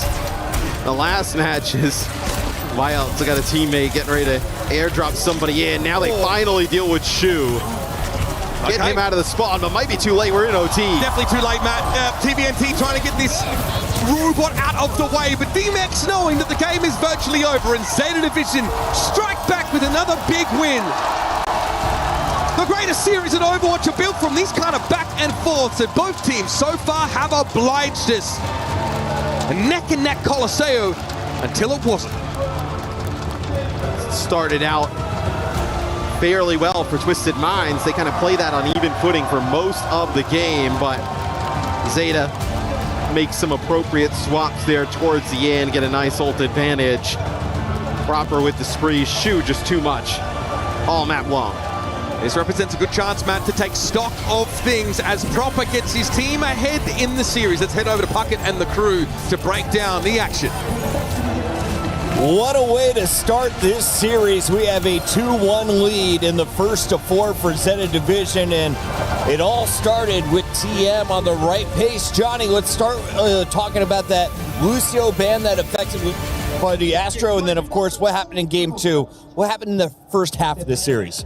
Yeah, this series has gone as expected so far. Neither team has really flinched, which means we're bound for a long series. This could go all the way. It started out with Zeta Division getting the first map pick, and they went to Busan with that high ground, able to expose the symmetric composition of Twisted Minds, and that has been the story of the game so far. Let's take a look at some of the highlights. And Jake, there were highlights galore from both sides of this fight. Who has caught your eye for MVP running early on in this grand final? Oh, it's hard not to think about Proper. He has been putting in an absolute monster of a performance here on the Xi'an, on the Pharah, whatever it's called for him to flex to. However, I think it's worth noting, powerful bans have been expended, and still TM has been fighting back, keeping these maps extremely close. So I still think there's a lot more to be seen in this series, because TVNT is also really turning the screws on Zeta. I mean, they play these tricky comps, but TVNT keeps finding their number. Yeah, it's TVNT and Quartz. Quartz is definitely turning it up right now as well. I think this is the most pop-off performance we've seen from him thus far in this tournament. So I think they're really going toe-to-toe. It's going to come down to the map ban. Bernard having an enormous play on the Diva towards the end. And then, of course, you see Proper switching over to the Reaper. We talked about maybe this isn't his highest ceiling. Still has a pretty darn big impact there, Johnny. Yeah, 100%. You expect all of these guys to be playmakers, especially come a grand final like this. And I feel like time and time again, we're seeing different individuals from Zeta Division step up in a moment like this. If Twisted Minds decide to push for an individual, the rest of the team has to step up and make up for that. As good as that first map was for Zeta Division, map number 2 belonged to their opponent. Let's take a look at our second highlights as this came from Neon Junction. Jake, walk me through the play. What was different this time around? I mean, the sim, right? This is able to have such a big impact. This is a comfort map for Twisted Minds. It's just a much tighter angle situation. There's not as many cheeky options for Shu in particular to make the plays. And you felt that Zeta was kind of forced to match the rush in some of these scenarios. And that's exactly where Twisted Minds want to keep this series. Get Quartz firing on all cylinders, torqued up with the Sojourn, farming rails off the Maga. Is it the Sojourn that is his most dangerous character? Is it the Cassidy? No, What do you like to see Quartz on? It's literally all of it. So like Quartz is one of those players you can't really ban him out because he has options and he's performing equally well on all of those. And that's what makes him so dangerous, because his aim is just unlike anything that you've seen before. Johnny, when do we get a melee game? Is anyone going to take away the hit scan and just bring out big swords again? I think if you have a Quartz here, you really need to enable him to play that long-range hit scan, and the Symmetra teleporter is part of that. You want to teleport away from Zeta Division to allow space and time for someone like Quartz to really pop off like that. So I think we're going to keep this one long-range. And then, of course, as you saw just recently in game number 3, it was back and forth for the first 7 minutes. The final 3 minutes, though, belong to Zeta. As we take a look at some of the best highlights, there was this play from Proper that I kind of feel like sealed the deal, Zoe. It's filthy. Like, a nano boosted Proper should be actually illegal. That should just get banned out. Like, I don't want to be on the other side of that. It's incredible what he can do, not just with the nano, but also if he's like in the neutral. Are we going to get rid of the Ana? Has she been banned yet, Jake? I don't expect her to be banned. I think Twisted Minds are going to believe that they have to overcome this hero. I mean, here on Colosseo, without the Kiriko, right, there's no cleanse to take off that bio nade, to wake people up from the sleep dart. And so Ana is able to get a lot more done. But generally, through the course of the series, I'd expect Simple to be quite confident on the Kiri in that matchup. That, though, I think as we look back to Colosseo, that was a map that Twisted Minds were able to win earlier in the day, right, against Weibo Gaming in a very similar matchup. So we could be looking back on that map as maybe being a bit of a bellwether in the series, a place where Zeta were able to take an edge that others could not. That series changing game 3, Johnny. Yes, it did change in game 3, and I think now we could see Twisted Minds actually start getting a couple of these maps. Moving ahead here now, looking at the next map pick, Symmetra is yet to be banned. And this might be an area now where you want to go towards a flashpoint map, and maybe you want to actually, we're going to see Suravasa here. If you want to protect ban the Symmetra here, make sure that hero's in the game, maybe remove something like a Venture. This is a must-win map for Twisted Minds here. Tie things up, remain in the series, and like Jake said, drag this series out, because when all those valuable bans are gone, it might favor Twisted Minds. What do we need to know about Suravasa? What kind of playstyles are fitted well for this map? Well, honestly, there's a lot of viable things that you can play in terms of compositions. So I don't really like the whole. Like, they're going to be more jetpack cats. Well, okay, maybe. I think for Zeta, probably yes, right? They like to play these comps. We think we've actually seen a lot of Proper Tracer on this map. Yeah. I'm curious. I don't know how he approaches this Twisted Minds team in particular. It's a different kind of opponent than any that they've really faced before. But Proper, I mean, attacking him with bans is a little crazy at times. But hey, if you're going to do a protective DPS ban to keep the sim alive, I wouldn't mind taking the Tracer out of the mix. Like, when Proper's opening up those options on the flank, often Shu is right behind him on the Ana, able to do unbelievable things with that space that is created. So I wouldn't mind an attack on Proper, whether it's the Xion, the Tracer. These are the type of DPS bands that still get a bit of mileage while protecting the Sim. I see somebody checking their pulse. Who is going to show the most emotion on this stage at the end of our grand final, Zoe?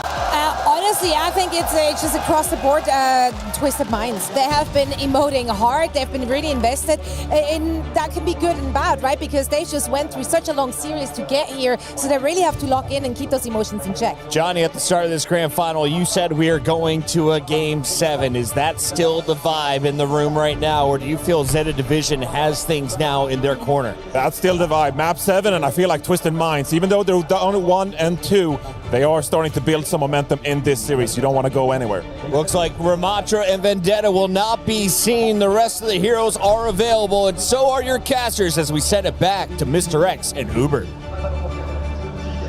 So, as part of their response to what we saw in map number 3, Matthew, a Vendetta ban here for Twisted Minds employed to try and keep Ubi that much safer.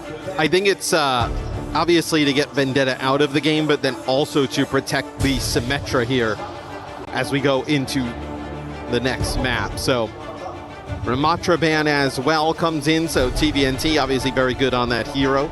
Puts him more in like the Reinhardt Diva space as we go into Surabasa. So obviously a really important map for TM to potentially tie it up. TM still has their Ana ban if they feel like they need to use it. They also have they have the Bastion ban, they have the Cap ban, right? Still a lot of good stuff left for Twisted Minds in this series. Yeah. They can target the strategies of Zeta Division on many different axes, but it feels like the execution is what's been the difference maker so far for Zeta. That was a very competitive Colosseo map, regardless of how our comps were structured, what the bans were. Didn't seem to matter. Zeta Division just looking clean there towards the end. All right, so again, we're seeing this prevalence of Sigma or other more static tanks on this map. Accretion's very powerful. Gravitic Flux has insane stopping power. Violet might speed them out here. It's going to be like catchy on you. So Zeta going to run back similar to what we saw in the last map, obviously with Bernard. This time they're going to be playing Sig instead of Diva. So they kind of back out a little bit here. It's going to be odd to kind of move into this with the Sig. That's where Sig struggles, right? Once you kind of get control of an area with the Sigma, it becomes very difficult to move as Violet eats a railgun there. Somehow able to live, and then Knight finds Yubi. That's a brutal loss. Yeah, Quartz has just been backtracking this entire time, Matt, realizing that it's more than just Benar up front, but there are flanking elements here for Zeta Division. One of them catching Yubi out. Now you've got to retake into the Sigma. Yeah, that's when the Sig can start to get strong, right? The constant poke and damage within chokes. The accretion, the shield. Accretion comes out there from Bernard. See Violet also just kind of lurking above you there on the cat, ready to kind of pounce at a moment's notice. Good damage on Bernard. Simple though, hit with a bionic grenade. What's still not convinced about these sidelines? He spots Proper lurking off to the side. As Simple has fallen, and Knife has the better position to play from.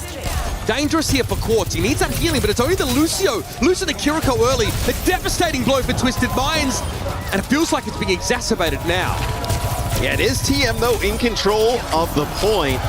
Good stall on the Astro, yep. Gets them a lead, but lead will swing right back for Zeta Division. So early on in map number 1 on Busan, they did a really good job of, like, every time those railgun shots would go into Violet, like TVNT would be there to finish him off. Just, it's not really happened as Violet's starting to dominate on the cat. Yep. Twisted Minds don't have another DPS that can follow up on that poke damage because Yubi is limited in range. TVNT is the one that has to break position to chase them down. Proper is hatching a scheme. Sitting here on this staircase now. Spots everyone go by, but TVNT is kind of spooked by his presence. Those glinting red eyes. Look at Violet just kind of lurking here. Oh, not so much lurking now. Certainly made an enemy of himself. Quartz has been dragged out of position, but not to secure an elimination, just to try and disrupt him. He still killed Shu. It just didn't stop him. How? Now Bernard's in a lot of trouble, right? I mean, just Jetpack Cat heals. Where Jetpack Cat struggles, but hold on, knife with one. You do still have Quartz here, TVNT as well, so although you get to 99, Violet eventually finished off. It'll be Twisted Minds still with an opportunity here. I mean, dude, Violet, right? Hits Quartz, you mentioned he does get one, and then just tries to like put Quartz up on the high ground, maybe kind of force a 1v1, also take him out of the line of sight of the other healers, right? I think having high ground also makes it easier to spot Violet. Yeah. You abuse the high ground with Quartz, use the overclock, and the sound barrier. Now, Twisted Minds can turn this into a winning formula. With the nano boost, it's a bit of an unknown variable here. Is it Proper? Is he going to run in, try and get a spree? Yeah, who is the back line? I mean, it looks like it's for Proper, potentially. You may end up hold on to it now.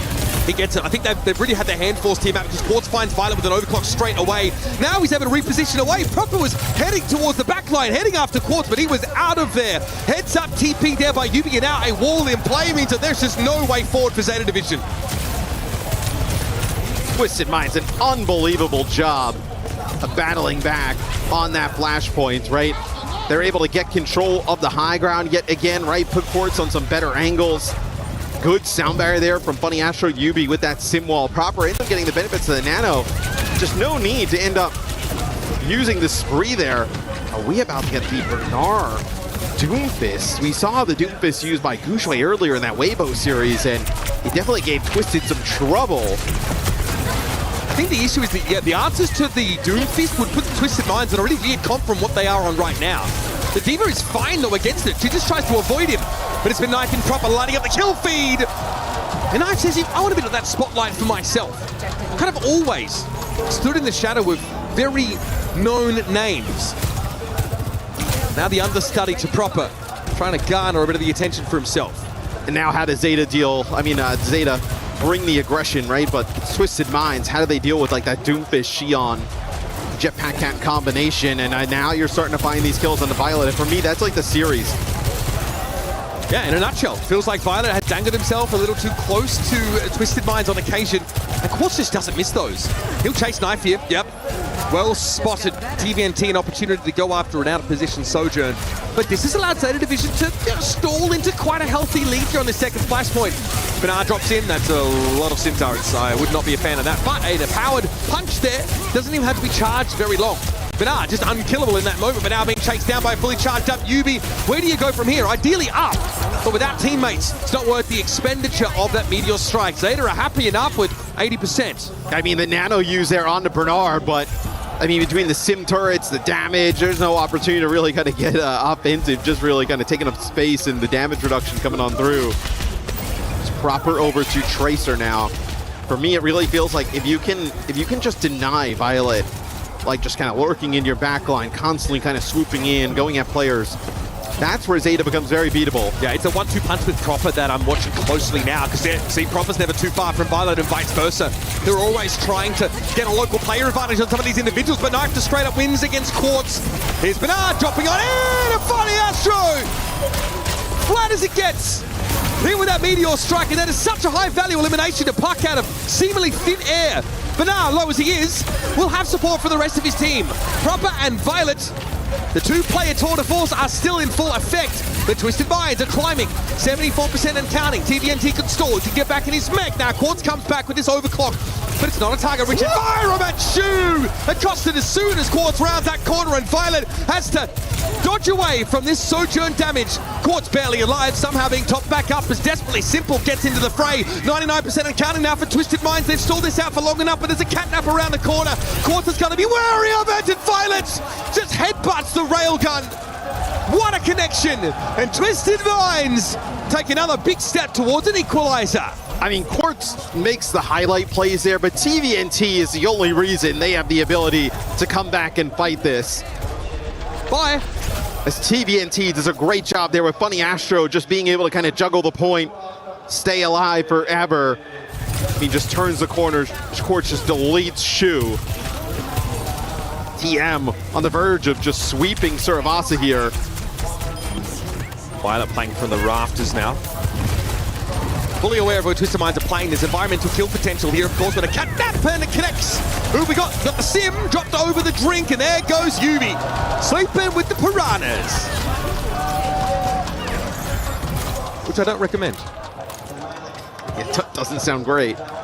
Not exactly. A lot of the fights on this map, like the points, have kicked off this way, right? Where Zeta comes in, they make a flashy play, everybody goes crazy. It's a nice actual powered punch there. Connects with a few players, gets a stun through the TP, so that's where that follow-up kill and the funny Astro comes from. Benar is a real nuisance here.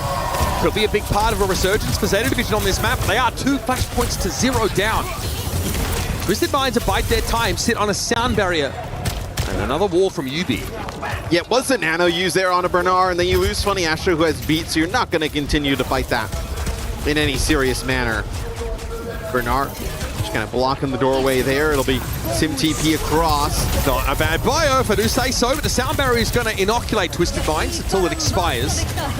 Here's that wall, though.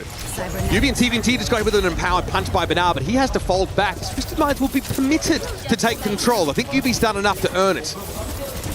Quartz is going to get an OC, and you also have the Kitsune rush here, so great opportunity. Punch does not connect with Quartz. Bernard in a world of trouble here. Oh, funny Astro, though, just gets knocked into the wall. The damage from the Disruptor shot enough to do him in. Yubi's also low. Bernard looked a little maladroit in his landing at the start of the fight, but since then, he's been pretty terrifying. Meteor Strike, pretty telegraphed here and surrounded now by Twisted Minds players. Dropper delivers the double. That'll do it. With Yubi and Simple out, forget about it. It's an unbelievable pulse bomb from Proper. Let's take a look at this. He's working with Bernard. On the TP as well. On the TP. They go through it, probably trying to dodge that Doomfist, and it's literally lighting the bag of dung and ringing the doorbell. Does Twisted just give up on this? I don't think that's in their vocabulary, honestly, but they're not given much of a choice. Short-lived overtime as Violet made sure Yubi was the first out. Still a pretty big hill to climb here if you're Zeta Division, right? Gonna take the next 2 flash points as TM's gonna look like win the rotation here. Maybe get here a little bit faster. Shu just kind of looks like setting up maybe an off angle. Now, Shu does not have line of sight to the players just yet. So. Yeah, already invested though in being first to the punch here, Matt. Hey, honestly, Twisted Minds throw themselves into that fight. They think they got the better end of it, but Knife is playing so safely, so far away. Violet was just the decoy dangled in front of him. He was the catnip. You know, what do you do, right, against the Doom? It's going to be Quartz, going to go over to the Cassidy. That's going to be the response. You know, maybe if, obviously, Ramacho was, you know, in this game, Ramacho gets banned. Maybe that's a go-to, right? Vortex with the slow, trying to keep that Doom in place. Another nano for Benar here. Really feels like these have been for survivability, just to try and tie your opponents up as long as you can. Proper's Pulse Bomb goes by the wayside. TVNT able to get the Korean Future Dyson onto it. Benar made a heck of a lot of space with that nano. It's just a big investment for something that didn't involve directly an elimination. It also feels like for a while, you know, Twisted Minds was a team that was heavily on the offensive, like aggressive here in this game. And as soon as Bernard has gone over to the Doomfist, it is just flipped, where every time we were seeing Twisted Minds just moving backwards. Oh, okay. Nice Zuzu there from Simple. Sound Barrier came out there as well, and Shu is run into the ground. Twisted Minds see a moment to go up tempo for a time. But Quartz has found Violet. This more defensive look with the Cassidy. Pretty important in those moments. Twisted Minds are trying to get the map ended here. It starts with a cap on this point, and that has been eluding them thus far. Benar has been more than just a nuisance. He's been a spanner in the works. So now they come out on top. That's another pulse bomb eaten here from TVNT. Finally, you get a fight win. You can breathe a little sigh of relief here for Twisted Minds. And they're in a pretty decent spot, Mitch, right? A lot of ultimates invested. Violet with a good spot here, though, to get like a catnap, maybe grab some player, drop him into the drink. I also think this Doomfist switch has been great for Knife, who no longer has to take a Sojourn mirror. Yeah. Quartz has been forced onto the Cassidy, favoring the longer range of those 2 hit scans. This is the cat just kind of parading Shu around. Yeah, I mean, an airdrop Bionade. Oh, could be good, but it was mitigated. Here's Violet now. Catnap. Quartz. Oh, what a save! Love to see that. Violet is taken down. Quartz lives to fight another day. And Badar has to cover and duck. I mean, Violet, hey, look, going for those hero plays, just can't drag him low enough to be able to get that kill. Proper on the flank. He's going to be the one here who's relied on to get a touch, but TM knows this. And they're ready for it, like he said. Quartz, loud and proud on the point. Fighting away with the Peacekeeper, sees Benar slide on past the nose. He might have a window here to get the Doomfist done. He does get stunned up briefly, but it's really not damage that he's writing home about. Barter comes in and takes the trade, but no, the rest of the hard work has been done here for Twisted Minds. They took a back seat for much of this flashpoint, but patience pays dividends, and they're here to chase the bag.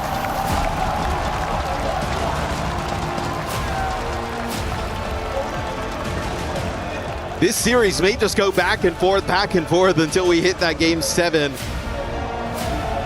It's Twisted Minds, the swap over to the Cassidy to deal with that Doomfist. I think I saw Yubi on Twitter say that Gushue is the best Doomfist of all time. No Doomfist like Gushue in the mix. Bernard tried his best impersonation, proper with some sick plays as well. But overall, outside of, some moments at the beginning of these flashpoints, Twisted kind of rode that one home, start to finish. Really competitive map in the end. There's always adaptations, little tweaks that you can make to get an edge at this part of the series. Quartz over towards the Cassidy. It's great to have a more defensive, a safer option to try and pick up here. Now guys, it's insane in this room. I can't begin to describe the energy to you, but I've got some people who were going to try, so let's go and talk with them. Mesdames et messieurs, on est sur scène, on est déjà à la 5e game de ce BO. Ladies and gentlemen, qui est là pour Zeta Division? All right. What do you say? I think we got some fans over on my side. Should I check? Go for it. Hey, who's here to see Twisted Minds? Nah. We got good back and forth going on. We got a series on our hands we got to do better, guys. We got to do better. You have an insane team here. So once again, who is here for Zeta Division? Twisted. Guys, are you gonna let them take this trophy? Seriously? Well, let them hear you! Twisted Minds! I want you to start a chant right now. Let's go. What? Which one? Twisted! Twisted! Twisted! Twisted! Twisted! There you go. Come back here. Let's get real, guys. Yes. Who's taking it? Is it Twisted Minds or is it Zeta Division?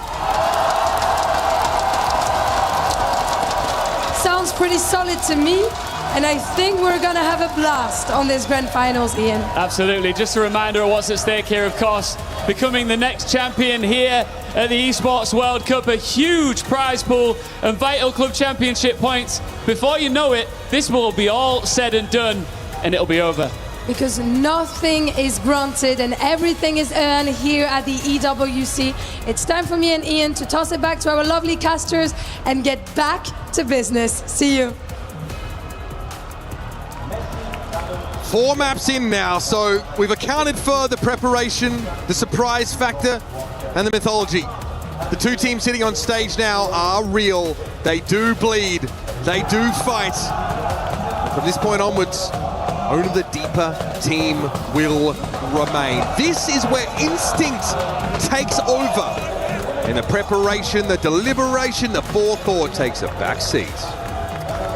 And it's going to be a Zeta Division map pick, Route 66.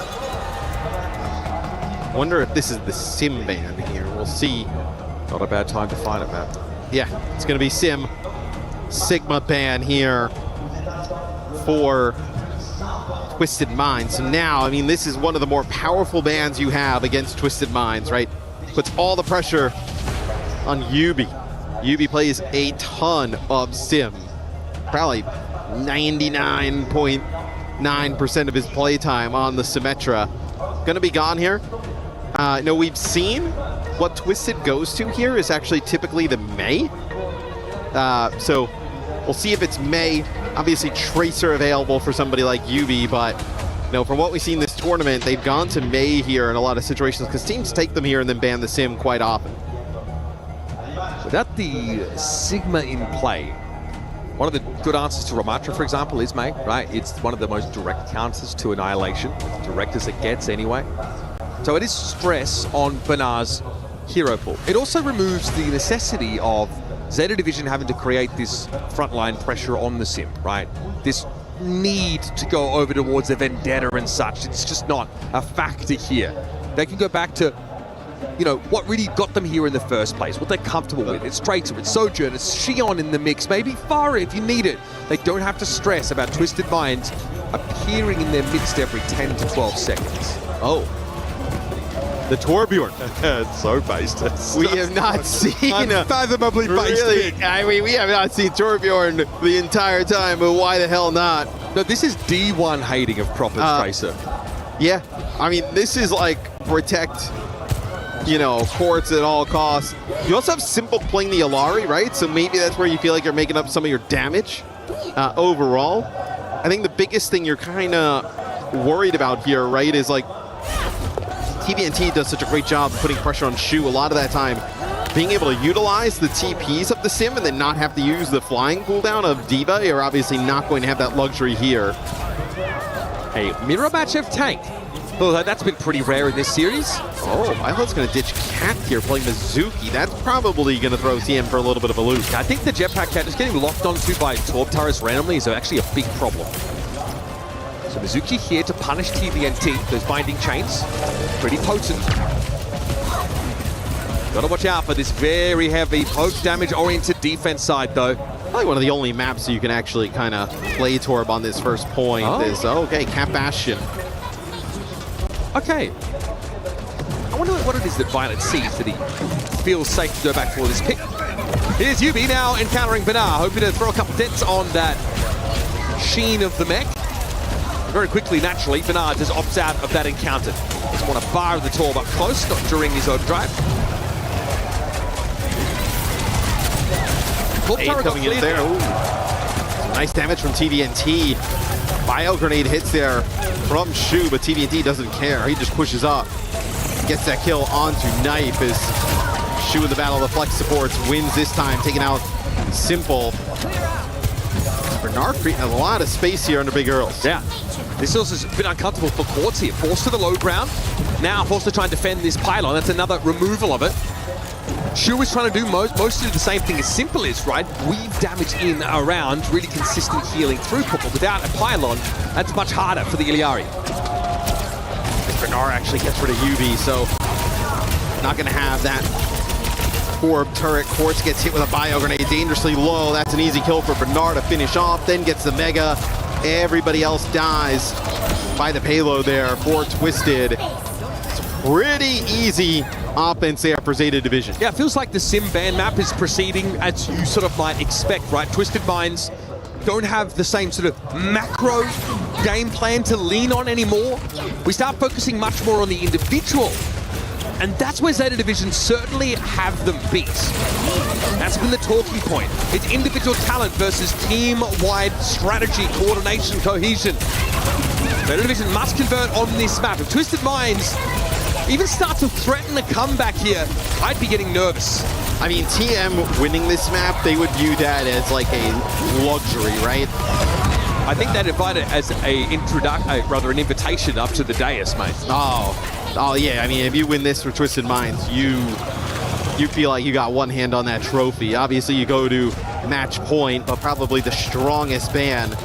Still a Kiri ban, I think. No, Lucio ban is actually gone as well, right? So all the pretty impactful bans gone here for Zeta Division. Oh, okay.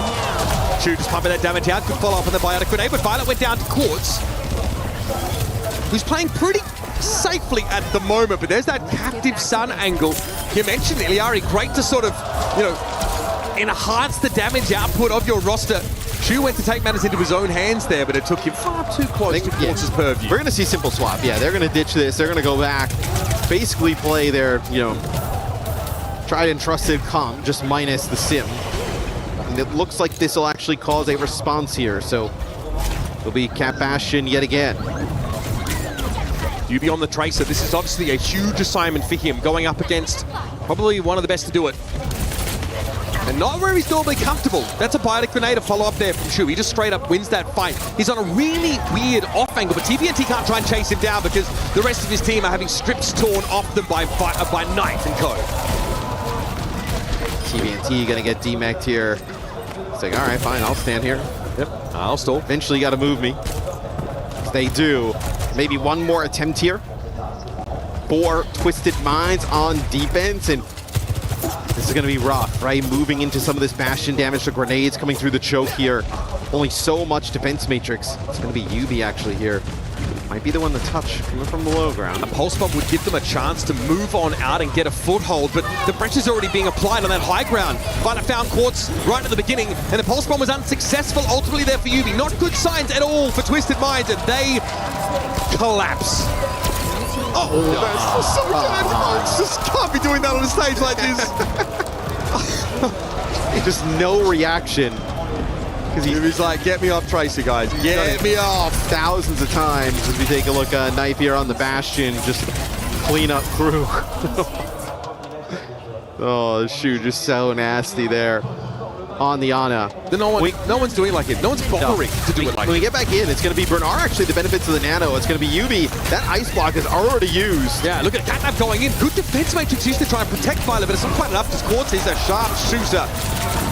All right, out of mech, self-destruct this here, or do Simple just left milling about. This is pressure on another level from Zeta Division. They'll happy to take these exchanges if they stay ahead in them. And tempo rests with them. Man, that was a pretty sick play by UB. Didn't have the Ice Block up right away. Used the Maywall to just kind of block the self-destruct, then ends up trying to duel proper with the help of Funny Astro, just not able to live. If you're Twisted, you can get just a hold here, not at map completion. You would feel amazing. Yeah. Slow the game down by any means possible. That's a good start. Dropper falling into a trap that many lesser Tracer players have done in their time. Is just eating a little bit too much damage from a plucky Kiriko player. And I think the benefits here for Twisted Minds, right? This is not a great point here at the end for Jetpack Cat. No, doesn't have like a lot of flanking angles, can't take advantage of a ton of verticality. It's a pretty good point for May. 2 minutes on the clock as well, with some changes coming out of Zeta Division, gonna kind of get a nice ultimate advantage here, Twisted Minds. You're probably looking at 2-3 fights, or they may have a chance to do it. Bernard to the Orisa, so basically demanding that the fight take place on the cart and then commanding that space. You've got to give Twisted Minds significant incentive, though, to fight in a bit of a disadvantageous spot. Yeah, high ground Cassidy, though, kind of nasty for Orisa to work through. Those javelins sometimes can herald big kill opportunities. Good protection there from TVNT, though. That was a very heads-up fence matrix. And there's Knife down. Quartz is repaying that heal with interest. Knife picked off, but it's a 1-for-1 at best. And now Proper, though, might have a chance to break through. Simple run down. Pulse Bomb there on TVNT is going to account for enough of the damage, and Proper sticking around. Recalls out of the self-destruct. Now in the Blizzard, TVNT trying to shelter. Violet traded for UB, though. The May is out of the game, and TVNT once more is destructing. But he got Shu and Violet both together. This is a huge way to slow Zeta down. Yeah, I mean, Zeta obviously can't move forward here without either of their supports. UB does a nice job dropping that Blizzard. It actually allows TVNT to get into mech yet again. I think Funny Astro's also had a great map Mitch here since going over the Lucio, being able to kind of protect Quartz. They're just knocking Proper off course at any time. Zeta Rush coming out, also Kekai Sanctuary to really dominate this left side of the map. Zeta Division is set up here just to usher the cart forward in this last push of their attack side. Deadeye makes some space. Zeta don't really have the time to lose here, though. That's the issue. Playing in a line of sight as much as they can. They got a little pocket there behind Quartz that's a little bit uncomfortable, I'm sure. Knife with an overclock to the high ground, and TVNT doesn't have the cooldowns to get to him. Oh, pulls up short on the Mega Health Pack. And there's the mech dealt with. Good damage from up on high, and Quartz will be smashed by an overclock.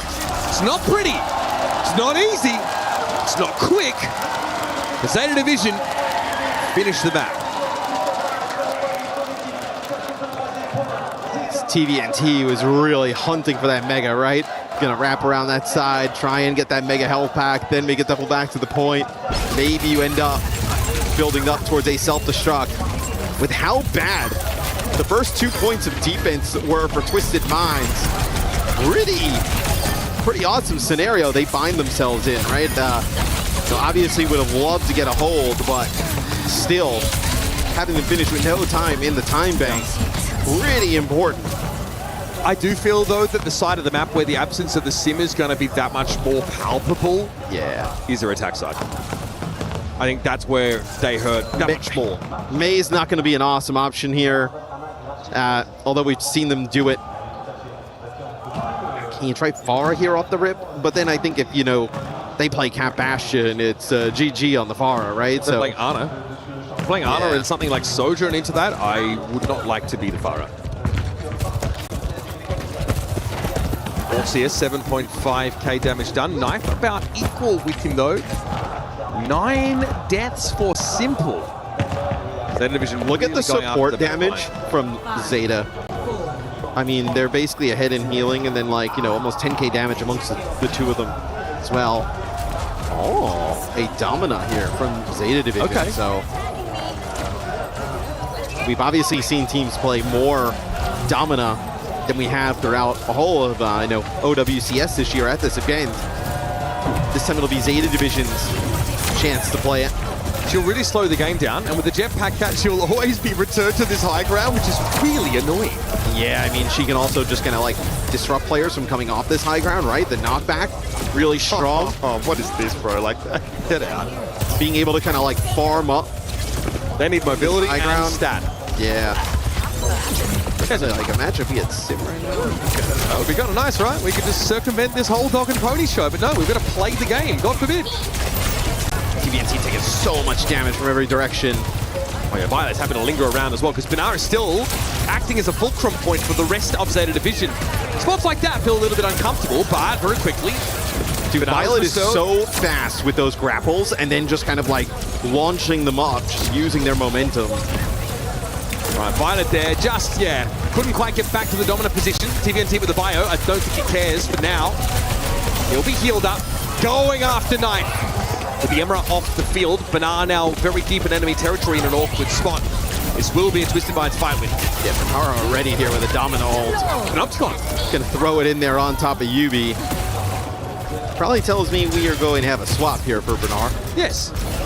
So it was just him and Proper at that time, or maybe they say, hey, it's working, we're gonna stick with it. No, they're gonna go over and play the Diva here, so Twisted Minds finally get the cart moving. And luckily for them, they don't have to use anything to do it. This next fight's gonna be massive. They need to set a good time through this first part of the map. And I think Zeta Division are happy just to slow this down as much as they can. They'll give up the checkpoint at some point, sure. But they don't want to let Quartz and Coach snowball this game out of control and give Twisted Minds a massive time, mate. That's just not acceptable for them. Here's Benar.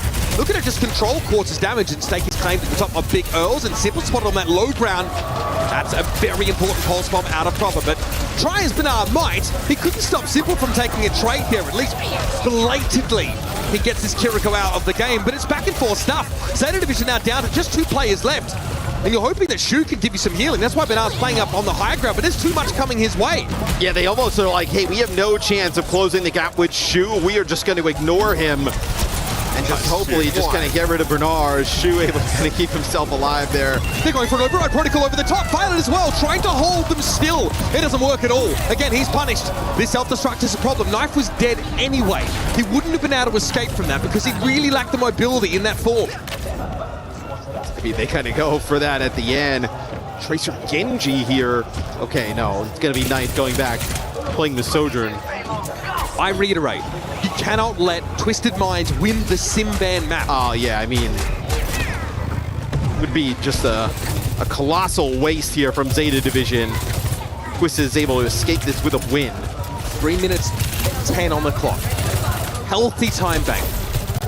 Zeta Division were quick on their attack side, in fairness. Twisted Minds have been slowly but surely exerting their dominance here. Defense matrix not enough there though to keep Simple alive. Nice little push up for Zeta Division. Want to abuse that naturally advantageous defense side high ground. Looks like we're gonna get Proper just kind of airdropping in a pulse bomb when we get back into game, but we've done a nice job of kind of controlling him a little bit on the Tracer. Now he's starting to heat up a little bit. It'll be a Kitsune rush here for Simple. Proper, not too bothered about it, still trying to find a kill within these tight confines. Yubi's down in with that Kitsune rush in play, but Proper's not able to get the mega health pick. That's a pretty big pick up there for Funny Astro. Able to draw a bead on the Superstar and neutralize him for the next 10 or so seconds. Yeah, I mean, they're so worried about Proper, right? They actually, TVNT, not able to live there on the payload, gets demeched. Violet eventually, basically playing a DPS. Finds constantly checking his 6. Towards, yeah, I mean, just players constantly circling around. TVNT here going to go over the Zarya here, just trying to bully Bernard off the cart. So looks like the 180 turn becomes part of his nervous tick. Proper the recall. Continuing to occupy this spot. TVNT's gone over to the Zarya this time. That's a crazy look for this Twisted Minds team. Can they bully their way through this choke?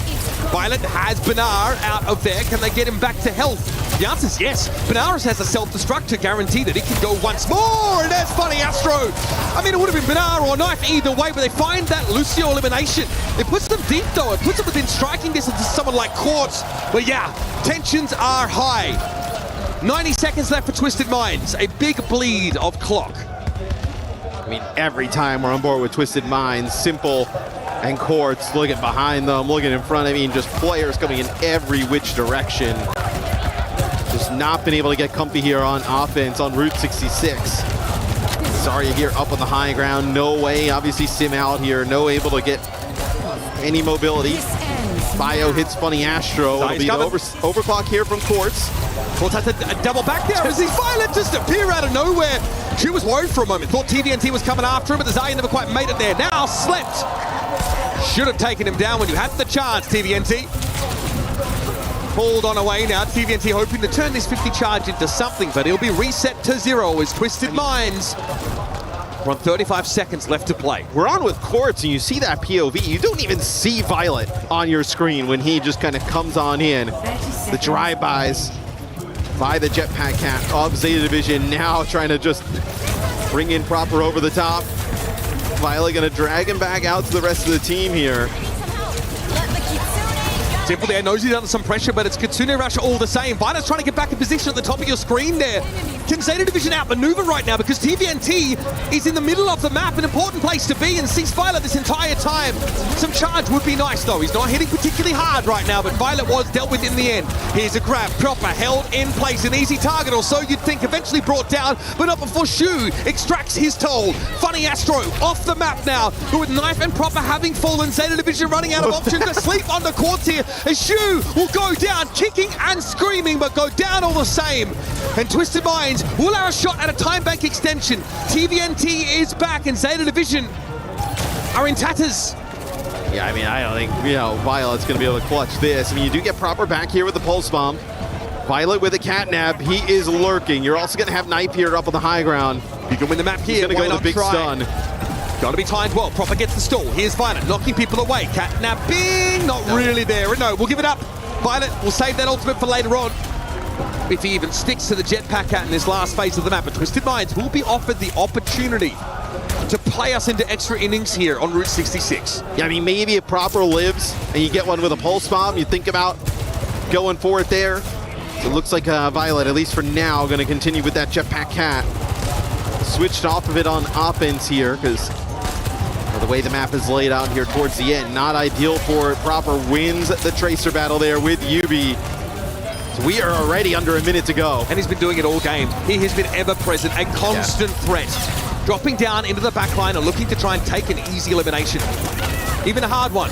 I mean, you also have, Violet playing from this position, but Bernard switching over to the Zarya. I mean, you're putting bubbles onto your Jetpack Cat as they get aggressive. I mean, you also see Violet third personing there, probably making the call-outs to Proper exactly where these players are going. Big pulse in the works, I can't feel it. Oh, way past Funny Astro! Pin the bomb into Lucio! That'll be that fight. Twisted Minds now will be forced to their last legs. Forced to one knee. Look at how he's just moving them around the map, right? Just trying to launch Bernard maybe up to the high ground. You get Shu there. I think they have no idea, Mitch, that Shu is going to be playing up on this high ground here with potentially a bio coming on through. It doesn't really connect with anything, though. Yeah, like the idea, but Timing wasn't quite there. Still, Knife is uncontested in the back line with his overclock. Now trying to turn his attention to the rest of the fight because Bernard did get burned down in the front line in the Zarya battle. When Knife is gone, here come Twisted Minds, a player advantage to work with and a chance to take a breath. They see the end of the map beckoning. They see an opportunity to take us back to 1 minute extra innings where they're on even footing. That would be absurd. Oh, I mean, it felt like a dream for Twisted Minds to make that happen. 2 grabs going to be available, most likely 2 pulse bombs as well. We hit OT. The grab here for both sides could be massive. Benar and TVNT both with the keys to the city, but it's going to be Benar that strikes first. Pulse bomb on TVNT, and it's not enough to save him. Zeta Division, strike first and strike hardest. And now Proper needs to clean up. It's simple down. Violet and Benar did fall, but you got the goat on Tracer. Forget about it! Zeta Division are no longer carefully approaching the throne, bowing and scraping. No, they're here to seize the title before Twisted Minds can reorganize themselves. That's a rough map there for Twisted Minds. Look, one where the Symmetra ban is used and they put up a valiant effort, but a somewhat expected result there on Route 66. Just take a look at some of the highlights. Violet on the cat, just being a nuisance, putting Shu in the best possible positions. That is just a filthy pulse bomb there. Only Proper can hit those. Quartz almost makes it interesting here towards the end. He finds 2 somehow. That guy he's running on instinct at this point, as I'm sure many of us here in the room. Let's check in with our experts to try and give some sense to the madness that we're witnessing. Thank you so much, Mitch and Matt. He called us experts, Johnny. Now we have to deliver. There's a lot of pressure. I can handle it. We've done this for a while. You can? Okay. Let's lock in, just like our teams are currently doing. Because, listen, Twisted Minds, they tied up the series, but now the Simban came out on Route 66. And just like expected, they started to struggle there. But let's talk about Suravasa first here, Johnny. What went right, what went wrong? Because Twisted Minds, they took that one fairly convincingly in the end. Yeah, it's pretty crazy that we find ourselves here after 5 maps, and neither of the teams have really flinched. They've won the maps they needed to win, rather. And you saw here how comfortable Twisted Minds were on Suravasa. I actually said behind the scenes that, ironically, this is a map where if they played Crazy Raccoons, then Junbin would have loved to play something like the Wrecking Ball here and really made that work. But instead, Bernard forced over onto the Doomfist. And this look just wasn't as powerful for Zeta Division. Twisted Minds, they've dealt with a composition like this so many times before, and they felt really comfortable here on Suravasa. What are your thoughts on Doomfist in the meta? We've seen it a few times now in this tournament. Is he in? Is he out? Is he too niche? Well, that's the problem, right? Like, a lot of these teams, they default to Doomfist as a Symmetra counter, and we've seen many teams bring it up. Donghack, for example, but Doomfist has been receiving a couple of nerfs, not as potent anymore. And you can see in a matchup like this, that makes a world of difference as we headed over here to Route 66. Yeah, Route 66, of course, there is where the big Symmetra ban was utilized by Zeta, and they abused it because we now had to have Yubi going against Proper's Tracer, one of the best to ever do it. That's a tall order for any great Tracer we have in the league. Yeah, 100%. Yubi, obviously, he has a great Symmetra player, and he also is a pretty decent Tracer player. But it's not like he can hang with the likes of Proper in a matchup like this. And even Violet on the Jetpack Cat came in and added some extra pressure. I think Violet has had a really good series. And as I look forward to the rest of this series might come down to Violet's performance on the Jetpack Cat. Really volatile player, sometimes make game-winning plays, but sometimes as well get ahead of himself. When we saw it on Neon Junction a couple of times, Violet getting deep into the backline, but getting punished for it. So this is a real back-and-forth series so far. Everything kind of going as expected for both teams, but it comes down to the individual play. Players like Violet on the Cat, Funny Astro, needing to make sure that in every single moment gets value from that sound barrier. One Ajax could make a world of difference in a series like this one. But so far, neither team has really flinched, and we're coming down to the final 2. Okay, so no real individual mistakes, or not at least big ones, are being made. So is this really just going to be a compositional chess game in the end? This is going to be a chess game, but as the series progresses, you dispose a hero ban, you can't use it later on in the series. So now we're getting to map 6, map 7, and Zeta Division. Their bans are so powerful because Twisted Minds, they like to play this consistent composition of the Symmetra, the Sojourn, the Diva de Lucio Kiriko. But as Zeta Division has dispelled those bans, used them already, suddenly Twisted Minds are able to play their own game and they grow into the series. So 3-2 scenario here for Zeta Division, but Twisted Minds, they definitely are confident in this one yet. I do like that we do see some different looks from those teams. I mean, very early on Route 66, we even saw the Domina. Yes, we switched off of it very quickly, but do you still feel like that's a viable pick in any situation here? Like, the Domina has actually been like a bit of a sneaky pick so far, so I'm not going to count it out. But the problem is, Twisted Minds have played a lot of Reinhardt so far, and Reinhardt might come into the mixer as well. That's another ban that Zeta Division already used on Neon Junction. So now, when we go to map 6, the map pool is going to reset, which means that a lot of these maps open up again. The game modes open up for for Twisted Minds rather. Where do they want to go? You can go Control, Flashpoint, regardless if you already played that map mode already. And so the Reinhardt might come out to counter the Domina, and that is a hero that Zeta Division will have to plan for accordingly. That's right, so Twisted Minds get to choose the map, but then also we're going to look at the bans that they can utilize against Zeta, because I think they have not banned Jetpack Cat yet, so that would be, in my opinion, the next logical step for them. Yeah, 100%, and like I said, Violet has been so critical so far on that cat, so that is a ban that they can use if they need be. Yeah, let's send it down to the floor. We have Jake and Pocket soaking it all in. Let's hear their thoughts on how this series progresses. You smell that, Jake? Passion. A whole lot of gamer passion in this venue. It's been incredible. The fan support out here in Paris is amazing. The crowd showing up, not just for the teams you'd expect, right, but really the global audience is here. It's an amazing moment here at the Esports World Cup. And Bucket, you know, this match, these first 5, they feel like almost formality. For me, this one has to go to distance of 7. Can I go ahead and call them out, though? Please. Twisted Minds fans have been silent. I haven't heard any noise from this whole section. Probably because they don't understand my English right now, but it's been a little bit softer than it was at the start of this matchup. Can they get back in the series and force this to go all the way to a 7? They have to, but this is their best chance to do it, Puckett, because now that the map pool opens back up, there's a lot of opportunity for them to strike back hard in map 6. But honestly, from here on out, it's anybody's game. I mean, fatigue setting in, not only for the fans, but for the players too. Like, this has been a long day of Overwatch for everybody. This is the true test, though, where champions are crowned, and, you know, for the second place team, a key to be crushed. 1 goal, 1 trophy. We got some fantastic art. We have some fantastic audience members. I found a guy repping an NA jersey. We got a Team Liquid member here. So as an unbiased fan, are you going Zeta Division or TM?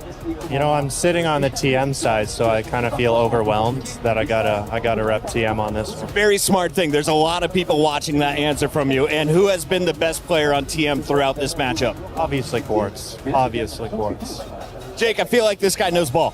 I mean, look, it doesn't take a genius to spot Quartz. What he's doing on the server is monstrous. Incredible performance from both sides. But Zeta, they have the edge for now. I mean, I could see them closing it out here. TM need that resurgence. They need that energy to force this to Game 7. Jake and I are about to take a seat with the fans and chew on some baguettes. In the meantime, the show continues with these beautiful faces. Well, thank you so much, Pocket and Jake. Yeah, they got some good seats there. In fact, every seat in here is a good one. So if you're not here yet with us, then what are you waiting for? There's still maybe 2 or 3 are available because it's crowded, it's packed. Johnny, we all want to see the conclusion of this match. Twisted Minds are on their back foot, but you know what? I am not worried because they have been before. Now, where are they taking us? It's going to be Eichenwalde, and a map we haven't seen so far at this tournament. As we take a look at the bans as well, the Zarya and the Bastion coming out. So Twisted Minds here, making sure that their tanks are protected heading into this very final map. This is going to be a barn burner. I can't wait to see how this grand final unfolds. What kind of compositions do you expect to see here? Because Eichenwalde, again, as you just said, it's new in the mix here for the map pool. We haven't seen much of it. Yes, we haven't seen a lot of it so far, and this is a great Symmetra map. That is why Twisted Minds have elected to go here. But I worry a little bit. You can play the Symmetra here, but you're going to be stuck indoors a lot of the time, both on the first point and the second point, navigating the indoors and putting pressure on the payload. That actually allows Zeta Division to control the skies with something like a Jetpack Cat and surround their opponent. It allows someone like Knife to continue just raining damage down on this Sojourn as well. So Twisted Minds, they've elected to go to Eichenwalde feeling looking really comfortable on this one, but I actually think that this might set up Zeta Division to close out the series. Right on, let's find out. They're just one map away from hoisting this trophy, so let's send it back over to Matt and Mitch. This Zeta Division roster were built to conquer the Overwatch world. And now they stand one map away from fulfilling that mandate. For Twisted Minds, Matt, no more room for error. No more second chances. They've been in this spot before, though. They are not going to be phased by the moment. Eichenwald, a little bit of a surprising pick for me. Obviously, we haven't seen this map in the pool, played just yet. You know, the devs kind of talked about it a little bit. This also isn't like a great jetpack cat map, right? Like, not a lot of spots to flank, potentially. And, you know, the devs kind of highlighted of it. Violet's going to play it again. For me, he's like the MVP. I mean, I know people are going to think differently and, you know, other opinions. His playstyle on the jetpack cat is unlike anyone else in the tournament, and it's really what has unlocked this team, which kind of feels like an MVP to me. But obviously anybody here on this Zeta Division squad could take that role. Really good D.Va map here for TVNT. That's probably why you also get rid of the Zarya as well. Protect that. The gates open, nothing too surprising here from Twisted Minds. Ramatra's the pick here for Bernard. Zarya man here for Twisted Minds as well. Also might ward Bernard away from direction. Just seen some effectiveness over the course of this series. UB, though, just, again, it's pretty tough to create that spacing away from these dangerous enemy front lines. This has been a pretty dominant defensive display off the bat. So they try and collapse on Shu, and then all of a sudden Shu starts going flying through the sky. Let's take a look here from Shu's POV. Bio grenade there, pretty huge as soon as the pressure comes in. Here I go. And then, that is so hard to do. Nasty stuff there from Shu. All right. Yeah, okay, let's see you do it again. Astonishing moment. What a superstar. Twisted Minds have taken a more circuitous route to try and get towards them. TVNT's going to get DMX here. Yeah, not able to make it back. He actually kind of gets body blocked by that doorway. Twisted Minds are trying to outmaneuver here, Matt. They're trying to, you know, get into a decent rotation, but on the way, they're taking a ton of damage. They're getting hit by biotic grenades, and TVNT gets DMX. This is a terrible start for Twisted Minds on a must-win map. You know, if you would have asked me, I would have thought maybe they gone back to control and played like Nepal. We've seen them obviously have great results on Nepal. But they decided Eichenwald is the answer. Maybe they think that Zeta's going to take us to control if we get a 7th map. Oh, what an opener! What's this down? Yeah, I mean, TVNT just turns to go try and chase Violet, just drags them all the way back to the spawn. This is not where you want to be at all. We are halfway through the attacker's time bank here. Twisted Minds are in disarray. They've picked this map, thinking maybe it's an edge for them. Maybe they've been working on something, and I think this theory has already met some stiff opposition. Yeah, I mean, Court's over to the Cassidy here. You need to punish Violet with a hinder. If he kind of comes on down, gets close, there'll be annihilation here for Bernard. Catnap here. Staying pretty healthy. Violet might need to heal Bernard. No, says, you know what? The best defense is a good old offense. I'm gonna fire these poor blasters. Knock back onto the map. That's just rude. And you know why? If you're on the cat, why do you even need to heal Bernard? Because if you just do the damage. Yep. Before they can do enough damage to Bernard. Frankly, Bernard was fine anyway. Bro's chilling. Yeah, he's got block, he's got annihilation. He's set up perfectly to succeed. Time is getting a little short, folks. And Yubi trying to get through. We get hit with the biotic grenade. Shu just waits for him to come. That was a pretty important pickup to get the Ana, and she will be a little slow to get back into the fray.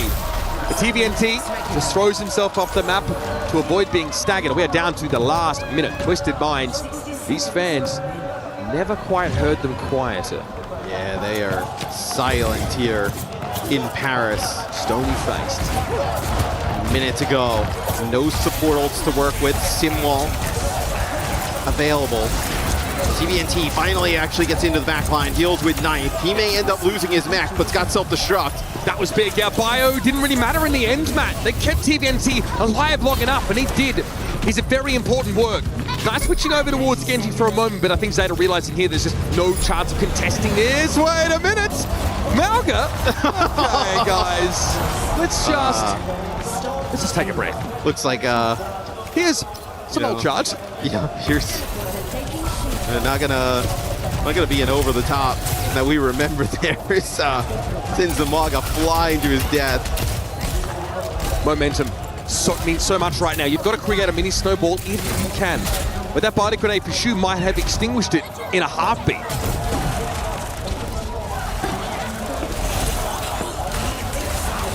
Zeta now have this high ground control.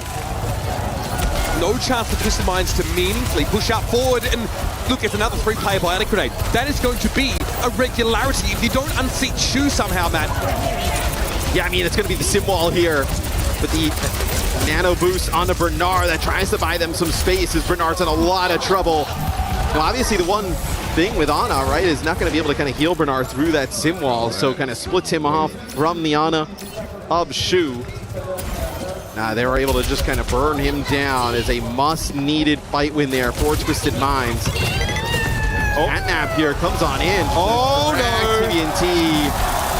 Violet knows he himself has to go down there in that exchange. It's a 1-for-1 you'll take, right? I mean, it ends the fight instantly. Yeah. We've seen that a couple of times from Violet, just to find these like real tempo killers.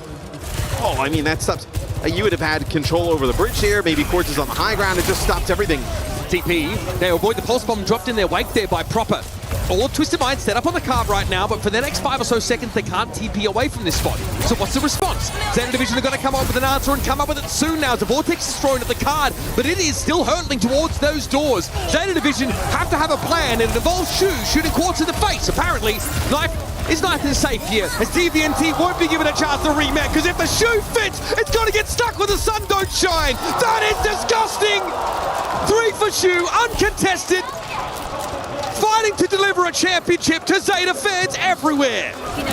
The only one playing really any Ana in this tournament. Shots there on the courts. TVNT gets in the mix. Bio grenade nasty, just a little jump shot over the top. The tracking of Shu is unreal. He just might be him. Oh, he'd already used. Now you be down here as well. This is getting a bit rushed, a bit hurried here for Twisted Minds. They realize they're at the end of their rope. 22 seconds left of Bernard's annihilation. Surely is going to quench them, Matt. And now only the fire inside. Nano used there onto Knife when he had the overclock. Yubi over to the Tracer. I wonder if they feel like anybody can get a touch here. I mean, Yubi's in a world of trouble. I don't think he's going to be able to make it there. 5 seconds left to play. TVNT desperately running, rolling, trying to touch. It's not to be! And the win condition for Zeta Division has been established. 1 checkpoint and change will get you home and get you the championship.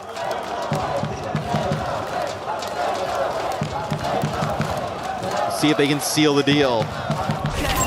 Players have all been champions before, but not with Zeta Division in this new look for this season. Dude, the stuff that Shu and Violet are able to do. I mean, it's just, nobody else can match this in terms of the support line. No one else is trying. I mean, they would be crazy to, right? We would be laughing at, like, if we saw other teams of supports trying to do this as the Jetpack Cat boxes out the ball there. Sets a clear path to victory for Zeta Division. Does TM have one more trick up their sleeve? Being able to get a hold here on defense, send us to a Game 7. The Sim probably, pretty potent on defense, right? Going to be annoying to work through here in the choke. See how Zeta deals with it. TM they go down with the comp that they are the best at. Potentially a different look here for Zeta. Yeah, they're gonna go all out here, Mitch. Xion, Reaper, Malga. The Kiri Cat in the mix. Typically don't see the Malga come from this angle. Yeah, a little bit odd to see him dropped on in, but straight on into the hunting lodge here. Funny Astro's awkward. He's able to stay alive there, importantly. Yubi, though, is the loss. That's the casualty for Twisted Minds. But TVNT still alive and kicking, and Quad still doing his thing. So far, the house stays intact. It's one way to get through the choke, right? Just airdrop the Maga directly over it. Everybody has to back up to respect that hero. Proper Wraith form gets used here. Violet, yeah, that's what you need to be doing there consistently if you're TVNT. Vortex behind him, gonna try and wait it out there. Nice use of the defense matrix from TVNT, gonna get back to the choke, but yeah, that little invulnerability window for the Suzu player gives you so much time to get him top back up.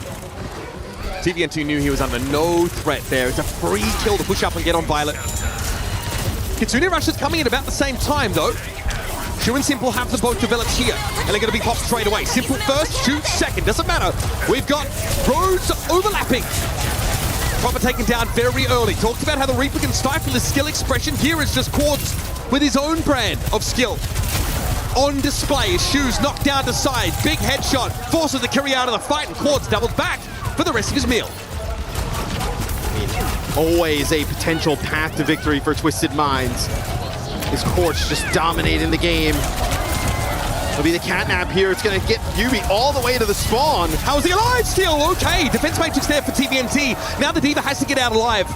And now we just drop Bernard into the back line. Yep, this is going to be too quick as well. Nemesis farm from Bernard, nobody ready. Cat amongst the pigeons now as all of Twisted Minds scatter. But Bernard a little bit isolated here on account of being deep in enemy territory. Still healthy enough though, and still found Simple. Twisted Minds feel their grip on point A loosening. And it's the Jetpack Cat yet again. Violet diving on in on that hero, grabbing Yubi, bringing him back to the spawn, somehow able to live, then dropping Bernard into the back line.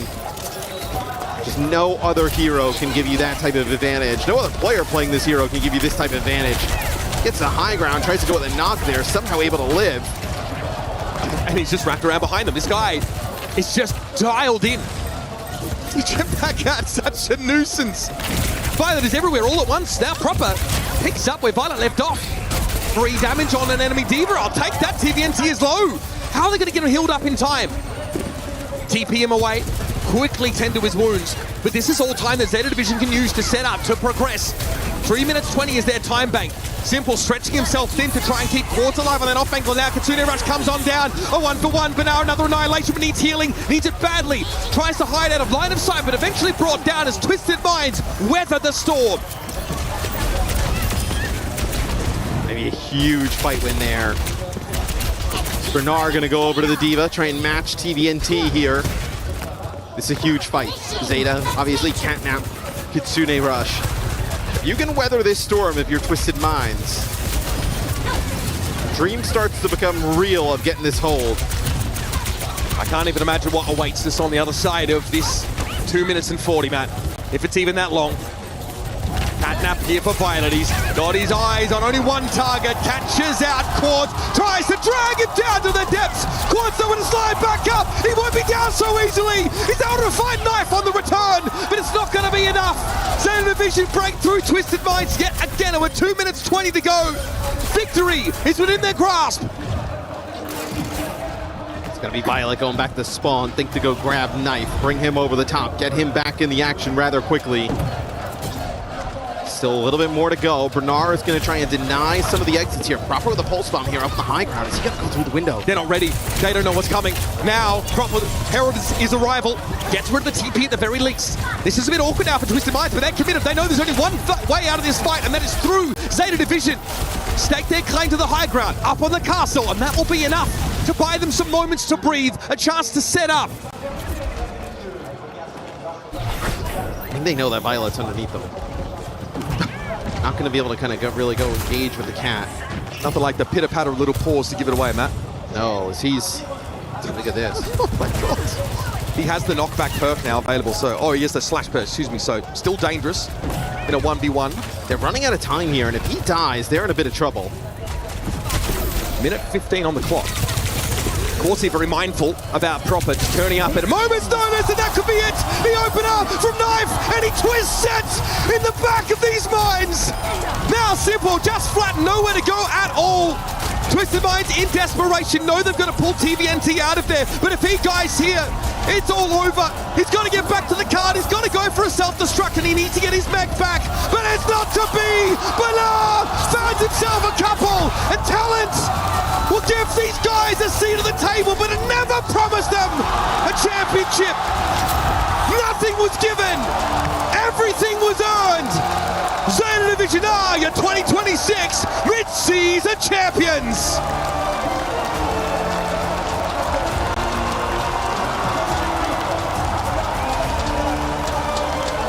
In just an unbelievable display of skill, matched with teamwork, the coordination really came together there for Zeta Division. Twisted Minds so close to yet another championship. 2 finals back-to-back, they're just not able to get it done against Korea's best. You see Knife, just how happy he is to get one under his belt. Spent a long time on this Zeta Division roster through multiple eras of that team, waiting for his chance to be called up to play alongside these giants, but he didn't stand on their shoulders. He stood on his own 2 feet and towered over the competition. 5 extraordinary careers were brought together for a shared purpose.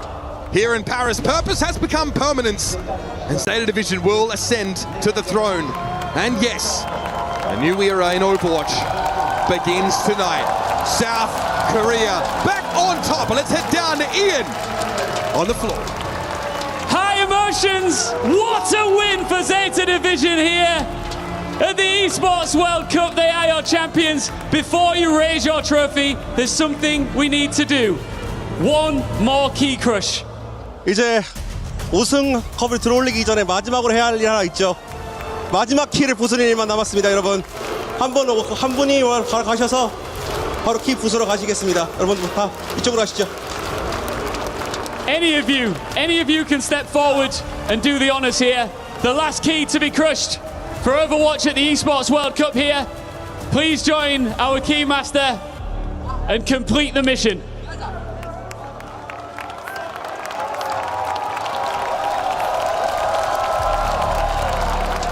Every team comes here believing that this can be their moment. Twisted Minds came closer than all but one. And that one is Zeta Division. Twisted Minds, key is crushed and will be sent to the graveyard with the rest. But what a run it was. Gentlemen, the time has come. Please raise your trophy in front of this crowd. 바로 앞으로 나오셔서 바로 트로피 틀어 올리시겠습니다. This is it. Ladies and gentlemen, your Overwatch Champion Series Mid-Season Champions at the Esports World Cup. It's... Hold on. Zeta Division!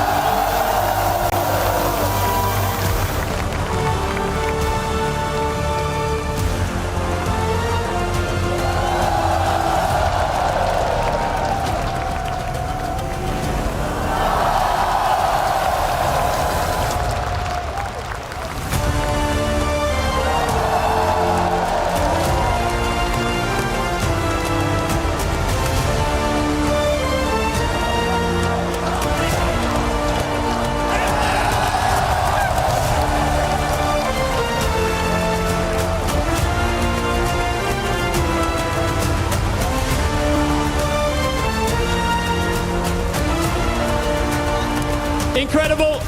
You can see the tears in their eyes and the emotion. You guys did amazing. This is an insane performance. See here, a lot of people in the French crowd were rooting for you. Bernard, congratulations for this title. I know you haven't been very lucky since your last title in the Overwatch League in 2022. 4 years in the making. Why do you feel it was worth waiting for it? 베르나르 선수 우승 정말 축하드리고요. 일단 베르나르 선수께 질문은 22년도 이후로 4년 동안 정말 고생길을 걸어오셨습니다.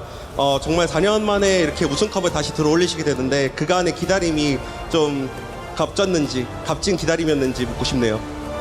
일단 제가 선수 생활 정말 오래 하기도 했지만 이런 EWC라는 정말 큰 대회에서 우승을 하게 돼가지고 사실 아직도 실감이 안 나는 것 같고요. 또 이제 저희 팀이 사실 너무 잘해줘서 기쁜 마음도 크지만 좀 고마운 마음도 되게 큰 것 같고 그냥 이 맛에 프로게이머 하는구나 싶습니다.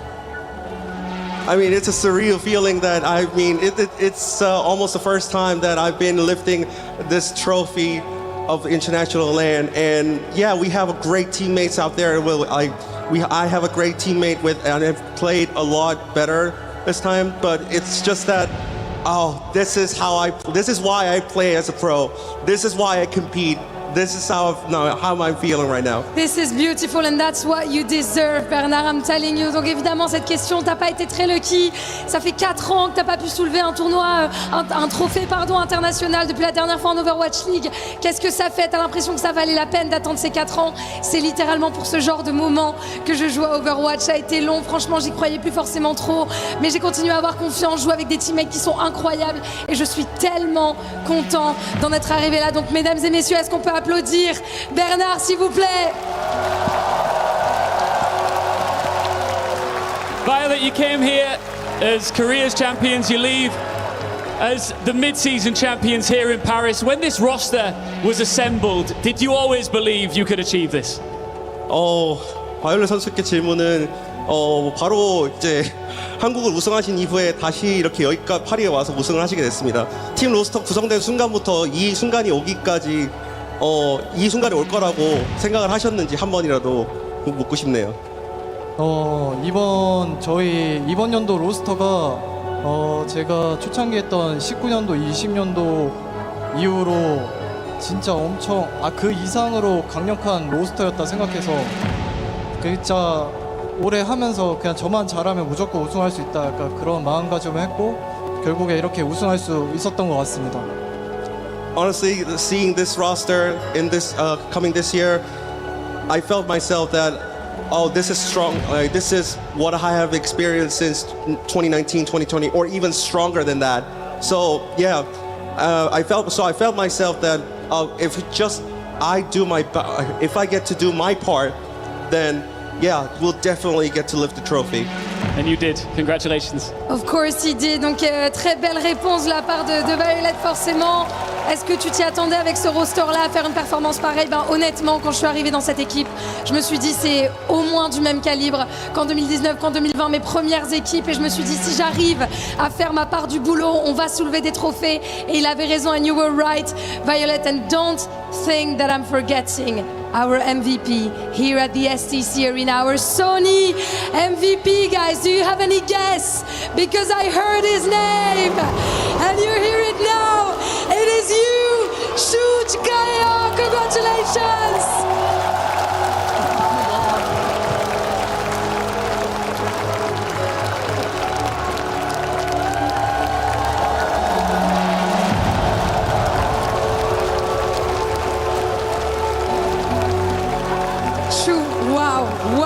Wow, congratulations. I imagine how much it must feel for you.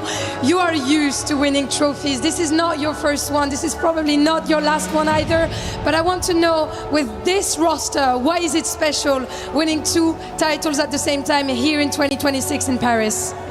사실 슈 선수가 우승 경력도 많고 앞으로도 우승을 많이 할 선수인 만큼 좀 익숙한 관격이긴 할 텐데 그럼에도 불구하고 올해 이 2개의 트로피를 이 로스터와 함께 들어 올리시면서 뭐가 더 특별한지 좀 묻고 싶습니다. 제가 또 늘 말씀했지만 저는 다른 거 필요 없이 저를 믿어주신 니시아라 사장님이랑 황통 매니저님한테 너무 감사하다는 말을 좀 드리고 싶고, 그다음에 제일 뒤에서 제일 열심히 해준 크러스티 형 때문에 저희 팀이 제일 잘 되게 된 게 아닌가 싶습니다. Well, honestly, I just want to thank three names. First of all, Nisharas, our CEO, and Peng Tong, our manager, for believing in me, and also the third name, Krusty, for supporting beneath our team. So yeah, because all of them, I could stand here now. Beautiful words once again. Je n'ai que des remerciements à la bouche. Ici, j'ai envie de remercier mon CEO, j'ai envie de remercier mon manager et Krusty également, parce que sans eux, je n'aurais pas pu faire ce que j'ai fait ici. Mesdames et messieurs, une nouvelle fois, for your sunny MVP, Shu, please a ton of applause. Faites du bruit. As a victor here at the Esports World Cup, there's one last piece of business to conclude. You all need now to grab your trophy and head on over to the totem. 이제 마지막으로 남으실 건 한 가지뿐입니다. 이 트로피를 들고 가셔서 이제 전당으로 향하셔서 이제 토템을 꽂으실 시간입니다. And Maddox, can we encourage the fans to follow them too, please? 팬분들도 같이 이 여정을 함께 해주시죠. 바로 가시죠. Vous allez faire votre route avec les états division jusqu'au totem. Please guys, take the trophy with you. We're gonna go this way for your last step in the history of the EWC Overwatch. Paris, make some noise one more time for your Overwatch Champion Series Mid-Season Champions at the Esports World Cup, Zeta Division!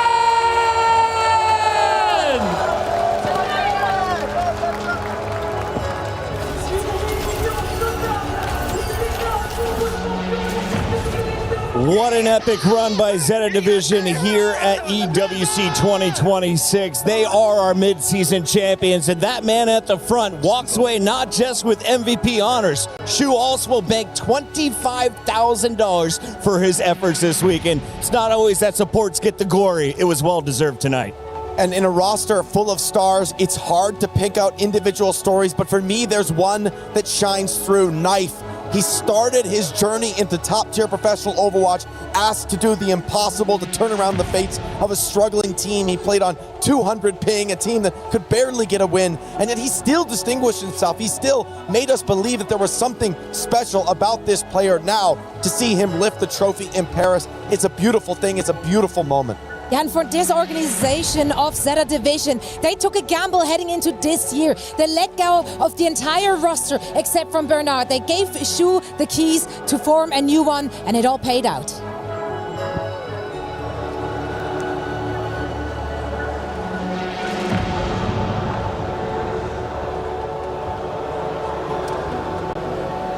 Everyone at the totem, please welcome your Overwatch champions, Zeta Division!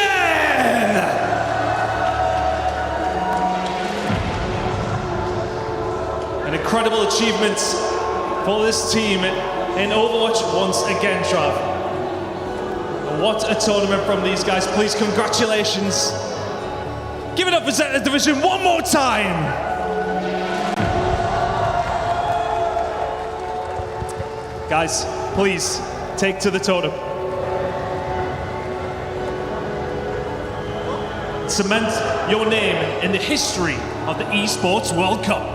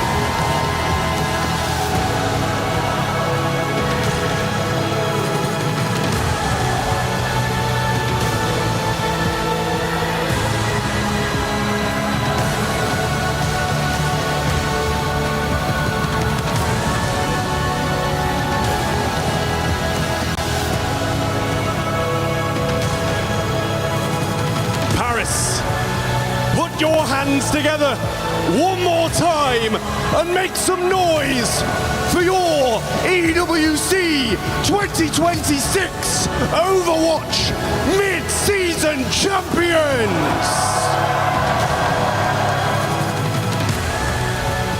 What an effort from these young gentlemen, champions once again. And for Knife, you can see the tears in his eyes, the emotion that comes with the glory.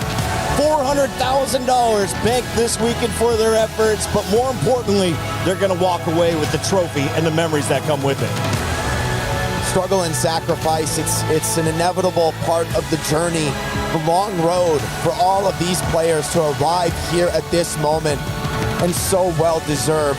A superstar squad backed with incredible confidence by Zeta Division. So well deserved. Absolutely. They toppled giants along the way. This very season was theirs. They were so close last year, but this organization just couldn't quite get over the final hurdle. They assembled a super squad, and now they get to lift the EWC trophy. Last year, Proper wins MVP.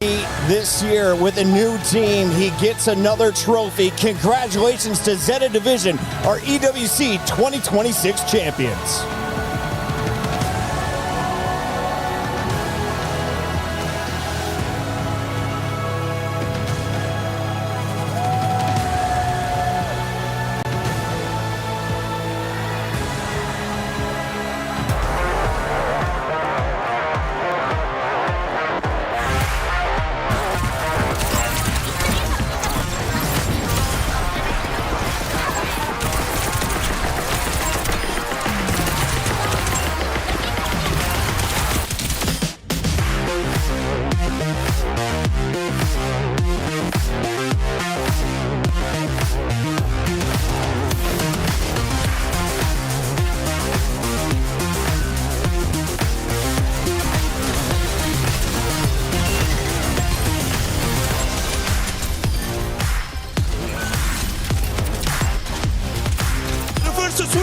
Coming once and we're coming twice. We do it in America and we will do it in Paris. You scared now, huh? Deficit, Quad sitting comfortably behind the wall, looking to get a Deadeye. Oh, ready for it! He brings the house down! Quad with two off the Deadeye, and Mark is being hunted just for sport. The result doesn't even matter!